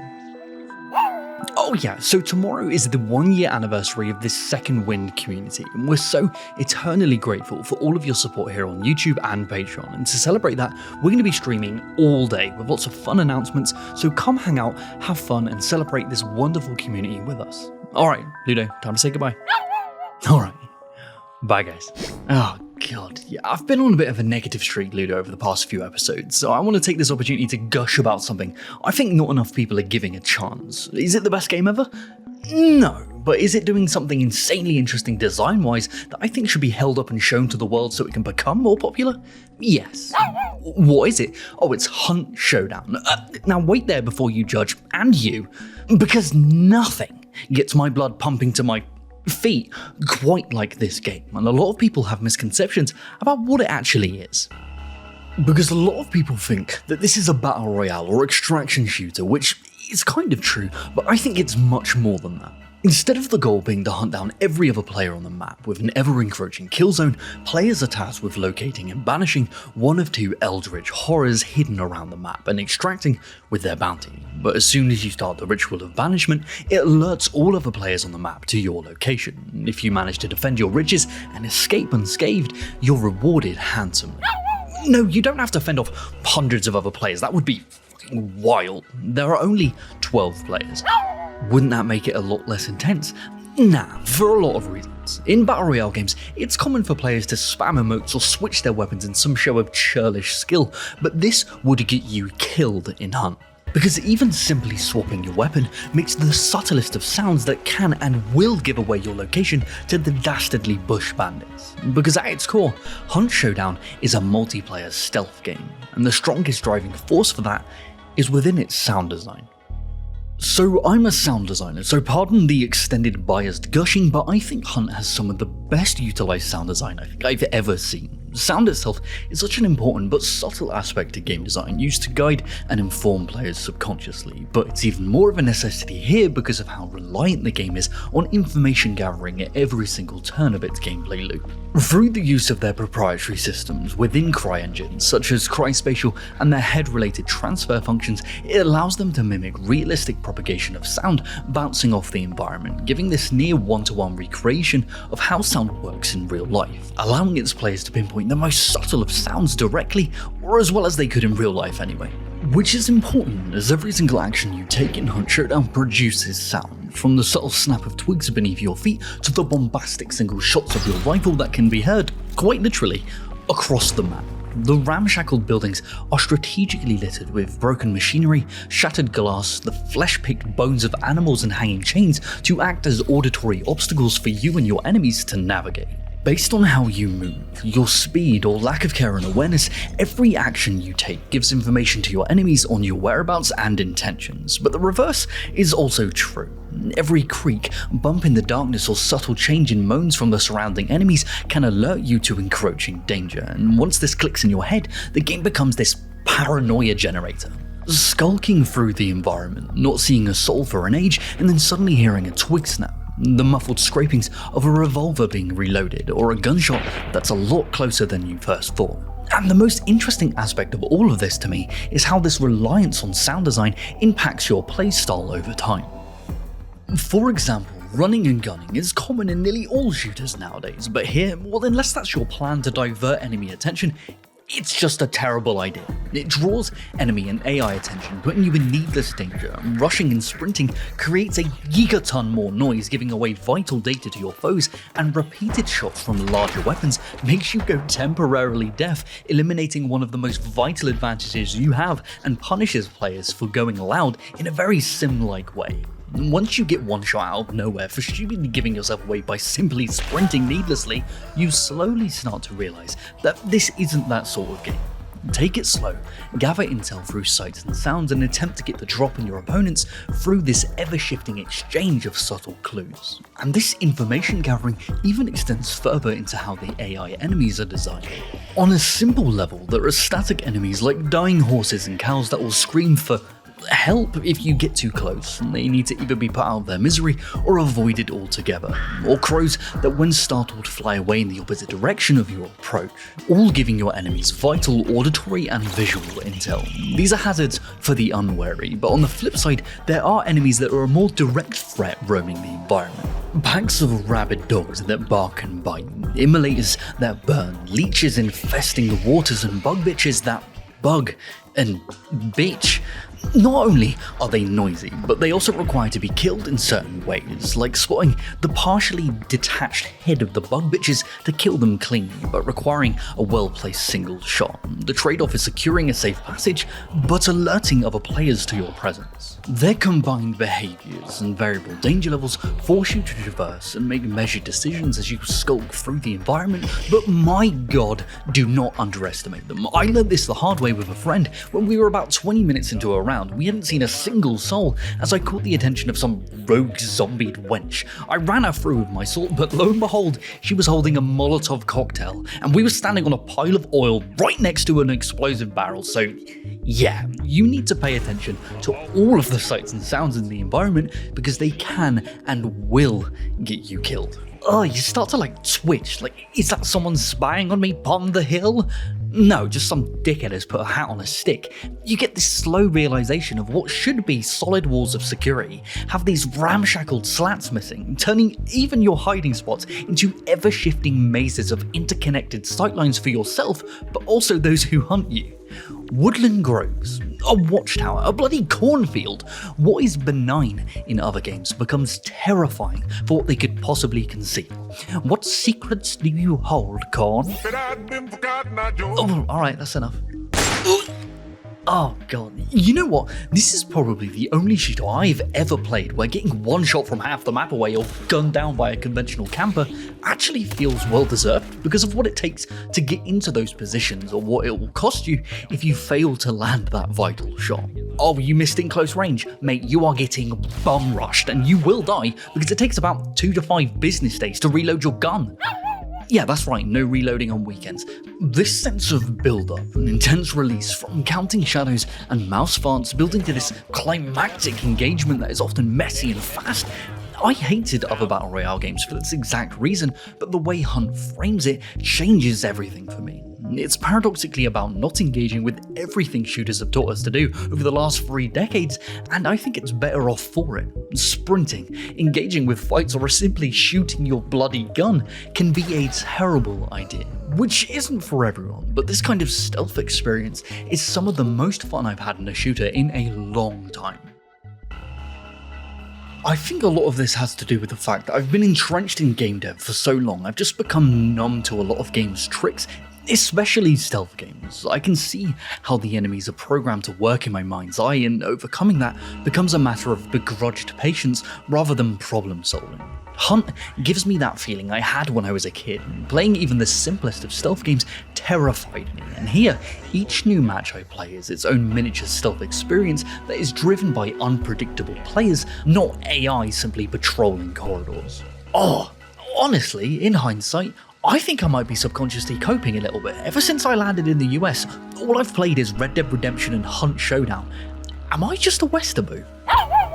Yeah, well, regardless, this game could only really exist in this Wild West setting. Its vegetation, ramshackled buildings, and reliance on weapons powered by moonshine and nightmares, none of that could work in the car parks and nuclear facilities of a nondescript Eastern Europe setting. Just Hunt Showdown, its mechanical focuses and how they intertwine absolutely blows me away, and not enough people are giving it a proper chance. But that being said, it's not perfect. Oh, hello devs watching this, because I know you do. Yeah, Ludo says hey too. I've got a few bones to pick, but please don't take this personally, alright? First off, currencies. When you die, the character you're playing dies permanently into the void, along with all of the weapons and perks you brought in with them. You can then buy new characters and add-ons with one of their currencies. Now, I know losing this is meant to add tension to the possibility of death or give a reason to actually consider extracting early, but it just feels redundant and punishes new players. And let's be real, because of the genre, you guys are struggling with onboarding as it is. All of the characters you can play have different levels of perks that they have access to. the more currency you spend, the more perks you get, making it slightly play to win, along with the fact higher cost characters are wearing better camouflage apparel in comparison to the mystically white shirts of the cheaper plebs. You spend more currency, you have a mechanical and stealth advantage over others. But you get so much currency, it makes all of this redundant. So what's the point? It just means that once you die, you have to go through at least 10 different menus and interaction costs in an attempt to make someone which has the same level of advantage, weapons and perks that you enjoy to play. I usually only get a few rounds into Hunt before I need to step away, and at first I thought this was because it made my blood pump so vigorously and I needed to calm down, but could it subconsciously be that I just got tired of navigating this sea of menus? This honestly might be a contender for the most confusing UI of 2024 competition. Well, I was only half being serious about that, but that could actually be quite fun. Right, that'll be next episode then. But what do you think? What are some aspects of a game that seem small but had a drastic impact on how you personally play? Let us know down below, because we would love to discuss this with you. Oh, yeah, you're right. So there's been this mass exodus of Twitter because of obvious reasons, so come follow Ludo and I on Blue Sky for all those juicy design delve updates. Well, juicy was like the first word that came into my head. Whatever. It's time to say goodbye, Ludo. Okay. Bye, guys. Oh, how does it just keep going? Hey, Ludo. I got irrationally annoyed at a game's user interface and wanted to make, a simple video about it. But boy, did I fall down this UI rabbit hole. The issues just kept cropping up, some over here, some over there, and they are all in live service games. Is this some kind of conspiracy to manipulate the masses, or negligence just on a mass scale? Yeah, well, either way, we need to look into this.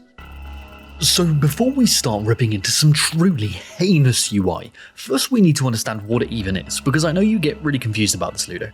UI stands for user interface, and how the user interfaces with the product. This doesn't just mean health bars or menus, but any way in which they interact with the game, including the controller itself. UI designers are responsible for making the player's interactions with the game's world and its systems as smooth as possible without drawing attention to themselves. Well, yeah, unless you're Persona. Because what makes good UI design is being efficient and effortless, minimizing the cognitive load for the user. It's similar to sound design. If done correctly, you should never notice it's there at all, being able to get the information you need at a glance with minimal effort. If any of you are into those narrative-driven linear paper games some people call books, I'd highly recommend The Design of Everyday Things. Ignoring the unhinged focus on doors, there are some absolute nuggets of gold hidden within these pages on how to design flawless UI. The crux of it is that a user should be able to look at any product, no matter how complex, and know what each aspect of it affords or what it does, simply by looking at it. For example, seeing the word queue on a button signifies that it might initiate a lobby queue. Highlighting that button when it's hovered signifies that it can be pressed, and a throbber alongside that signifies a queue might be in progress. Yeah, well, we spoke about throbbers before, Ludo. They signify something is in progress by throbbing. Grow up. If we remove any one of these aspects, the affordances of the button are lost, and that confuses the user. In short, if you can't understand how to do something even after viewing the UI in its entirety, it's failed regardless of how complex the product is. Yeah, you're right, games are a lot more complicated to understand than toasters. It's a weird way of phrasing it, but true. We have to signify things such as ammo count, where to aim, where to go, what abilities afford, and what buttons to press all at a glance without overwhelming the player by putting too much on the screen at once. So we found ways to condense hundreds of options to make these things manageable for the players and the devs. As the industry has grown, because of the standardization and understanding of what users usually desire, UI and the user experience has become so unbelievably smooth. So smooth, in fact, that I'm sure in some of your favorite games, UI barely crossed your mind at all. But not in all games. Paradoxically, the more money a company generally has, the worse their user interface becomes. But let's say that you wanted to make your own games with great UI for no money. Well, I've got the perfect thing for you with today's sponsor.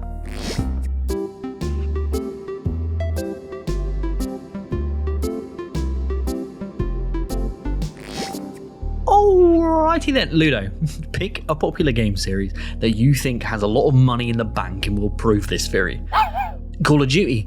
Oh god, here we go. Sorry to all my friends at Treyarch. So, where do we begin? Let's just start by simply opening the game. Many splash screens, which is normal, and it's signing us in, and we've got a loading screen that has no throbbers or moving bars. Is the screen frozen or... No, okay, we're good. A featured tab first and foremost. Well, I'd actually like to play the game I bought, thanks. But this is actually a launcher for all Call of Duty games, not the game I bought. Is this just advertising, or is it condensing them into one launcher for ease of use? Which I guess I could commend that. So let's navigate to the campaign, which I've heard good things about. And okay, the game has to close itself to open the campaign. Well, what if I decided that I wanted to play some multiplayer instead? Okay, it has to close itself again. Okay, now this is a great example of interaction costs. Interaction costs are where every added step to the player getting to what they want affects them with mental fatigue and frustration. We want to cut down on interaction costs as much as possible as to not cause this fatigue. For example, let's start playing some Hollow Knight. You press start, you select a save, and boom, 2 interaction costs in total. So let's do the exact same thing for Call of Duty multiplayer. Let's say I want to play a round of deathmatch because I'm feeling nostalgic about repeated deaths and random racial slurs. Well, from beginning to end, it takes 7 interaction costs to even begin searching for a match. But just for science, how many interaction costs does it take to buy a real money skin? Oh, 5? Oh, isn't that interesting? You write that down, Ludo.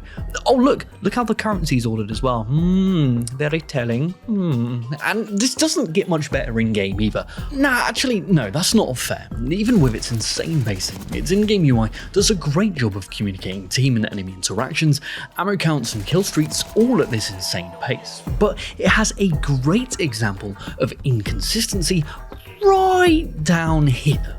What is this? Well, due to this thing being highlighted, do I somehow have it selected? And if so, well, how do I use it?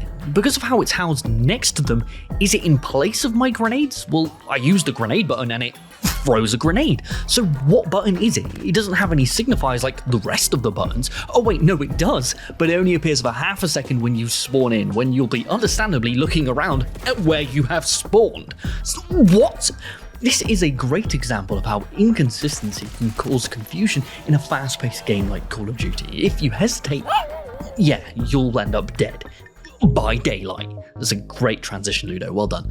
So, Dead by Daylight is a tricky game to break down. Simple on the surface, but with an immense amount of depth hidden underneath, with its survivors' builds and killer variations, but they're not doing themselves any favours with how they lay out all of this information. And I'm not just talking about onboarding. You'd be forgiven for not knowing that the game has these cool builds, because they're mostly hidden behind this obtuse upgrade system, which is, and I rarely say this, objectively bad. What does any of this mean? When you level one thing, well, you can't gain access to another, but what signifies the different tracks or options before you actually do it? Do you just need to make a mistake?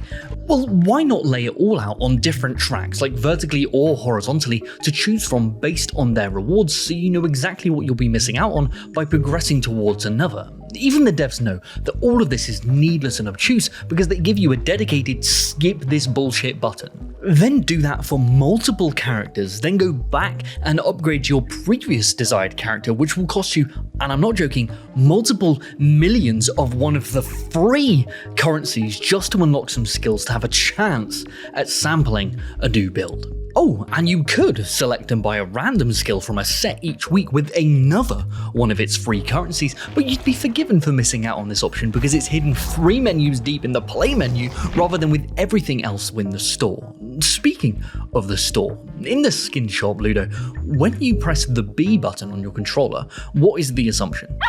Yeah, that it will take you back to the previous interaction within this submenu. So for us here, it would take us back to the survivors panel, right? Well, no, the B button works within the context of the menu above, so it will take you back to whichever menu you were on last up here. So pressing B takes us back to the killers page or the general shop tab, having free interaction costs to get back to where we wanted to be. Whatever you think the controller might do, it's most likely the opposite. Oh, you want to use the D-pad to navigate through the different killers? Nah, that opens the redeem tab or the options to buy more currency, you dumb twat. Instead, you have to virtually use an incredibly slow cursor because?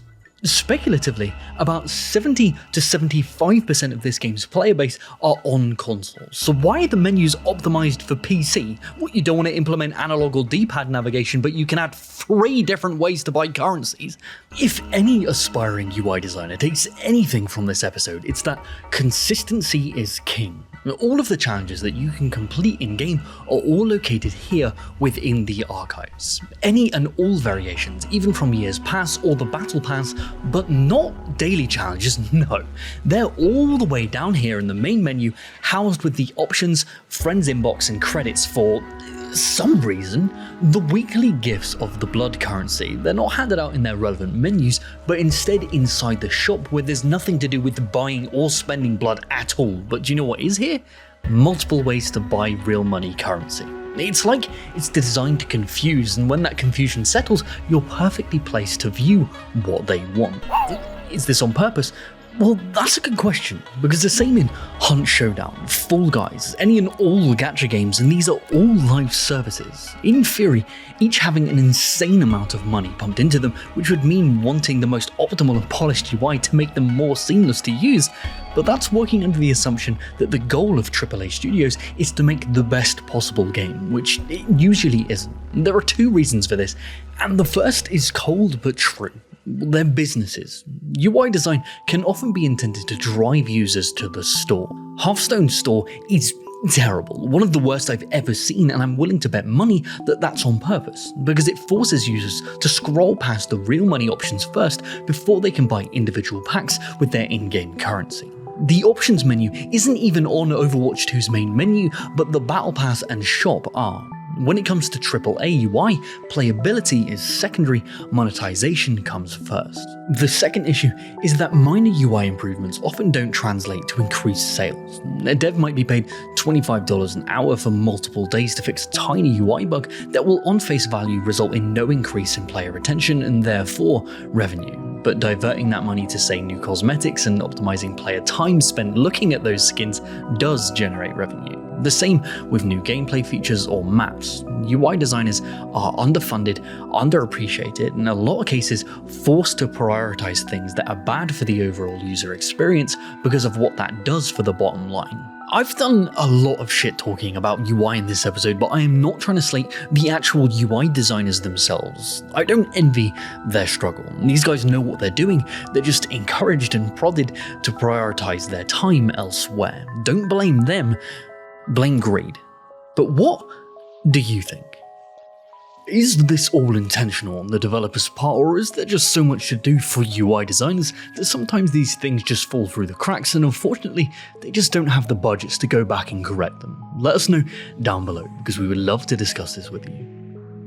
Alright, so my next and final episode of the year is going to be the best game design of 2024. So if you have a contender for that list, there'll be a dedicated post on my Blue Sky account for you to comment on with your submission and why you think they should win. Any and all games are welcome. Alright, time to say goodbye, Ludo.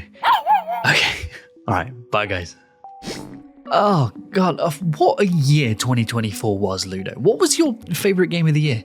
Hello Kitty Online. Well, my pick is a little bit more complicated than that because it's multiple games. And alright, before you pop a blood vessel in your knees or something, no one game did everything perfectly. So I have a bunch of categories, and your top games in these categories might be different than mine. So I encourage you to share those differences in the comments below so we can all celebrate and discover games with unique and exquisite designs. Alright, where are we starting then? Narrative design.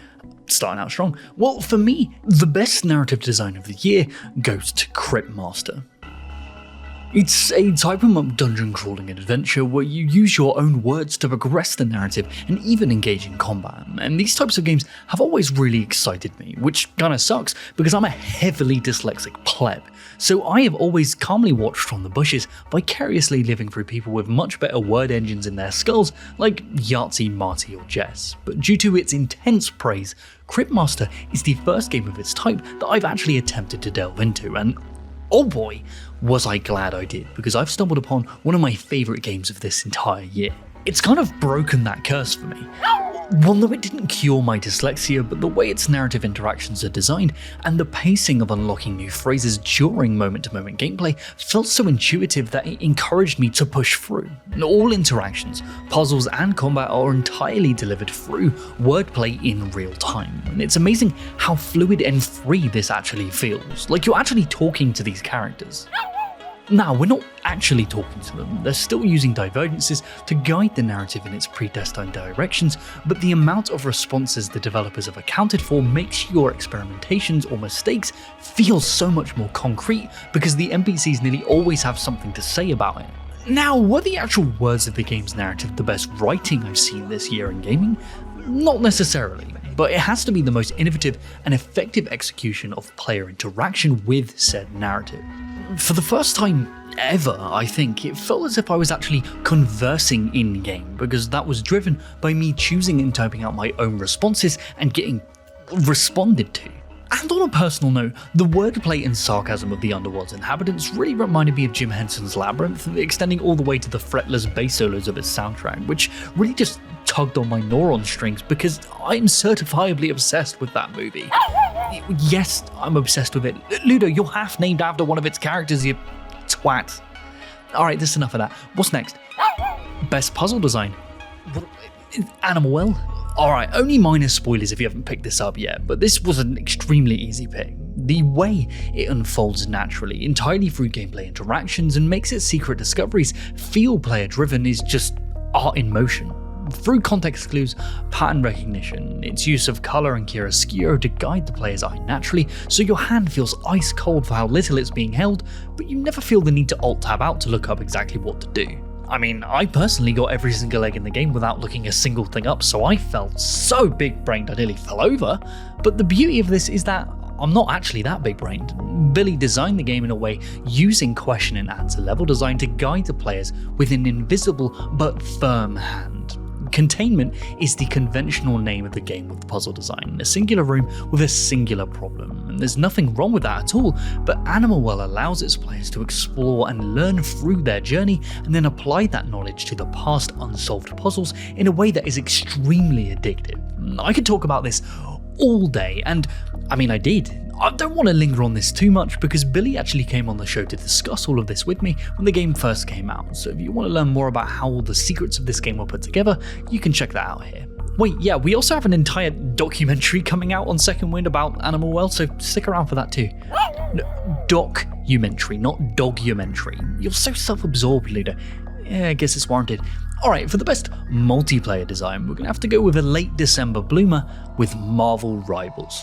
The hero shooter that definitely wasn't designed to fill the gap Overwatch 2 plummeted into has taken the internet and me by storm. I honestly got a little bit obsessed. I played about 200 hours in the first month and got to the top 1% of players competitively and made myself very upset doing it.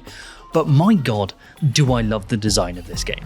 And I think that is largely due to the way it succeeds at implementing its heroes' perceived and actual power levels. You're playing superheroes, right? So you want your characters to feel powerful, not just within the short windows of ultimates, but practically all of the time. And Rivals achieves this through its time to kill and player power level. If played correctly, the time to kill other players is insanely low, making nearly any character you can pick from feel completely busted. I can melt people as Iron Man, or feel practically unkillable as Doctor Strange, or keep even the entire team alive at a whim with Lunar Snow. Each character from any of the three roles of tank, DPS and healer have been carefully balanced to make them feel powerful in isolation within their specific niche. But where it gets interesting is when you look at all of this from a multiplayer perspective. Within the context of a proper 2 tank, 2 DPS and 2 healer setup, that low time to kill and how these different roles interact with facilitating, protecting or negating that time to kill encourages your team to play together and allows you to punish teams that don't have that kind of coordination. And it's insane how switching to a different hero for the right situation can completely change the dynamic of the game that facilitates that power fantasy further. This form of balance and character design is what really sets Marvel Rivals apart from other multiplayer games of last year and why I think it's gained the popularity it has. I have a lot to say on this game, so expect a much longer episode on its design coming soon. Right, I guess this means we're doing the Horror Design Award then. It's a bit derivative, don't you think? You can't just bark the word boo and expect a reaction. Ludo, whatever. The best horror design of 2024 goes to 10 Bells. 10 Bells is an Anomaly game where you explore an English pub hunting for strange disturbances ranging from the agonizingly minute to the bombastically horrific. As someone who spent a lot of my formative years growing up in a pub, they really captured that ambience of feeling right at home but alienated at the same time. No, I wasn't day drinking as a child, I literally lived in a pub. Anyway, it's not the scares that set this game apart. It's its innate ability to conjure up paranoia in a way that I've seen very few games do successfully. The differences and gaps between anomalies make you question everything you're seeing and experiencing. No other game has ever made me question the legitimacy of how the light fell upon the ground, or if a beer glass is acting a bit suspicious. There clearly has been a huge attention to detail regarding when these anomalies show up in play that feels completely random to the point of generating this paranoia, but I know this has to have been carefully managed to maintain the balance of it. It's the distinct length of time between overt anomalies that make the quiet moments in between all the more effective and unsettling. I've never experienced a game like it, where each new loop I stumbled into, regardless of the outcome, kept me on the edge of my seat even when I was attempting to game dev knowledge my way out of it by figuring out how it all went together. For me, this is the greatest execution of horror design from 2024, with some incredible competition at its heels, but 10 Bells wins out for me because of its consistency. If you haven't already, please go pick this game up, you will not be disappointed. Right, now for the final game, I'm going to do something that I usually despise, and that's give a single game multiple rewards, because frankly, it just blew me away. For the best level and sound design, it goes to Indiana Jones and the Great Circle. Now, why is this one game getting more than one award? Well, it's because of how unbelievably consistent it is in all categories. For example, the tutorial does an amazing job of setting all of this up. It's crazy how perfectly the opening of Raiders of the Lost Ark works at tutorializing the Great Circle's game mechanics. Crouching past the lights to avoid the traps, using the whip for traversal, and object interactions being taught through the idol itself. A perfect way to frame a tutorial and introduce the player to a movie-accurate vibe the game is going for as a whole. And speaking of attempted accuracy, let's talk about the voice work for a minute. Everyone doubted Troy Baker and his ability to emulate Harrison Ford's iconic delivery, but he exceeded expectations in my opinion. He's paying homage, but making it his own in a way that effortlessly melts into the Indiana character so well that you forget it's Troy at all. But something that won't let you forget is the sound design, which is some of the punchiest stuff I have ever heard, pun intended. Just listen to this. Yeah, enough said. The voice work and sound design isn't doing anything innovative per se, it's just doing it incredibly faithfully. Sound's job is to be believable, regardless of its setting, and because of the recognizable nature of Indiana Jones, it's incredibly difficult to match that legacy, but I think the sound team absolutely smashed it out of the park. But who did an equally great job is the level design team. I have never been more blown away by a single level than with the Vatican. I have an entire breakdown of this area planned because I honestly believe it might be the GOAT of level design, but I'll give you a brief overview just to justify this award. The entire level is strewn with hidden rewards and side quests to complete, but what makes it stand out is its ability to attach its side quests and side objectives to relevant information to the main quest, so it constantly feels as if Indy is progressing his knowledge to the mystery at hand through your side questing antics. It's not go collect 10 bear asses and feel ludonarrative dissonance, not you, because the main character is wasting their time getting gelato for some pleb rather than focusing on the pressing task at hand. The game eliminates that in a way that encourages its side quests as a narrative necessity, even though they are optional, and this all effortlessly unfolds through the exploration of the level itself. It truly is awe-inspiring as a level designer. To be honest, all of this, from all of these games, it's inspiring and encourages me to do better in my own designs, but the real question is, what do you think? In these, all your own categories, what games for you had the best designs of 2024? Let us know down below because we would love to discuss this with you. Alright, okay, so some real life stuff for a second. I've recently come to America, and during the whole process, I've had to leave real life Ludo at home back in England, but it is finally time to bring her over here to join me. But it turns out that flying a real life creature halfway across the world is more expensive than I thought. So on Sunday, the 26th of January, I'm going to be doing a full day Ludothon stream on my personal Twitch channel to help raise some funds to reunite me and Ludo once again. I hope to see you there just to celebrate this wonderful pup. Alright, say goodbye, Ludo. Okay, alright, happy new year, guys. Oh, 2 healers, 3 healers, 4 healers, 5. How the hell am I meant to survive? Oh yeah, you're right, Ludo. Yeah, I've been playing so much Marvel Rivals recently. I've put like 250 hours into it, reached the top 1% of players competitively in Season 0 and made myself extremely upset doing it. But this is probably the most obsessed I've been with the game in a long time. But why? Why is this game seeing so much success over its competitors, even when it's seemingly copying someone else's homework? Because, let's be real, Ludo, this game is clearly heavily inspired by Overwatch. Star-Lord's gameplay design is just Tracer, Reaper, and Soldier 76 all combined. Magneto is Sigma, Iron Man is Farah, Cloak and Dagger is Moira, Scarlet Witch is Quick Play Moira, and Widow Black is just Make a Widow and vice versa. And I could go on ad nauseum, but you get the point. But if this game is replicating so many of Overwatch's designs, why is Rivals succeeding where Overwatch is falling apart? Well, yeah, Marvel does have a really strong pull with its IP, but that's just a hook to get people in. Also, it has a lot to do with how Blizzard are handling their content strategy and monetization. Just compare their Battle Pass offerings. But no, I think the core reason this game is seeing the popularity it has is because it's kind of broken. And what I mean by this is that the way each Rivals hero is balanced would, for other hero shooters, be considered completely busted. For example, let's look at some of Overwatch's balancing blunders from days of old. When Overwatch 1 was released, McCree could stun you with his grenade, and then his Fan the Hammer dealt enough damage to one-shot his enemies. A fully charged body shot from Widowmaker could kill Zenyatta outright. These are just a couple examples of the insane power levels of early Overwatch, and all of these things were nerfed or redesigned completely because they were deemed too strong. Now compare this to Rivals at release, and even after its first major balance patch. Iron Man can melt you 100 to 0 in half a second. You can get one shot by Hawkeye or be destroyed by any and all duelists in the game before you even have a chance to react. Well, this time to kill is incredibly low for multiple reasons. For one, it matches the power fantasy of playing a literal superhero. Having stalemates where it takes an age to plink down another hero would break that fantasy, but this also makes it feel as if you had the one-up on the enemy you were fighting. Engagements because of this can be quick, brutal, and incredibly satisfying. To balance out this fast time to kill, they keep the same type of intense power level for their healers and tanks as well, to encourage a specific level of team play.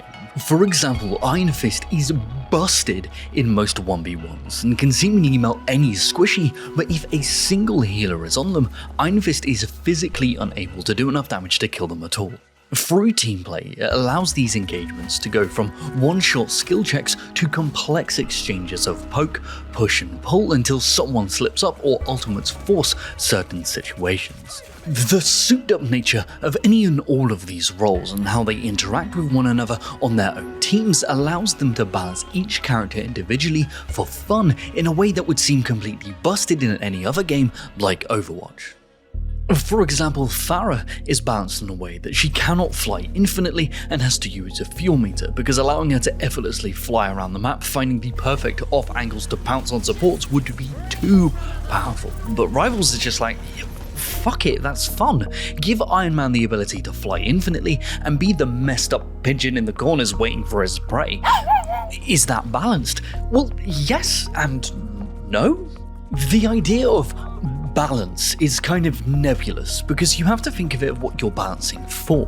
I made an entire episode on this focused on the depravity of Mario Kart's balance and how it aims to not be balanced in the sense of making things fair, but balanced in a way to encourage engaging and entertaining gameplay moments. Just like Mario Kart, Marvel Rivals is balanced for fun and power fantasy first, rather than making things objectively fair. For example, in a lot of people's eyes, Iron Man is completely bonkers busted. The flying, nutty. The beam, stupid. The team up with Hulk that makes his beam Giga Mode, pure bastarge. But in their first major patch, did they nerf Iron Man or the Hulk team up whatsoever? Oh, I think not, because the power fantasy is fun and that can be countered by other characters equally busted ass kits. Now, in the right hands, most of these characters can do an insane amount of carrying for their team, so much so that certain heroes get perma-banned in high rank play. But that's the question. When you balance for fun, is it possible to also balance for competitive play? For example, Iron Fist. Because of his high mobility and burst potential, he dominates in quick play, but in the high ranks of competitive, he tends to struggle. Now, if you buffed him in an attempt to match the other character's performance and win rates in ranked, he would become a menace in lower rank play, to the point where games would be unplayable for most players. He's not particularly balanced for ranked play, but on the other end of the spectrum, Hela dominated in the Season 0 meta because of her ability to two-shot people. But in the first balance patch, the devs didn't do what most players would assume and nerf her damage, but instead nerfed her health total. They didn't abandon Hela's ability to kill people, which is where her personal fun lies, but instead making it easier for others to kill her, increasing their fantasy and fun. They want to keep the high kill potential of all of the rival heroes because this is what keeps this fantasy alive for the casual players, which is the bread and butter of the player base. There's nothing wrong with being casual, Ludo. I'm not using it as a dirty word. We've all got to start somewhere, you know. You weren't born a game dev, you had to learn, right? And the best place to do that is with today's sponsor.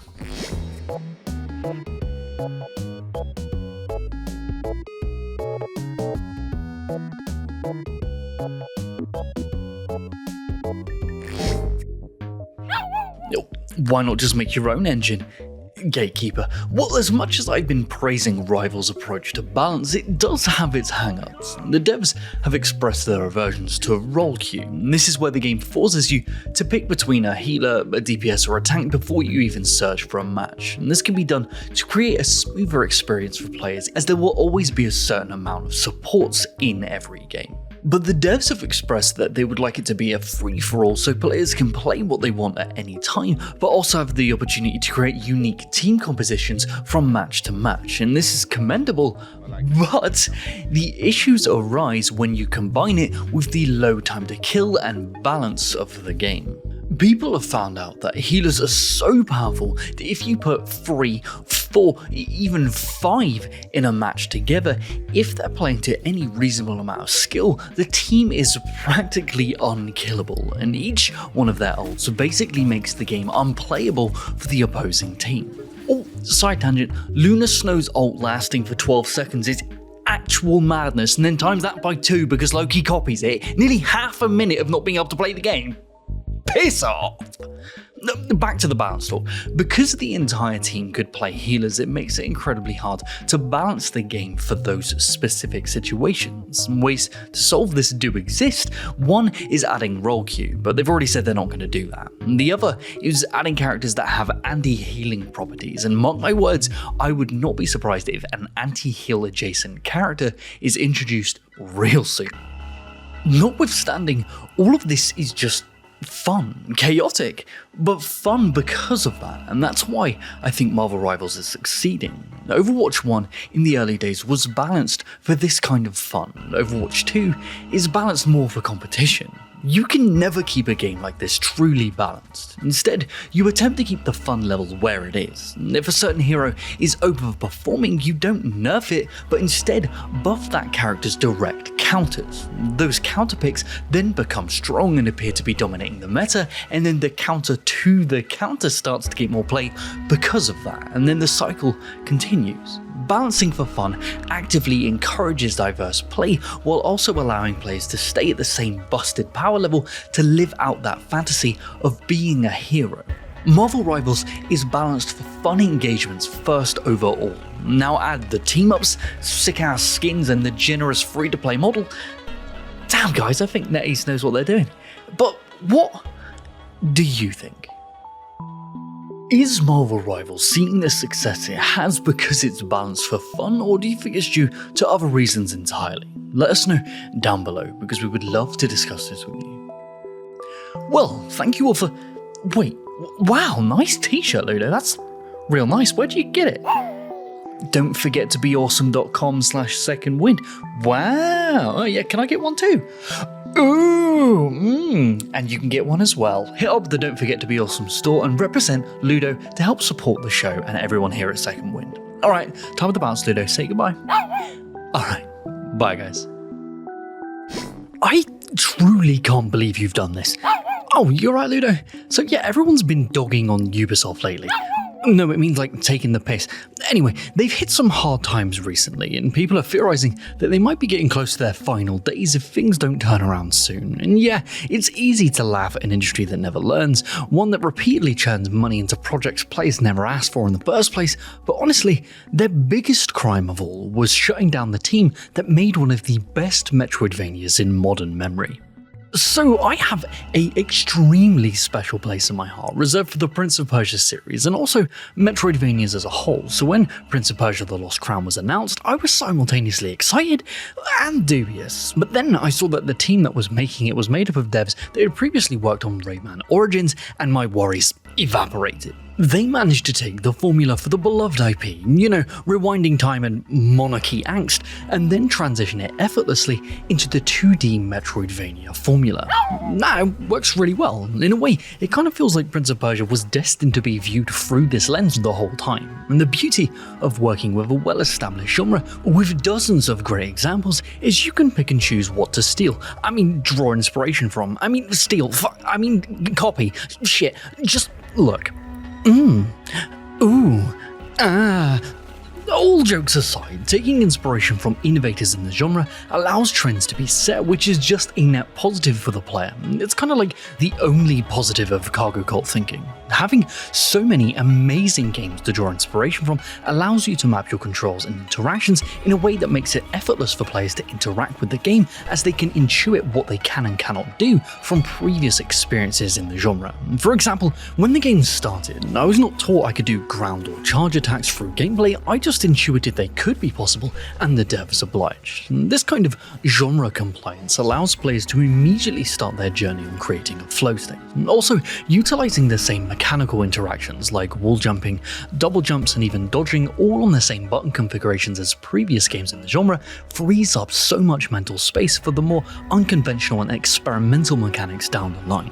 And The Lost Crown is chock-a-block with new and interesting mechanics, but its opening hours are dedicated to instilling this genre conditioning for smoother gameplay down the line. See, a lot of games attempt to be different by futzing with genre conditioning to stand out, but there is a fine line to walk here. Deviating from convention like Dragon's Dogma 2 can lead to things feeling clunky and unintuitive for no reason at all. It's sometimes best to leave your unique mechanics and interactions till after the player is already comfortable. This is seen a lot in Metroidvanias. I love this practice in games like The Lost Crown, where they use it as a way to introduce new interesting abilities later on, but I'm a bit torn on its inclusion in other games that play it kinda safe. You stumble into a room and think, oh, I'll need to double jump for that, and oh yeah, I'll need a grapple hook later on for that too. Is it kind of annoying to know what you'll need due to those genre conventions, so there's no suspense or sudden realizations, or is that satisfying? If I don't like it, I can just make my own game. Well, yeah, maybe I will. With today's sponsor.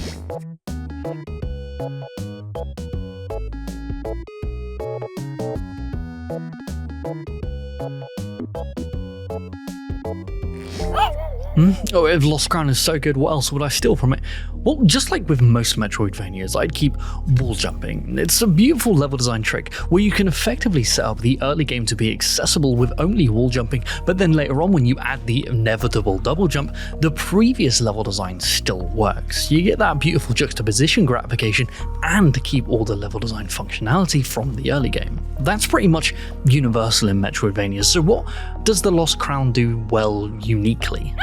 Yeah, for sure, the time rewind mechanic is utilised really well here. It's a classic of the series, and commonly used to effectively have a get out of jail free card for any of your mistakes, but here it's used to greater effect in combat and platforming. You get to place a memory or mirror image of yourself that you can recall back to whenever you want, but it has to be a conscious decision to do so. This can make certain platforming challenges much easier if you have the forethought to place down a mirror image in preparation, but also allows you to dodge certain attacks in combat, blending reaction and insight together to form this beautiful balance. In other games, this might be considered broken, but they don't restrict the player here, they embrace it.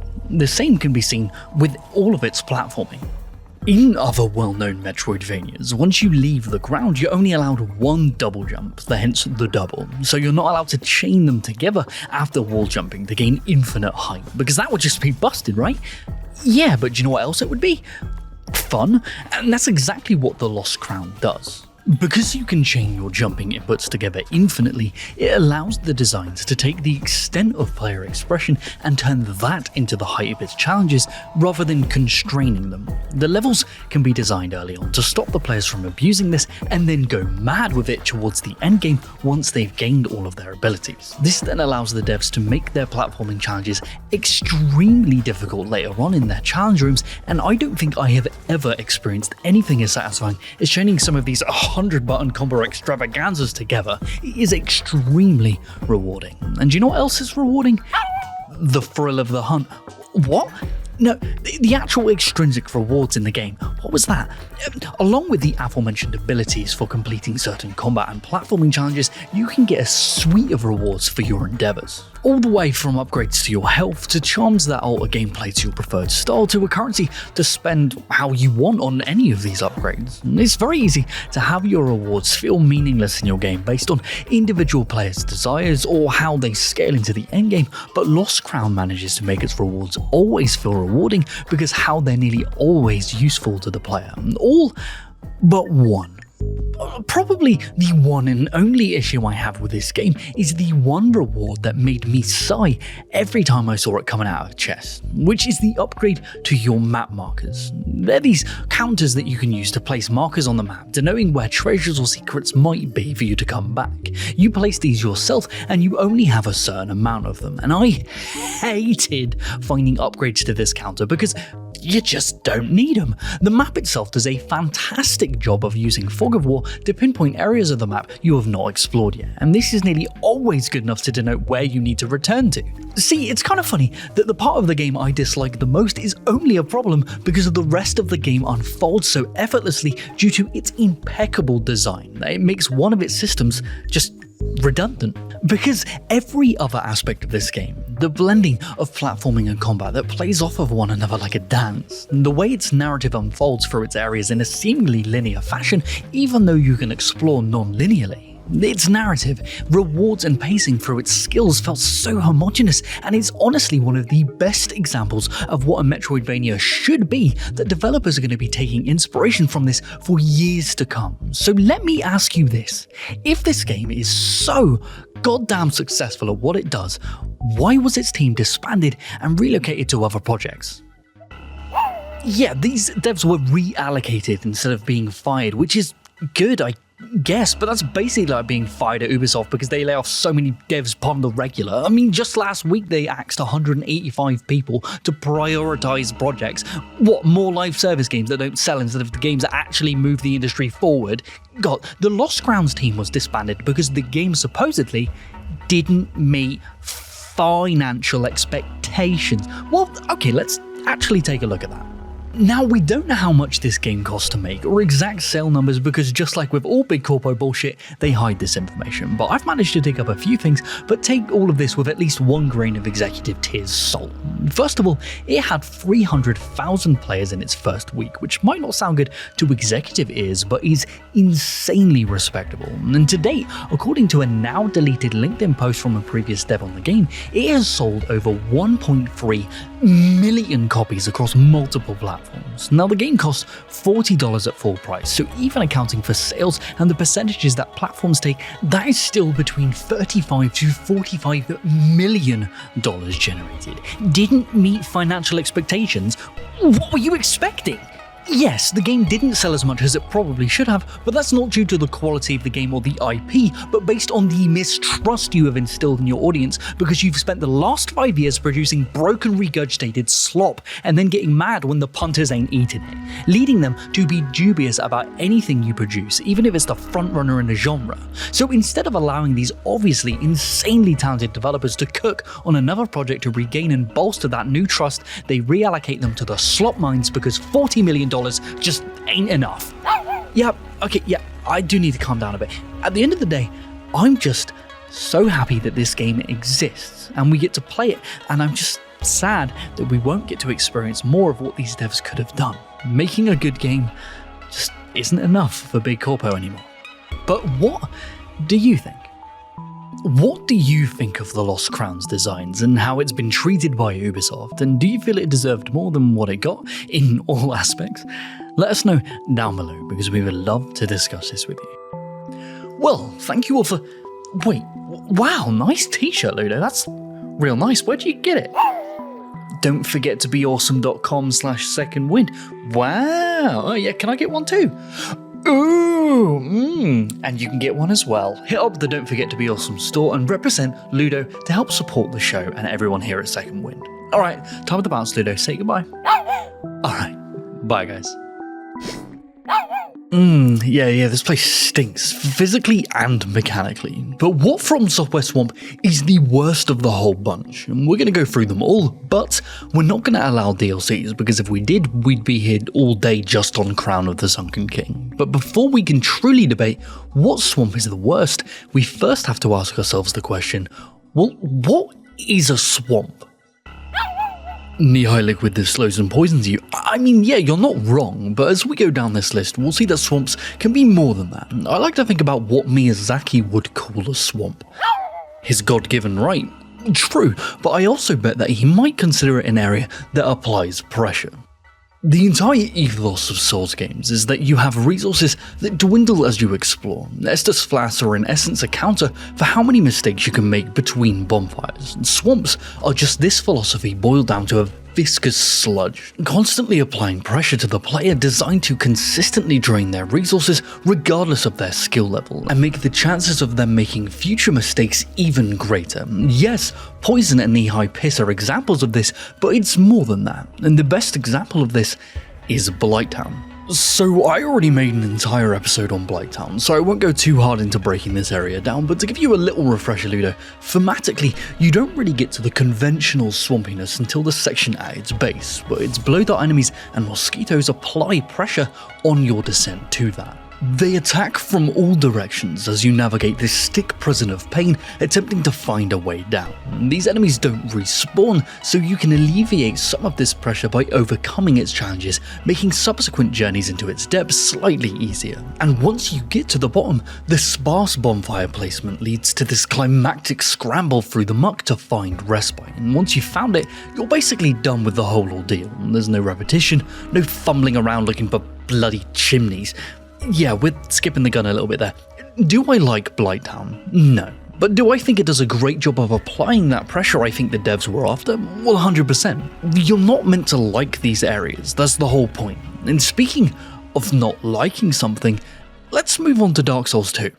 Alright, yeah, that's not fair. I actually really like Dark Souls 2, but we're not here to talk about the quality of it as a whole, but the quality of its holes. Yeah, that was a stretch, Jay. Anyway, Dark Souls 2 has a lot of areas that thematically try to hit the swamp quota, like Harvest Valley or the Gutter, but nothing that accomplishes this mechanically as well as Blighttown did. For example, in Harvest Valley, there are hardly any conventional poison pools, and the ones that are there, they have to put these large enemies inside to deter you from entering them because they don't bloody slow you down, so their threat is minimal. A lot of these areas become more about avoiding than fighting against it. The same for the urns dotted around that are full of poison. Smashing pots is a staple of this series, and this area is like, no, stop that, you cretin. None of this feels like pressure, but more like a subversion of past conditioning. I'd argue that the Shrine of Amana is mechanically more a swamp than anything else in the game. It encourages timid exploration through its watery traps, and constant pressure is applied via its mage bastards. It might be a slightly cleaner swamp than most, but it gets the job done. It's like the devs in Dark Souls 2 didn't fully understand what mechanically and thematically a swamp should be in combination. I wonder why that is. Yeah, I know it was developed by Team 2, that's what I was implying. Anyway, do you know what gets swamps? Bloodborne, albeit in a slightly subtle way. Which feels odd to say, because apart from a handful of chalice dungeons that center around poison, there aren't many dedicated areas that you could say have a swampish focus. Yeah, we have that small path between the Forbidden Woods and Yosefka's clinic, which just kind of feels like Miyazaki forgot his swamp lunchbox on his way to school and his mum had to throw it through the school bus window. The only other swamp-adjacent area we have here is the Nightmare Frontier. And just like with most of Miyazaki's wet dreams, we have knee-high liquid that slowly kills you, but they're few and far between. Apart from when Spider Patches kicks you into it, or the small patches of it between rocky outcrops, the poison itself isn't much of an issue, combined with the liberal amount of antidote that the game throws at you throughout your experience. It's mainly due to the giant babies that launch boulders relentlessly from on high as you explore. This forces players to take routes they otherwise wouldn't on their first playthroughs, and getting lost and forcing them to look up to time their dodges while contending with the other relentless rabid enemies inhabiting this mind mire. All of this counteracts the lack of density of swamp juice as it prolongs the player's time in the poison, applying an insane amount of pressure, not from the swamp itself, but in combination with the enemies placed there to complement it. But as a bonus for Bloodborne, the area that really gets it, and hear me out here, is the Nightmare of Mensis, the giant, grotesque brain that looms over its promenade, and within its halls, ever screaming and driving you to frenzy, is the ultimate form of pressure, forcing the same kind of strategic exploration that will result in death if you're careless. And frenzy, when you think about it, is just a more dangerous version of poison that kills you instantly. It's like Swamp Ass Plus. The Nightmare of Mensis, in all aspects, is mechanically a swamp, just an ethereal mind swamp? Swamp is a mindset, not a viscosity check. Why are you looking at me like that? Anyway, we're halfway through the middling fight for the Sunken Crown. Who will win the title for the worst FromSoftware swamp of all time? When I get a bronchiatric flare-up, my usual response is to... Oh, yeah, sorry, wrong ad, guys. I'm just gonna change that over. Yeah, sorry about that. This video is brought to you by GameMaker. If you've ever wanted to get into game development, GameMaker does this really crazy thing where it's free. Just start making and only pay when you want to release your game to the world commercially. It's fast, it's user-friendly, and there's easy-to-follow tutorials, plus a dedicated community to help answer even my questions. How make man jump? GameMaker is a 2D game engine that's helped bring some of yours and my favorite recent experiences to life, like UFO 50, Chicory, Anton Blast, and of course, Yahtzee's own Starstruck Vagabond. Ooh, we talking about GameMaker? I love that program, it's so easy to use. As well as Starstruck Vagabond, I also used it to make all 12 projects in my 12 games in 12 months Dev Diary challenge. And I couldn't believe how much sex I got out of that. None. I got none at all. Which I couldn't believe. So what are you waiting for? Head on over to the GameMaker link in the description and start cracking away today, because we want to play your game. Yeah, looking through this list, I'm seeing one of you made Armpit Fart Tycoon, and I've got several questions for you. Yeah, won't happen again. Wait, where were we? Right, so Elden Ring goes a bit far in a lot of areas and has a contender for the worst swamp. No, it's not the Shadowkeep, whose entire outside perimeter is swampish. The Lake of Rot has a running in this race because of how punishing and gargantuan it is, with bait-and-switch exploration, garbage rewards for that exploration, and a unique type of poison that is exceedingly difficult to deal with, but because it's practically optional, only really worth going through to complete Rani the Witch's questline, I'm kinda cool with that design. Probably the worst swamp in Elden Ring would be, well, Caelid.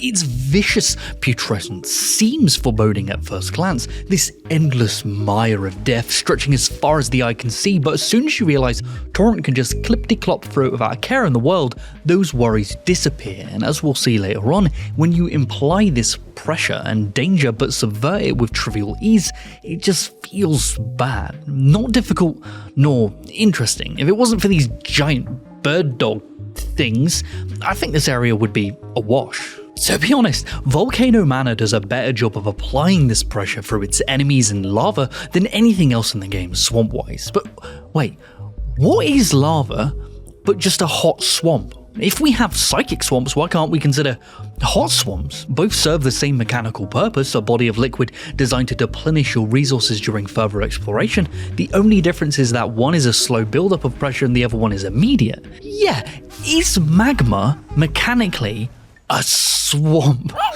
No? Yeah, right, fair. What's next then? Sekiro.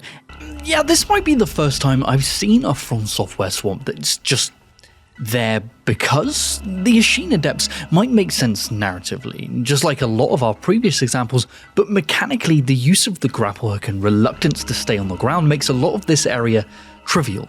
If it wasn't for Snake Eye Shirahagi, this entire area would be a cakewalk, and that's fine. Not every title needs to have a thematic and mechanical swamp. Sekiro was attempting to do a lot differently mechanically with its combat and traversal, so having a conventional swamp wouldn't really fit here. The biggest crime would be to introduce a conventional swamp with all of the FromSoft trappings and then double down on its worst features and not go far enough in others. Like with our final contender. There's only one left and I'm sure a lot of you saw this coming. Congratulations Dark Souls 3, you're a winner, baby. Now, I want to preface that I think Dark Souls 3 might be my favourite of the trilogy, but in my opinion, it has the most putrid swamp of all. No swamp in FromSoft history forces you to fester in it until Farron Keep. And what I mean by fester is that in other swamps the goal is to leave, descend, trudge through and find the correct path. Blighttown intentionally sucks to navigate, but at least there's panic and then catharsis for overcoming that. But here, there's a checklist to complete. To proceed to the next area, it isn't about locating it under pressure, but instead finding 3 lit chimneys and extinguishing them to open a door, seemingly forcing the players to skulk through this mire in search of these pyres, but in reality, the circular nature of this laid out path of progression leads you one by one to each chimney, making this a sightseeing trip where the sights are literally and figuratively shite. For one, these chimneys feel incredibly video gamey compared to nearly everything that came before it, and even as you do this, the density of stepping stones along this path makes exploration a complete breeze and means that you have to go out of your way to get poisoned, and even if you do, poison does practically no damage in Dark Souls 3, and on top of that, if you did Cathedral of the Deep first before Farron Keep, which most players do, you most likely found the Paladin's Ashes and now can buy infinite amounts of poison resist items from the Shrine Handmaid, making poison here fucking pointless. Everything that previous swamps have instilled to apply pressure, Farron Keep avoids like the plague. Poison? Pathetic. Knee-high liquid that slows you? Yeah, but the flow of its level design allows you to avoid it wholesale. Yes, the enemies here can be formidable, but they do nothing in a way to complement the swampish nature of this area, like with the Bloodborne babies or the poison dart throwers from Blighttown. You can find more pressure in droves elsewhere in the game, like in the Catacombs, through its level design and density of enemies, but Farron Keep commits the worst crime of all, not being bad, but being boring. What I've learned from all of this, Ludo, is that swamps really are the worst of what these games have to offer, but that's the whole point. They're designed to apply pressure from all sides, and for me, a swamp isn't a place, it's a mindset. It's not green, it can be red or ethereal, right? No, alright, whatever, but what do you think? What do you feel is the worst swamp in FromSoft history? And can magma and your own brain be a swamp? And I've only just realised that I didn't cover Demon Souls. But that's because I had to sell my PlayStation paperweight when I came to America, so I guess tell me all about that swamp down below, because we would love to discuss this with you. Alright, well usually I tee up future content here, but instead I'm going to thank all of our wonderful patrons that you can see flying by us right now for helping us actually have the time and money to make all of this content. You guys are literally the lifeblood of this company, and Ludo and I love you to bits. Alright, Ludo, say goodbye, you great lump. Alright, bye guys. My God, Ludo, Monster Hunter Wilds is finally out. How have you been finding it? Well, you love it. Yeah, me too. I've reached Hunter rank 100 already, and I'm enjoying every single second of it, but just like with all Monster Hunter games, it's made itself worse, and I love that. Yeah, alright, that look is justified. Let me explain. Monster Hunter as a series is extremely cyclical, not just in gameplay, but how it reuses its weapons and monsters from past titles. And everyone adores this, myself included, and I've never seen a community go so apeshit for the return of an ape that shits. You call him Pinky Stinky. Love it. Anywho, Monster Hunter has had the same interactions and the same tools since the dawn of time, so you'd assume that this would get stale, but no, partly because the franchise keeps making itself worse. And what I'm about to go into may sound like complaining, and it is, but just hang in there for me to complete my point before you dogpile me in the comments. Who am I kidding? You're already typing, aren't you? Anyway, what I mean by all of this is that each iteration of Monhun, they usually add some revolutionary new mechanic that completely changes the game, and in the very next title completely remove it in favour of something else. And the best example of this is with wire bugs. Say what you want about Monster Hunter Rise, but the wire bug system was one of the best things introduced to this series in decades. For those who aren't familiar with Rise, wire bugs are a mechanic all players have access to that allows them to hold the left trigger to perform powerful attacks based on a counter of said wire bugs. This was genius, as it allows players to customize and choose their attacks based on their playstyle or weapon, but these also doubled as a quick way to dodge or recover from being attacked. All of this encouraged players to be more proactive with how they approached combat and also feel less like a sitting duck just waiting to get carted if they got knocked down, which has always been a huge problem in this series that this mechanic partly solved. Now, I'm only scratching the surface of this system, but it was such a revolutionary inclusion to this series for them to completely ignore in Wilds. Now yes, I know technically Wilds is a sequel to Monster Hunter World, but that's not the point. I'm constantly getting knocked down and Pavlovian response spamming the buttons to wirebug recover, but just having to lay there like a pleb.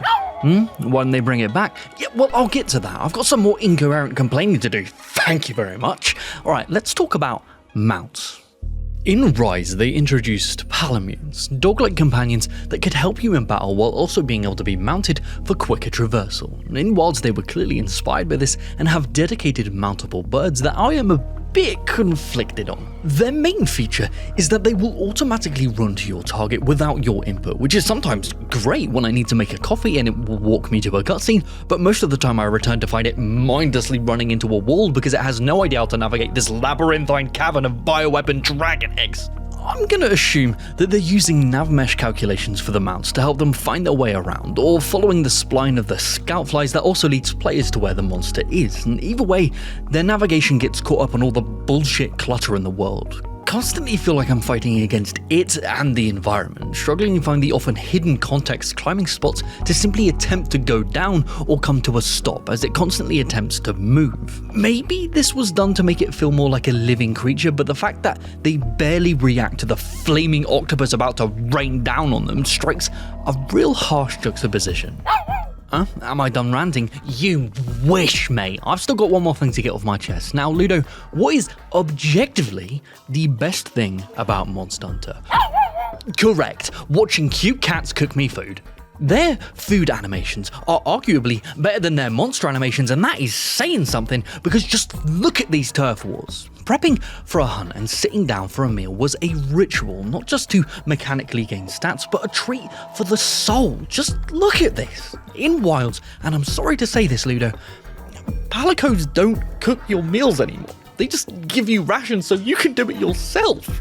Now, this is factually, categorically, unequivocally, 1,000 times worse I will happily die on this delicious looking hill. Ooh, oh, actually, I might slide halfway down this hill because, it still looks delicious. I mean, I get it. If you'd spent so much time crafting custom animations that change based on what ingredients the players themselves choose, and then have their character interacting with and eating it, yeah, I'd want the player to interact with that system instead too. But it's not just the missing palicos I have an issue with, it's the timing of it all. Eating food in previous games was a ritual you did before every hunt, and due to the level-based hunt system, it was a step you always took. But in Wilds, the pseudo-open world nature of the game doesn't encourage you to ritualistically eat, and even its story missions push you from fight to fight with little warning, and more often than not, your food buffs will wear off mid-battle, leaving you vulnerable and breaking the entire flow of gameplay. You'd be forgiven for missing the timer all the way up here that's only viewable if you hold a button that's rarely used, or the warning that pops up on the side of your screen that you're most likely gonna miss because you're getting the dirty heel of a Lalabarina shoved down your throat. Yeah, I can't read right now, mate. I'm on my uppers here. Yeah, we have been a little bit negative, haven't we? Which is odd considering we actually love Monster Hunter. And it's these small specks of bad that is actually what makes this game series so special. And I'll explain all after today's sponsor, Ludo.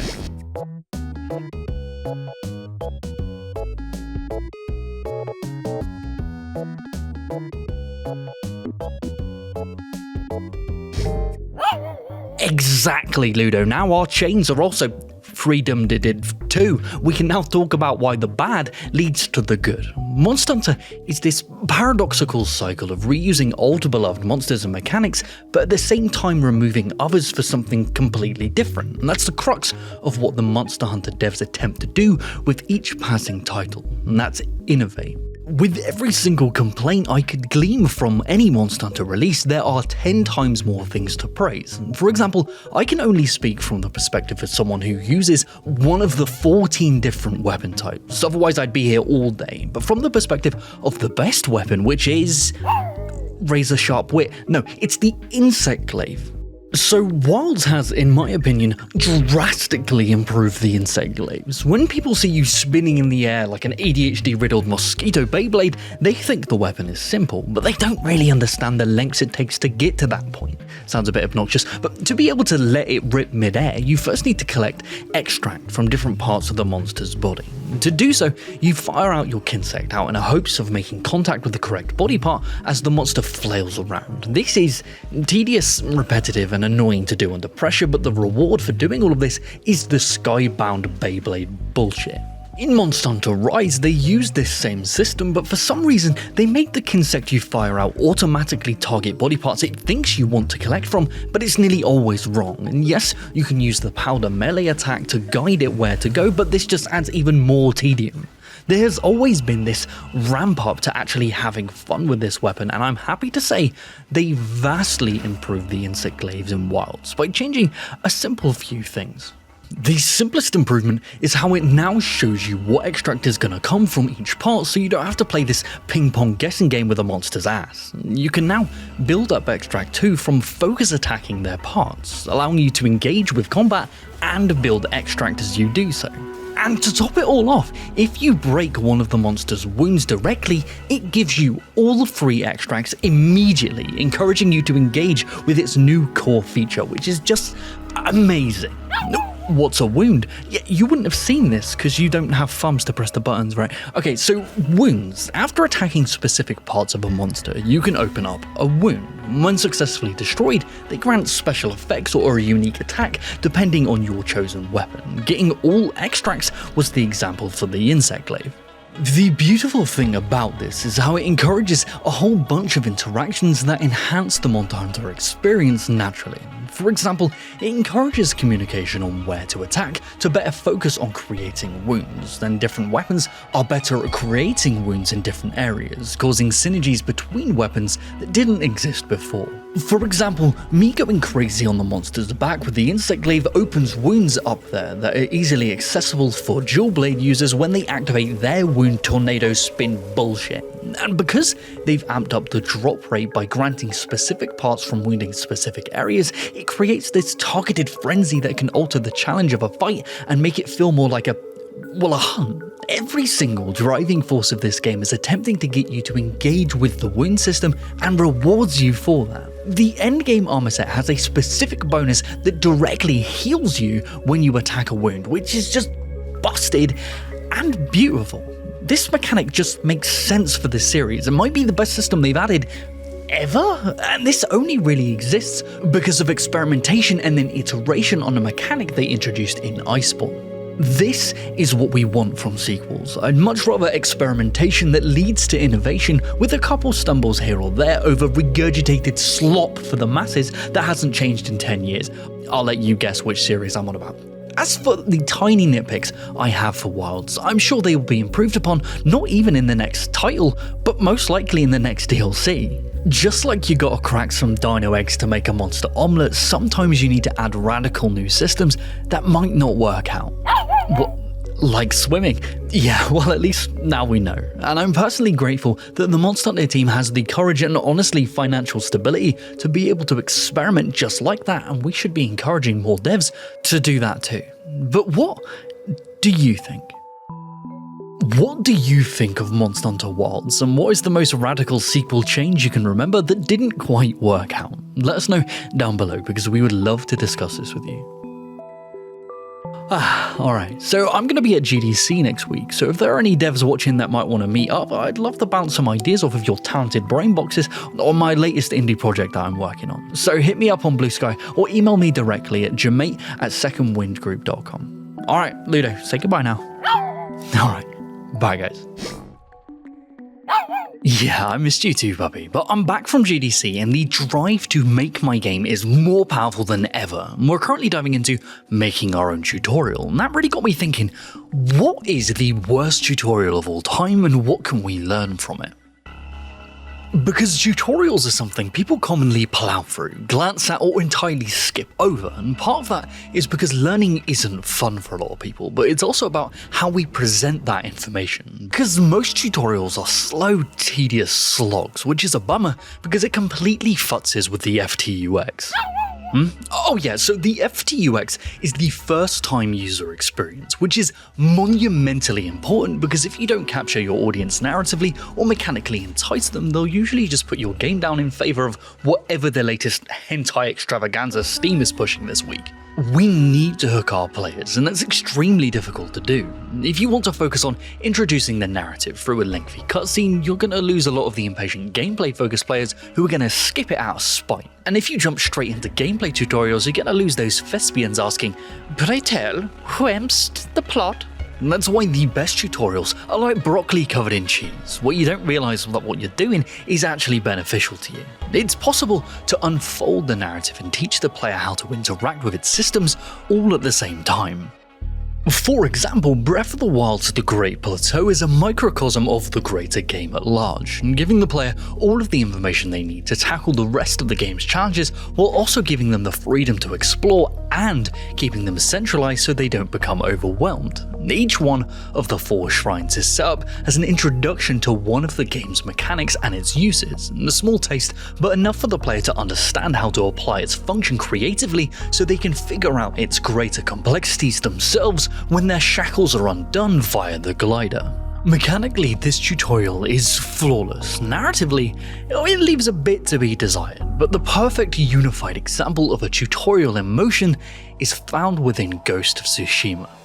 From the moment the game starts, we are smack bang in the middle of a Mongol invasion, with one of the most disrespectful and legendary villain introductions of all time. From there, it charges into the action immediately, teaching combat simply by requiring one single action while on horseback. Getting kicked off this horse ups the stakes for our main character, but also provides space to introduce movement into the equation and further combat tutorials. It then reinforces these mechanics as you progress down the beach to charge towards the Mongol leader. A stray explosion leads to your uncle's capture and places you in critical condition, so you need saving, which introduces another main player in the story while also giving a narrative reason for the game to incorporate stealth tutorials.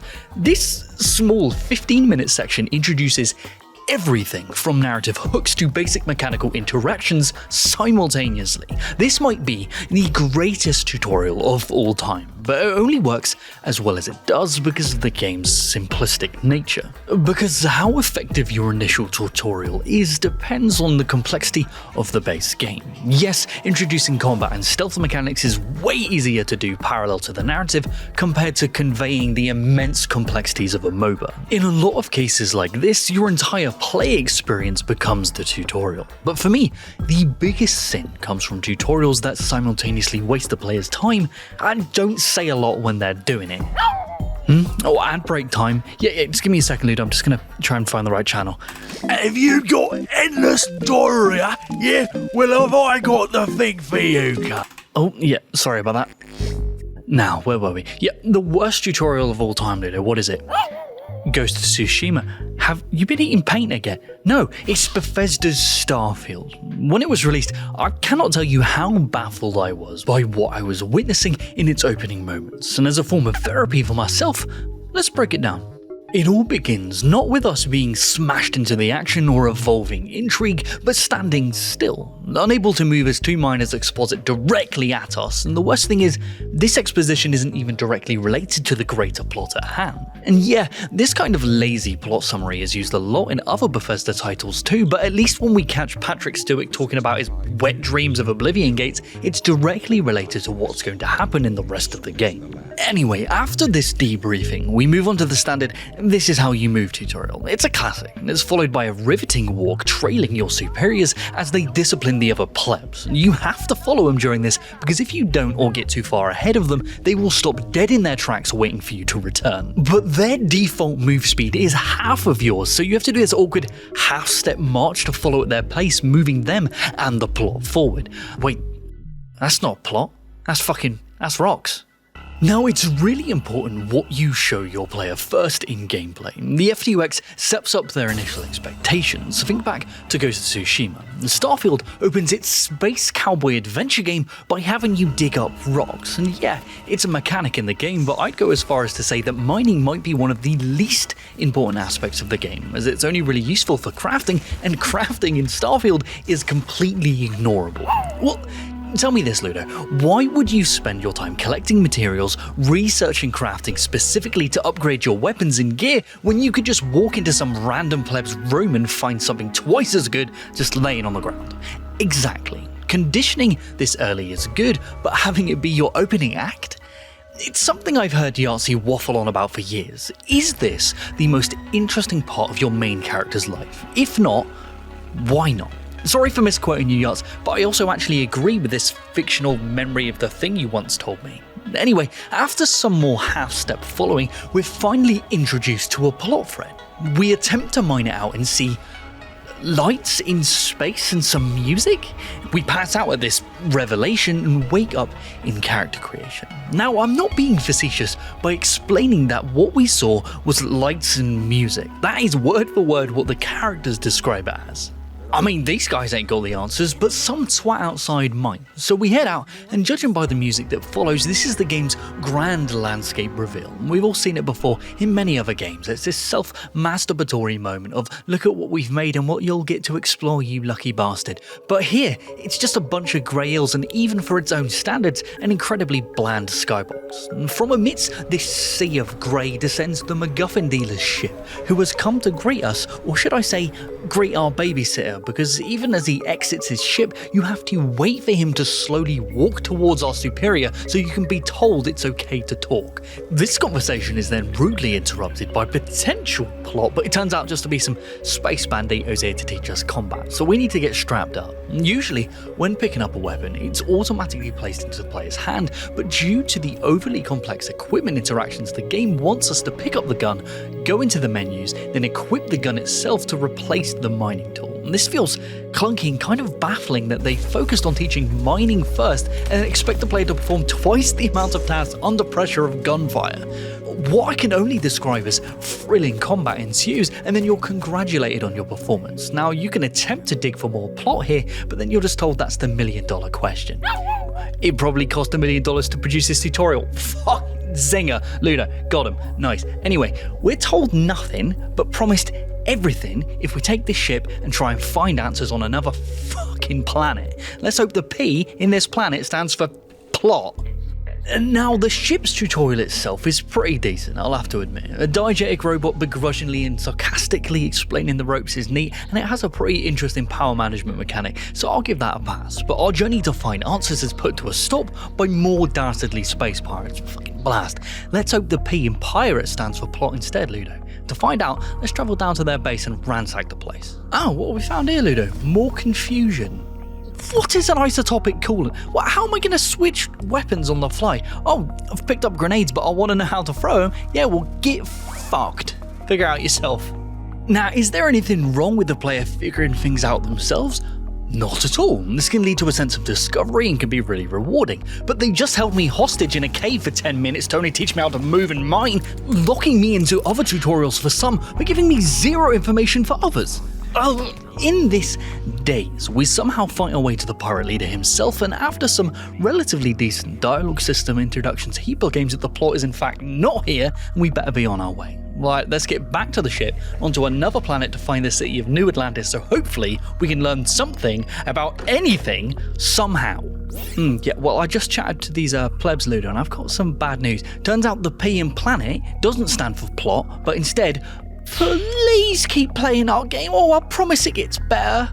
Oh god, so within this hour-long tutorial, what does it teach the player about its world, your character's drive or motivations, and what does it teach them mechanically? Well, not much. Now compare this to what Ghost of Tsushima achieves with the same amount of time, or even Oblivion or Skyrim. It's not even apples or oranges, it's gold and sediment. But enough rambling. What can we learn from this and carry it through into what we're making, Ludo? Yeah, you want to try to attempt to set the tone of your experience quickly and build up to a narrative hook as you introduce the player to relevant mechanics they'll carry through for the rest of the game. Cover that apple in peanut butter so the player can have threads to pull on to drive them deeper into the game while also having the relevant information needed to succeed at gameplay. These aren't hard and fast rules by any means, nothing in game dev works like that, but it's good to aim for something until you find what works for the unique experience you're creating. Sometimes that works out, and sometimes you're trapped in the mirror dimension still scrambling to find the plot. I've lost the plot. Correct, but what do you think? Do you think you know of any tutorials that are worse than this? And what do you think an ideal tutorial looks like? Let us know down below, because we would love to discuss this with you. Right, thank you so much for watching, guys, and if you enjoy what we're doing here at Second Wind, why not consider supporting our independent work on Patreon? I'll be honest, down the line you'll even be able to get an exclusive sneak peek at the game I've been secretly working on, so I'll see you all there. Alright, time to say goodbye, Ludo. Alright, bye guys. You still mad about those $80 games? Yeah, there's this big debate at the moment on the monetary value of games, and it's got me thinking not about how much games should cost, but how actually having too much content could make your game worse. How does that work? Well, because having more content means it's better, right? Wrong! Yeah, I'll explain. If you paid for a game and it had more content than you bargained for, well then that's a bargain, right? Well, not necessarily. It completely depends on the context of the content. More doesn't always equate to better. Having too much content can come in a lot of different forms, and they can damage your game in a lot of different ways. For example, through the natural evolution of a game's runtime, it needs to first introduce mechanics and then expand upon them to properly hold the player's interest, be that through testing their ability and knowledge in puzzle games like Portal 2, or a trickle of new and interesting mechanics to engage with like in Prototype. Each has different ways of expanding its content, but they have the same outcome, keeping the player consistently engaged over the game's runtime. It works the same in narrative too. By introducing characters and building up their motivations, foils and arcs, the player can follow along and slowly become invested, holding their attention until the next narrative or mechanical set piece. And The Last of Us and Captain Toad Treasure Tracker are great examples of this in motion.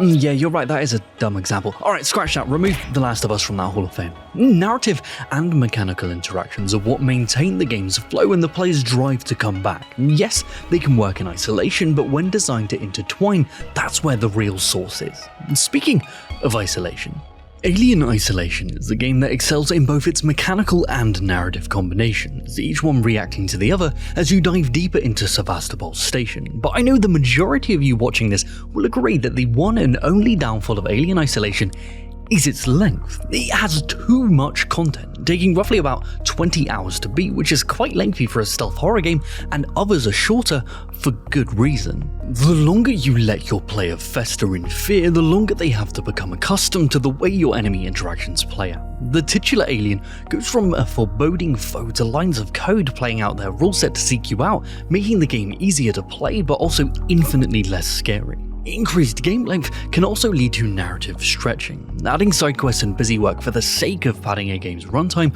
often forces the player to linger within areas of the story that should be an in and out situation. I don't want to spend 15 hours on Act 1 of a story, thank you very much.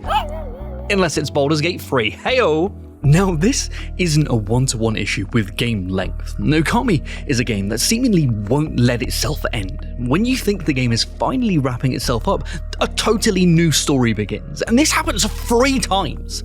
But it paces those story beats out to make sense within the context of the game's overall flow, with its characters developing and mechanics evolving to match this cadence. A lot of games just artificially inflate their length without accounting for this cadence, making things feel bloated and stale. Does this happen because they're trying to appease the gamers that equate length with quality, or is it because they didn't have enough content to spread out over their intended time frame? Well, regardless, an inverse issue can crop up if you have too much content to pack into that space, like with Dave the Diver. Now, I want to start by saying that I actually adore this game's core loop, where you dive down below the waves to solve mysteries and collect exotic sea life to then cook up and sell in your sushi bar. This loop undeniably slaps, but the problem lies when you add new mechanics on top of it. What did they add? Alright, sit down for a second, Ludo, this might sting a little. Now, it includes deep sea diving, cooking, serving, hiring, firing and training new staff, Cooking Mama TV show appearances, farming, raising chickens, raising fishies, raising digital fishies, collections, trading cards, underwater stealth sections, 2D side-scrolling stealth sections, welding, luring animals, petting said animals, photographing animals, individual relationship management, underwater seafolk relationship management that uses a different currency, boss fights, escape sequences, cave exploration as a different character, dancing rhythm games as a different character. Oh, God, did I go full Brian Butterfield again? Fuck, I'm not complaining. This might be the ultimate indie game for what it manages to pack in. Can it be considered an indie game? Well, that's the kind of worms I'm not going to open, Ludo, only because I'm scared that a new minigame might pop out. But to be fair, quirky little minigames aren't the issue here, it's a systemic one. When the game first introduces its core loop, there is only a handful of things to keep track of, but each and every day that passes in-game, it throws a new mechanic at you, big or small, that at least distracts you from your current goal, and at worst adds another thing to track. In a single morning, I get back-to-back phone calls and I'm told to check 2 separate emails before I've even got a chance to brush the sleep out of my eyes. Just look at this phone menu. I go from being underwater, fighting for my life, to frantically serving dickheads, to hoeing it up on this makeshift farm. Honestly, all of this farming makes me want to play Stardew Valley, another game that is flush with systems, but the difference here is that it spreads out its onboarding across an entire in-game year, rather than shotgun blasting you in the face with content and hoping the player still has a recognizable skull at the end of it. Yeah, I do need a moment. Ludo, put the sponsor on. Ring bong bing bong bing bong bing bing bing bing bing bop bop bop bing bop. Oh man, that frog sure is crazy. Oh, that person sure is toxic. Now, let's dive back into Dave the Diver, which is going to be a challenge, because of the content dump strategy makes it difficult to come back to a game for how much there is to reacquaint yourself with. Different genres handle this in different ways, with varied success. Roguelikes as a genre are exceptional at this. Because of the cyclical nature of their runs, it's easy to jump back into the action and reacquaint yourself with the systems and overall flow. But when you add quest systems into the mix, it gets a bit messy and it futzes with the pacing overall. For example, Final Fantasy XIV has its own issues with pacing that I will 100% be making a video on, and you can count on that, Indie Mouse. But for how much content there is in this game, at least when you return after a short break, you can pick up from where you last left off, rather than being bombarded with another 4 quests, some with only half or even zero relevance to the task at hand. Dave the Diver is a fantastic game when played in the first few sessions. The cadence of its mechanics makes sense in the moment, but it's difficult to keep up with that for returning players. Like, what was I doing? Who am I? Where am I? Oh, sorry, gotta go boogie on down for a hot second. What the fuck is happening? Developers need to consider what it's like to return to their games after a set period of time. We don't all have 8 hours a day to put into our games. Because even though I adored my time with Dave the Diver, my motivation to return to its waters was lacking because of an aquatic anxiety. Not because of what lurks beneath, but because of an anticipated confusion. Yeah, so it was dumb. You get the point. There needs to be a consideration for how much content you're adding to your game relative to the experience you're trying to create. Too long, and you can stretch your narrative and mechanical explorations thin, leading to the players dropping off before they have a chance to get to the next hook. Adding too much content and failing to properly pace it can be overwhelming, making the user feel as if they're constantly playing a tutorial before the mechanic is dropped in favor of the next radical idea the developers have had. Nothing has had the time to solidify and actually get the player invested, and these are small criticisms of an otherwise fantastically crafted experience, but it's good to be critical of the things we love. That's why we play games after all. But if you ask me, would I rather play a 50-hour-long game that says nothing of note, or a 2-hour game that has something to say mechanically and narratively? I know my answer. It's not about the length or girth of a game, but what you do with it.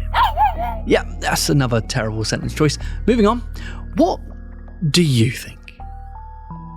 Have you encountered a game before that's just had too much of anything? Its length, content saturation, or how it was narratively paced? And if so, how could the devs have avoided that? Let us know down below, because we would love to discuss this with you. Oi, Ludes, I just checked and I saw that you're not in the Second Wind Patreon. And can I tell you, Missy, that you are missing out. We have Patreon Hangout movie nights, we have exclusive experimental videos, and a bunch of other goodies that you could be involved in, but I guess you're too busy with, I don't know, not having thumbs. Well, yeah, that is fair. You do work here too. Okay, yeah, I'll get you added to that after this. Alright, time to say goodbye, Ludo. Alright, bye guys. An Oblivion remaster just dropped. Well, that's exciting. Well, you've never played it before, have you? Yeah, so this is going to be interesting. Well, it's a bit jank, Ludo. Let me explain. Now, it's undeniable that Bethesda has had a huge influence on the RPG genre as a whole, Oblivion being a catalyst for this niche PC gaming pastime entering the mainstream, and because of this, their designs have been emulated by their biggest competitors, but as I've mentioned many times before on this show, we shouldn't simply copy our greatest inspirations, because there are some designs that should have been left on the cutting room floor, and the surprise release of Oblivion Remaster has made these points clearer than ever. It might have a fresh coat of paint, but underneath it's still the same old, crusty, bloomy, fetid, bulbous self. Most of that being the game's entire charm, and that has only grown stronger as time has passed, but the one thing that did not age well whatsoever was its dungeon designs. Now, what do you personally want from a dungeon? The thrill of stealthing around in caverns untold, threads to pull leading to further adventures, or simply some booty? Like loot, Ludo, not like that. All of this is exactly what Skyrim's dungeon do from top to tail, but we skipped 5 years into the future where Bethesda figured out exactly what to do to make their dungeons compelling. Crawling back into the darkness, Oblivion's dungeons are a cacophony of confusing designs where the larger game systems compound in unfortunate ways to lead to Oblivion's most underwhelming and in times actively pointless endeavors. And the problem starts with the game's combat system. Because there is such a large variety of playstyles, including melee ranging from swords to bare-knuckle boxing, magic and all its many schools of fuckery, oh yeah, and the stealth archery combo, if you also like long walks on the beach and being a boring twat, yeah, let's see how many people get in the comments on that one, Ludo. Due to this vast scope of potential playstyles, the game's combat system has its corners rounded off. There's no complex countering of enemy mechanics or interweaving of conflicting systems. Unless you've already taken them out like the boring twat you are, nearly all enemies will simply stand there in place, plinking you with spells and arrows, or walk towards you in the vain attempt to strike you down, which will nearly always fail because of how the game handles its scaling and difficulty.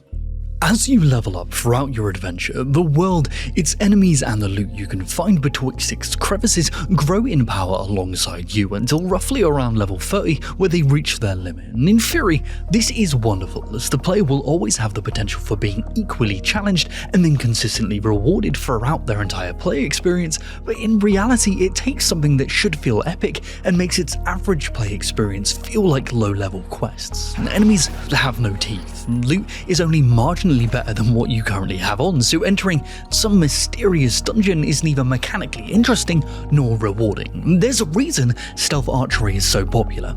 Yeah, right, I admit it. Yeah, I play like this too, sometimes. I've stooped to a whole new low, because I'm crouched. Oh, you wouldn't get it, you're basically perma-crouched, you're a dog. Wait a minute, where are we? Navigating these decrepit halls is often a challenge because they all look the bloody same, and that's because, well, they are, all consisting of the same rooms selected from a tile set to keep things consistent, easy to churn out. We'll go into the reasonings later, but for now, let's delve deeper. The repeated walls, boulders and campsites, but just shifted slightly, makes these expeditions so confusing to navigate, as if they're intentionally trying to obfuscate your goals or even how to escape. And all of this would be so much easier if they just added a map for these individual dungeons, and in the remaster it bewilders me that they didn't add this feature. They did? Where? Oh, you have to zoom all the way in on the world map to its limit and then think to frustratedly press the zoom button again to bring up the dungeon map. What? I'm getting sidetracked. There is little to no attempt to use framing or light signifiers to guide the player subtly because there is no bloody light as half the dungeons you enter are darker than a rat's arse. And yes, this encourages the usage of light magic and torches, but this tedium adds nothing to the core gameplay loop and just makes these already difficult maze-like locations even harder to navigate. And what is your reward for all of this? Oh, it's a chest that breaks half your lockpicks with 17 gold in it and an abrupt dead end like a fetid fart bookending a first date at Olive Garden. And all of these dead ends confuse my modern game design brain. Skyrim, for example, always had its players come into its dungeon linearly, and then at the end there is an exit that is only accessible from the inside, so the players can't use it as an alternative entrance. This gives a definitive start and end to the dungeon exploration with no need to backtrack. But Oblivion rarely does this, preferring to turn you around and asking you to rummage through the same rooms, only now with slightly above average amounts of corpses to watch you stumble around in the dark. They don't even use reward reversal reveals here. When on your journey out of a lootless area, you might spot hidden rewards that are only viewable on your way back out, giving you something to look for and to counter this sharp dip in disappointment with a surprise. Nah, the only thing you get here is tedium. I mean, I get it. Most structures designed to defend, like castles in real life, are drawn up with dead ends to trap foes and alternatively hunker down in, but they also have places to escape if shit hits the fan, and I'm telling you what, mate, if I've entered your cave, the fecal matter has most definitely collided with the motorized propeller on a stick. Another issue with this kind of modular, reused asset level design is that it's hard to convey environmental storytelling, which is one of Bethesda's strongest suits. This hurts the player's ability to discover new threads to pull narratively, and it's difficult to pinpoint what the game wants you to look for or even look at without the compass or a pop-up directly telling you what to do. 99% of the time while rummaging around, you'll either find meaningless loot, and the best you can hope for is a cabinet full of ancient tomes with some absolute gems of obscure enticing lore which is unfortunately useless to the current task at hand. But sometimes, just sometimes, you might stumble upon an item that will totally change the game for you, and it will always be in the most convoluted and random of places, and the most famous being probably Fin Gleam, the legendary helmet where it gives the player the ability to breathe underwater, see in the dark, and detect life. And this helmet is a godsend. But this isn't located at the end of some ancient trial or combat challenge, but in the middle of the ocean, laying on the floor with no notes, no hints, just random luck if you're somehow on the shores of Tamriel, snuffle around on the seafloor for some glimmer of hope where this legendary helmet shares a bed with sweet fuck all. So why would you be doing this? Because maybe, just maybe, there'll be something down here that busts your game wide open, and this game is flush with things like this. Exploring Oblivion's dungeons is this attention-grabbing whiplash. Don't explore too hard because all the rewards are randomly generated and are mostly useless due to the level scaling, but you also better crest this wall like you owe it money, because it might just so happen that this wasn't a dead end at all, and there is in fact a cure for tuberculosis behind this boulder. Don't worry, Arthur Morgan, I'm coming. And this is all well and good if this studied exploration commonly results in something entertaining or at least funny, but 9 times out of 2, you'll get absolutely nothing and told to walk home. But why? When its narrative and scope was so grand, the likes of which had never been seen before at the time, why were its dungeons so lackluster? We briefly mentioned before that the majority of Oblivion's dungeons were created using modular rooms that could snap together. This, in a lot of cases, is the reason why the dungeons feel so simmy and washed out, and their rewards don't feel structured at all, because they're not. But this isn't through a lack of care or trying.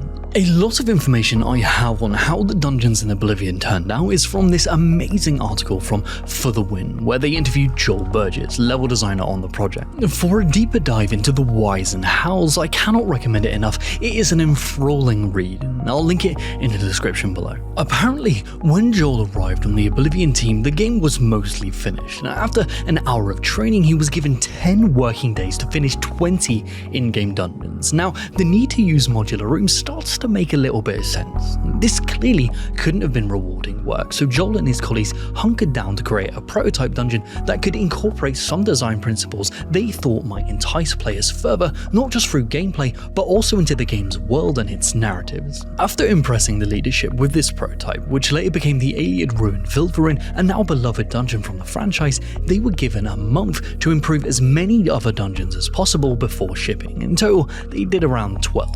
John mentions how they wanted dungeons to feel more like a cohesive experience where objects were placed with purpose, not just by the developers, but by the characters within the world too, not just chucked in a random chest. Within Oblivion, you can see some of the amazing advancements that happened when level designers are given the freedom to create from this perspective, and what a difference that can make. Sundercliff Watch from the DLC being a standout for me personally.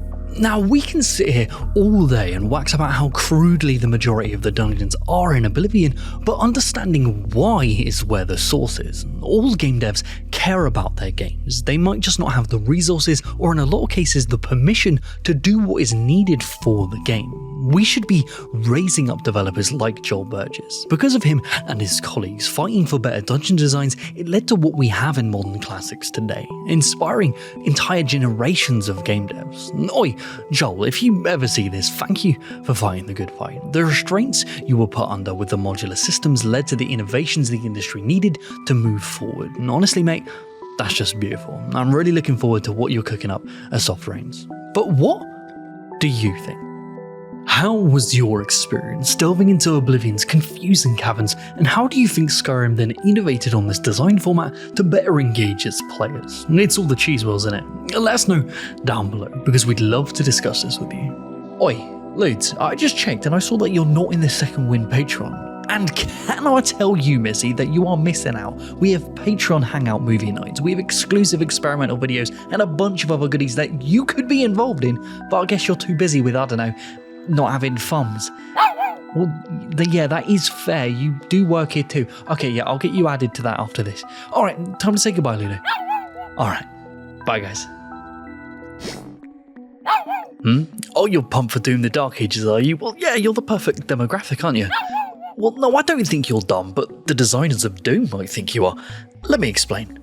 So Doom comes from a prestigious lineage, the series dating back to 1993, 31 years of iteration of this beloved formula. But even with this iteration, this DNA of collecting red and blue keycards in labyrinthine hallways persists. But in recent cases, Doom has been shifting to include designs from other popular titles in a way that feels ham-fisted.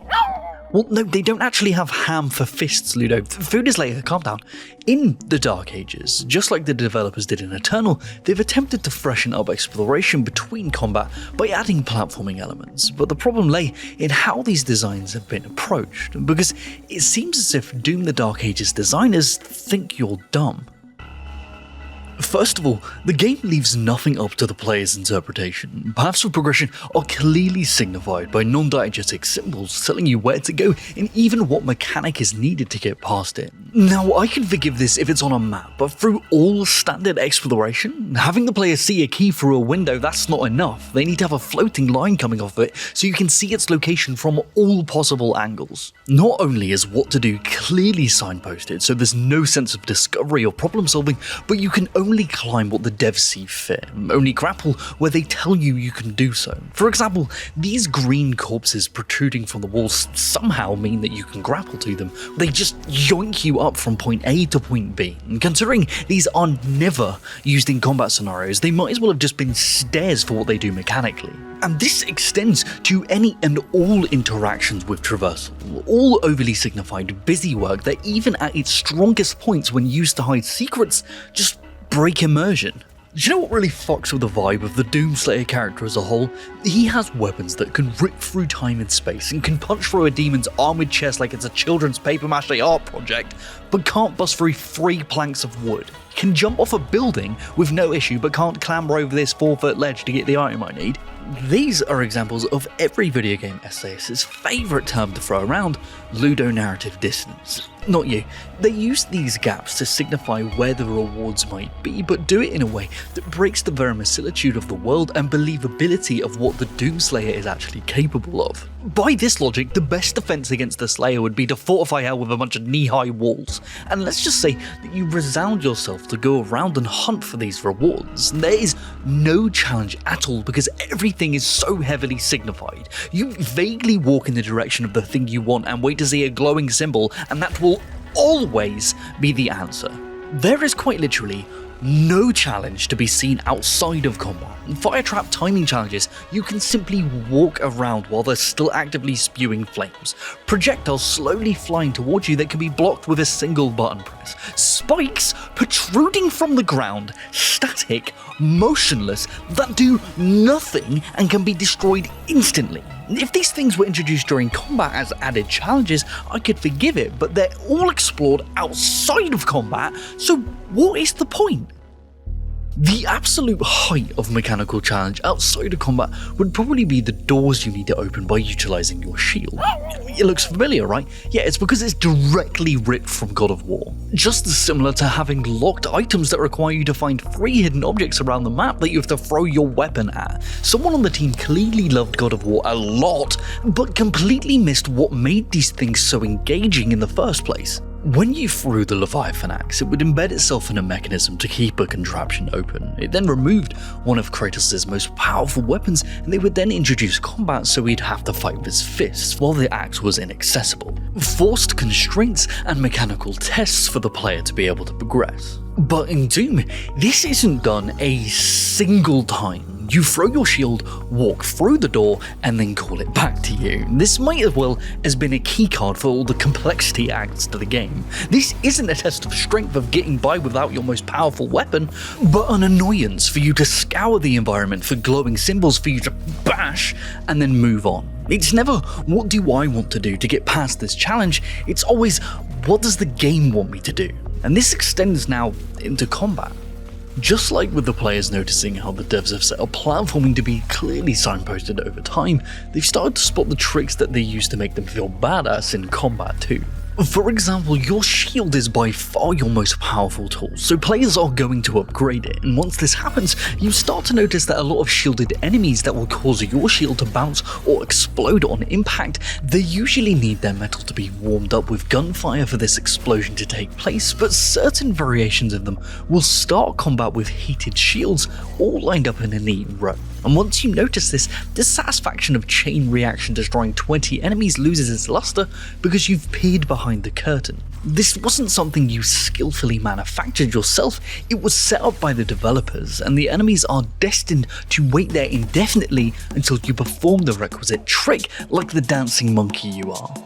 And to top it all off, this game is probably the easiest of the bunch, and the only friction you're going to feel during gameplay, mate, is your thighs rubbing together, because each enemy has the exact same attack pattern that they simply regurgitate, and early on, they give you this stake gun that can effectively give itself infinite ammo when comboed with the shield, which you're gonna do because it can stun larger enemies, instantly take out smaller packs, and explode them as we mentioned before, and doing this empowers the upgraded stake gun, making it capable of one-shotting most enemies, meaning the majority of my run was this Van Helsing cosplay kit running stakes into demons like it was going out of fashion. Just look at the final boss's face!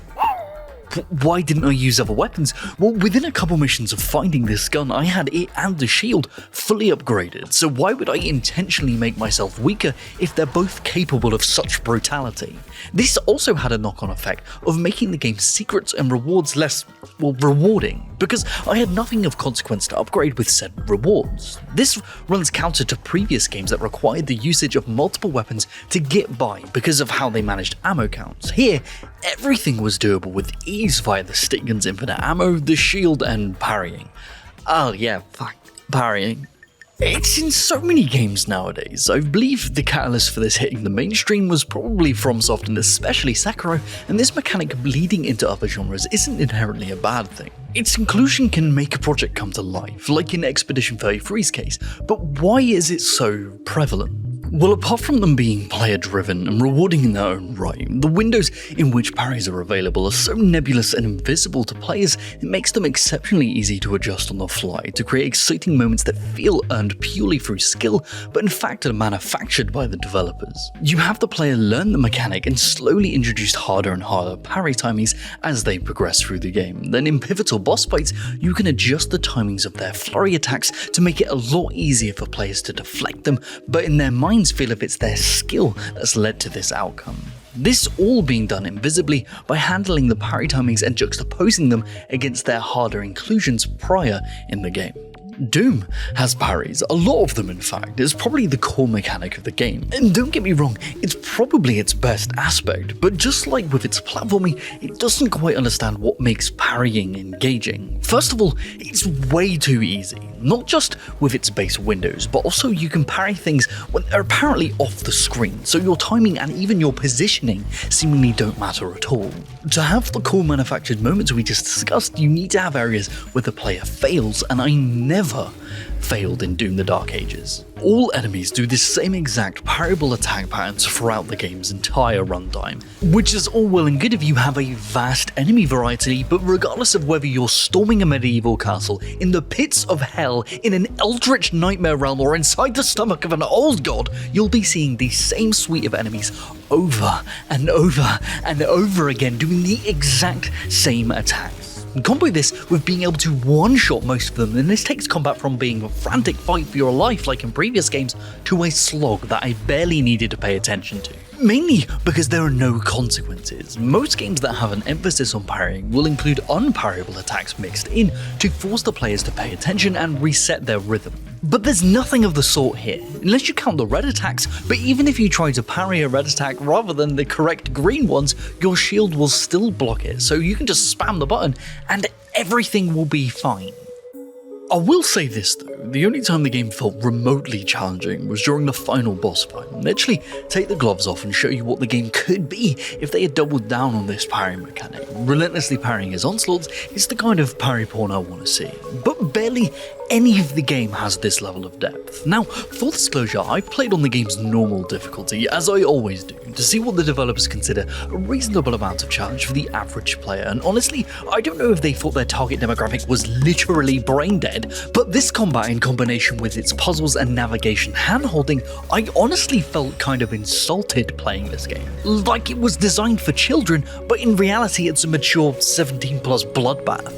Now, as a dev myself, I know they would have relentlessly tested this game with a wide variety of gamers to find the median of challenge needed to make for a compelling difficulty, but this just feels like they went a step too far. The question is, does it feel better to require competent players to move the difficulty slider up as they find the game too easy, or does it feel worse for the casual players to bump the difficulty down because they found it too hard? Now, that's not an easy question to answer, and I think the dev team chose what they thought would work best for a wider market, and you can't really blame them for that. All of this being said, the pirate mechanic is honestly the next evolution this franchise needed. I just wish more time was spent going hard on this idea and making it a fully fledged mechanical journey, and the same can be said for its platforming and its newest inclusions with mechs and dragons. Now, I don't know how they managed it, well I do, but they somehow managed to take something that is inherently badass like piloting a mech or riding a cyborg dragon and made boring filler missions out of them. Fighting inside the mech has the same issue a lot of games have, where it just feels as if you're playing the same exact character fighting the same exact enemies, but biglier. Well, it's a word, shut up.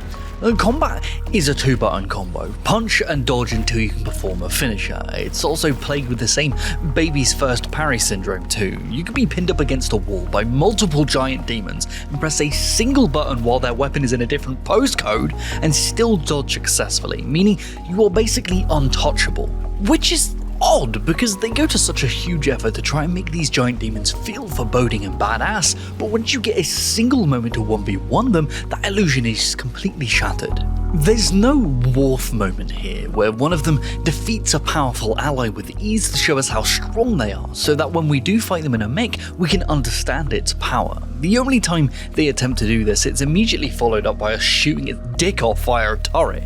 Because of this, all of the mech levels honestly feel like you're slowly walking around a medieval model village, punching the staff or asking you to pay for a picture of you and the dog on the log flumes.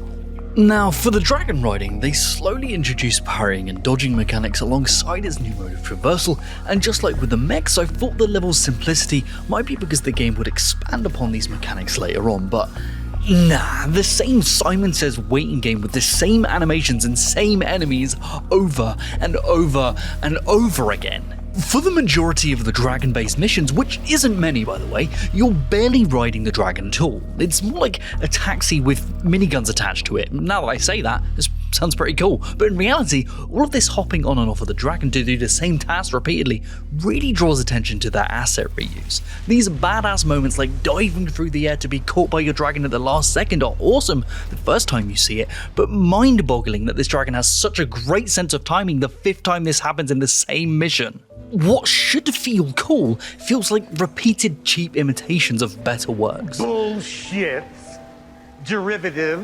I will say that there's something commendable about a game trying to unify a bunch of different mechanics and gameplay modes under one umbrella, and Beyond Good and Evil, my favourite game of all time, does this. It's successful in some areas and falls flat on its fucking face in others, but at least they experimented and tried. But the difference between Doom the Dark Ages and Beyond Good and Evil is that the latter's exploration of crazy mechanics is also used to make us care about its characters more. Doom doesn't have any of that subtlety, and I don't expect it to. It's fucking Doom. But they also have a narrative that seems to take itself too seriously, so when you put the silent protagonist meat grinder that is the Doomslayer in those situations, things just feel off.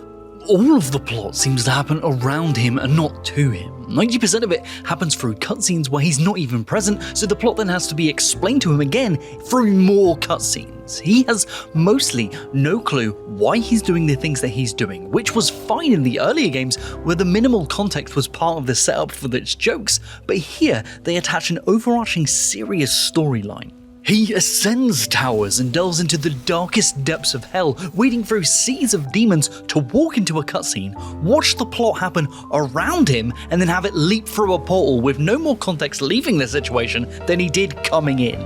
And what is most baffling to me is the fact that the Doomslayer narratively fails at nearly everything he attempts to do. You can spend the entire time barely getting touched, parrying everything hell can throw at you, but get chucked off a ledge in a cutscene or stabbed or killed for your efforts. The only time he succeeds is when he goes berserker rage mode because the big bad killed his Uber Eats delivery dragon that we saw for 2.1 missions, which is less than 10% of the total missions in the game. The narrative, combat, and puzzle platforming felt like an insult to the player's intelligence, and I truly just wish this game concentrated more on what made Dune Dune. The most fun I had with this entire game was with the level Sentinel Command Station, which felt like a traditional level. It was about collecting keys, running and gunning. I just wish they focused on iteration of those ideas rather than the addition of new ones, because when you're swarmed by demons and have to improvise a way to survive, it feels like Doom again. But when I'm kicking boxes, taking a taxi, or punching biglia boys, I can't help but feel like someone higher up on the team wanted to make a different game entirely and was told to slap the Doom IP on it. But what do you think? I totally understand that my opinions on this game are probably going to be a tad divisive, but before you go calling me a tit in the comments, why? Not why am I a tit, I know that, but why did Doom the Dark Ages resonate with you? I'm genuinely curious, and there are no wrong answers. Let us know down below, because we would love to discuss this with you. Oi, Ludes, I just checked and I saw that you're not in the Second Wind Patreon. And can I tell you, Missy, that you are missing out. We have Patreon Hangout movie nights, we have exclusive experimental videos, and a bunch of other goodies that you could be involved in, but I guess you're too busy with, I don't know, not having thumbs. Well, yeah, that is fair. You do work here too. Okay, yeah, I'll get you added to that after this. Alright, time to say goodbye, Ludo. Alright, bye guys. Yeah, it's a bit of a creepy doll. Where did you get it from? Right, it kind of reminds me of that game, Lies of P. Well, no, don't worry, I've had enough of a negative kick from last episode, so I'm not going to rip apart its designs or anything, but instead, let's actually dive into what makes it unique and why devs should probably stop copying FromSoftware. Let me explain. So we've spoken before about Souls-like games that have strong individual aspects, but misunderstand why FromSoft does the things it does as a whole. Lords of the Fallen is a prime example of this, completely missing the mark with Vantage, ambushes, and its circular level design. And this is commonplace for Souls-likes. It's a difficult genre to tackle because it's so intrinsically tied to the game series that cemented its popularity. In contrast, Metroidvanias are also formed from the DNA of some immensely popular game series, but having two distinct series to draw inspiration from, combined with the length of time the genre has been allowed to cook, has given devs a lot of space to interpret and inject their own personalities into the genre itself, and as a result, Metroidvania fans tend to be a little bit more forgiving or even encouraging of any genre-bending innovations. Souls-likes, on the other hand, seemingly don't have this freedom because, all things considered, it's a relatively new genre built atop a series with an extremely distinct gameplay style and a rabid, sometimes even mob-like fanbase. Well, yeah, me included in that to a small degree. I've always got that pocket pitchfork on hand. Anyway, because of this, I'm sure a lot of you assume that I'd rip Lies of P apart for misconstruing FromSoft conventions, but actually, what I adored about Lies of P were the things it didn't take from Dark Souls. So before I get into the negative, let's dive into the positive. Now, for all of its immaculate boss designs, incredible vistas, and impeccably designed labyrinthine circular caverns, I'll be honest with you, one of my favourite parts of the Souls series has, and always will be, having a little dress up, mate. And if you're not playing Fashion Souls, I quite literally don't want to associate with you. Not nice hat, by the way. This aspect of role-playing is only made possible by the vast variety of armour to collect and combine in Souls games, but this is a double-edged sword. Because of FromSoft's leveling system, some armor types can only be effectively worn by certain builds due to the equipment load stat. Well, unless you want to be fat rolling around the place like a slug. This removes the player's ability to wear half of the armor sets they find if they decide to build Dex, Magic, or Faith, for instance, lessening the reward moment of finding heavy armor sets for a substantial part of the player base. Now, aspects of this can be fun though. It's like a puzzle to attempt to find combinations of armor pieces that keep you below a certain equipment load amount, but still look sickening darling. There's nothing wrong with this system, but Lies of P attempts to do something slightly different with it. It ties all of its stats and equipment loads to specific robotic parts that can then be swapped out on your puppet's person, freeing up its cosmetic slots to be exactly that, cosmetic. This revitalizes the reward moment of defeating a humanoid boss and then receiving its armor set for a much larger amount of its players, while also maintaining the puzzle pieces of managing equipment load and defensive stats to give more meaning to its leveling system. I don't think this is objectively better than what FromSoft does, but it certainly is an interesting take. And this extends into how they've done weapon design too. Wait, where's that fucking Zweihander? Oh yeah, here we go. Now, have you ever thought to yourself, yeah, I really like this sword, but it would be much better if I replaced the blade with a pig's trotter? Well, if this was you, firstly, seek help, mate. Secondly, think about playing Liza P. Because just like with armor, finding new toys to play with is extremely exciting in Souls games, each weapon coming with its own unique playstyle, but the same reward moment pitfalls exist depending on your build. Now, I want to preface this that I don't think FromSoftware's weapon system should be changed at all. Adjusting your build and having something to aim for is what motivates certain builds to even exist, and it's gratifying to meet the requirements to wield certain legendary weapons. I think this is a good thing, and Liza P just builds atop this idea to make something incredibly unique. When you acquire a new weapon, you receive it in two parts, a blade and then a handle. The handle denotes the moveset and attribute scaling, and the blade or head of the weapon will determine the damage type and output. You can also purchase and find cranks, which allow you to modify how individual handles scale to better suit your preferred build. So because of this, when picking up new weapons, there are now two possibilities for reward moments regardless of your build, allowing players to choose their favourite movesets from weapons that might not be compatible with their current build and mix and match components to create some abominable things.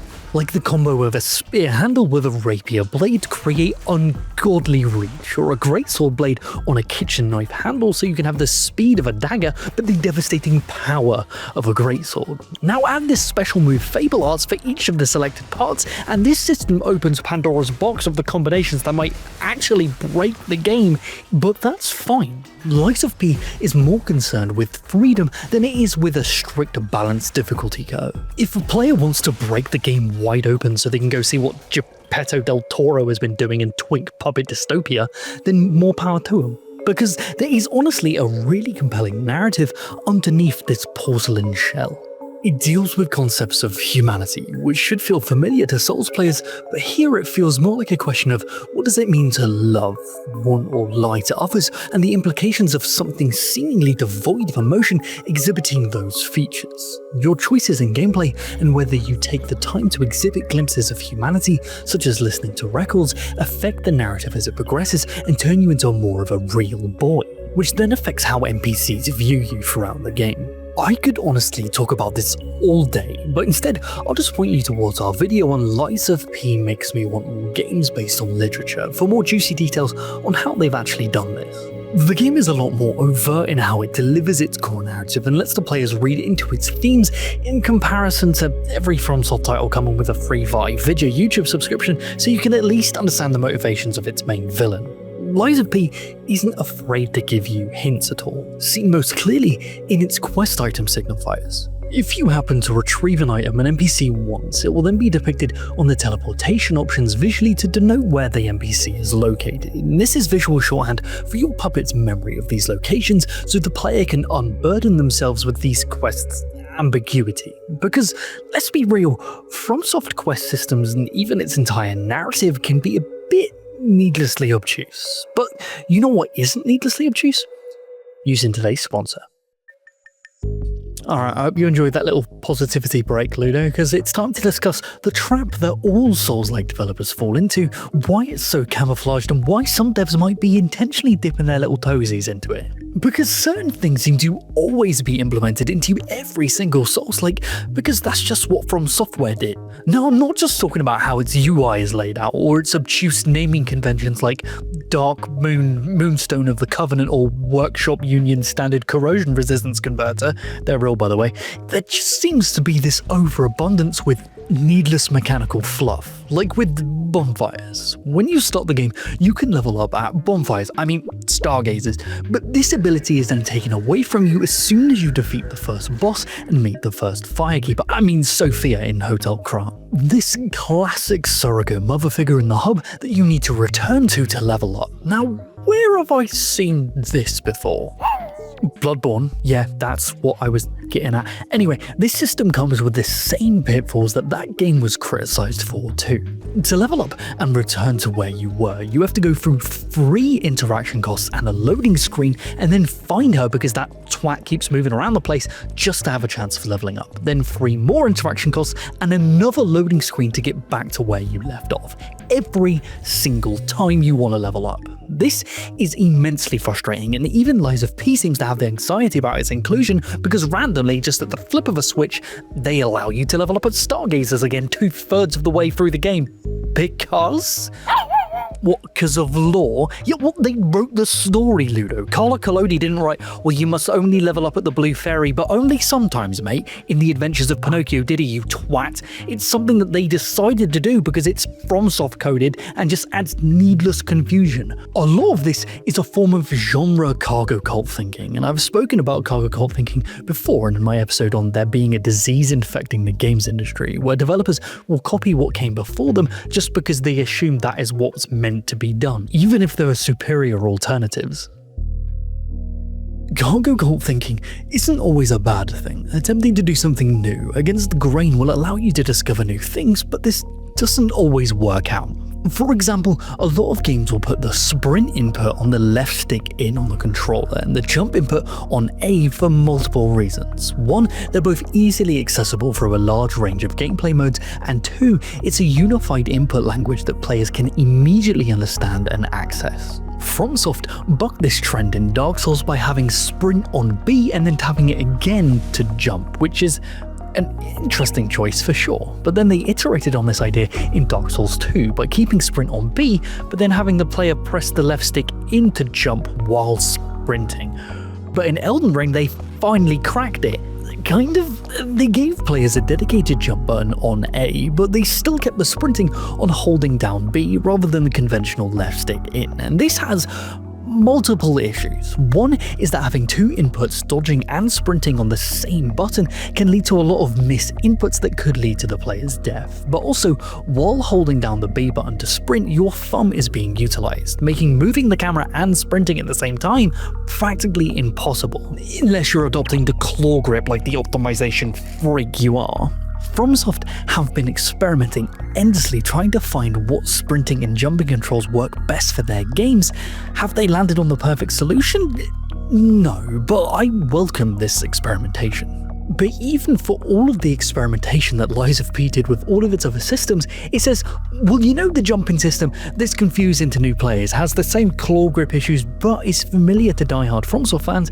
Yeah, let's do that. That is the dark side of cargo cult thinking. Let's just do what the other games did because it's popular and we want to try and emulate that. But I'll tell you what, mate, no one is picking up your game because they want to jump with the left stick in while they get wanker's cramp because of the claw grip.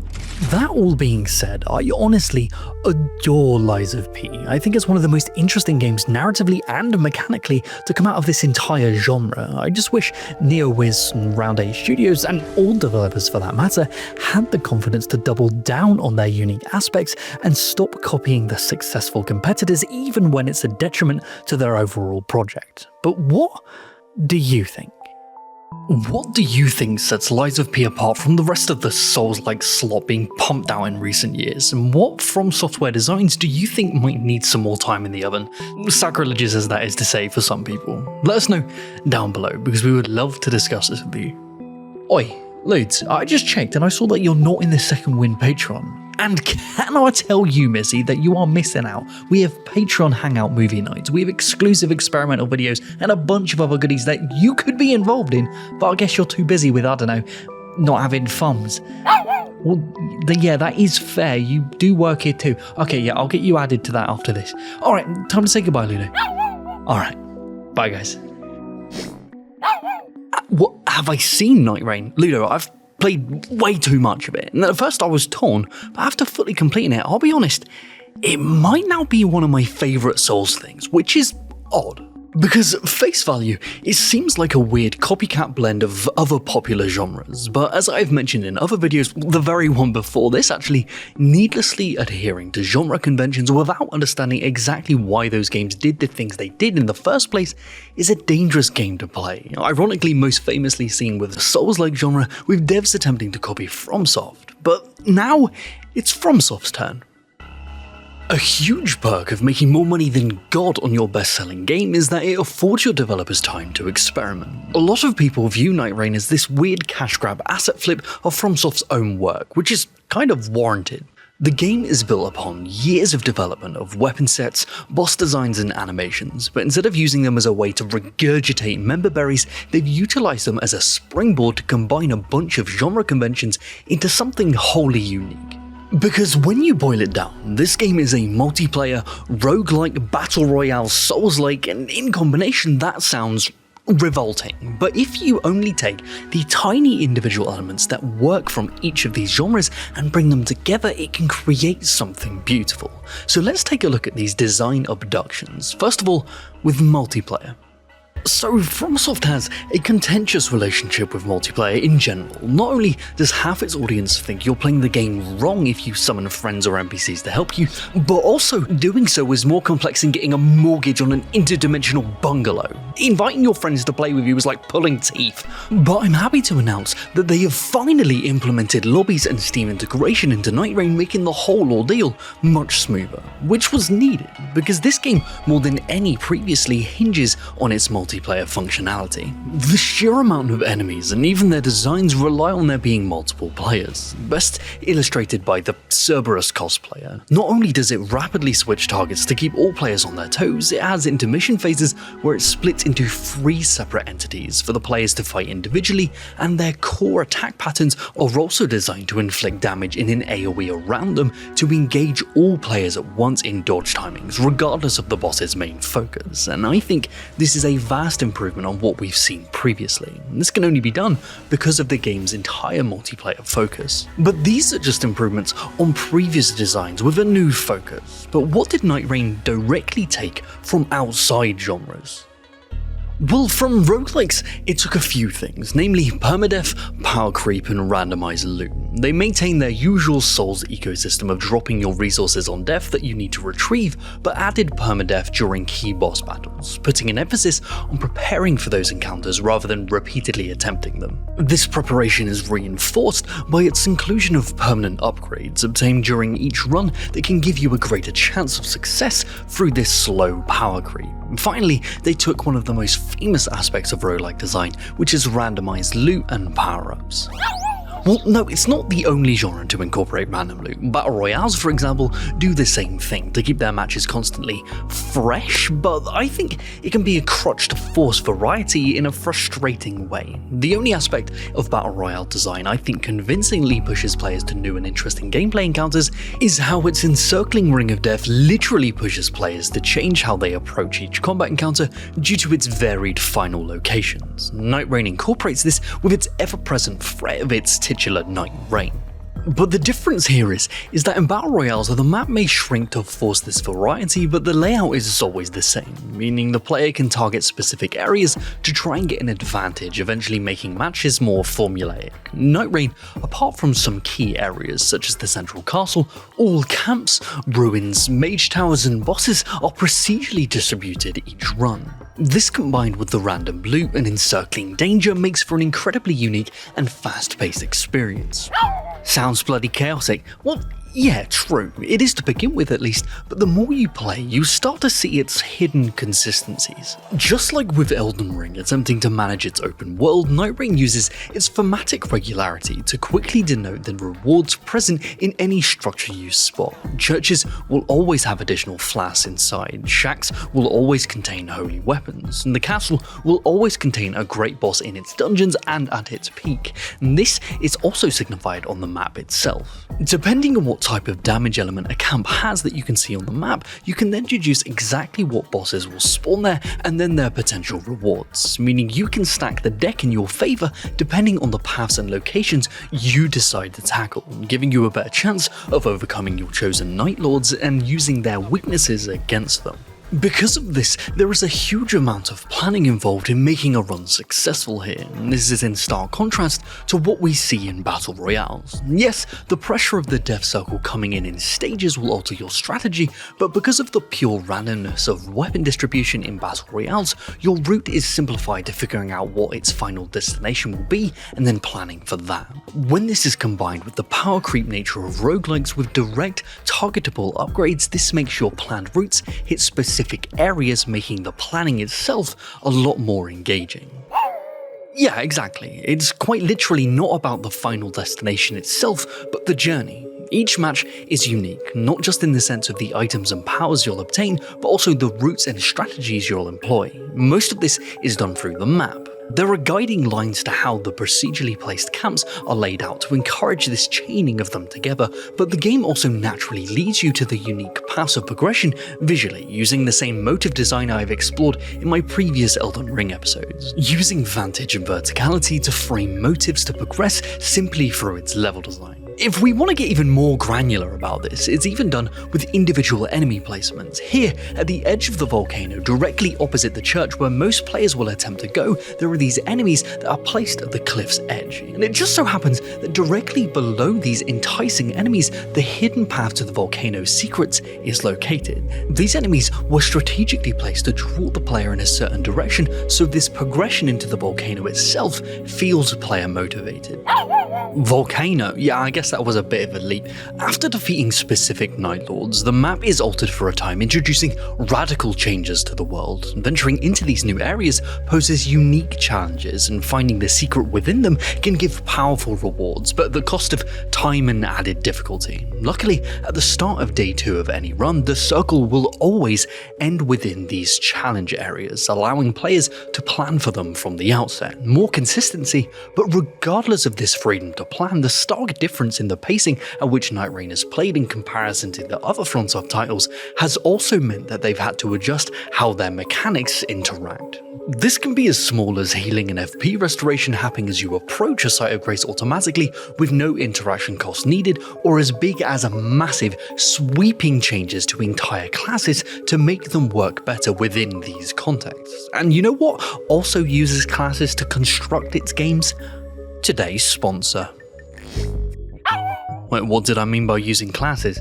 It's a game dev joke. Admittedly, only a handful of people are going to get it. I guess that would make it a bad joke. Well, anyway, yeah, classes. A bit odd to go from a formula that was famous for allowing players to experiment with weapons and armor choices to a game with a select handful of classes to choose from, but I honestly think it works extremely well in this context. For example, building a mage has always been viewed as a way to kind of cheese the game via ranged attacks, and this was countered by giving spellcasters a limited resource to cast their spells and the flask to refill it shared slots with healing flasks, meaning even though you're a cheesy boy, you have fewer chances to make mistakes because of that. Now, Nightreign's pacing doesn't permit those designs. They don't really work here, so they've implemented a way for players to gain mana back from enemies via the Recluse's ability. All classes come with a base ability and ultimate, and the Recluse's draws FP out of a targeted enemy if they have been recently struck by non-physical damage, meaning to gain more FP, the player first needs to expel it, and then make a conscious decision to use the ability to gain it back, but in the process putting themselves in a vulnerable animation. This adds a lot more nuance to the class as a whole and allows them to have their own weaknesses while at the same time allowing them to keep up with their melee counterparts. Another playstyle impacted by these redesigns are the archers.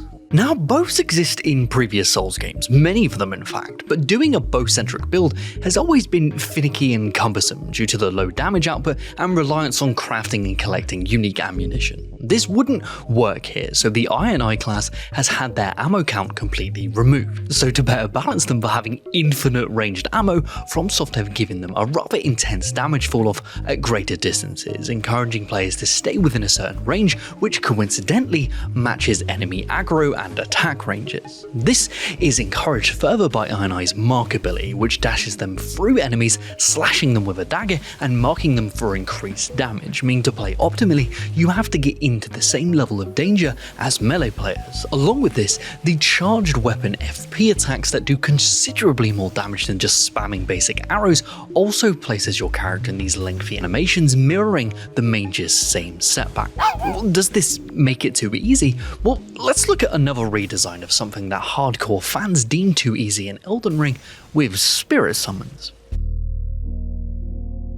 Now, as anyone who's played Terraria with me knows, I adore summoners in games, and as much as I've tried, making a dedicated summoner build in Elden Ring is practically impossible. But in Nightreign, there's a hidden character you can unlock that can summon 3 different spirit summons to help them in battle. There are no FP costs to do this, you can cycle between all 3 of them at any time and can do so infinitely as long as they have had time to regen their health. And sounds a little bit OP, right?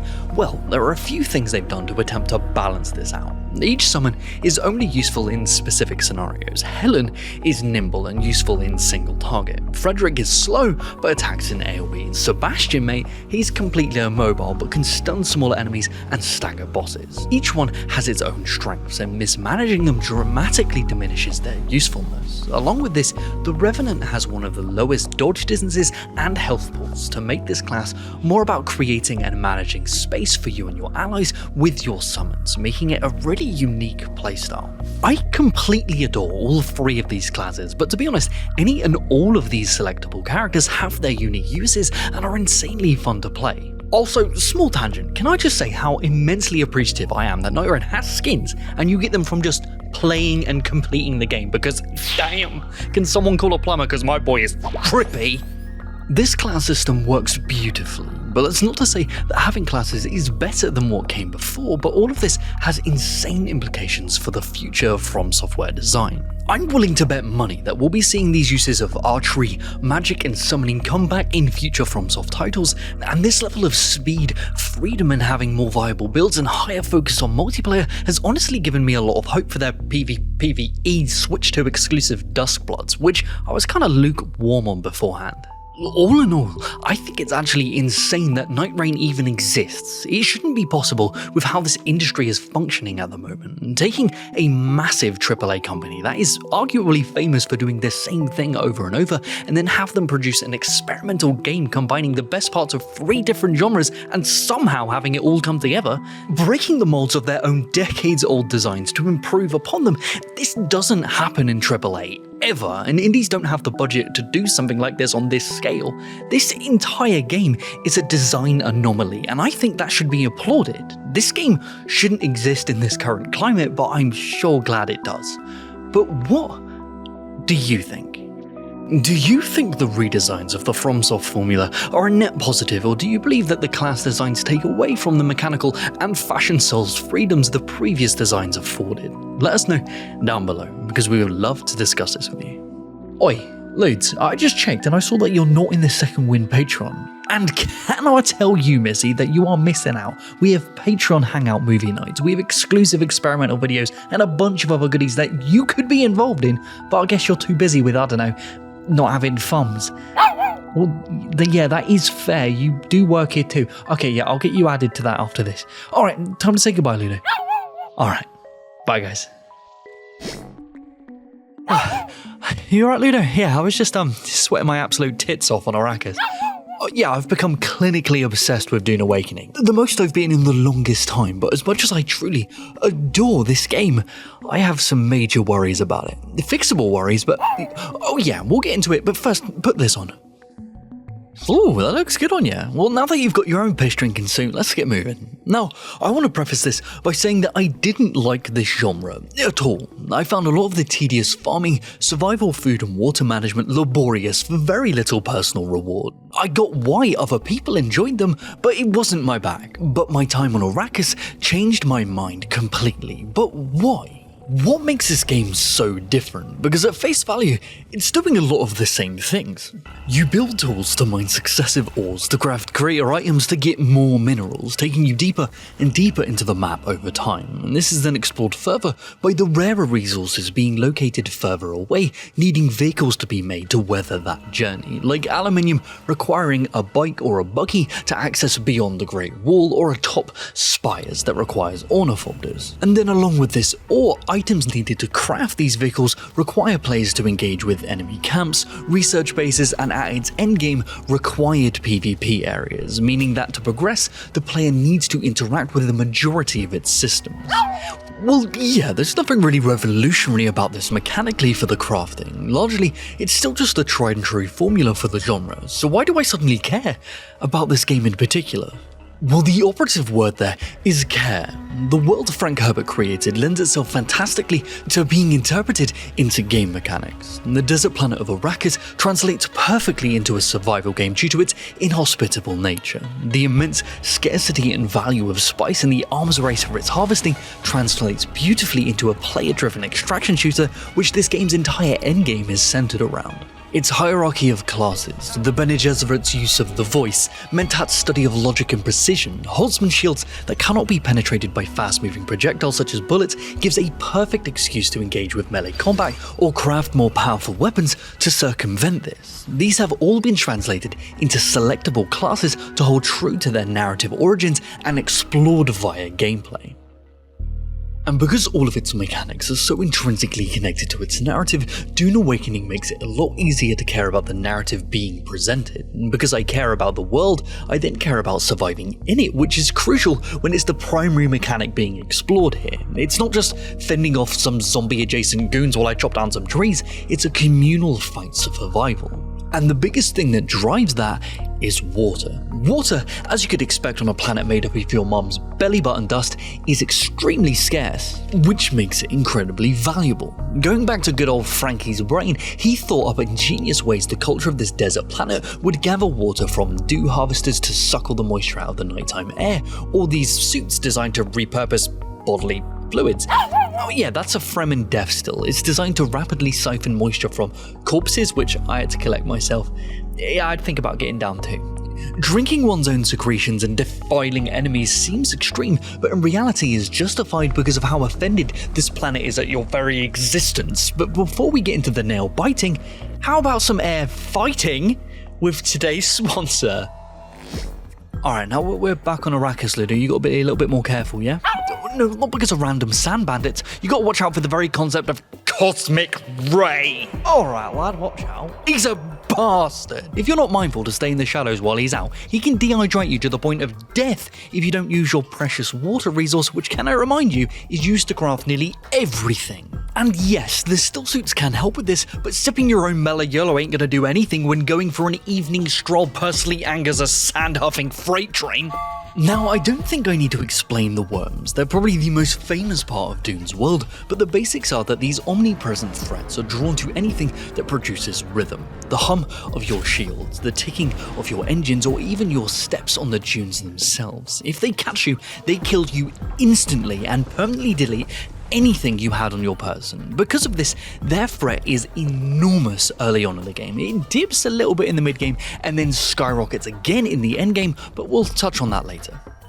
Firstly, early on, making it across these large expanses of dunes between safe rocky outcrops on foot is incredibly dangerous if not planned out correctly. A lot of my friends have met their demise by underestimating these cylindrical bastards. But as you progress into the mid-game, vehicles you obtain allow you to outrun their aggression, and yes, aspects like drum sand and quicksand have been put in place to create new threats for your vehicles, but this is quickly circumvented through your gathered knowledge and completely avoided when you obtain an ornithopter. These vehicles aren't completely safe though. They can also be eaten by the worms, and periodic sandstorms will bombard the land to buff your vehicles down to scrap. Stop the talk! Prepare for the chafing! Destroying your precious vehicles and even your bases if you don't protect them with power. Everything on Arrakis wants you dead, and this ever-present threat is incredibly engaging and gives amazing opportunities to create ludo narratives. Ludonarrative is the story you create for yourself through playing. For a personal example, I travelled a vast distance and spent the best part of an hour in my buggy attempting to farm enough aluminium to craft my first ornithopter, which is a huge step in this game's cycle. Full to the brim, I began my lengthy journey home, but as I entered my vehicle, a sandstorm warning came out of nowhere. A single minute left before disaster struck and a 10-minute journey ahead of me. I had 0 building resources on me and frantically looked for alternate shelter and could find none, so I just crammed my buggy against the cliff edge opposite the flow of the storm itself in a vain bid that would protect me, and luckily it did. But the thought of my 20-odd hours of gameplay to simply farm the materials for my buggy, let alone all the resources that were inside it, being buffeted into oblivion, I honestly don't think I've ever felt my chocolate starfish tighten so much in my many years of doing this. And this entire experience turned me into a bit of an old man. For context, I set up the base for me and my friends and grinded by myself to get the first ornithopter so they could have an easier time getting what they needed in the future. And it became this joke that anytime someone else would make an orni, I'd say, yeah, well, imagine farming all of that, but on foot. There's some real back in my day type shit. But on some self-reflection, this feeling is a weird sense of loss I felt for my friends, because building your first ornithopter might be the most incredible form of juxtaposition gratification I've ever experienced. I mean, I've made entire episodes on this technique. It's where developers will first make you feel weak for a prolonged period to allow power to have meaning. Going back to previous areas to dominate enemies that first gave you trouble is a basic example of this, but the ornithopters take this to a whole new level.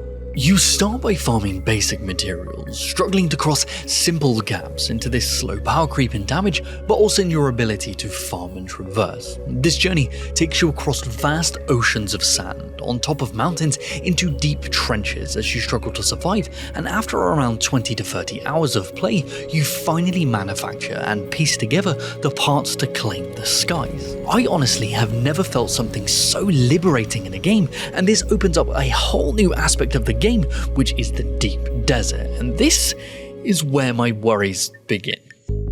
Now, I need to explain that through the natural progression of gaining increasingly complex resources, the pinnacle of this tree can currently only be found inside the deep desert, which is a large expanse separate from the core world map of Haga Basin that is only accessible via ornithopter. The materials needed to forge plastidium are only located here, as well as it being the most efficient place to obtain large quantities of spice, the most valuable resource in the game, which is used in all endgame crafting that requires players to go on foot or helicarry large vulnerable sandcrawlers into this vast desert, making them easy pickings for sandworms, but also other players. Because the unique thing about the deepest parts of the deep desert where these materials and spice are most prevalent is that PvP is permanently turned on, effectively turning its endgame into an extraction shooter where guilds of players duke it out on the dunes for land claim and resources, using guerrilla tactics to get the upper hand, which is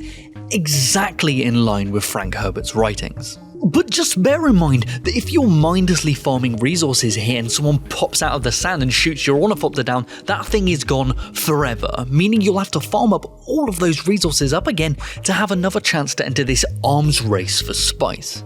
You got anything to say about that, Ludo? Well, you know, you do the ad-libs, you add spice to the conversation, I say something kind of beige, you sprinkle in some cayenne pepper, and I'm like, fucking woof, mate. No? Well, exactly, because it's genius. But this entire endgame could all come crashing down if they don't manage to sort out some of its complexities and instability. Firstly, my issues lie with how you access the deep desert. Because of the scale of this game, to get there you have to fly to the edge of the core playable map to enter a world map, which will allow you to traverse to a variety of locations like faction bases and the endgame deep desert. But to enter this world map, there seems to be a specific capacity of players they can allow into it at any one time because there is a queue time to get in. Now, this isn't much of a problem until you realise that I've sat in multiple hour queues in an attempt to get into this world map for the first time, and bear in mind that to enter it you need an ornithopter, so that while you're waiting in this queue, the durability of your thopter is depleting along with its fuel. and this is only going to get worse as time goes on. At the time of recording, only 30% of players have even crafted an ornithopter, let alone attempted to access the endgame, so as more players progress deeper into the game, these queue times are just going to get worse. And that ain't the half of it. A friend of mine who ventured into the deep desert before me because he somehow managed to log in at the magic hour was soft-locked into an infinite loading screen and was told by support that his character was effectively lost forever and he needed to make a new one. 60 plus hours of questing, story and farming down the drain. This was so rampant that the server providers themselves were warning players not to access the endgame whatsoever. So not only is there a PvP risk entering the deep desert, there is also a coin flip chance that your entire existence might never come back. This, in combination with the increasing presence of cheaters in this zone, sniping you from areas your draw distances can't even fathom, to entire armies of players bullying smaller groups out of the endgame resources, is increasingly making this area a make or break for most players. Which is such a shame, because I genuinely think there is a fantastic multiplayer survival RPG here, with some really intriguing story that morphs into an intense PvPvE extraction shooter that is incredibly faithful to its source material that a huge portion of its player base might miss out on for fear of what they might lose going into the endgame. This is honestly wild, because I think this might be my game of the year if they fix all of these small issues. Oh, this is embarrassing. Well, the same day of finishing this episode, the devs dropped a hotfix, fixing the queue times, character leading bugs, and balancing out the PvP aspects of its endgame to be more accessible to new players. Well, fuck me sideways and call me Lisan Al-Gaib. I'm not going to scrap this video. Let's just say it's a positive documentation of the rocky beginnings of Dune Awakening and the honestly hasty response from its clearly dedicated developers. I think this could blossom into an incredible new standard for the genre and continue to grow with future DLCs, but that's only going to happen if people support it. So let's hope these fixes will convince more people to do so. Hello, it's me, Cosmic Ray, the revolutionary point for the solar system of Ray's gaff. I don't like the people who live here and I want them dead. Mentat, more like it's mental how you can't count the blows I'm bombarding your larynx with. Lisan Al-Gaib, more like, listen here you pencil topper, get off me couch or I'll vaporise your knees clean off. Conan, more like I harken back to better days where I didn't blind myself off my own reflection off your bald heads. Benny Gesserit, more like, hello, where are all these psychic nuns coming from? Bye guys. Thanks to the wonderful patrons. I hope people have left before this point. Bye.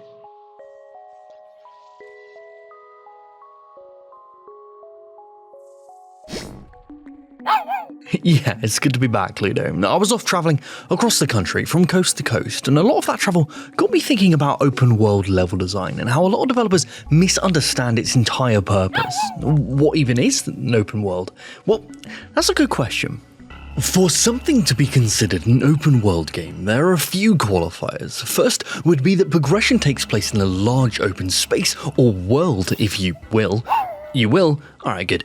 And this progression is usually gated via player and enemy power levels rather than ability gating like in Metroidvanias, let's say. Along with a strong emphasis on allowing players to blow off the main story path in favour of side content, creating non-linear choices of where to go and what to do as they explore naturally. Now, this is what an open world game should be aiming to facilitate, but a lot of developers misunderstand what it takes to make one of these actually engaging and just slap a large expanse onto a recognisable IP and hope that makes it more appealing, but in reality, it does the complete opposite and draws attention to the emptiness of their worlds if they don't take the proper care to understand what actually makes open worlds tick. The best example of taking a formula that already works and then slapping an open world onto it is probably Batman Arkham City.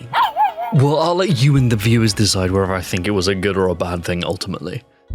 Arkham Asylum is truly a masterclass in pacing and atmosphere, and that's largely due to its linear nature and control of this pacing. And in reality, it does make sense to extend the Cape Crusader's adventures to an open world, as that's where he does the majority of, his crime fighting, but in doing so, the game loses some of its atmosphere as you're forced to travel from set piece to set piece. But luckily, the commute between them is entertaining due to its sine wave ups and downs of grappling up to vantage, surveying your environment and then gliding down to save the day.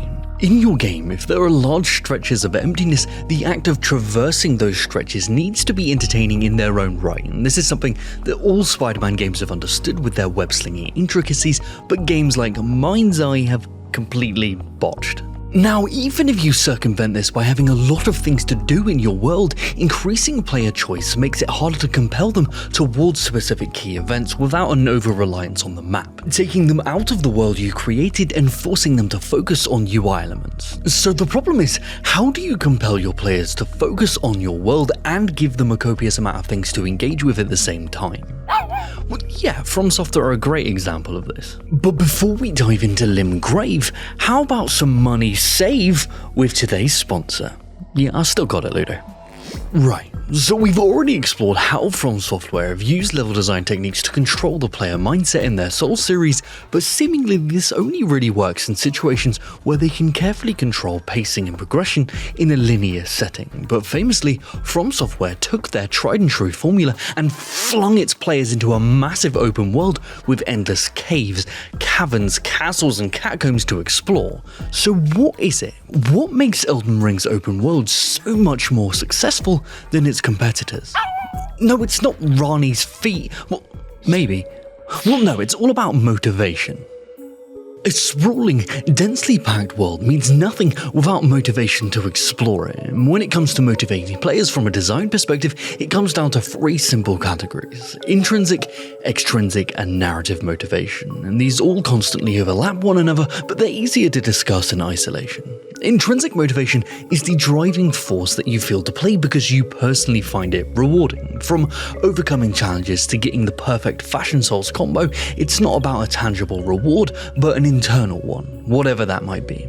Extrinsic motivation, on the other hand, is motivating the player by giving them things. Whether the reward is a powerful new tool, ability, or cosmetic item, things will always be a huge motivating factor to do anything for most players. Narrative motivation is the simplest of them all. Players want to progress so they can delve deeper into its characters and their stories, or in Elden Ring's case, figure out what the fuck is happening at all. Now, one of the things that makes Elden Ring's open world successful is that every single challenge you stumble upon will reward the player with one of these 3 motivation systems, if not all of them at the same time. A meaningful challenge, reward for overcoming it, and sometimes narrative threads to follow.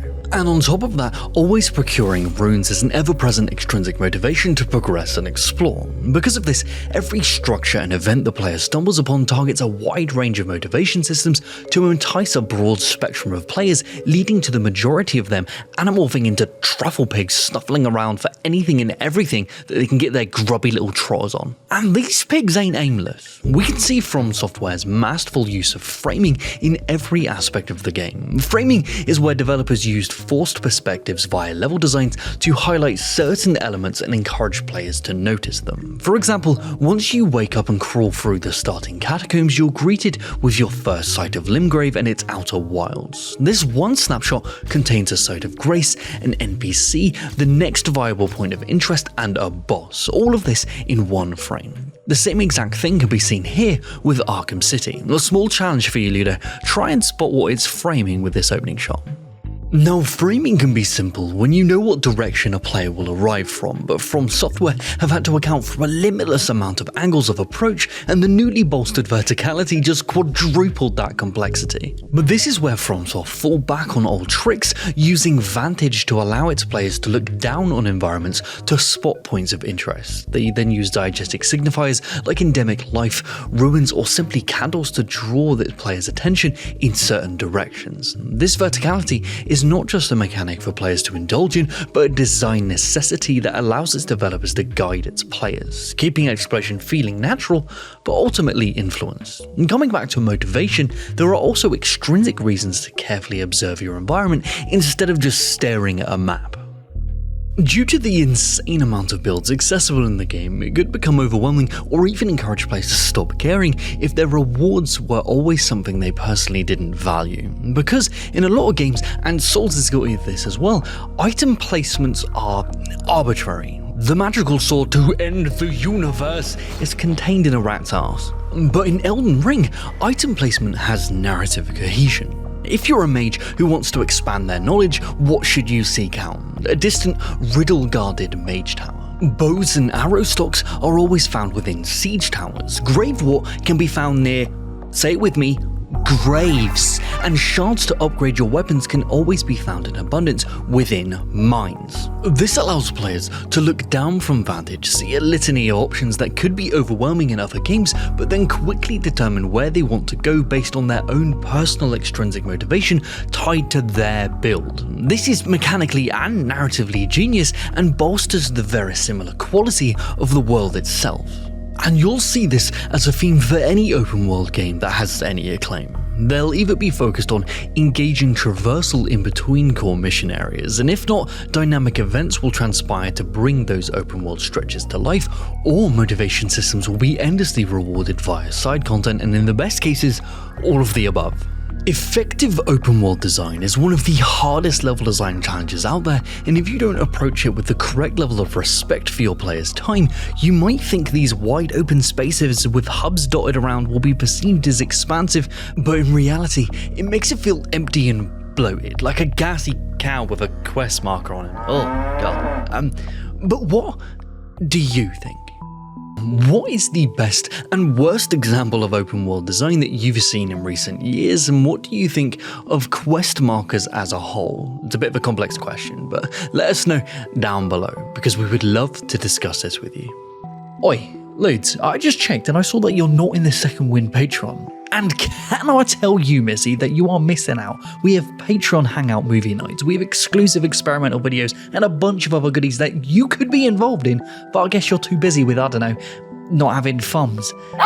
Well, yeah, that is fair. You do work here too. Okay, yeah, I'll get you added to that after this. Alright, time to say goodbye, Ludo. Alright, bye guys. Yeah, you're right, Ludo. Yeah, I'm a bit down in the dumps. I had, well, what I thought was a unique idea for my game, but it ended up having to be scrapped because the mechanic had already been patented. Can you patent mechanics? Well, that's a good question. The world of video game patents is extremely weird, but before we dive into that cesspool, we first need to understand what a patent even is, so I hope you've got your water handy, because this is going to be a tad dry for a second. Now to start with, I'm not a patent lawyer, but I am a dickhead, so I'll try my best to discuss all of this with as much care as I can, so Sony's attorneys don't come for me. A patent is a power given to a creator that permits them exclusive rights to manufacture and sell their invention for a set period of time. The only catch being that they have to disclose what that invention is to the public via the patent itself. You've got a cool idea and you want to patent it? Well, you can't patent ideas, Ludo. For a video game example, you could patent a unique graphics rendering technique in your game engine, but you can't patent rendering graphics as a concept because then no one could compete or see anything. The same for hardware. The specific way a controller functions, for example, can be patented. In 1985, Nintendo patented their D-pads implementation, which was revolutionary at the time as it made omnidirectional inputs a lot more intuitive. This patent forced its competitors to use alternatives, such as the Sony PlayStation using 4 individual buttons instead. This patent lasted for 20 years, so after 2005, competitors were free to use this design or similar without infringing on Nintendo's patent. And what did we see after 2005? The industry ate, and gamers were better off for it. Powerful publishers and studios use a suite of patents to secure advantages over their competitors that can last anywhere from 15 to 20 years, leading to major barriers of innovation in the industry as a whole. But if you thought you were safe because you're making your tiny little indie game because you're using a proprietary engine and it doesn't have a unique tie-in controller, well then think again, mate. Because this fuckery extends further into individual gameplay systems. Companies with the money to do so withhold the right to patent certain user interface systems, multiplayer interactions, and even unique gameplay mechanics. But patents can't be obvious, and by this I mean if we were both making an FPS, it's obvious to assume we'd both implement ways of shooting a gun. There's only so many ways we can apply this, and the most efficient way to do so is considered obvious. This makes man-shoot-gun unpatentable. Patents have to be unique in implementation, but this is where the lines get a bit muddy. Because if you find a unique way of implementing something that is beneficial to the player, you can patent it, then preventing other developers from using it, but this doesn't always work out as expected. For example, in Crazy Taxi, they added a directional arrow above the player's vehicle that would guide them to their next destination, which they patented. Well, yeah, we see similar waypoint systems to this in other games because the patent applies specifically to the racing genre, meaning that no one can implement directional arrows as guidance signifiers in their racing games specifically without incurring the potential wrath of Sega's lawyers, forcing developers to find alternatives, which some would say is a good thing because it led to racing line guidance being innovated upon, which is arguably better. The same can be seen with BioWare, who patented their unique dialogue wheel system from Mass Effect and Dragon Age. Now, this doesn't mean that people can't have dialogue in their games, but specifically a wheel with predefined sections correlating to specific themed choices, so the player can make those decisions quickly to better simulate real-world conversations. Yeah, as you'll see with all of these patents, the hand-drawn depictions of the in-game functions and user interfaces are fucking wild. Like, what is this dialogue example? Right there, you sneaking piece of stuff. Now, yes, having easily identifiable and recurring sections of your options correlate to specific emotions or outcomes is convenient, but not what makes the system tick. Well, that's the writing. And there are many different ways of simulating conversations in games, like the classical vertical stack was good enough for Disco Elysium, which is arguably the new bar for in-game dialogue choices, to even choosing the words yourself in games like Cryptmaster. Both of these examples with Crazy Taxi and Mass Effect aren't really holding the industry back because they're so hyper-specific, and through creativity, workarounds and even improvements can be found, but the problem really begins when we get a bit more broad. In 1995, Bandai Namco filed a patent for a novel concept of having mini-games playable during loading screens, first used by them in Ridge Racer for the PS1, which while loading gave you access to the arcade game Galaxian. Well, yeah, I think we can all agree that having something to play while we wait for a loading screen is a great thing, but the patent is so incredibly broad that it pretty much put a stopper to anyone else attempting to implement different uses for this. To boil it down, the patent essentially says we have ownership of loading a small auxiliary game in memory before loading the core experience to be played during loading. There is no workaround for this. If you load a game before your main game and make it playable during the loading screen, you are infringing on this patent, meaning Bandai Namco are responsible for you having to sit there staring mindlessly at throbbers. And it gets worse. This patent expired in 2015, but still, no one adds minigames to their loading screens because it's fallen out of the industry's consciousness that it's even possible. Yes, and loading screens are lightning quick nowadays due to SSDs and such, but fuck off with that. I want to play Tetris while I wait for shaders to compile on this 120GB Western RPG abomination. You know, the more digging I've done, I find it's only major corporations who have these broad patent libraries that actually damage industry innovation. The worst offender being...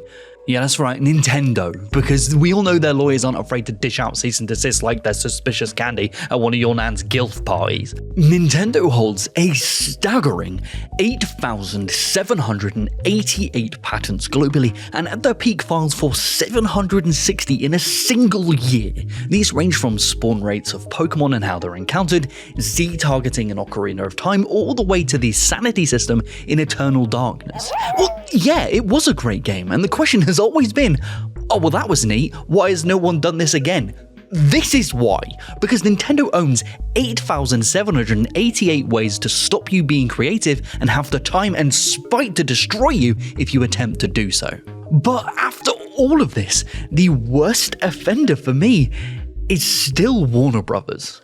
Now, yes, I'm talking about Monolith and Warner Brothers' decision to patent the Nemesis system from their popular Shadow of Mordor/War series, which is an ingenious way of having dynamic NPCs that hold memory of their interactions with the player and alter their behavior and responses based on those interactions, making them feel obscenely dynamic and real. It truly was a tour de horse, which was just par for the horse for Monolith. What? They've patented every single conceivable interaction of this system, from its nemesis characters, nemesis forts, social vendettas, and followers. So good luck attempting to make a system that even comes close to this complexity, which I find incredibly ironic, Monolith. Considering the bones of Shadow of Mordor are built up on Arkham Asylum combat and Assassin's Creed platforming, imagine wholesale copying two other games' core systems and then creating a single unique mechanical interaction and then patenting it so no one else could use it. Then not allowing that team to release anything for 8 years and then canning the entire team and going dark. And if you're wondering how long we've got to wait until other games can attempt to use these designs again, they're set to expire in 2036. So let me say this in the most patent lawyer way I can. Eat my entire ass, Warner Brothers. Right, now this isn't legal advice and you should at no point ever listen to me in this regard, but if you have a similar idea that doesn't constitute direct infringement of implementation of said Nemesis patent, just go for it, mate. Because enforcement of any patent can be controversial and extremely difficult to do. If you can get it past the office, you can basically patent anything, but fighting for that patent in court is a completely different kettle of fish. Something as simple as someone doing one thing similar to your idea before you did can have your case crumble like dry Ritz crackers faster than you can say, "Oh hey up, look out, Miyamoto's attempting to patent oxygen again." And therein lies the problem. A lot of the time, patents are just ways for corporations to press their big greasy thumbs down on smaller developers who can't afford to take the battle to court, holding back iteration in the industry. But that's not to say they're all scummy. Absolute stone cold rare Electronic Arts W incoming, but they've been patenting accessibility features to help the visually and audibly impaired so no one else can hoard those patents, and then making them open to use for the public, and they keep accruing more and more every year. This is just a net positive for the industry and they should be commended for that. At the end of the day, patents exist to protect the rights of an inventor, which is only fair. But just like with anything, they can be used for good and for ill. Sometimes if patents are too specific, this can lead to forced innovations, but if they're too broad, can stagnate an entire burgeoning genre for 2 decades. I'm all for protecting what we've created, but against anything that inhibits our ability to create. But what do you think?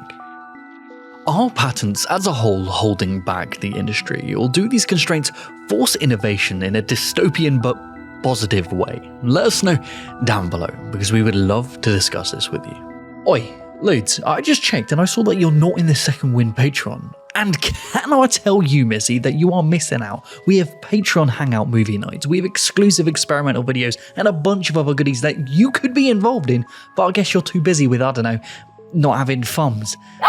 Well, yeah, that is fair. You do work here too. Okay, yeah, I'll get you added to that after this. Alright, time to say goodbye, Ludo. Alright, bye guys.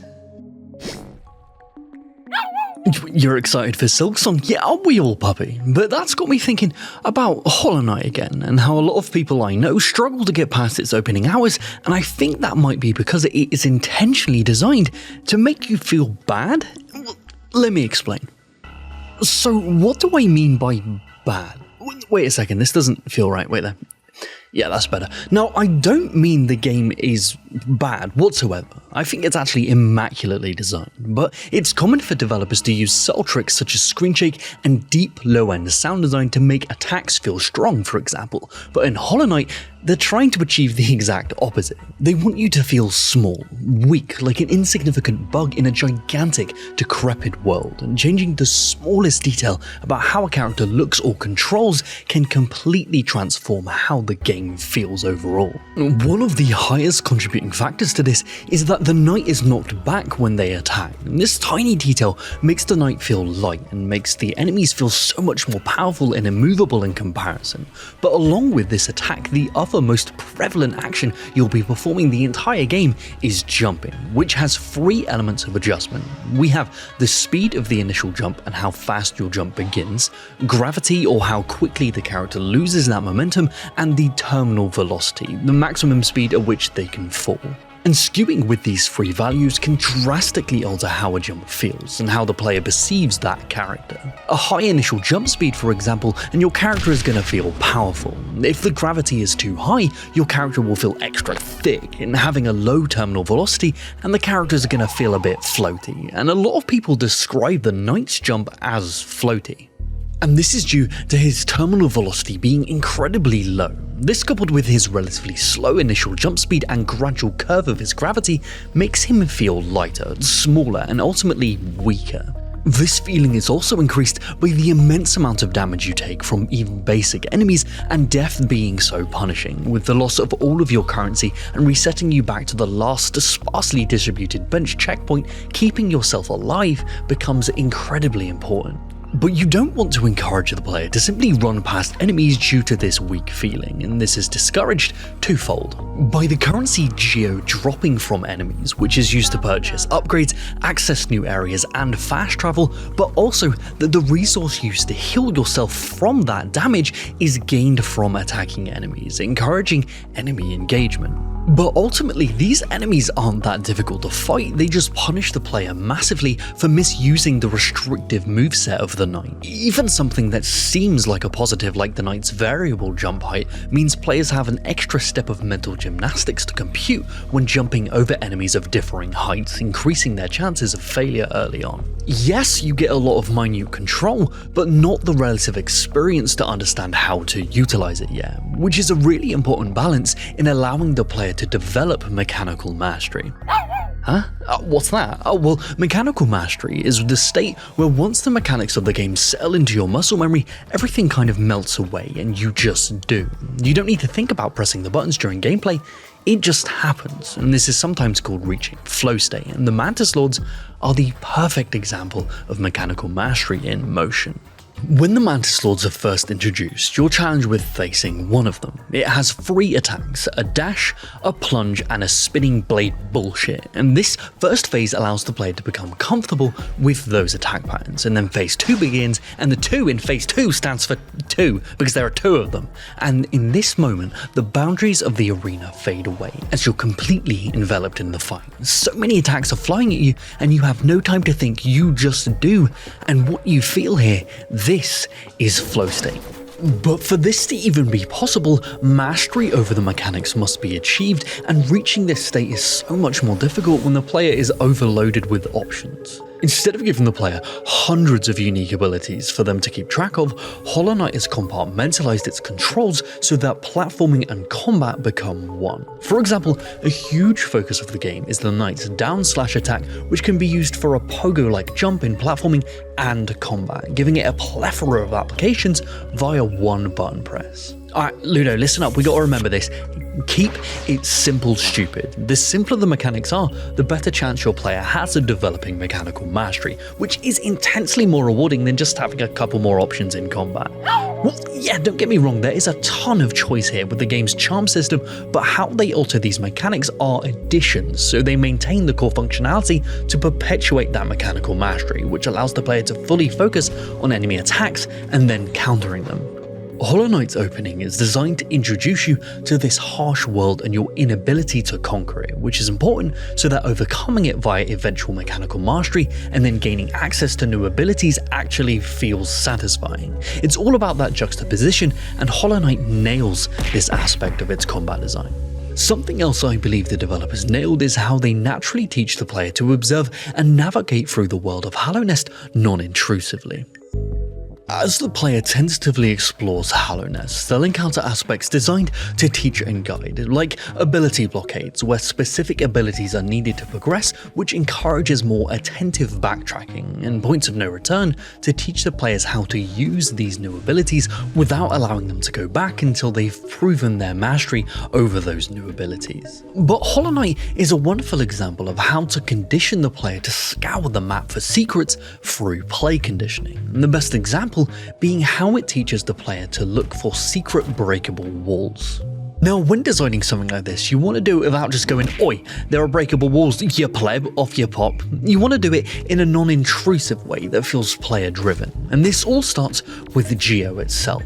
Along with dropping from enemies, nodes of it can be found hidden in the dark corners of Hallownest, and due to the early and expensive nature of the shop and mapmaker, the player is conditioned to want this currency, and once this sets in, the player will jump at any chance to get it whenever they can. So imagine the player's surprise when in the first area they spot this horde of Geo just sitting there.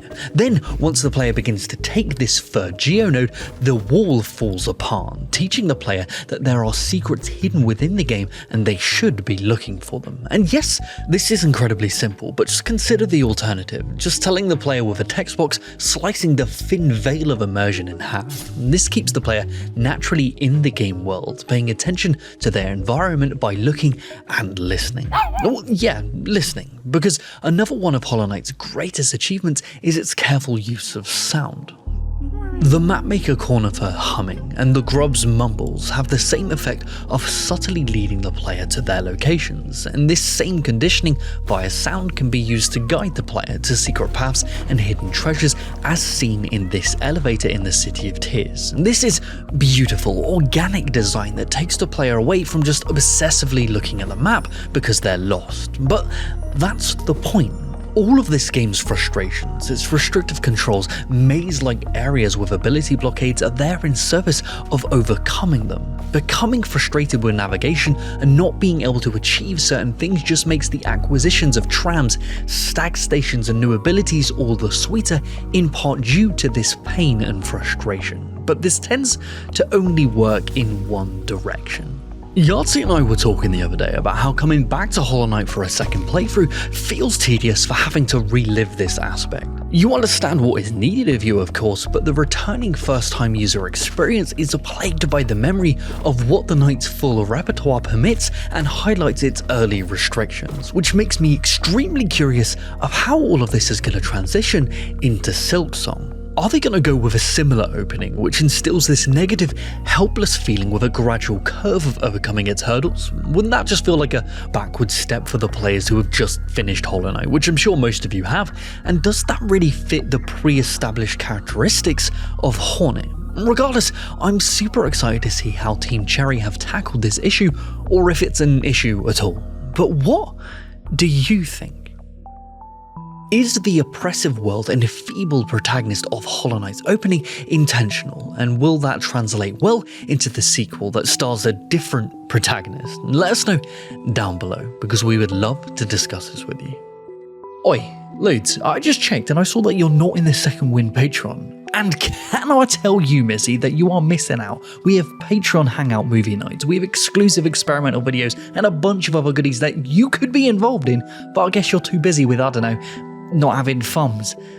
Well, yeah, that is fair. You do work here too. Okay, yeah, I'll get you added to that after this. Alright, time to say goodbye, Ludo. Alright, bye guys. Yeah, it's finally here, puppy. So, was it worth the wait? You think so? Well, I also enjoyed my time with it, but I have some questions about some of the finer details of its designs. Well, let me explain.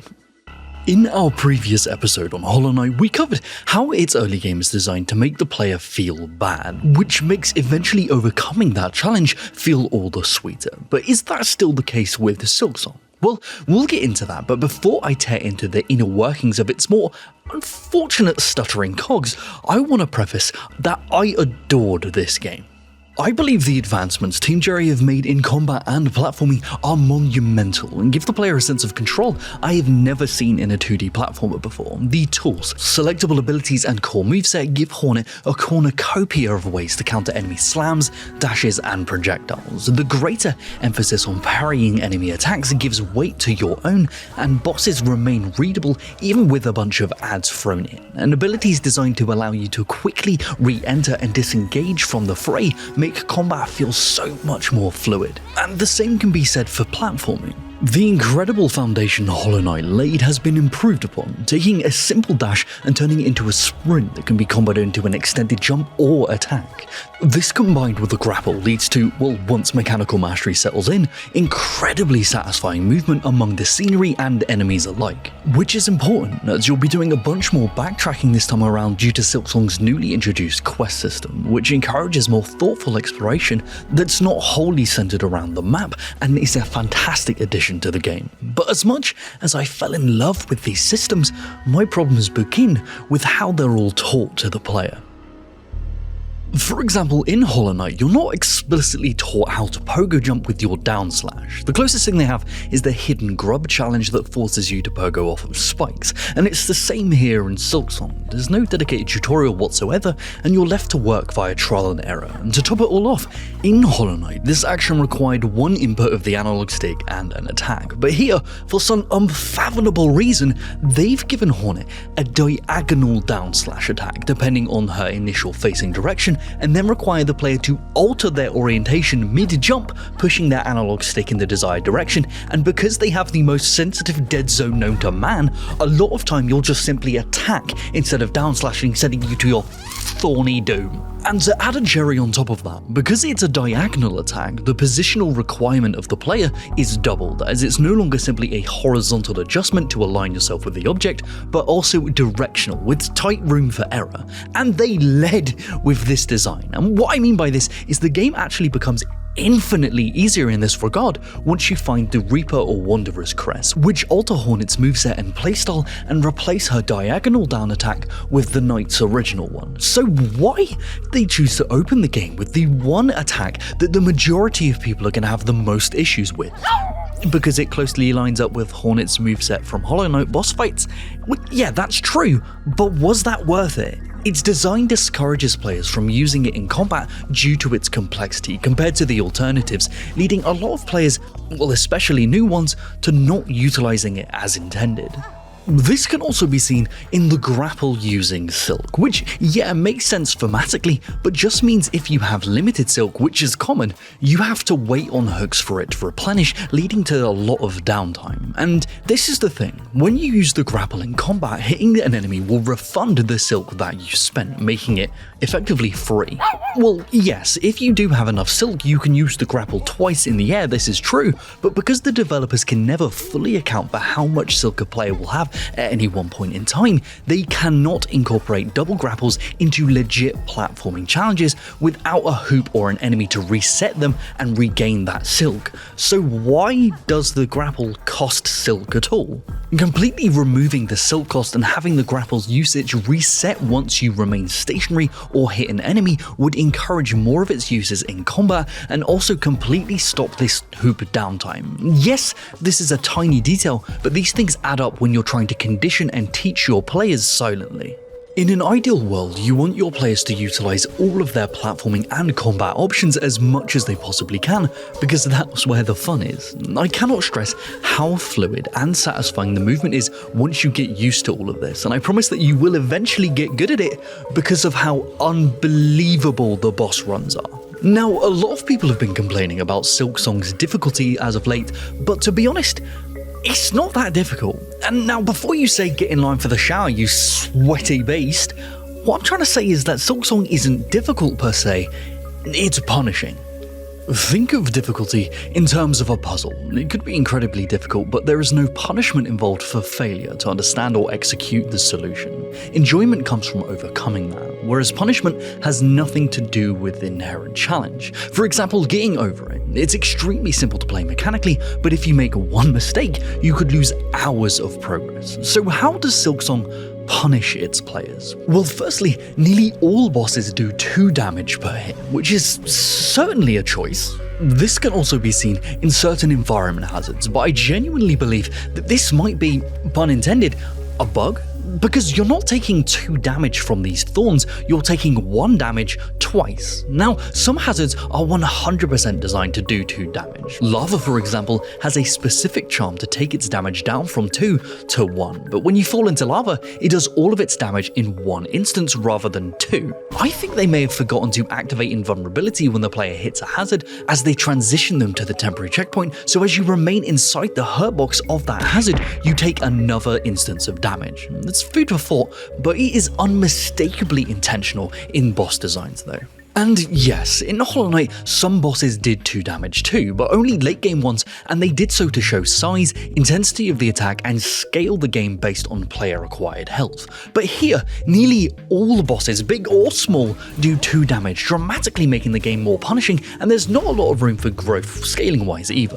When introductory bosses do as much damage as Absolute Radiance does at the end of Hollow Knight, it starts to feel a little bit inflated in that department. And it's not even just the attacks. Making bodily contact with bosses also does 2 damage, which goes further to discourage usage of the movement abilities that transport you towards the boss, which, let me check my notes, is most of them.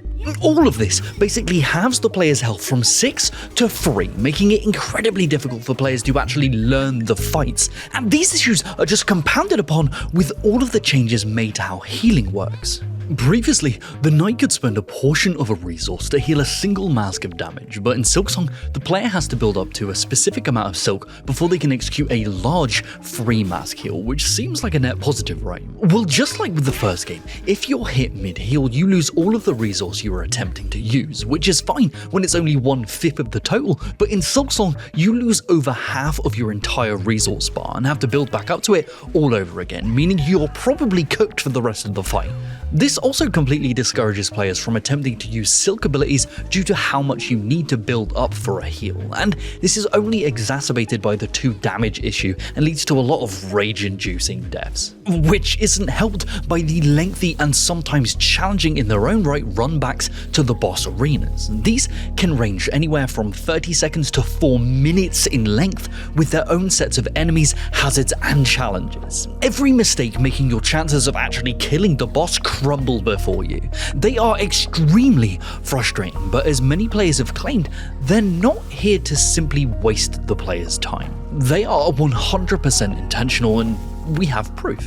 So for example, this run back to the climactic boss in Sinner's Road is incredibly long, even taunting you with a broken bench halfway through. So is this designed to deliberately waste your time? Well, there are other examples, even within this very run back, of the developers deliberately minimizing the player's wasted time. For example, the elevator that begins this journey has a full travel time of this, but if you call it from below, they shorten the time for it to appear by 1/3, meaning they spent extra care and attention to detail to make sure calling this elevator wasn't wasting your time, meaning the runbacks are intentionally designed to be punishing, and this has a lot to do with thematics. The famously brutal run-up to the Last Judge has been complained about ad nauseum online, but I guarantee you its punishing nature was intentional, so you'd lose all of your rosaries attempting to fight them, which is all in service of the thematics of the following area, the Underworks, which has a theme of capitalist cogwork nightmare with benches that are pay per use,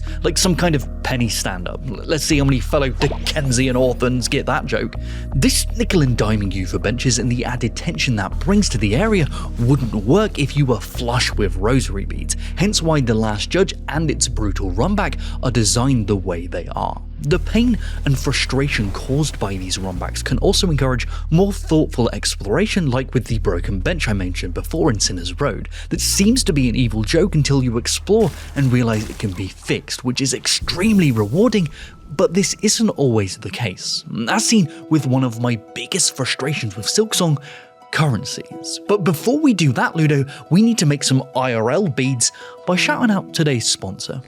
Now, currencies. We spoke about it in my last episode, how Geo encouraged enemy engagement and gave the player something meaningful they could lose on death, increasing the tension felt during gameplay, and that is still the case here with beads. The issue begins with the introduction of a secondary currency / resource with these shell shards. One of these things is not like the other.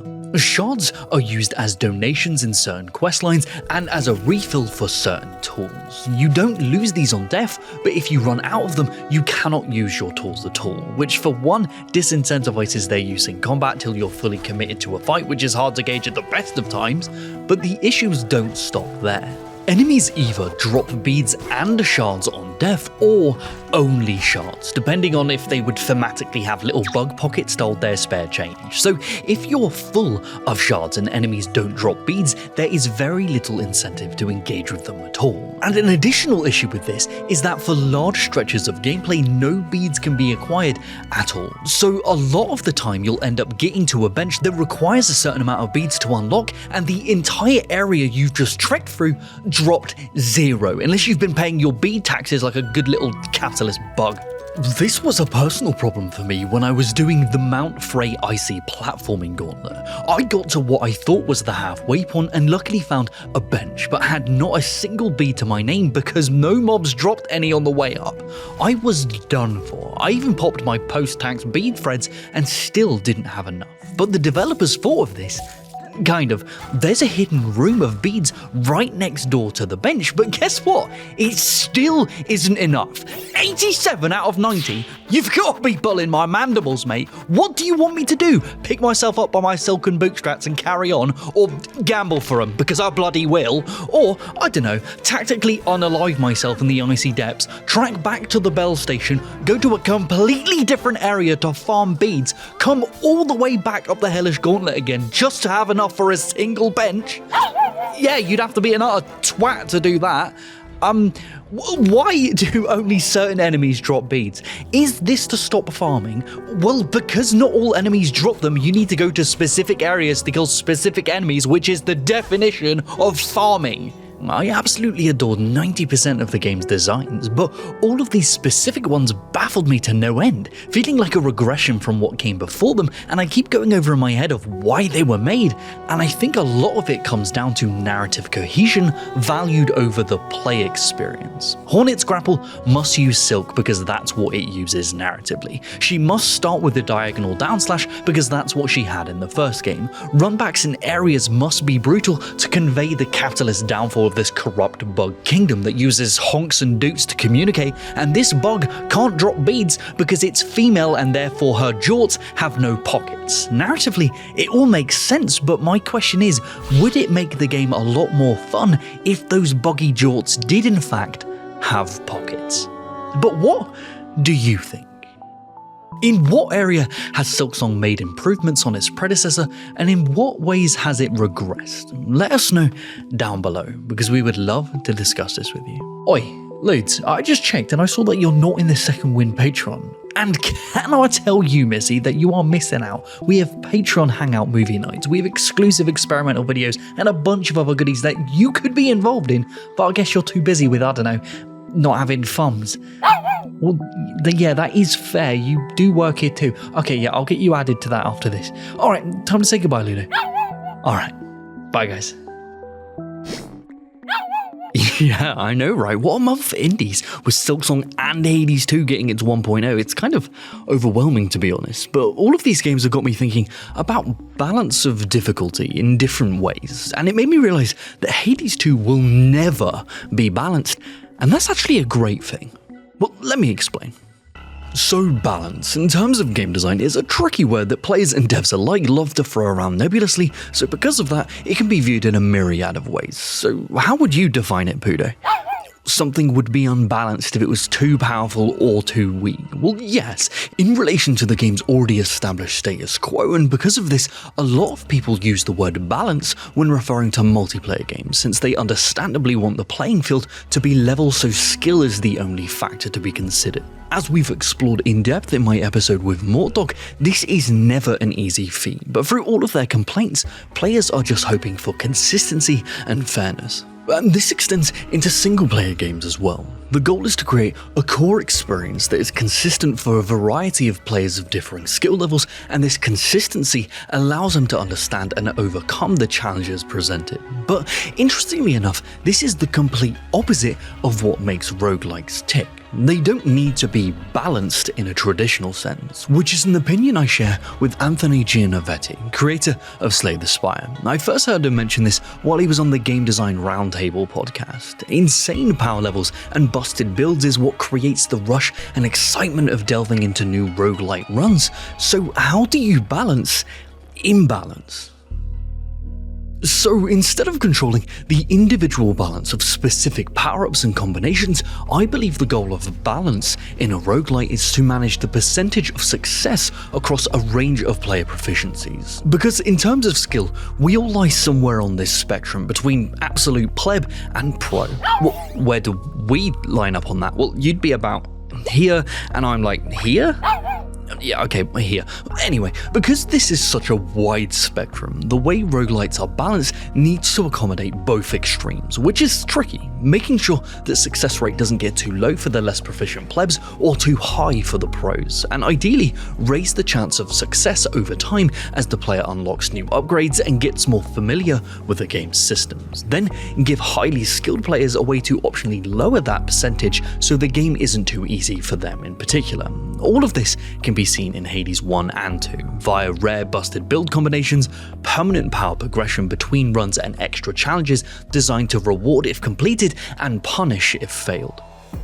For example, in terms of power, managing the probability of getting absolutely broken combinations is a way to raise the success percentage of the plebs to an effective floor in a way that doesn't affect the pros whatsoever. Because they're going to win with a semi-decent build as much as they're going to win with a cracked one. Regardless of these rare, powerful builds, permanent upgrades as the player progresses further increases their success floor over time with things like death defiances, allowing players to take further risks during gameplay and engaging with those optional challenges, further increasing their chances of success. The arguably broken builds you can stumble upon in Hades 2 and other games in the genre are an integral part of their core experience. Now, I've said it again and I'll say it before, but the juxtaposition gratification of bashing your head against repeated runs, barely being able to make it past the introductory bosses, and then stumbling upon the God run where everything lines up, making you an unstoppable meat-grinding missile, is stupidly rewarding, but this enjoyment is only really possible because of the failure leading up to it. Developers aren't managing the power level of those individual god buffs per se, but the percentage chance of them showing up in combination with one another so that doesn't become the new status quo and inadvertently ruin the early enjoyment of the game. Because outright failure is also an important part of this genre's formula. For one, it's healthy to have peaks and valleys in game time, not just mentally, but also for progression. It allows players to learn what works for them in regards to specific weapons, builds, or strategic approaches, but also gives the devs space to deliver bespoke narrative moments for these repeated failures, and then further reward the player for engaging with that narrative by allowing them to target specific rewards in future runs, increasing their chance of succeeding. So overall, it's more about percentages rather than outright balance of abilities, and managing those percentages is super important because you don't want situations where the player can't even succeed via perfect play just because they got dog water options from RNGesus. Which is doubly important in a game like Slay the Spire where its endgame is all about winning consistently. The solution to this is persistent rewards and permanent power-ups to dramatically boost the success percentage the more the player plays the game. This is why, in my opinion, roguelites have increased in popularity over the years compared to roguelikes, as their players tend to be held to the whim of random percent chances rather than being able to stack the odds in their favour based on clever play adjustments or permanent upgrades. For a lot of players, one just feels more consistently rewarding than the other, but how you provide those upgrades can be tricky. But before we do that, why don't you permanently reward yourself by checking out today's sponsor? Oh, your favourite card is Hercules? Yeah, unsurprising. Now, there are multiple ways in which you can permanently reward your player in a roguelite, and they each have their own pros and cons. First would be via a currency, like in Hades 1 and 2 or Rogue Prince of Persia. And the other is via achievements, like in Risk of Rain 2 or Slay the Spire. Complete a specific task under specific conditions to unlock upgrades. The first is interesting because it allows the player to meaningfully target upgrade currency as a priority early on as much as they'd like, but the downside to this is it doesn't encourage varied play through its acquisition. Achievements, on the other hand, practically force the player to alter their playstyle using different weapons or even characters to fulfill certain criteria to gain permanent power. The issue here being players with low skill level could be prevented from achieving certain goals, effectively soft-locking themselves out of the game. Interestingly enough, it might be a completely different genre, but survivor likes, for example, Vampire Survivors or Megabunk, operate on the exact same balance philosophy as roguelites, by gating progression and success percentages behind achievements that increase this percentage over time. Locking upgrades behind achievements also stops players having access to the truly broken combos early on, so they can better introduce new players to the overall flow of the game and then slowly add variety and absurdity at a pace dictated directly by the player's individual skill. Both currencies and achievements are legit methods, and there's no correct answer for which one is more successful, but the best thing about Hades is that it does both, using a targetable currency to gate early players away from late game challenges, but then slowly introducing achievements that reward further progression currencies for targeting them specifically, getting the best of both worlds with none of the melee. And on top of that, specific weapons will be highlighted periodically to give extra currency if they're chosen, which just further encourages varied play. Oh god, this game's so good. All of this prevents players from unlocking too much too soon, which would overwhelm new players but also allow skilled players to target and immediately achieve their goals to propel them to what they find engaging, which is ultimately the end game. Because the meat of a roguelite always comes after you beat it for the first time. The challenge isn't beating it once, it's beating it consistently, and how this is encouraged can vary from game to game. Risk of Rain has its Tetris dynamic difficulty system, where it can effectively be endless if you wanted it to be. Slay the Spire has leaderboards for how many runs you've beat in a row, and Balatro and Hades both have ramping difficulty modifiers, which is a really interesting way that they put the balance in the player's hands. This also encourages build experimentation because the modifiers aren't as simple as more damage, more health, more enemies. Sometimes you have to think about how to counter them with your build or specific weapons, and then you're rewarded for doing so. Hades 2 in general does such an amazing job of balancing the new and skilled player experiences in a way that makes encountering completely broken and imbalanced builds feel satisfying and meaningful for the full spectrum of players in the early game, and then puts the end game balance in the player's hands so they can personally tailor that experience for themselves, so it doesn't matter how broken its combos become.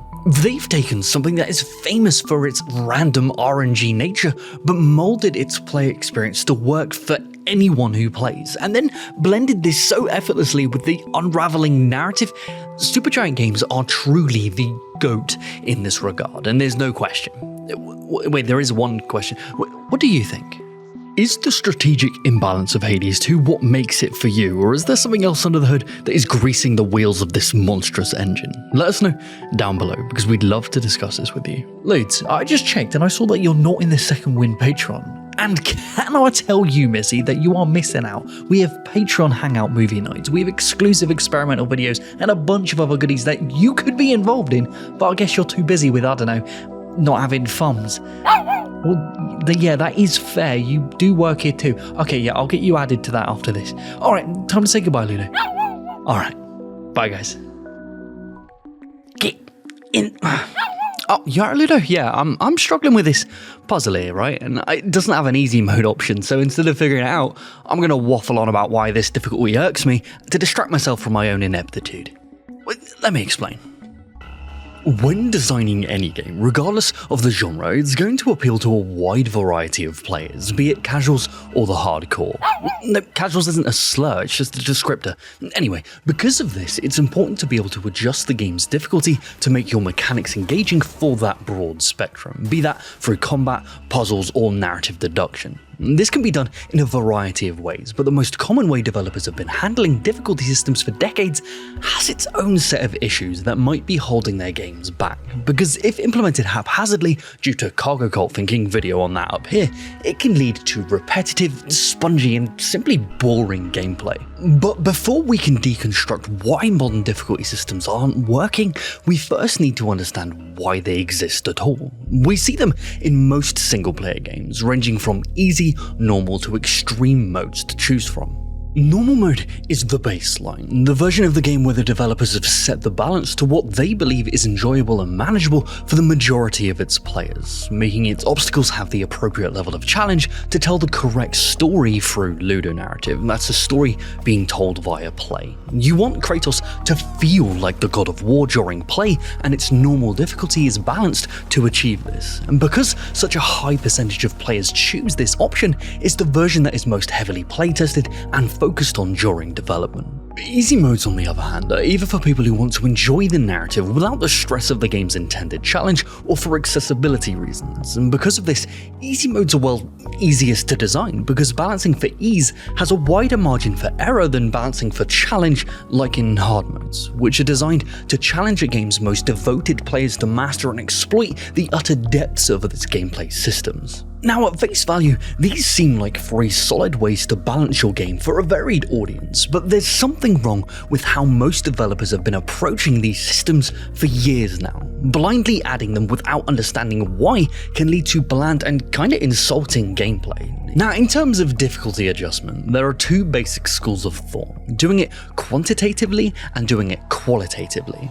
Quantitative adjustment is simply changing the numbers, how much health and damage the player and enemies have or do respectively. Now, this is simple but can drastically change how a game feels. Slightly adjusting how much damage each individual bullet does in an FPS can completely change how a player needs to approach each firefight. Just compare the one-shot headshot tactical fights of Rainbow Six Siege with the puffer jacket bullet sponge firefights of The Division. It's night and day, mate. On the other hand, we have qualitative adjustment, where we give the player new verbs to play with, making changes on a fundamental level to alter how the game operates to better suit the selected difficulty. For another FPS example, you can say what you want about Call of Duty, but Infinite Warfare has a hidden specialist difficulty, and its qualitative adjustments are nutty. No, okay, yeah, hear me out. It's meant to be as realistic as possible in terms of the damage inflicted to the player and their enemies. And this isn't just with one-shot headshots, but if you're shot in the leg, oh, whoopsie poopsie, there goes your ability to walk. Shot in the arm, oh, now aiming down sights, throwing grenades, or using equipment is difficult or sometimes impossible. All of this would have required unique redesigns of each of the game's systems, and the developers didn't have to do this. It would have been much easier to do quantitative adjustments to the balance numbers, but instead they took the time to develop unique experiences for their most hardcore of players. This is all well and good, but the problem is that this can be an extremely expensive process, and simply adjusting the numbers is a lot cheaper, and therein lies the problem. To create their easy or hard difficulties, most developers choose the quantitative method, only adjusting the numbers to the extremes on either side regardless of the effect it will have on the player experience, because it's simply cheaper to do. On easy modes, this isn't much of an issue, but it becomes a huge problem on harder difficulties, leading to repetitive, uninteresting, but still punishing gameplay that in some cases completely breaks the fantasy and ludonarrative of the game as a whole. You no longer feel like Kratos, destroyer of the Pantheon, when it takes 15 hits to kill a basic mook. The entire relationship between play and story is broken because of how these modes have been balanced, and repeated failure due to the difficulty and punishment starts to deconstruct this illusion of power over time as well. Difficulty isn't about how much the player dies or how long it takes them to kill an enemy, but how much mastery over the primary and secondary gameplay systems the player is required to have before inducing that failure. And quantitative difficulty in most cases doesn't add anything, it just makes it an endurance test. Silksong, I'm dropping that name here for no particular reason. So how do you solve this problem? By ignoring that problem and playing games. Wait, is this an ad transition? You little shit. That just threw me for a loop. Where were we? Oh, yeah, okay, yeah. It's possible to pivot any design to use the qualitative mindset with some effort. For example, with The Witcher 3. As it stands, The Witcher 3's difficulty settings are balanced quantitatively by adjusting numbers. In the story mode, enemies have minus 50% health to make them easier to kill, and Deathmarch, its hardest difficulty, enemies have 80% more health and deal 230% more damage to Geralt, leading to repetitive but still overwhelming overwhelmingly punishing gameplay in its hardest mode. But what if we were to look at The Witcher 3 from a qualitative difficulty mindset? How can we make The Witcher's hardest mode difficult but still engaging? Let's take a look at its systems. Geralt is usually tasked to take down some beastie, mostly through unavoidable banter, but when it does come to blows, Geralt needs to use the suitable sword, signs or potions to take down the appropriate enemy. This is the fantasy of being a Witcher carried over from Andrzej Sapkowski's novels. But even on its most insane difficulty, none of these systems are required to play the game. It is a lot more noticeable, but you can still brute force your way through most combat encounters using the inappropriate tools. So instead, let's make it so that you cannot defeat an enemy unless you truly understand the right methods to use, having hunt down books, talk to locals, cultivate and brew the correct salves and potions needed to take down or help your target. All of that truly embodies the Ludo narrative of being a Witcher, and the thing is, these systems already exist in-game. Developers spent precious time crafting them, placing them in the world, writing lore that ultimately amounts to fluff for most players because there is no mode that requires this knowledge. And yes, this makes fights way more complicated, but forces players to engage with the world at its deepest level, and as their knowledge grows with Geralt's, they will intuitively understand what techniques to use to take down certain enemy types. Now, would this become frustrating for a lot of players? Yes, but in that case, the most insane difficulty is not for you. That's why multiple difficulty options exists. But if all you're going to do is simply adjust the numbers, it might be better to just not have difficulty options at all. Many games, some of the most popular in fact, have been developed with a single difficulty option for all of their players, and there are lots of advantages to developing like this, but also some pitfalls. For one, it's easier to test and then balance the mechanics for intended game feel, but as we've seen with Silksong, this might not be accessible and therefore not fun to a huge amount of players. How these games get around this is by having one difficulty, but then adding quantitative adjustments baked into them and then putting those adjustments into the player's hands. If you're struggling, further engagement with the game's systems reduce the immediate difficulty of the next challenge. Simple leveling systems are the best example of this, but it can also be seen in Silksong's tools and needle upgrades, Hades 2's Arcanas, and Dark Souls' weapon shards. It maintains the initial challenge determined by the developers, but then allows the players to augment that difficulty based on their level of engagement with those secondary systems. But what do you do if you don't have something like a leveling system?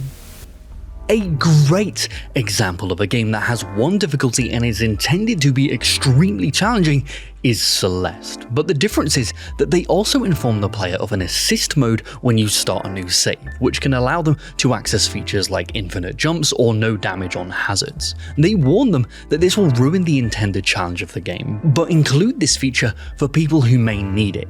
Yeah, that's right, I bet when you thought you clicked on this video I was going to say abolish all easy modes, and yeah, I am in favor of accessibility features instead. Well, because it's easy to get trapped in our own minds, Ludo, of our own experiences when playing games and not factor in others and their unique experiences. Just because you can get through Dark Souls at soul level 1 hitless, yeah, that's all well and good, but some people struggle to even move the character in game without assistance. Does the initial difficulty of Souls games mean that those players should be gated out of enjoying the world and its rich narrative? Does it take away from your experience in tackling Celeste challenges if someone else is having just as much fun using the assist mode?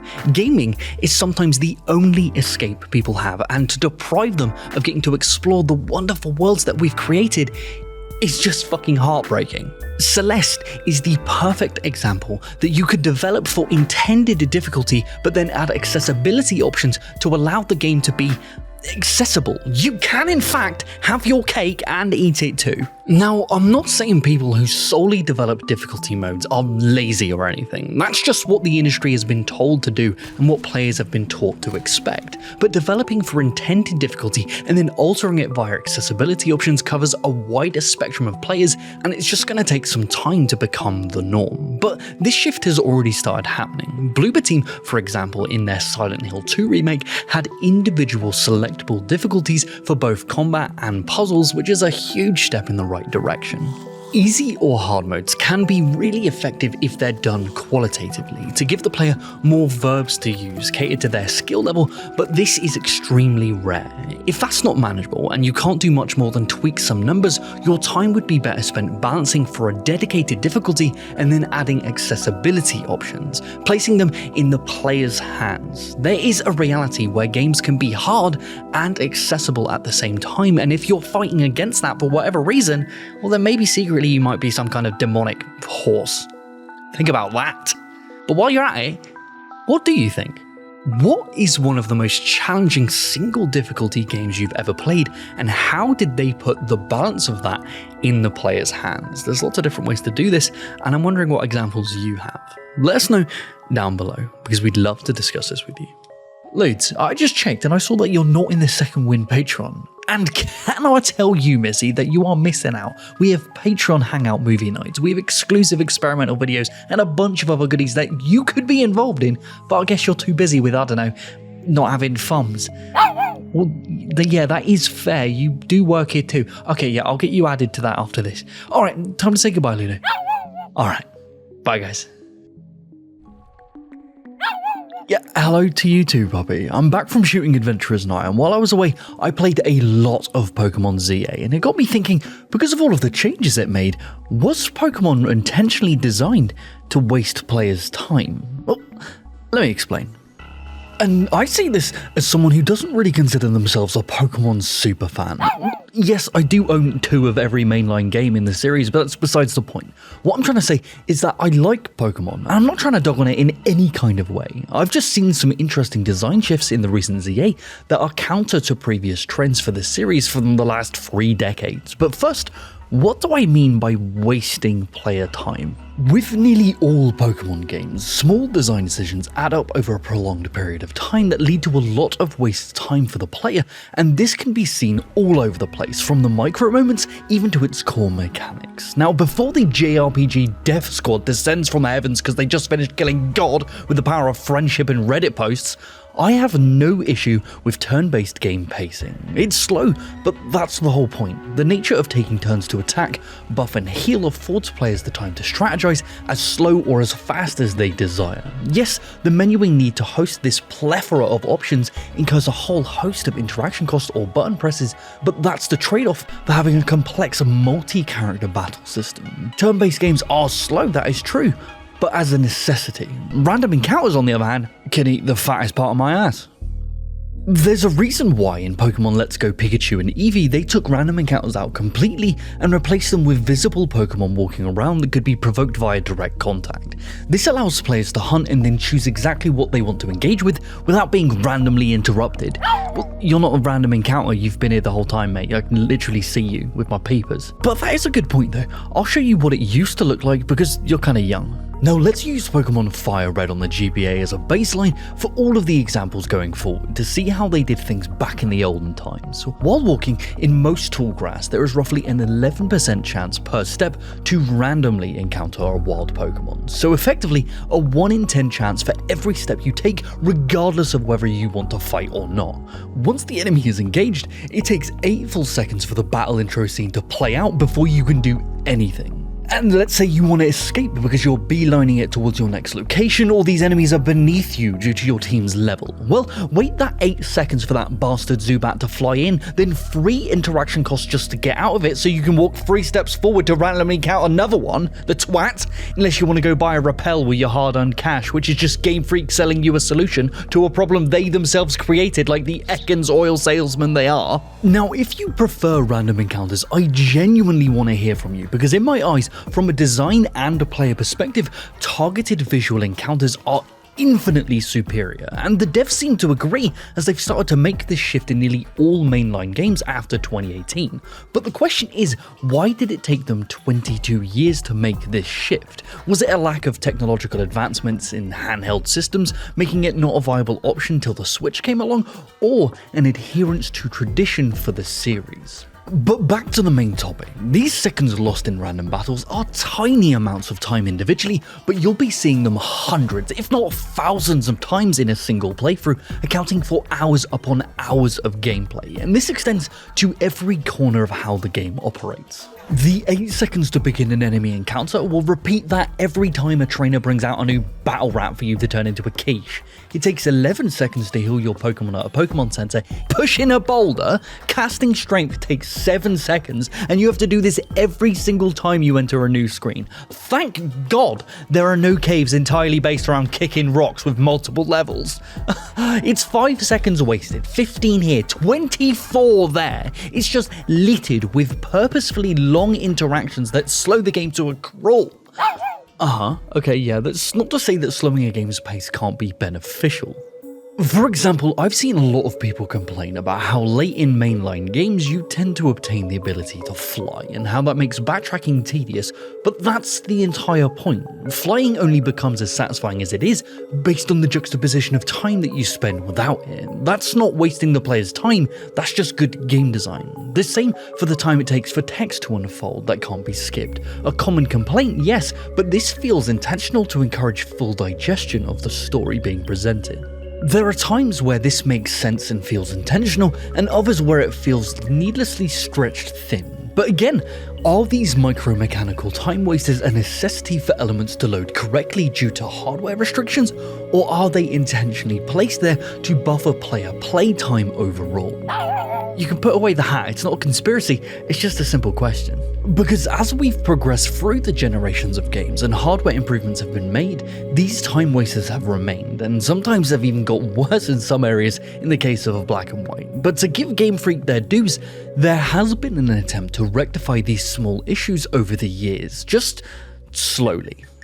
Text box speeds have sped up dramatically at the player's request, user interface improvements have cut down on interaction costs, and random encounter rates remain largely the same, but as mentioned before, they've attempted to move away from this with targeted encounters instead, which I massively respect over what other traditional JRPGs see as a solution.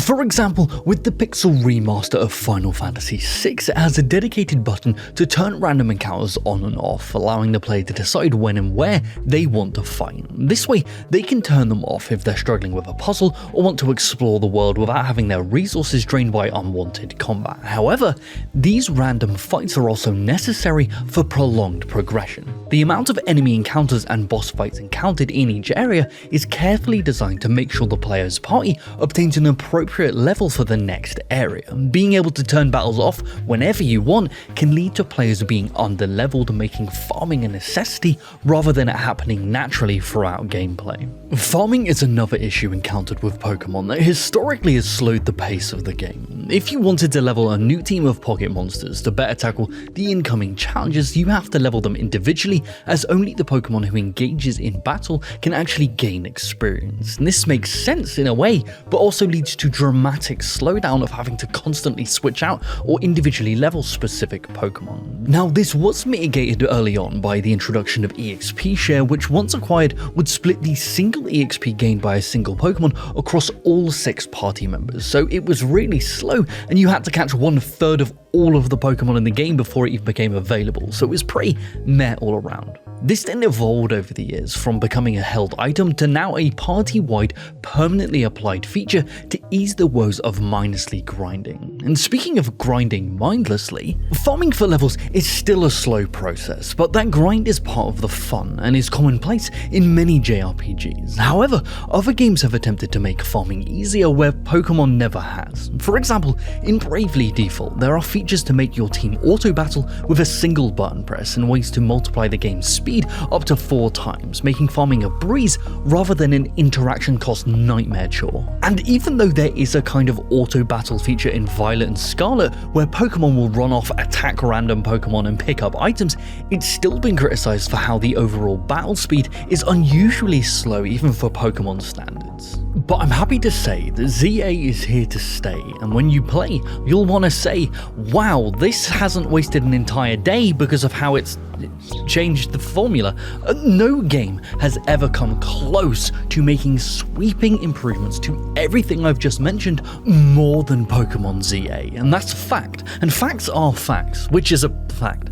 They've completely changed the battle system from turn-based to this weird real-time fighting game, which at first I thought was going to be absolutely grim, as you'd just be encouraged to spam every ability on cooldown regardless of what it actually did, but it actually has a lot of nuance to it. Your Pokemon will move towards you to cast their range attacks and rush in to cast melee ones, so your positioning and ability order is extremely important. I adore turn-based games, but this new system also eliminates a lot of the previous mandatory waiting around. Combat introduction cutscenes? Eliminated. Waiting for death animations?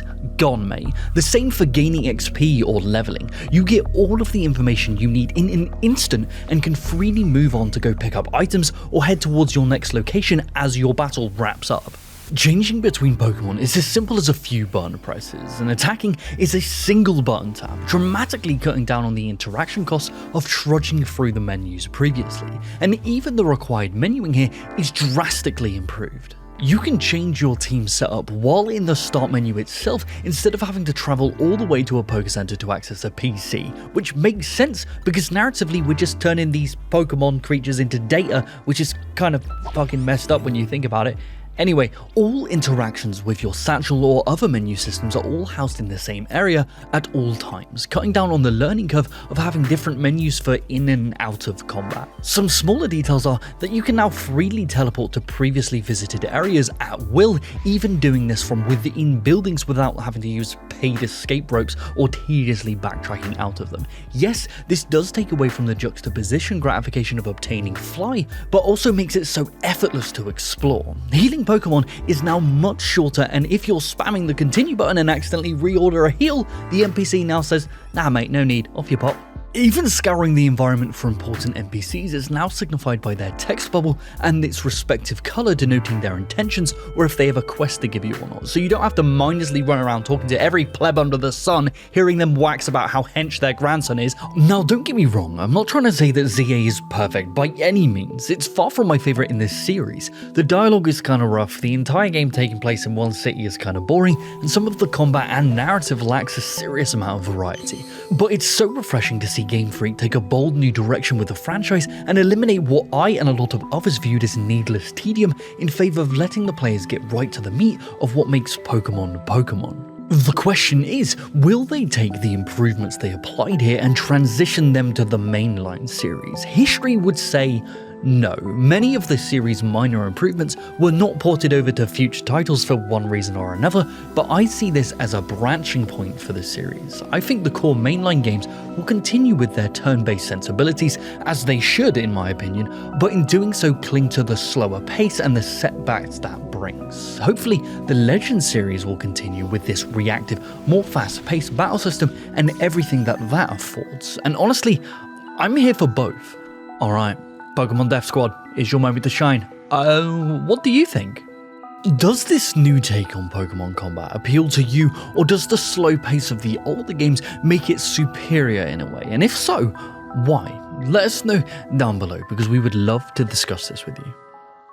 Ludes, I just checked and I saw that you're not in the Second Wind Patreon. And can I tell you, Missy, that you are missing out. We have Patreon Hangout movie nights, we have exclusive experimental videos, and a bunch of other goodies that you could be involved in, but I guess you're too busy with, I don't know, not having thumbs. Well, yeah, that is fair. You do work here too. Okay, yeah, I'll get you added to that after this. Alright, time to say goodbye, Ludo. Alright, bye guys. Yeah, you're right, Ludo. I was working on my video on how awful the Dark Souls board game is, but I came to this realization that, well, since we left the other channel, that an actual deep dive into the designs of Dark Souls in its entirety doesn't exist here on Second Wind, so here it is. So because we're going to be analysing the series as a whole rather than discussing the individual micro designs like in my other episodes, we instead need to focus on the macro. What are these games attempting to do? What is the tone and intent of their design decisions? In general, FromSoftware worlds are designed in a way that feel apathetic to the player, making them feel small in a world that doesn't particularly care about their existence. If you don't have what it takes to complete your quest, someone else will. These games are incredibly intimidating when you first play them, making the player feel helpless, lost and afraid, because at their core, they're horror games.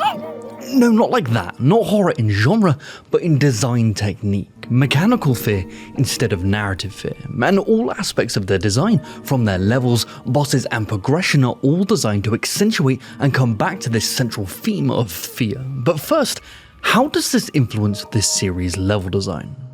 In all three games, you wake up in a world hostile and hungry, offered very little guidance in every corner, demanding your attention. And a lot of people think the level design of these games can be confusing due to how non-linear they are, but this is a misconception. Yes, they are non-linear in the sense that you are given choice in what areas you want to go to progress, but these individual areas are almost completely linear, moving in straight lines from A to B, from bonfire to boss. But FromSoft want the player to feel lost in a gargantuan, unforgiving world. But how do they make a player feel lost when the path forward is totally linear? By disguising that linearity with spiraling verticality. The player always travelling vertically in their climb or descent to demise, and this spiralling on a surface level disguises the fact that the player is moving in a straight line, but the verticality also breeds engagement through vantage, planning, and false failure.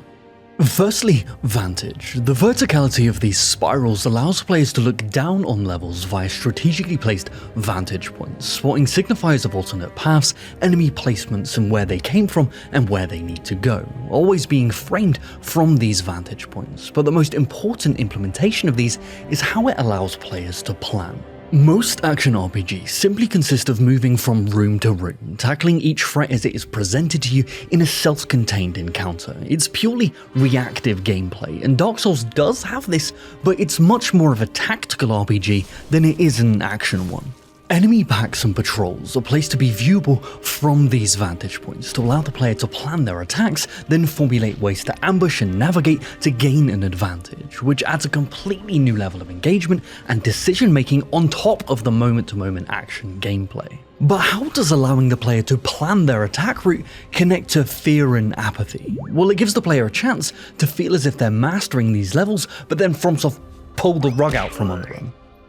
An advantage to this spiraling descent is how it draws the player into high and narrow paths, where traps, ambushes, and simple failure will force them into lower points of no return, trapped in a now unknown area, all of their plans now irrelevant, forcing them to ascend this same spiral, which completely removes vantage and planning from the equation, allowing the player to build up confidence and then rip it away, rebalancing this fear and tension. But this is false failure, because these points of no return usually spiral the player deeper into its levels, giving the illusion of failure and punishment while guiding them closer to their goal, creating this manufactured ludonarrative of being lost. But tension cannot exist without having consequence for failure, and the conclusion for failure in most games being death, and Dark Souls uses its innovative soul system to permanently incubate this fear of failure. Souls are a universal currency that the player gains by killing enemies and bosses. They can be used to level up, upgrade their weapons, and buy useful items, literally everything. But the player will drop all of their souls on death, and this is a harsh consequence for failure, creating a constant sense of tension that builds as they spiral deeper and deeper into these levels. As their healing items begin to dwindle, the amount of souls that they have increases. Every single aspect of its enemy and level design accentuates this tension, but once the player actually dies, this tension is released, and the developers are now out of tricks because the player is no longer lost. They know where the traps and ambushes are, so instead, FromSoftware replace it with a completely new way to rebuild that tension. When the player dies, they drop their souls on the ground, giving them a second chance to retrieve what was once lost, but also a second chance for tension, because if they die again, the souls are lost forever. Instead of the tension of exploring an unknown area, you're now in a fight for survival as you make your way to your lost souls, knowing exactly what dangers are lurking around each corner, waiting to rob you. If you do happen to die twice, the game is now out of tricks to keep this tension alive and has to rebuild it from scratch. But this is way harder now that the player knows the spiral, so ideally, on the first time through a level, they want to induce this tension, but still have the player succeed. And this is where bonfires come in. We've spoken a lot about tension in gameplay, but for it to be enjoyable, there has to be a moment of relief, and bonfires are that relief. And a bonfire is a form of checkpoint that the players will respawn at on death, and it's usually a long arduous crawl to the next bonfire, perfectly spaced out to allow for this tension to build up, healing items running just low enough to encourage the need to search every corner for alternate paths to potential bonfires while the player is at that vantage. Then, when they finally reach one, this release of tension is intoxicating. The developers in every single level are attempting to craft tight cycles of tension and release, making the player feel an intense fear of failure through the soul system as they venture further from safety, so that the player can get a release of adrenaline and endorphins when they finally reach that next bonfire. Well, yeah, I know you're not always going from bonfire to bonfire. Veteran players will know that you're not usually aiming for a new bonfire at the end of this spiral, it's a boss. So to create this tension and release, FromSoft has to loop you back to a bonfire that you started at. You've most likely seen this before. They use one-way shortcuts to loop the player back to the original bonfire, moving in a perfect loop. But just like with their spirals, they need to disguise this loop, and FromSoft do this by utilizing a form of illusion through Mobius loop level design. First off, what is a Mobius loop? Well, you can make one at home by affixing the ends of a rectangular strip of paper together after giving one of the ends a half twist. This is now a Mobius loop. It now has some really interesting properties. Firstly, it now has only one side. Instead of having two, the inside and outside faces of the loop, it now has one, being able to travel along the entire object's surface continually without ever leaving. What? Yeah, it's trippy, right? But how does this apply to Dark Souls level design? FromSoftware disguises their looping levels by utilizing the same kind of half twist, having a perfect loop but using a single point of verticality or false failure, spiraling the player deeper, confusing and distracting them from realizing that they're moving back to their original bonfire, allowing the player to travel along a singular path, never repeating or backtracking through an area, keeping this tension alive and perfectly disguising the fact that they are traveling in a perfect loop, taking it from a conventional circle to a confusing but easy to accidentally follow Mobius loop. And this can be seen throughout the trilogy. Coupling these spiraled straight lines and Mobius loop level designs allows for the world to feel sprawling and open, making the player feel lost and overwhelmed, but allows for the developers to have full control over exactly how they teach or challenge the player within each individual area. And that's not to say that these levels aren't complex, but FromSoftware do such a stellar job of subtly guiding the player. And a little tip for you, if you do manage to get lost, just look for candles. Candles will nearly always guide you to the path of progression. I think someone on the team has a thing for them or something. Like, I could just see Miyazaki now, just sitting at his desk. Mr. Miyazaki-san, we did some playtesting and players are getting a bit lost. What do you think we should do? Right, yeah, what's this? It just says the word "add" scribbled on it. What? Oh yeah, you're right. We've just seen how to control player progression through its world, but how do you control a player's power at the same time? How do you balance an RPG like this? Difficulty is one of the most famous things about the series. It's intrinsic to the game's identity and even its marketing, and a lot of people think about it as difficulty for its own sake, but it all serves this mechanical fear. But managing this tension is only possible with manageable difficulty. But how do you do this in a game with non-linear progression? Well, the two things the developers need to manage is the amount of damage the player can output and how much they can receive, and FromSoft does this effortlessly through Titanite and Estus. Firstly, Titanite. Titanite is the resource used to upgrade your weapon as you progress through the world. They can be found hidden in its dark corners, and you need a certain amount of them to upgrade your weapon to the next level. The more you upgrade, the rarer and more Titanite it will cost. FromSoft gate the amount of damage a player can output by carefully placing a limited amount of these shards in each level, so they can precisely know how much damage a player can do at any point in the game, keeping that difficulty exactly where it needs to be to keep tension alive. Also, can I just say that tying rare Titanite upgrades to these little lizard boys that run away from the player is just genius, guiding the player in specific directions to more secrets, challenges, and false failure, further complementing the level design. It's chef piss, mate.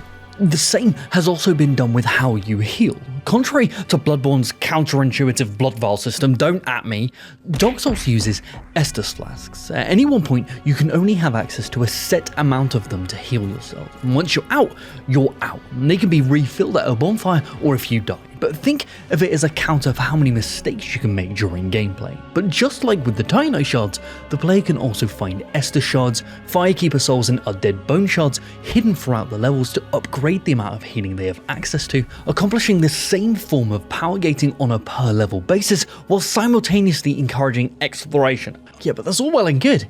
But where's the build diversity? Because for some, instead of craving the intrinsic difficulty these games offer, they instead enjoy having different ways to play it, and I am personally one of those players. I love finding new and interesting ways to tackle the game's challenges, and its leveling system seemingly allows players to pick and choose unique ways of playing, but when you break it down, it's not the leveling system that increases that enjoyment. Nearly always altering play is done by equipping new weapons or spells, having nothing to do with the leveling system at all, but being found through exploration. The leveling system is a way to gate players from accessing all classes and weapon types at once, but why? Why not just let the player experiment freely? Well, this could come back to mechanical fear. Resetting your level is difficult to do early on. The fear of commitment and making the wrong decision with your hard-earned souls is daunting, and that brings us to the main reason I believe this leveling system exists, which is souls. The main benefit to a leveling system is how it accentuates the fear of losing souls, aiding and carrying this mechanical fear. If there is nothing meaningful for the player to spend their spoils on, why should they care about losing them? The rush, fear and frustration of losing souls is only possible by giving them meaning, and they accomplish this through its leveling system. But other than the obvious benefit, why does the leveling system exist? Is it a way to help struggling players brute force their way past the intended difficulty of the game? Is the leveling system a form of accessibility? Well, now we're getting into the topic of whether Dark Souls should have an easy mode, and I ain't gonna touch that with a, oh look, an 11-foot pole. Oh. We've spoken at length in this video about how FromSoftware rely on fear and tension to craft their levels, balancing player power as they play to keep a consistent difficulty, but should there be an easy mode in Dark Souls? Yes, but also no, it's a bit of a double-edged zweihander. The tone and intended experience of a title is important. Everything is designed around it. Dark Souls' difficulty was the intended experience to accentuate the apathetic tone and tension the world exudes, and this would be destroyed through a default easy mode's implementation. But Dark Souls already has an easy mode because it has an adaptive difficulty system. The leveling system allows for players to make meaningful changes to how their character plays, affecting how much damage they can take and how much they can inflict, with enough time allowing them to brute force their way through this intended difficulty. But why doesn't this break the game? Well, this player-influenced adaptive difficulty system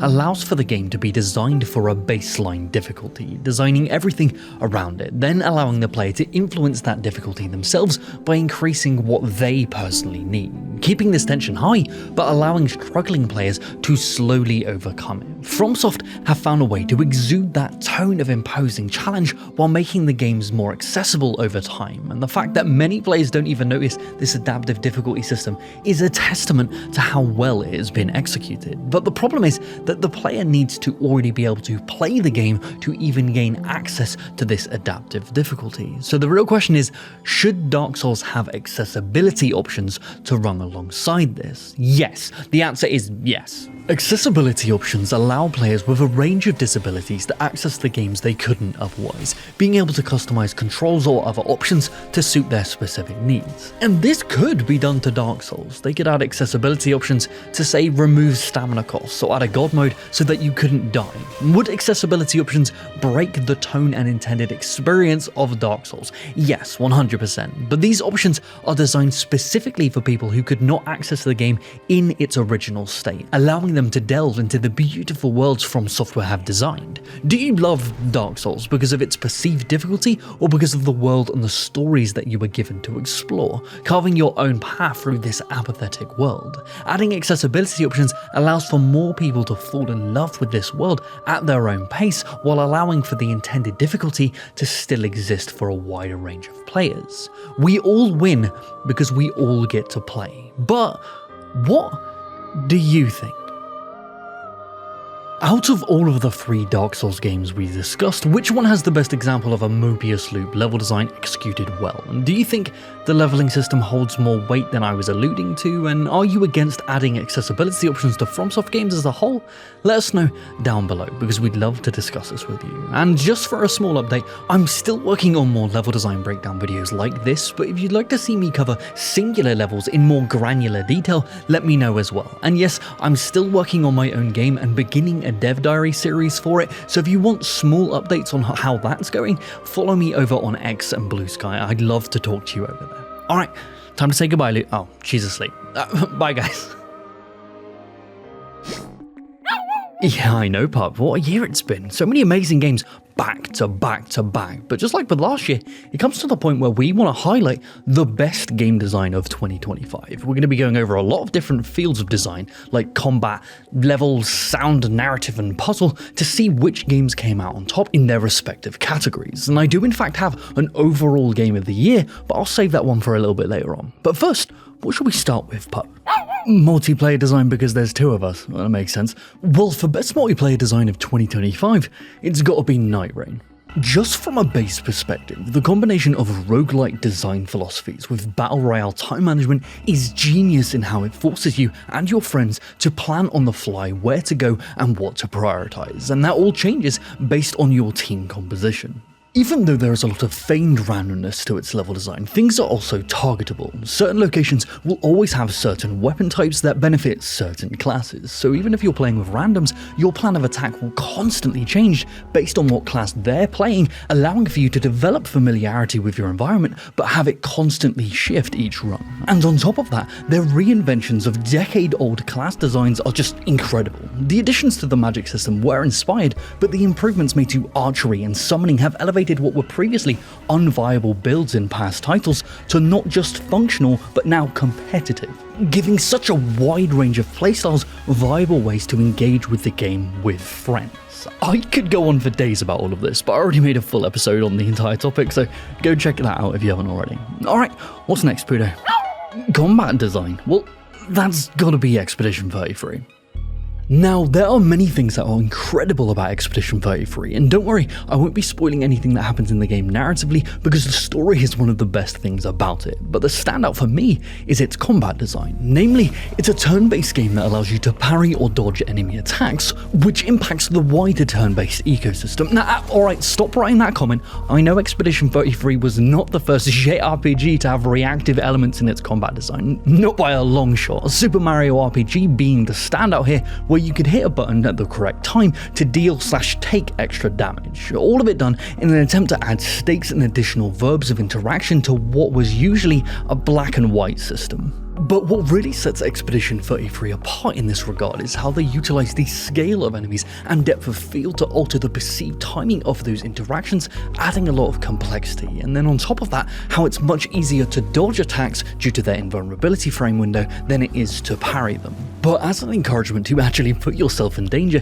if you successfully parry, you gain action point resources to spend on future turns, meaning if you engage with the parry system, your combat efficiency goes through the roof. The dodge system allows players to obtain mastery over enemy attack patterns and then exploit that to their advantage via parrying. It makes fights less of a stat check and more of a skill check, to the point where you can absolutely bully bosses if you're good enough, but at the same time take it at your own pace, because the ability to out-level the challenge through player-driven quantitative adjustments still exists here due to the option to grind, so both extremes here work out in the player's favour.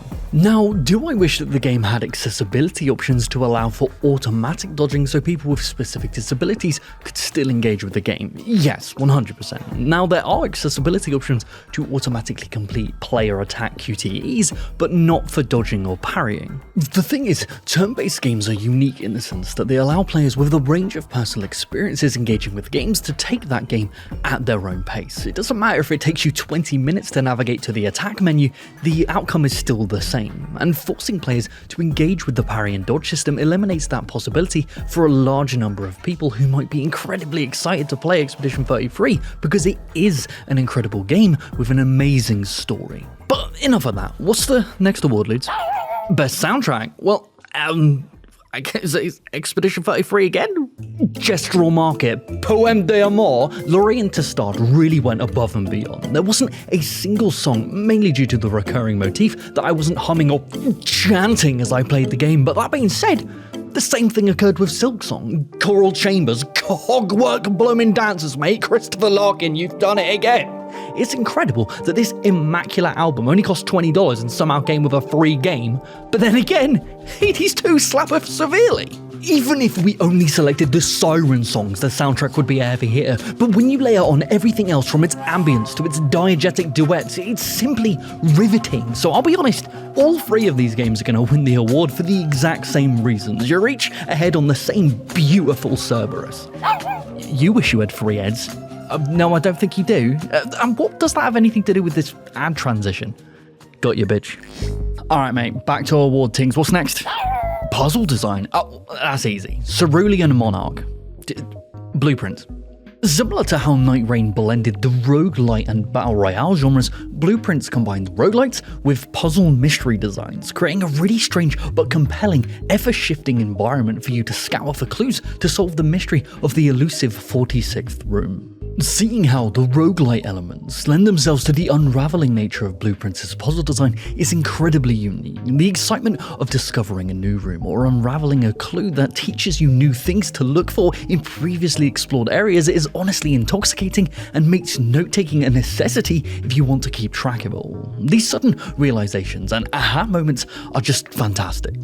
Don't get me wrong, I do have my criticisms. The roguelite nature of randomly served rooms can be infuriating when you have a specific mystery you've just figured out how to solve, but need to revisit a specific room. You could go multiple in-game days without seeing it again, leading to a lot of frustration for unlucky players. When solving a puzzle, the reward moment is the aha click of figuring out exactly what you need to do and not the physical action of completing the puzzle itself. Putting randomly generated time between that aha moment and actually acting upon it adds nothing to the puzzle solving itself. It just adds frustration. Blueprints could have benefited greatly from more late game ways to target specific rooms. You could think of them as their own mini puzzles to solve, and that would allow players to have a shorter distance from aha to solution.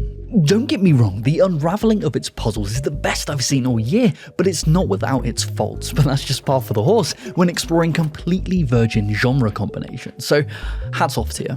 Another thing that Aquamarine Aristocrat did so well was the way it manages time. Each room you enter consumes a single footstep from this counter, and once this counter is fully depleted, your allotted time for that day is up. This pressure makes you think carefully about every single room you enter and what might be of greatest importance to that day's specific challenges. It's a beautiful way to add pressure, but without having a literal timer. And another game that does something similar, and I'll be honest, is my overall game of the year, winning dual awards for best level and narrative design, is The Seance of Blake Manor.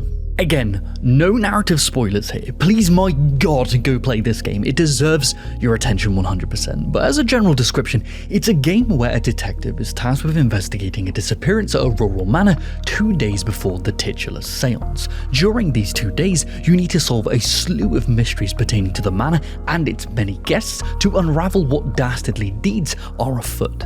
Where the time management aspect comes in is that every action you take to investigate the mundane or the incriminating takes up a singular minute, counting down to the seance, making every interaction and conversation have the appropriate weight to match the seriousness of the subject matter. But time is not depleted for each step you take or every room you enter, so there is no risk at all to retracing your steps or even re-inspecting previously viewed items. You're never punished for needing to recalibrate or look again, and the game does a fantastic job of actually maintaining a pinboard of each mystery at hand and how they relate to one another.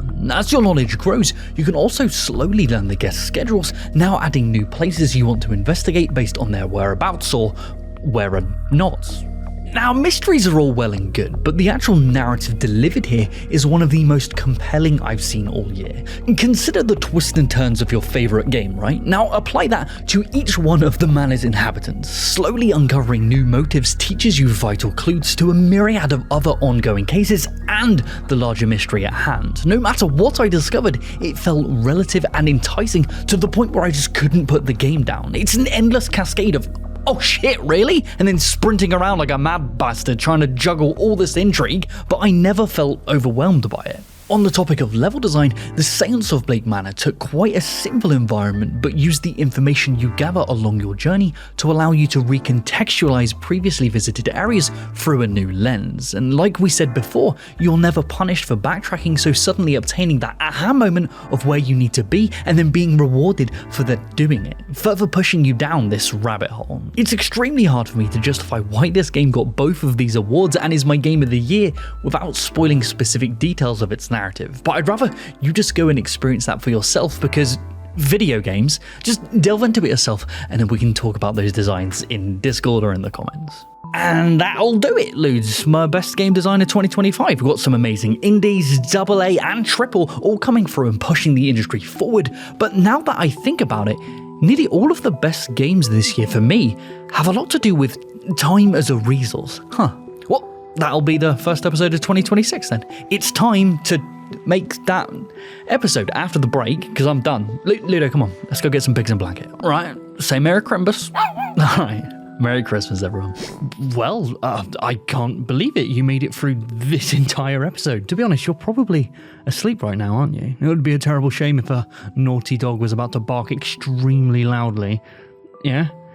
No, well, I guess she's got more respect for the people sleeping in your house than I do. Well, thanks for watching, guys. I hope you enjoyed this, and I look forward to making more of this dumb shit show for you in 2026. All right, have a good one, guys.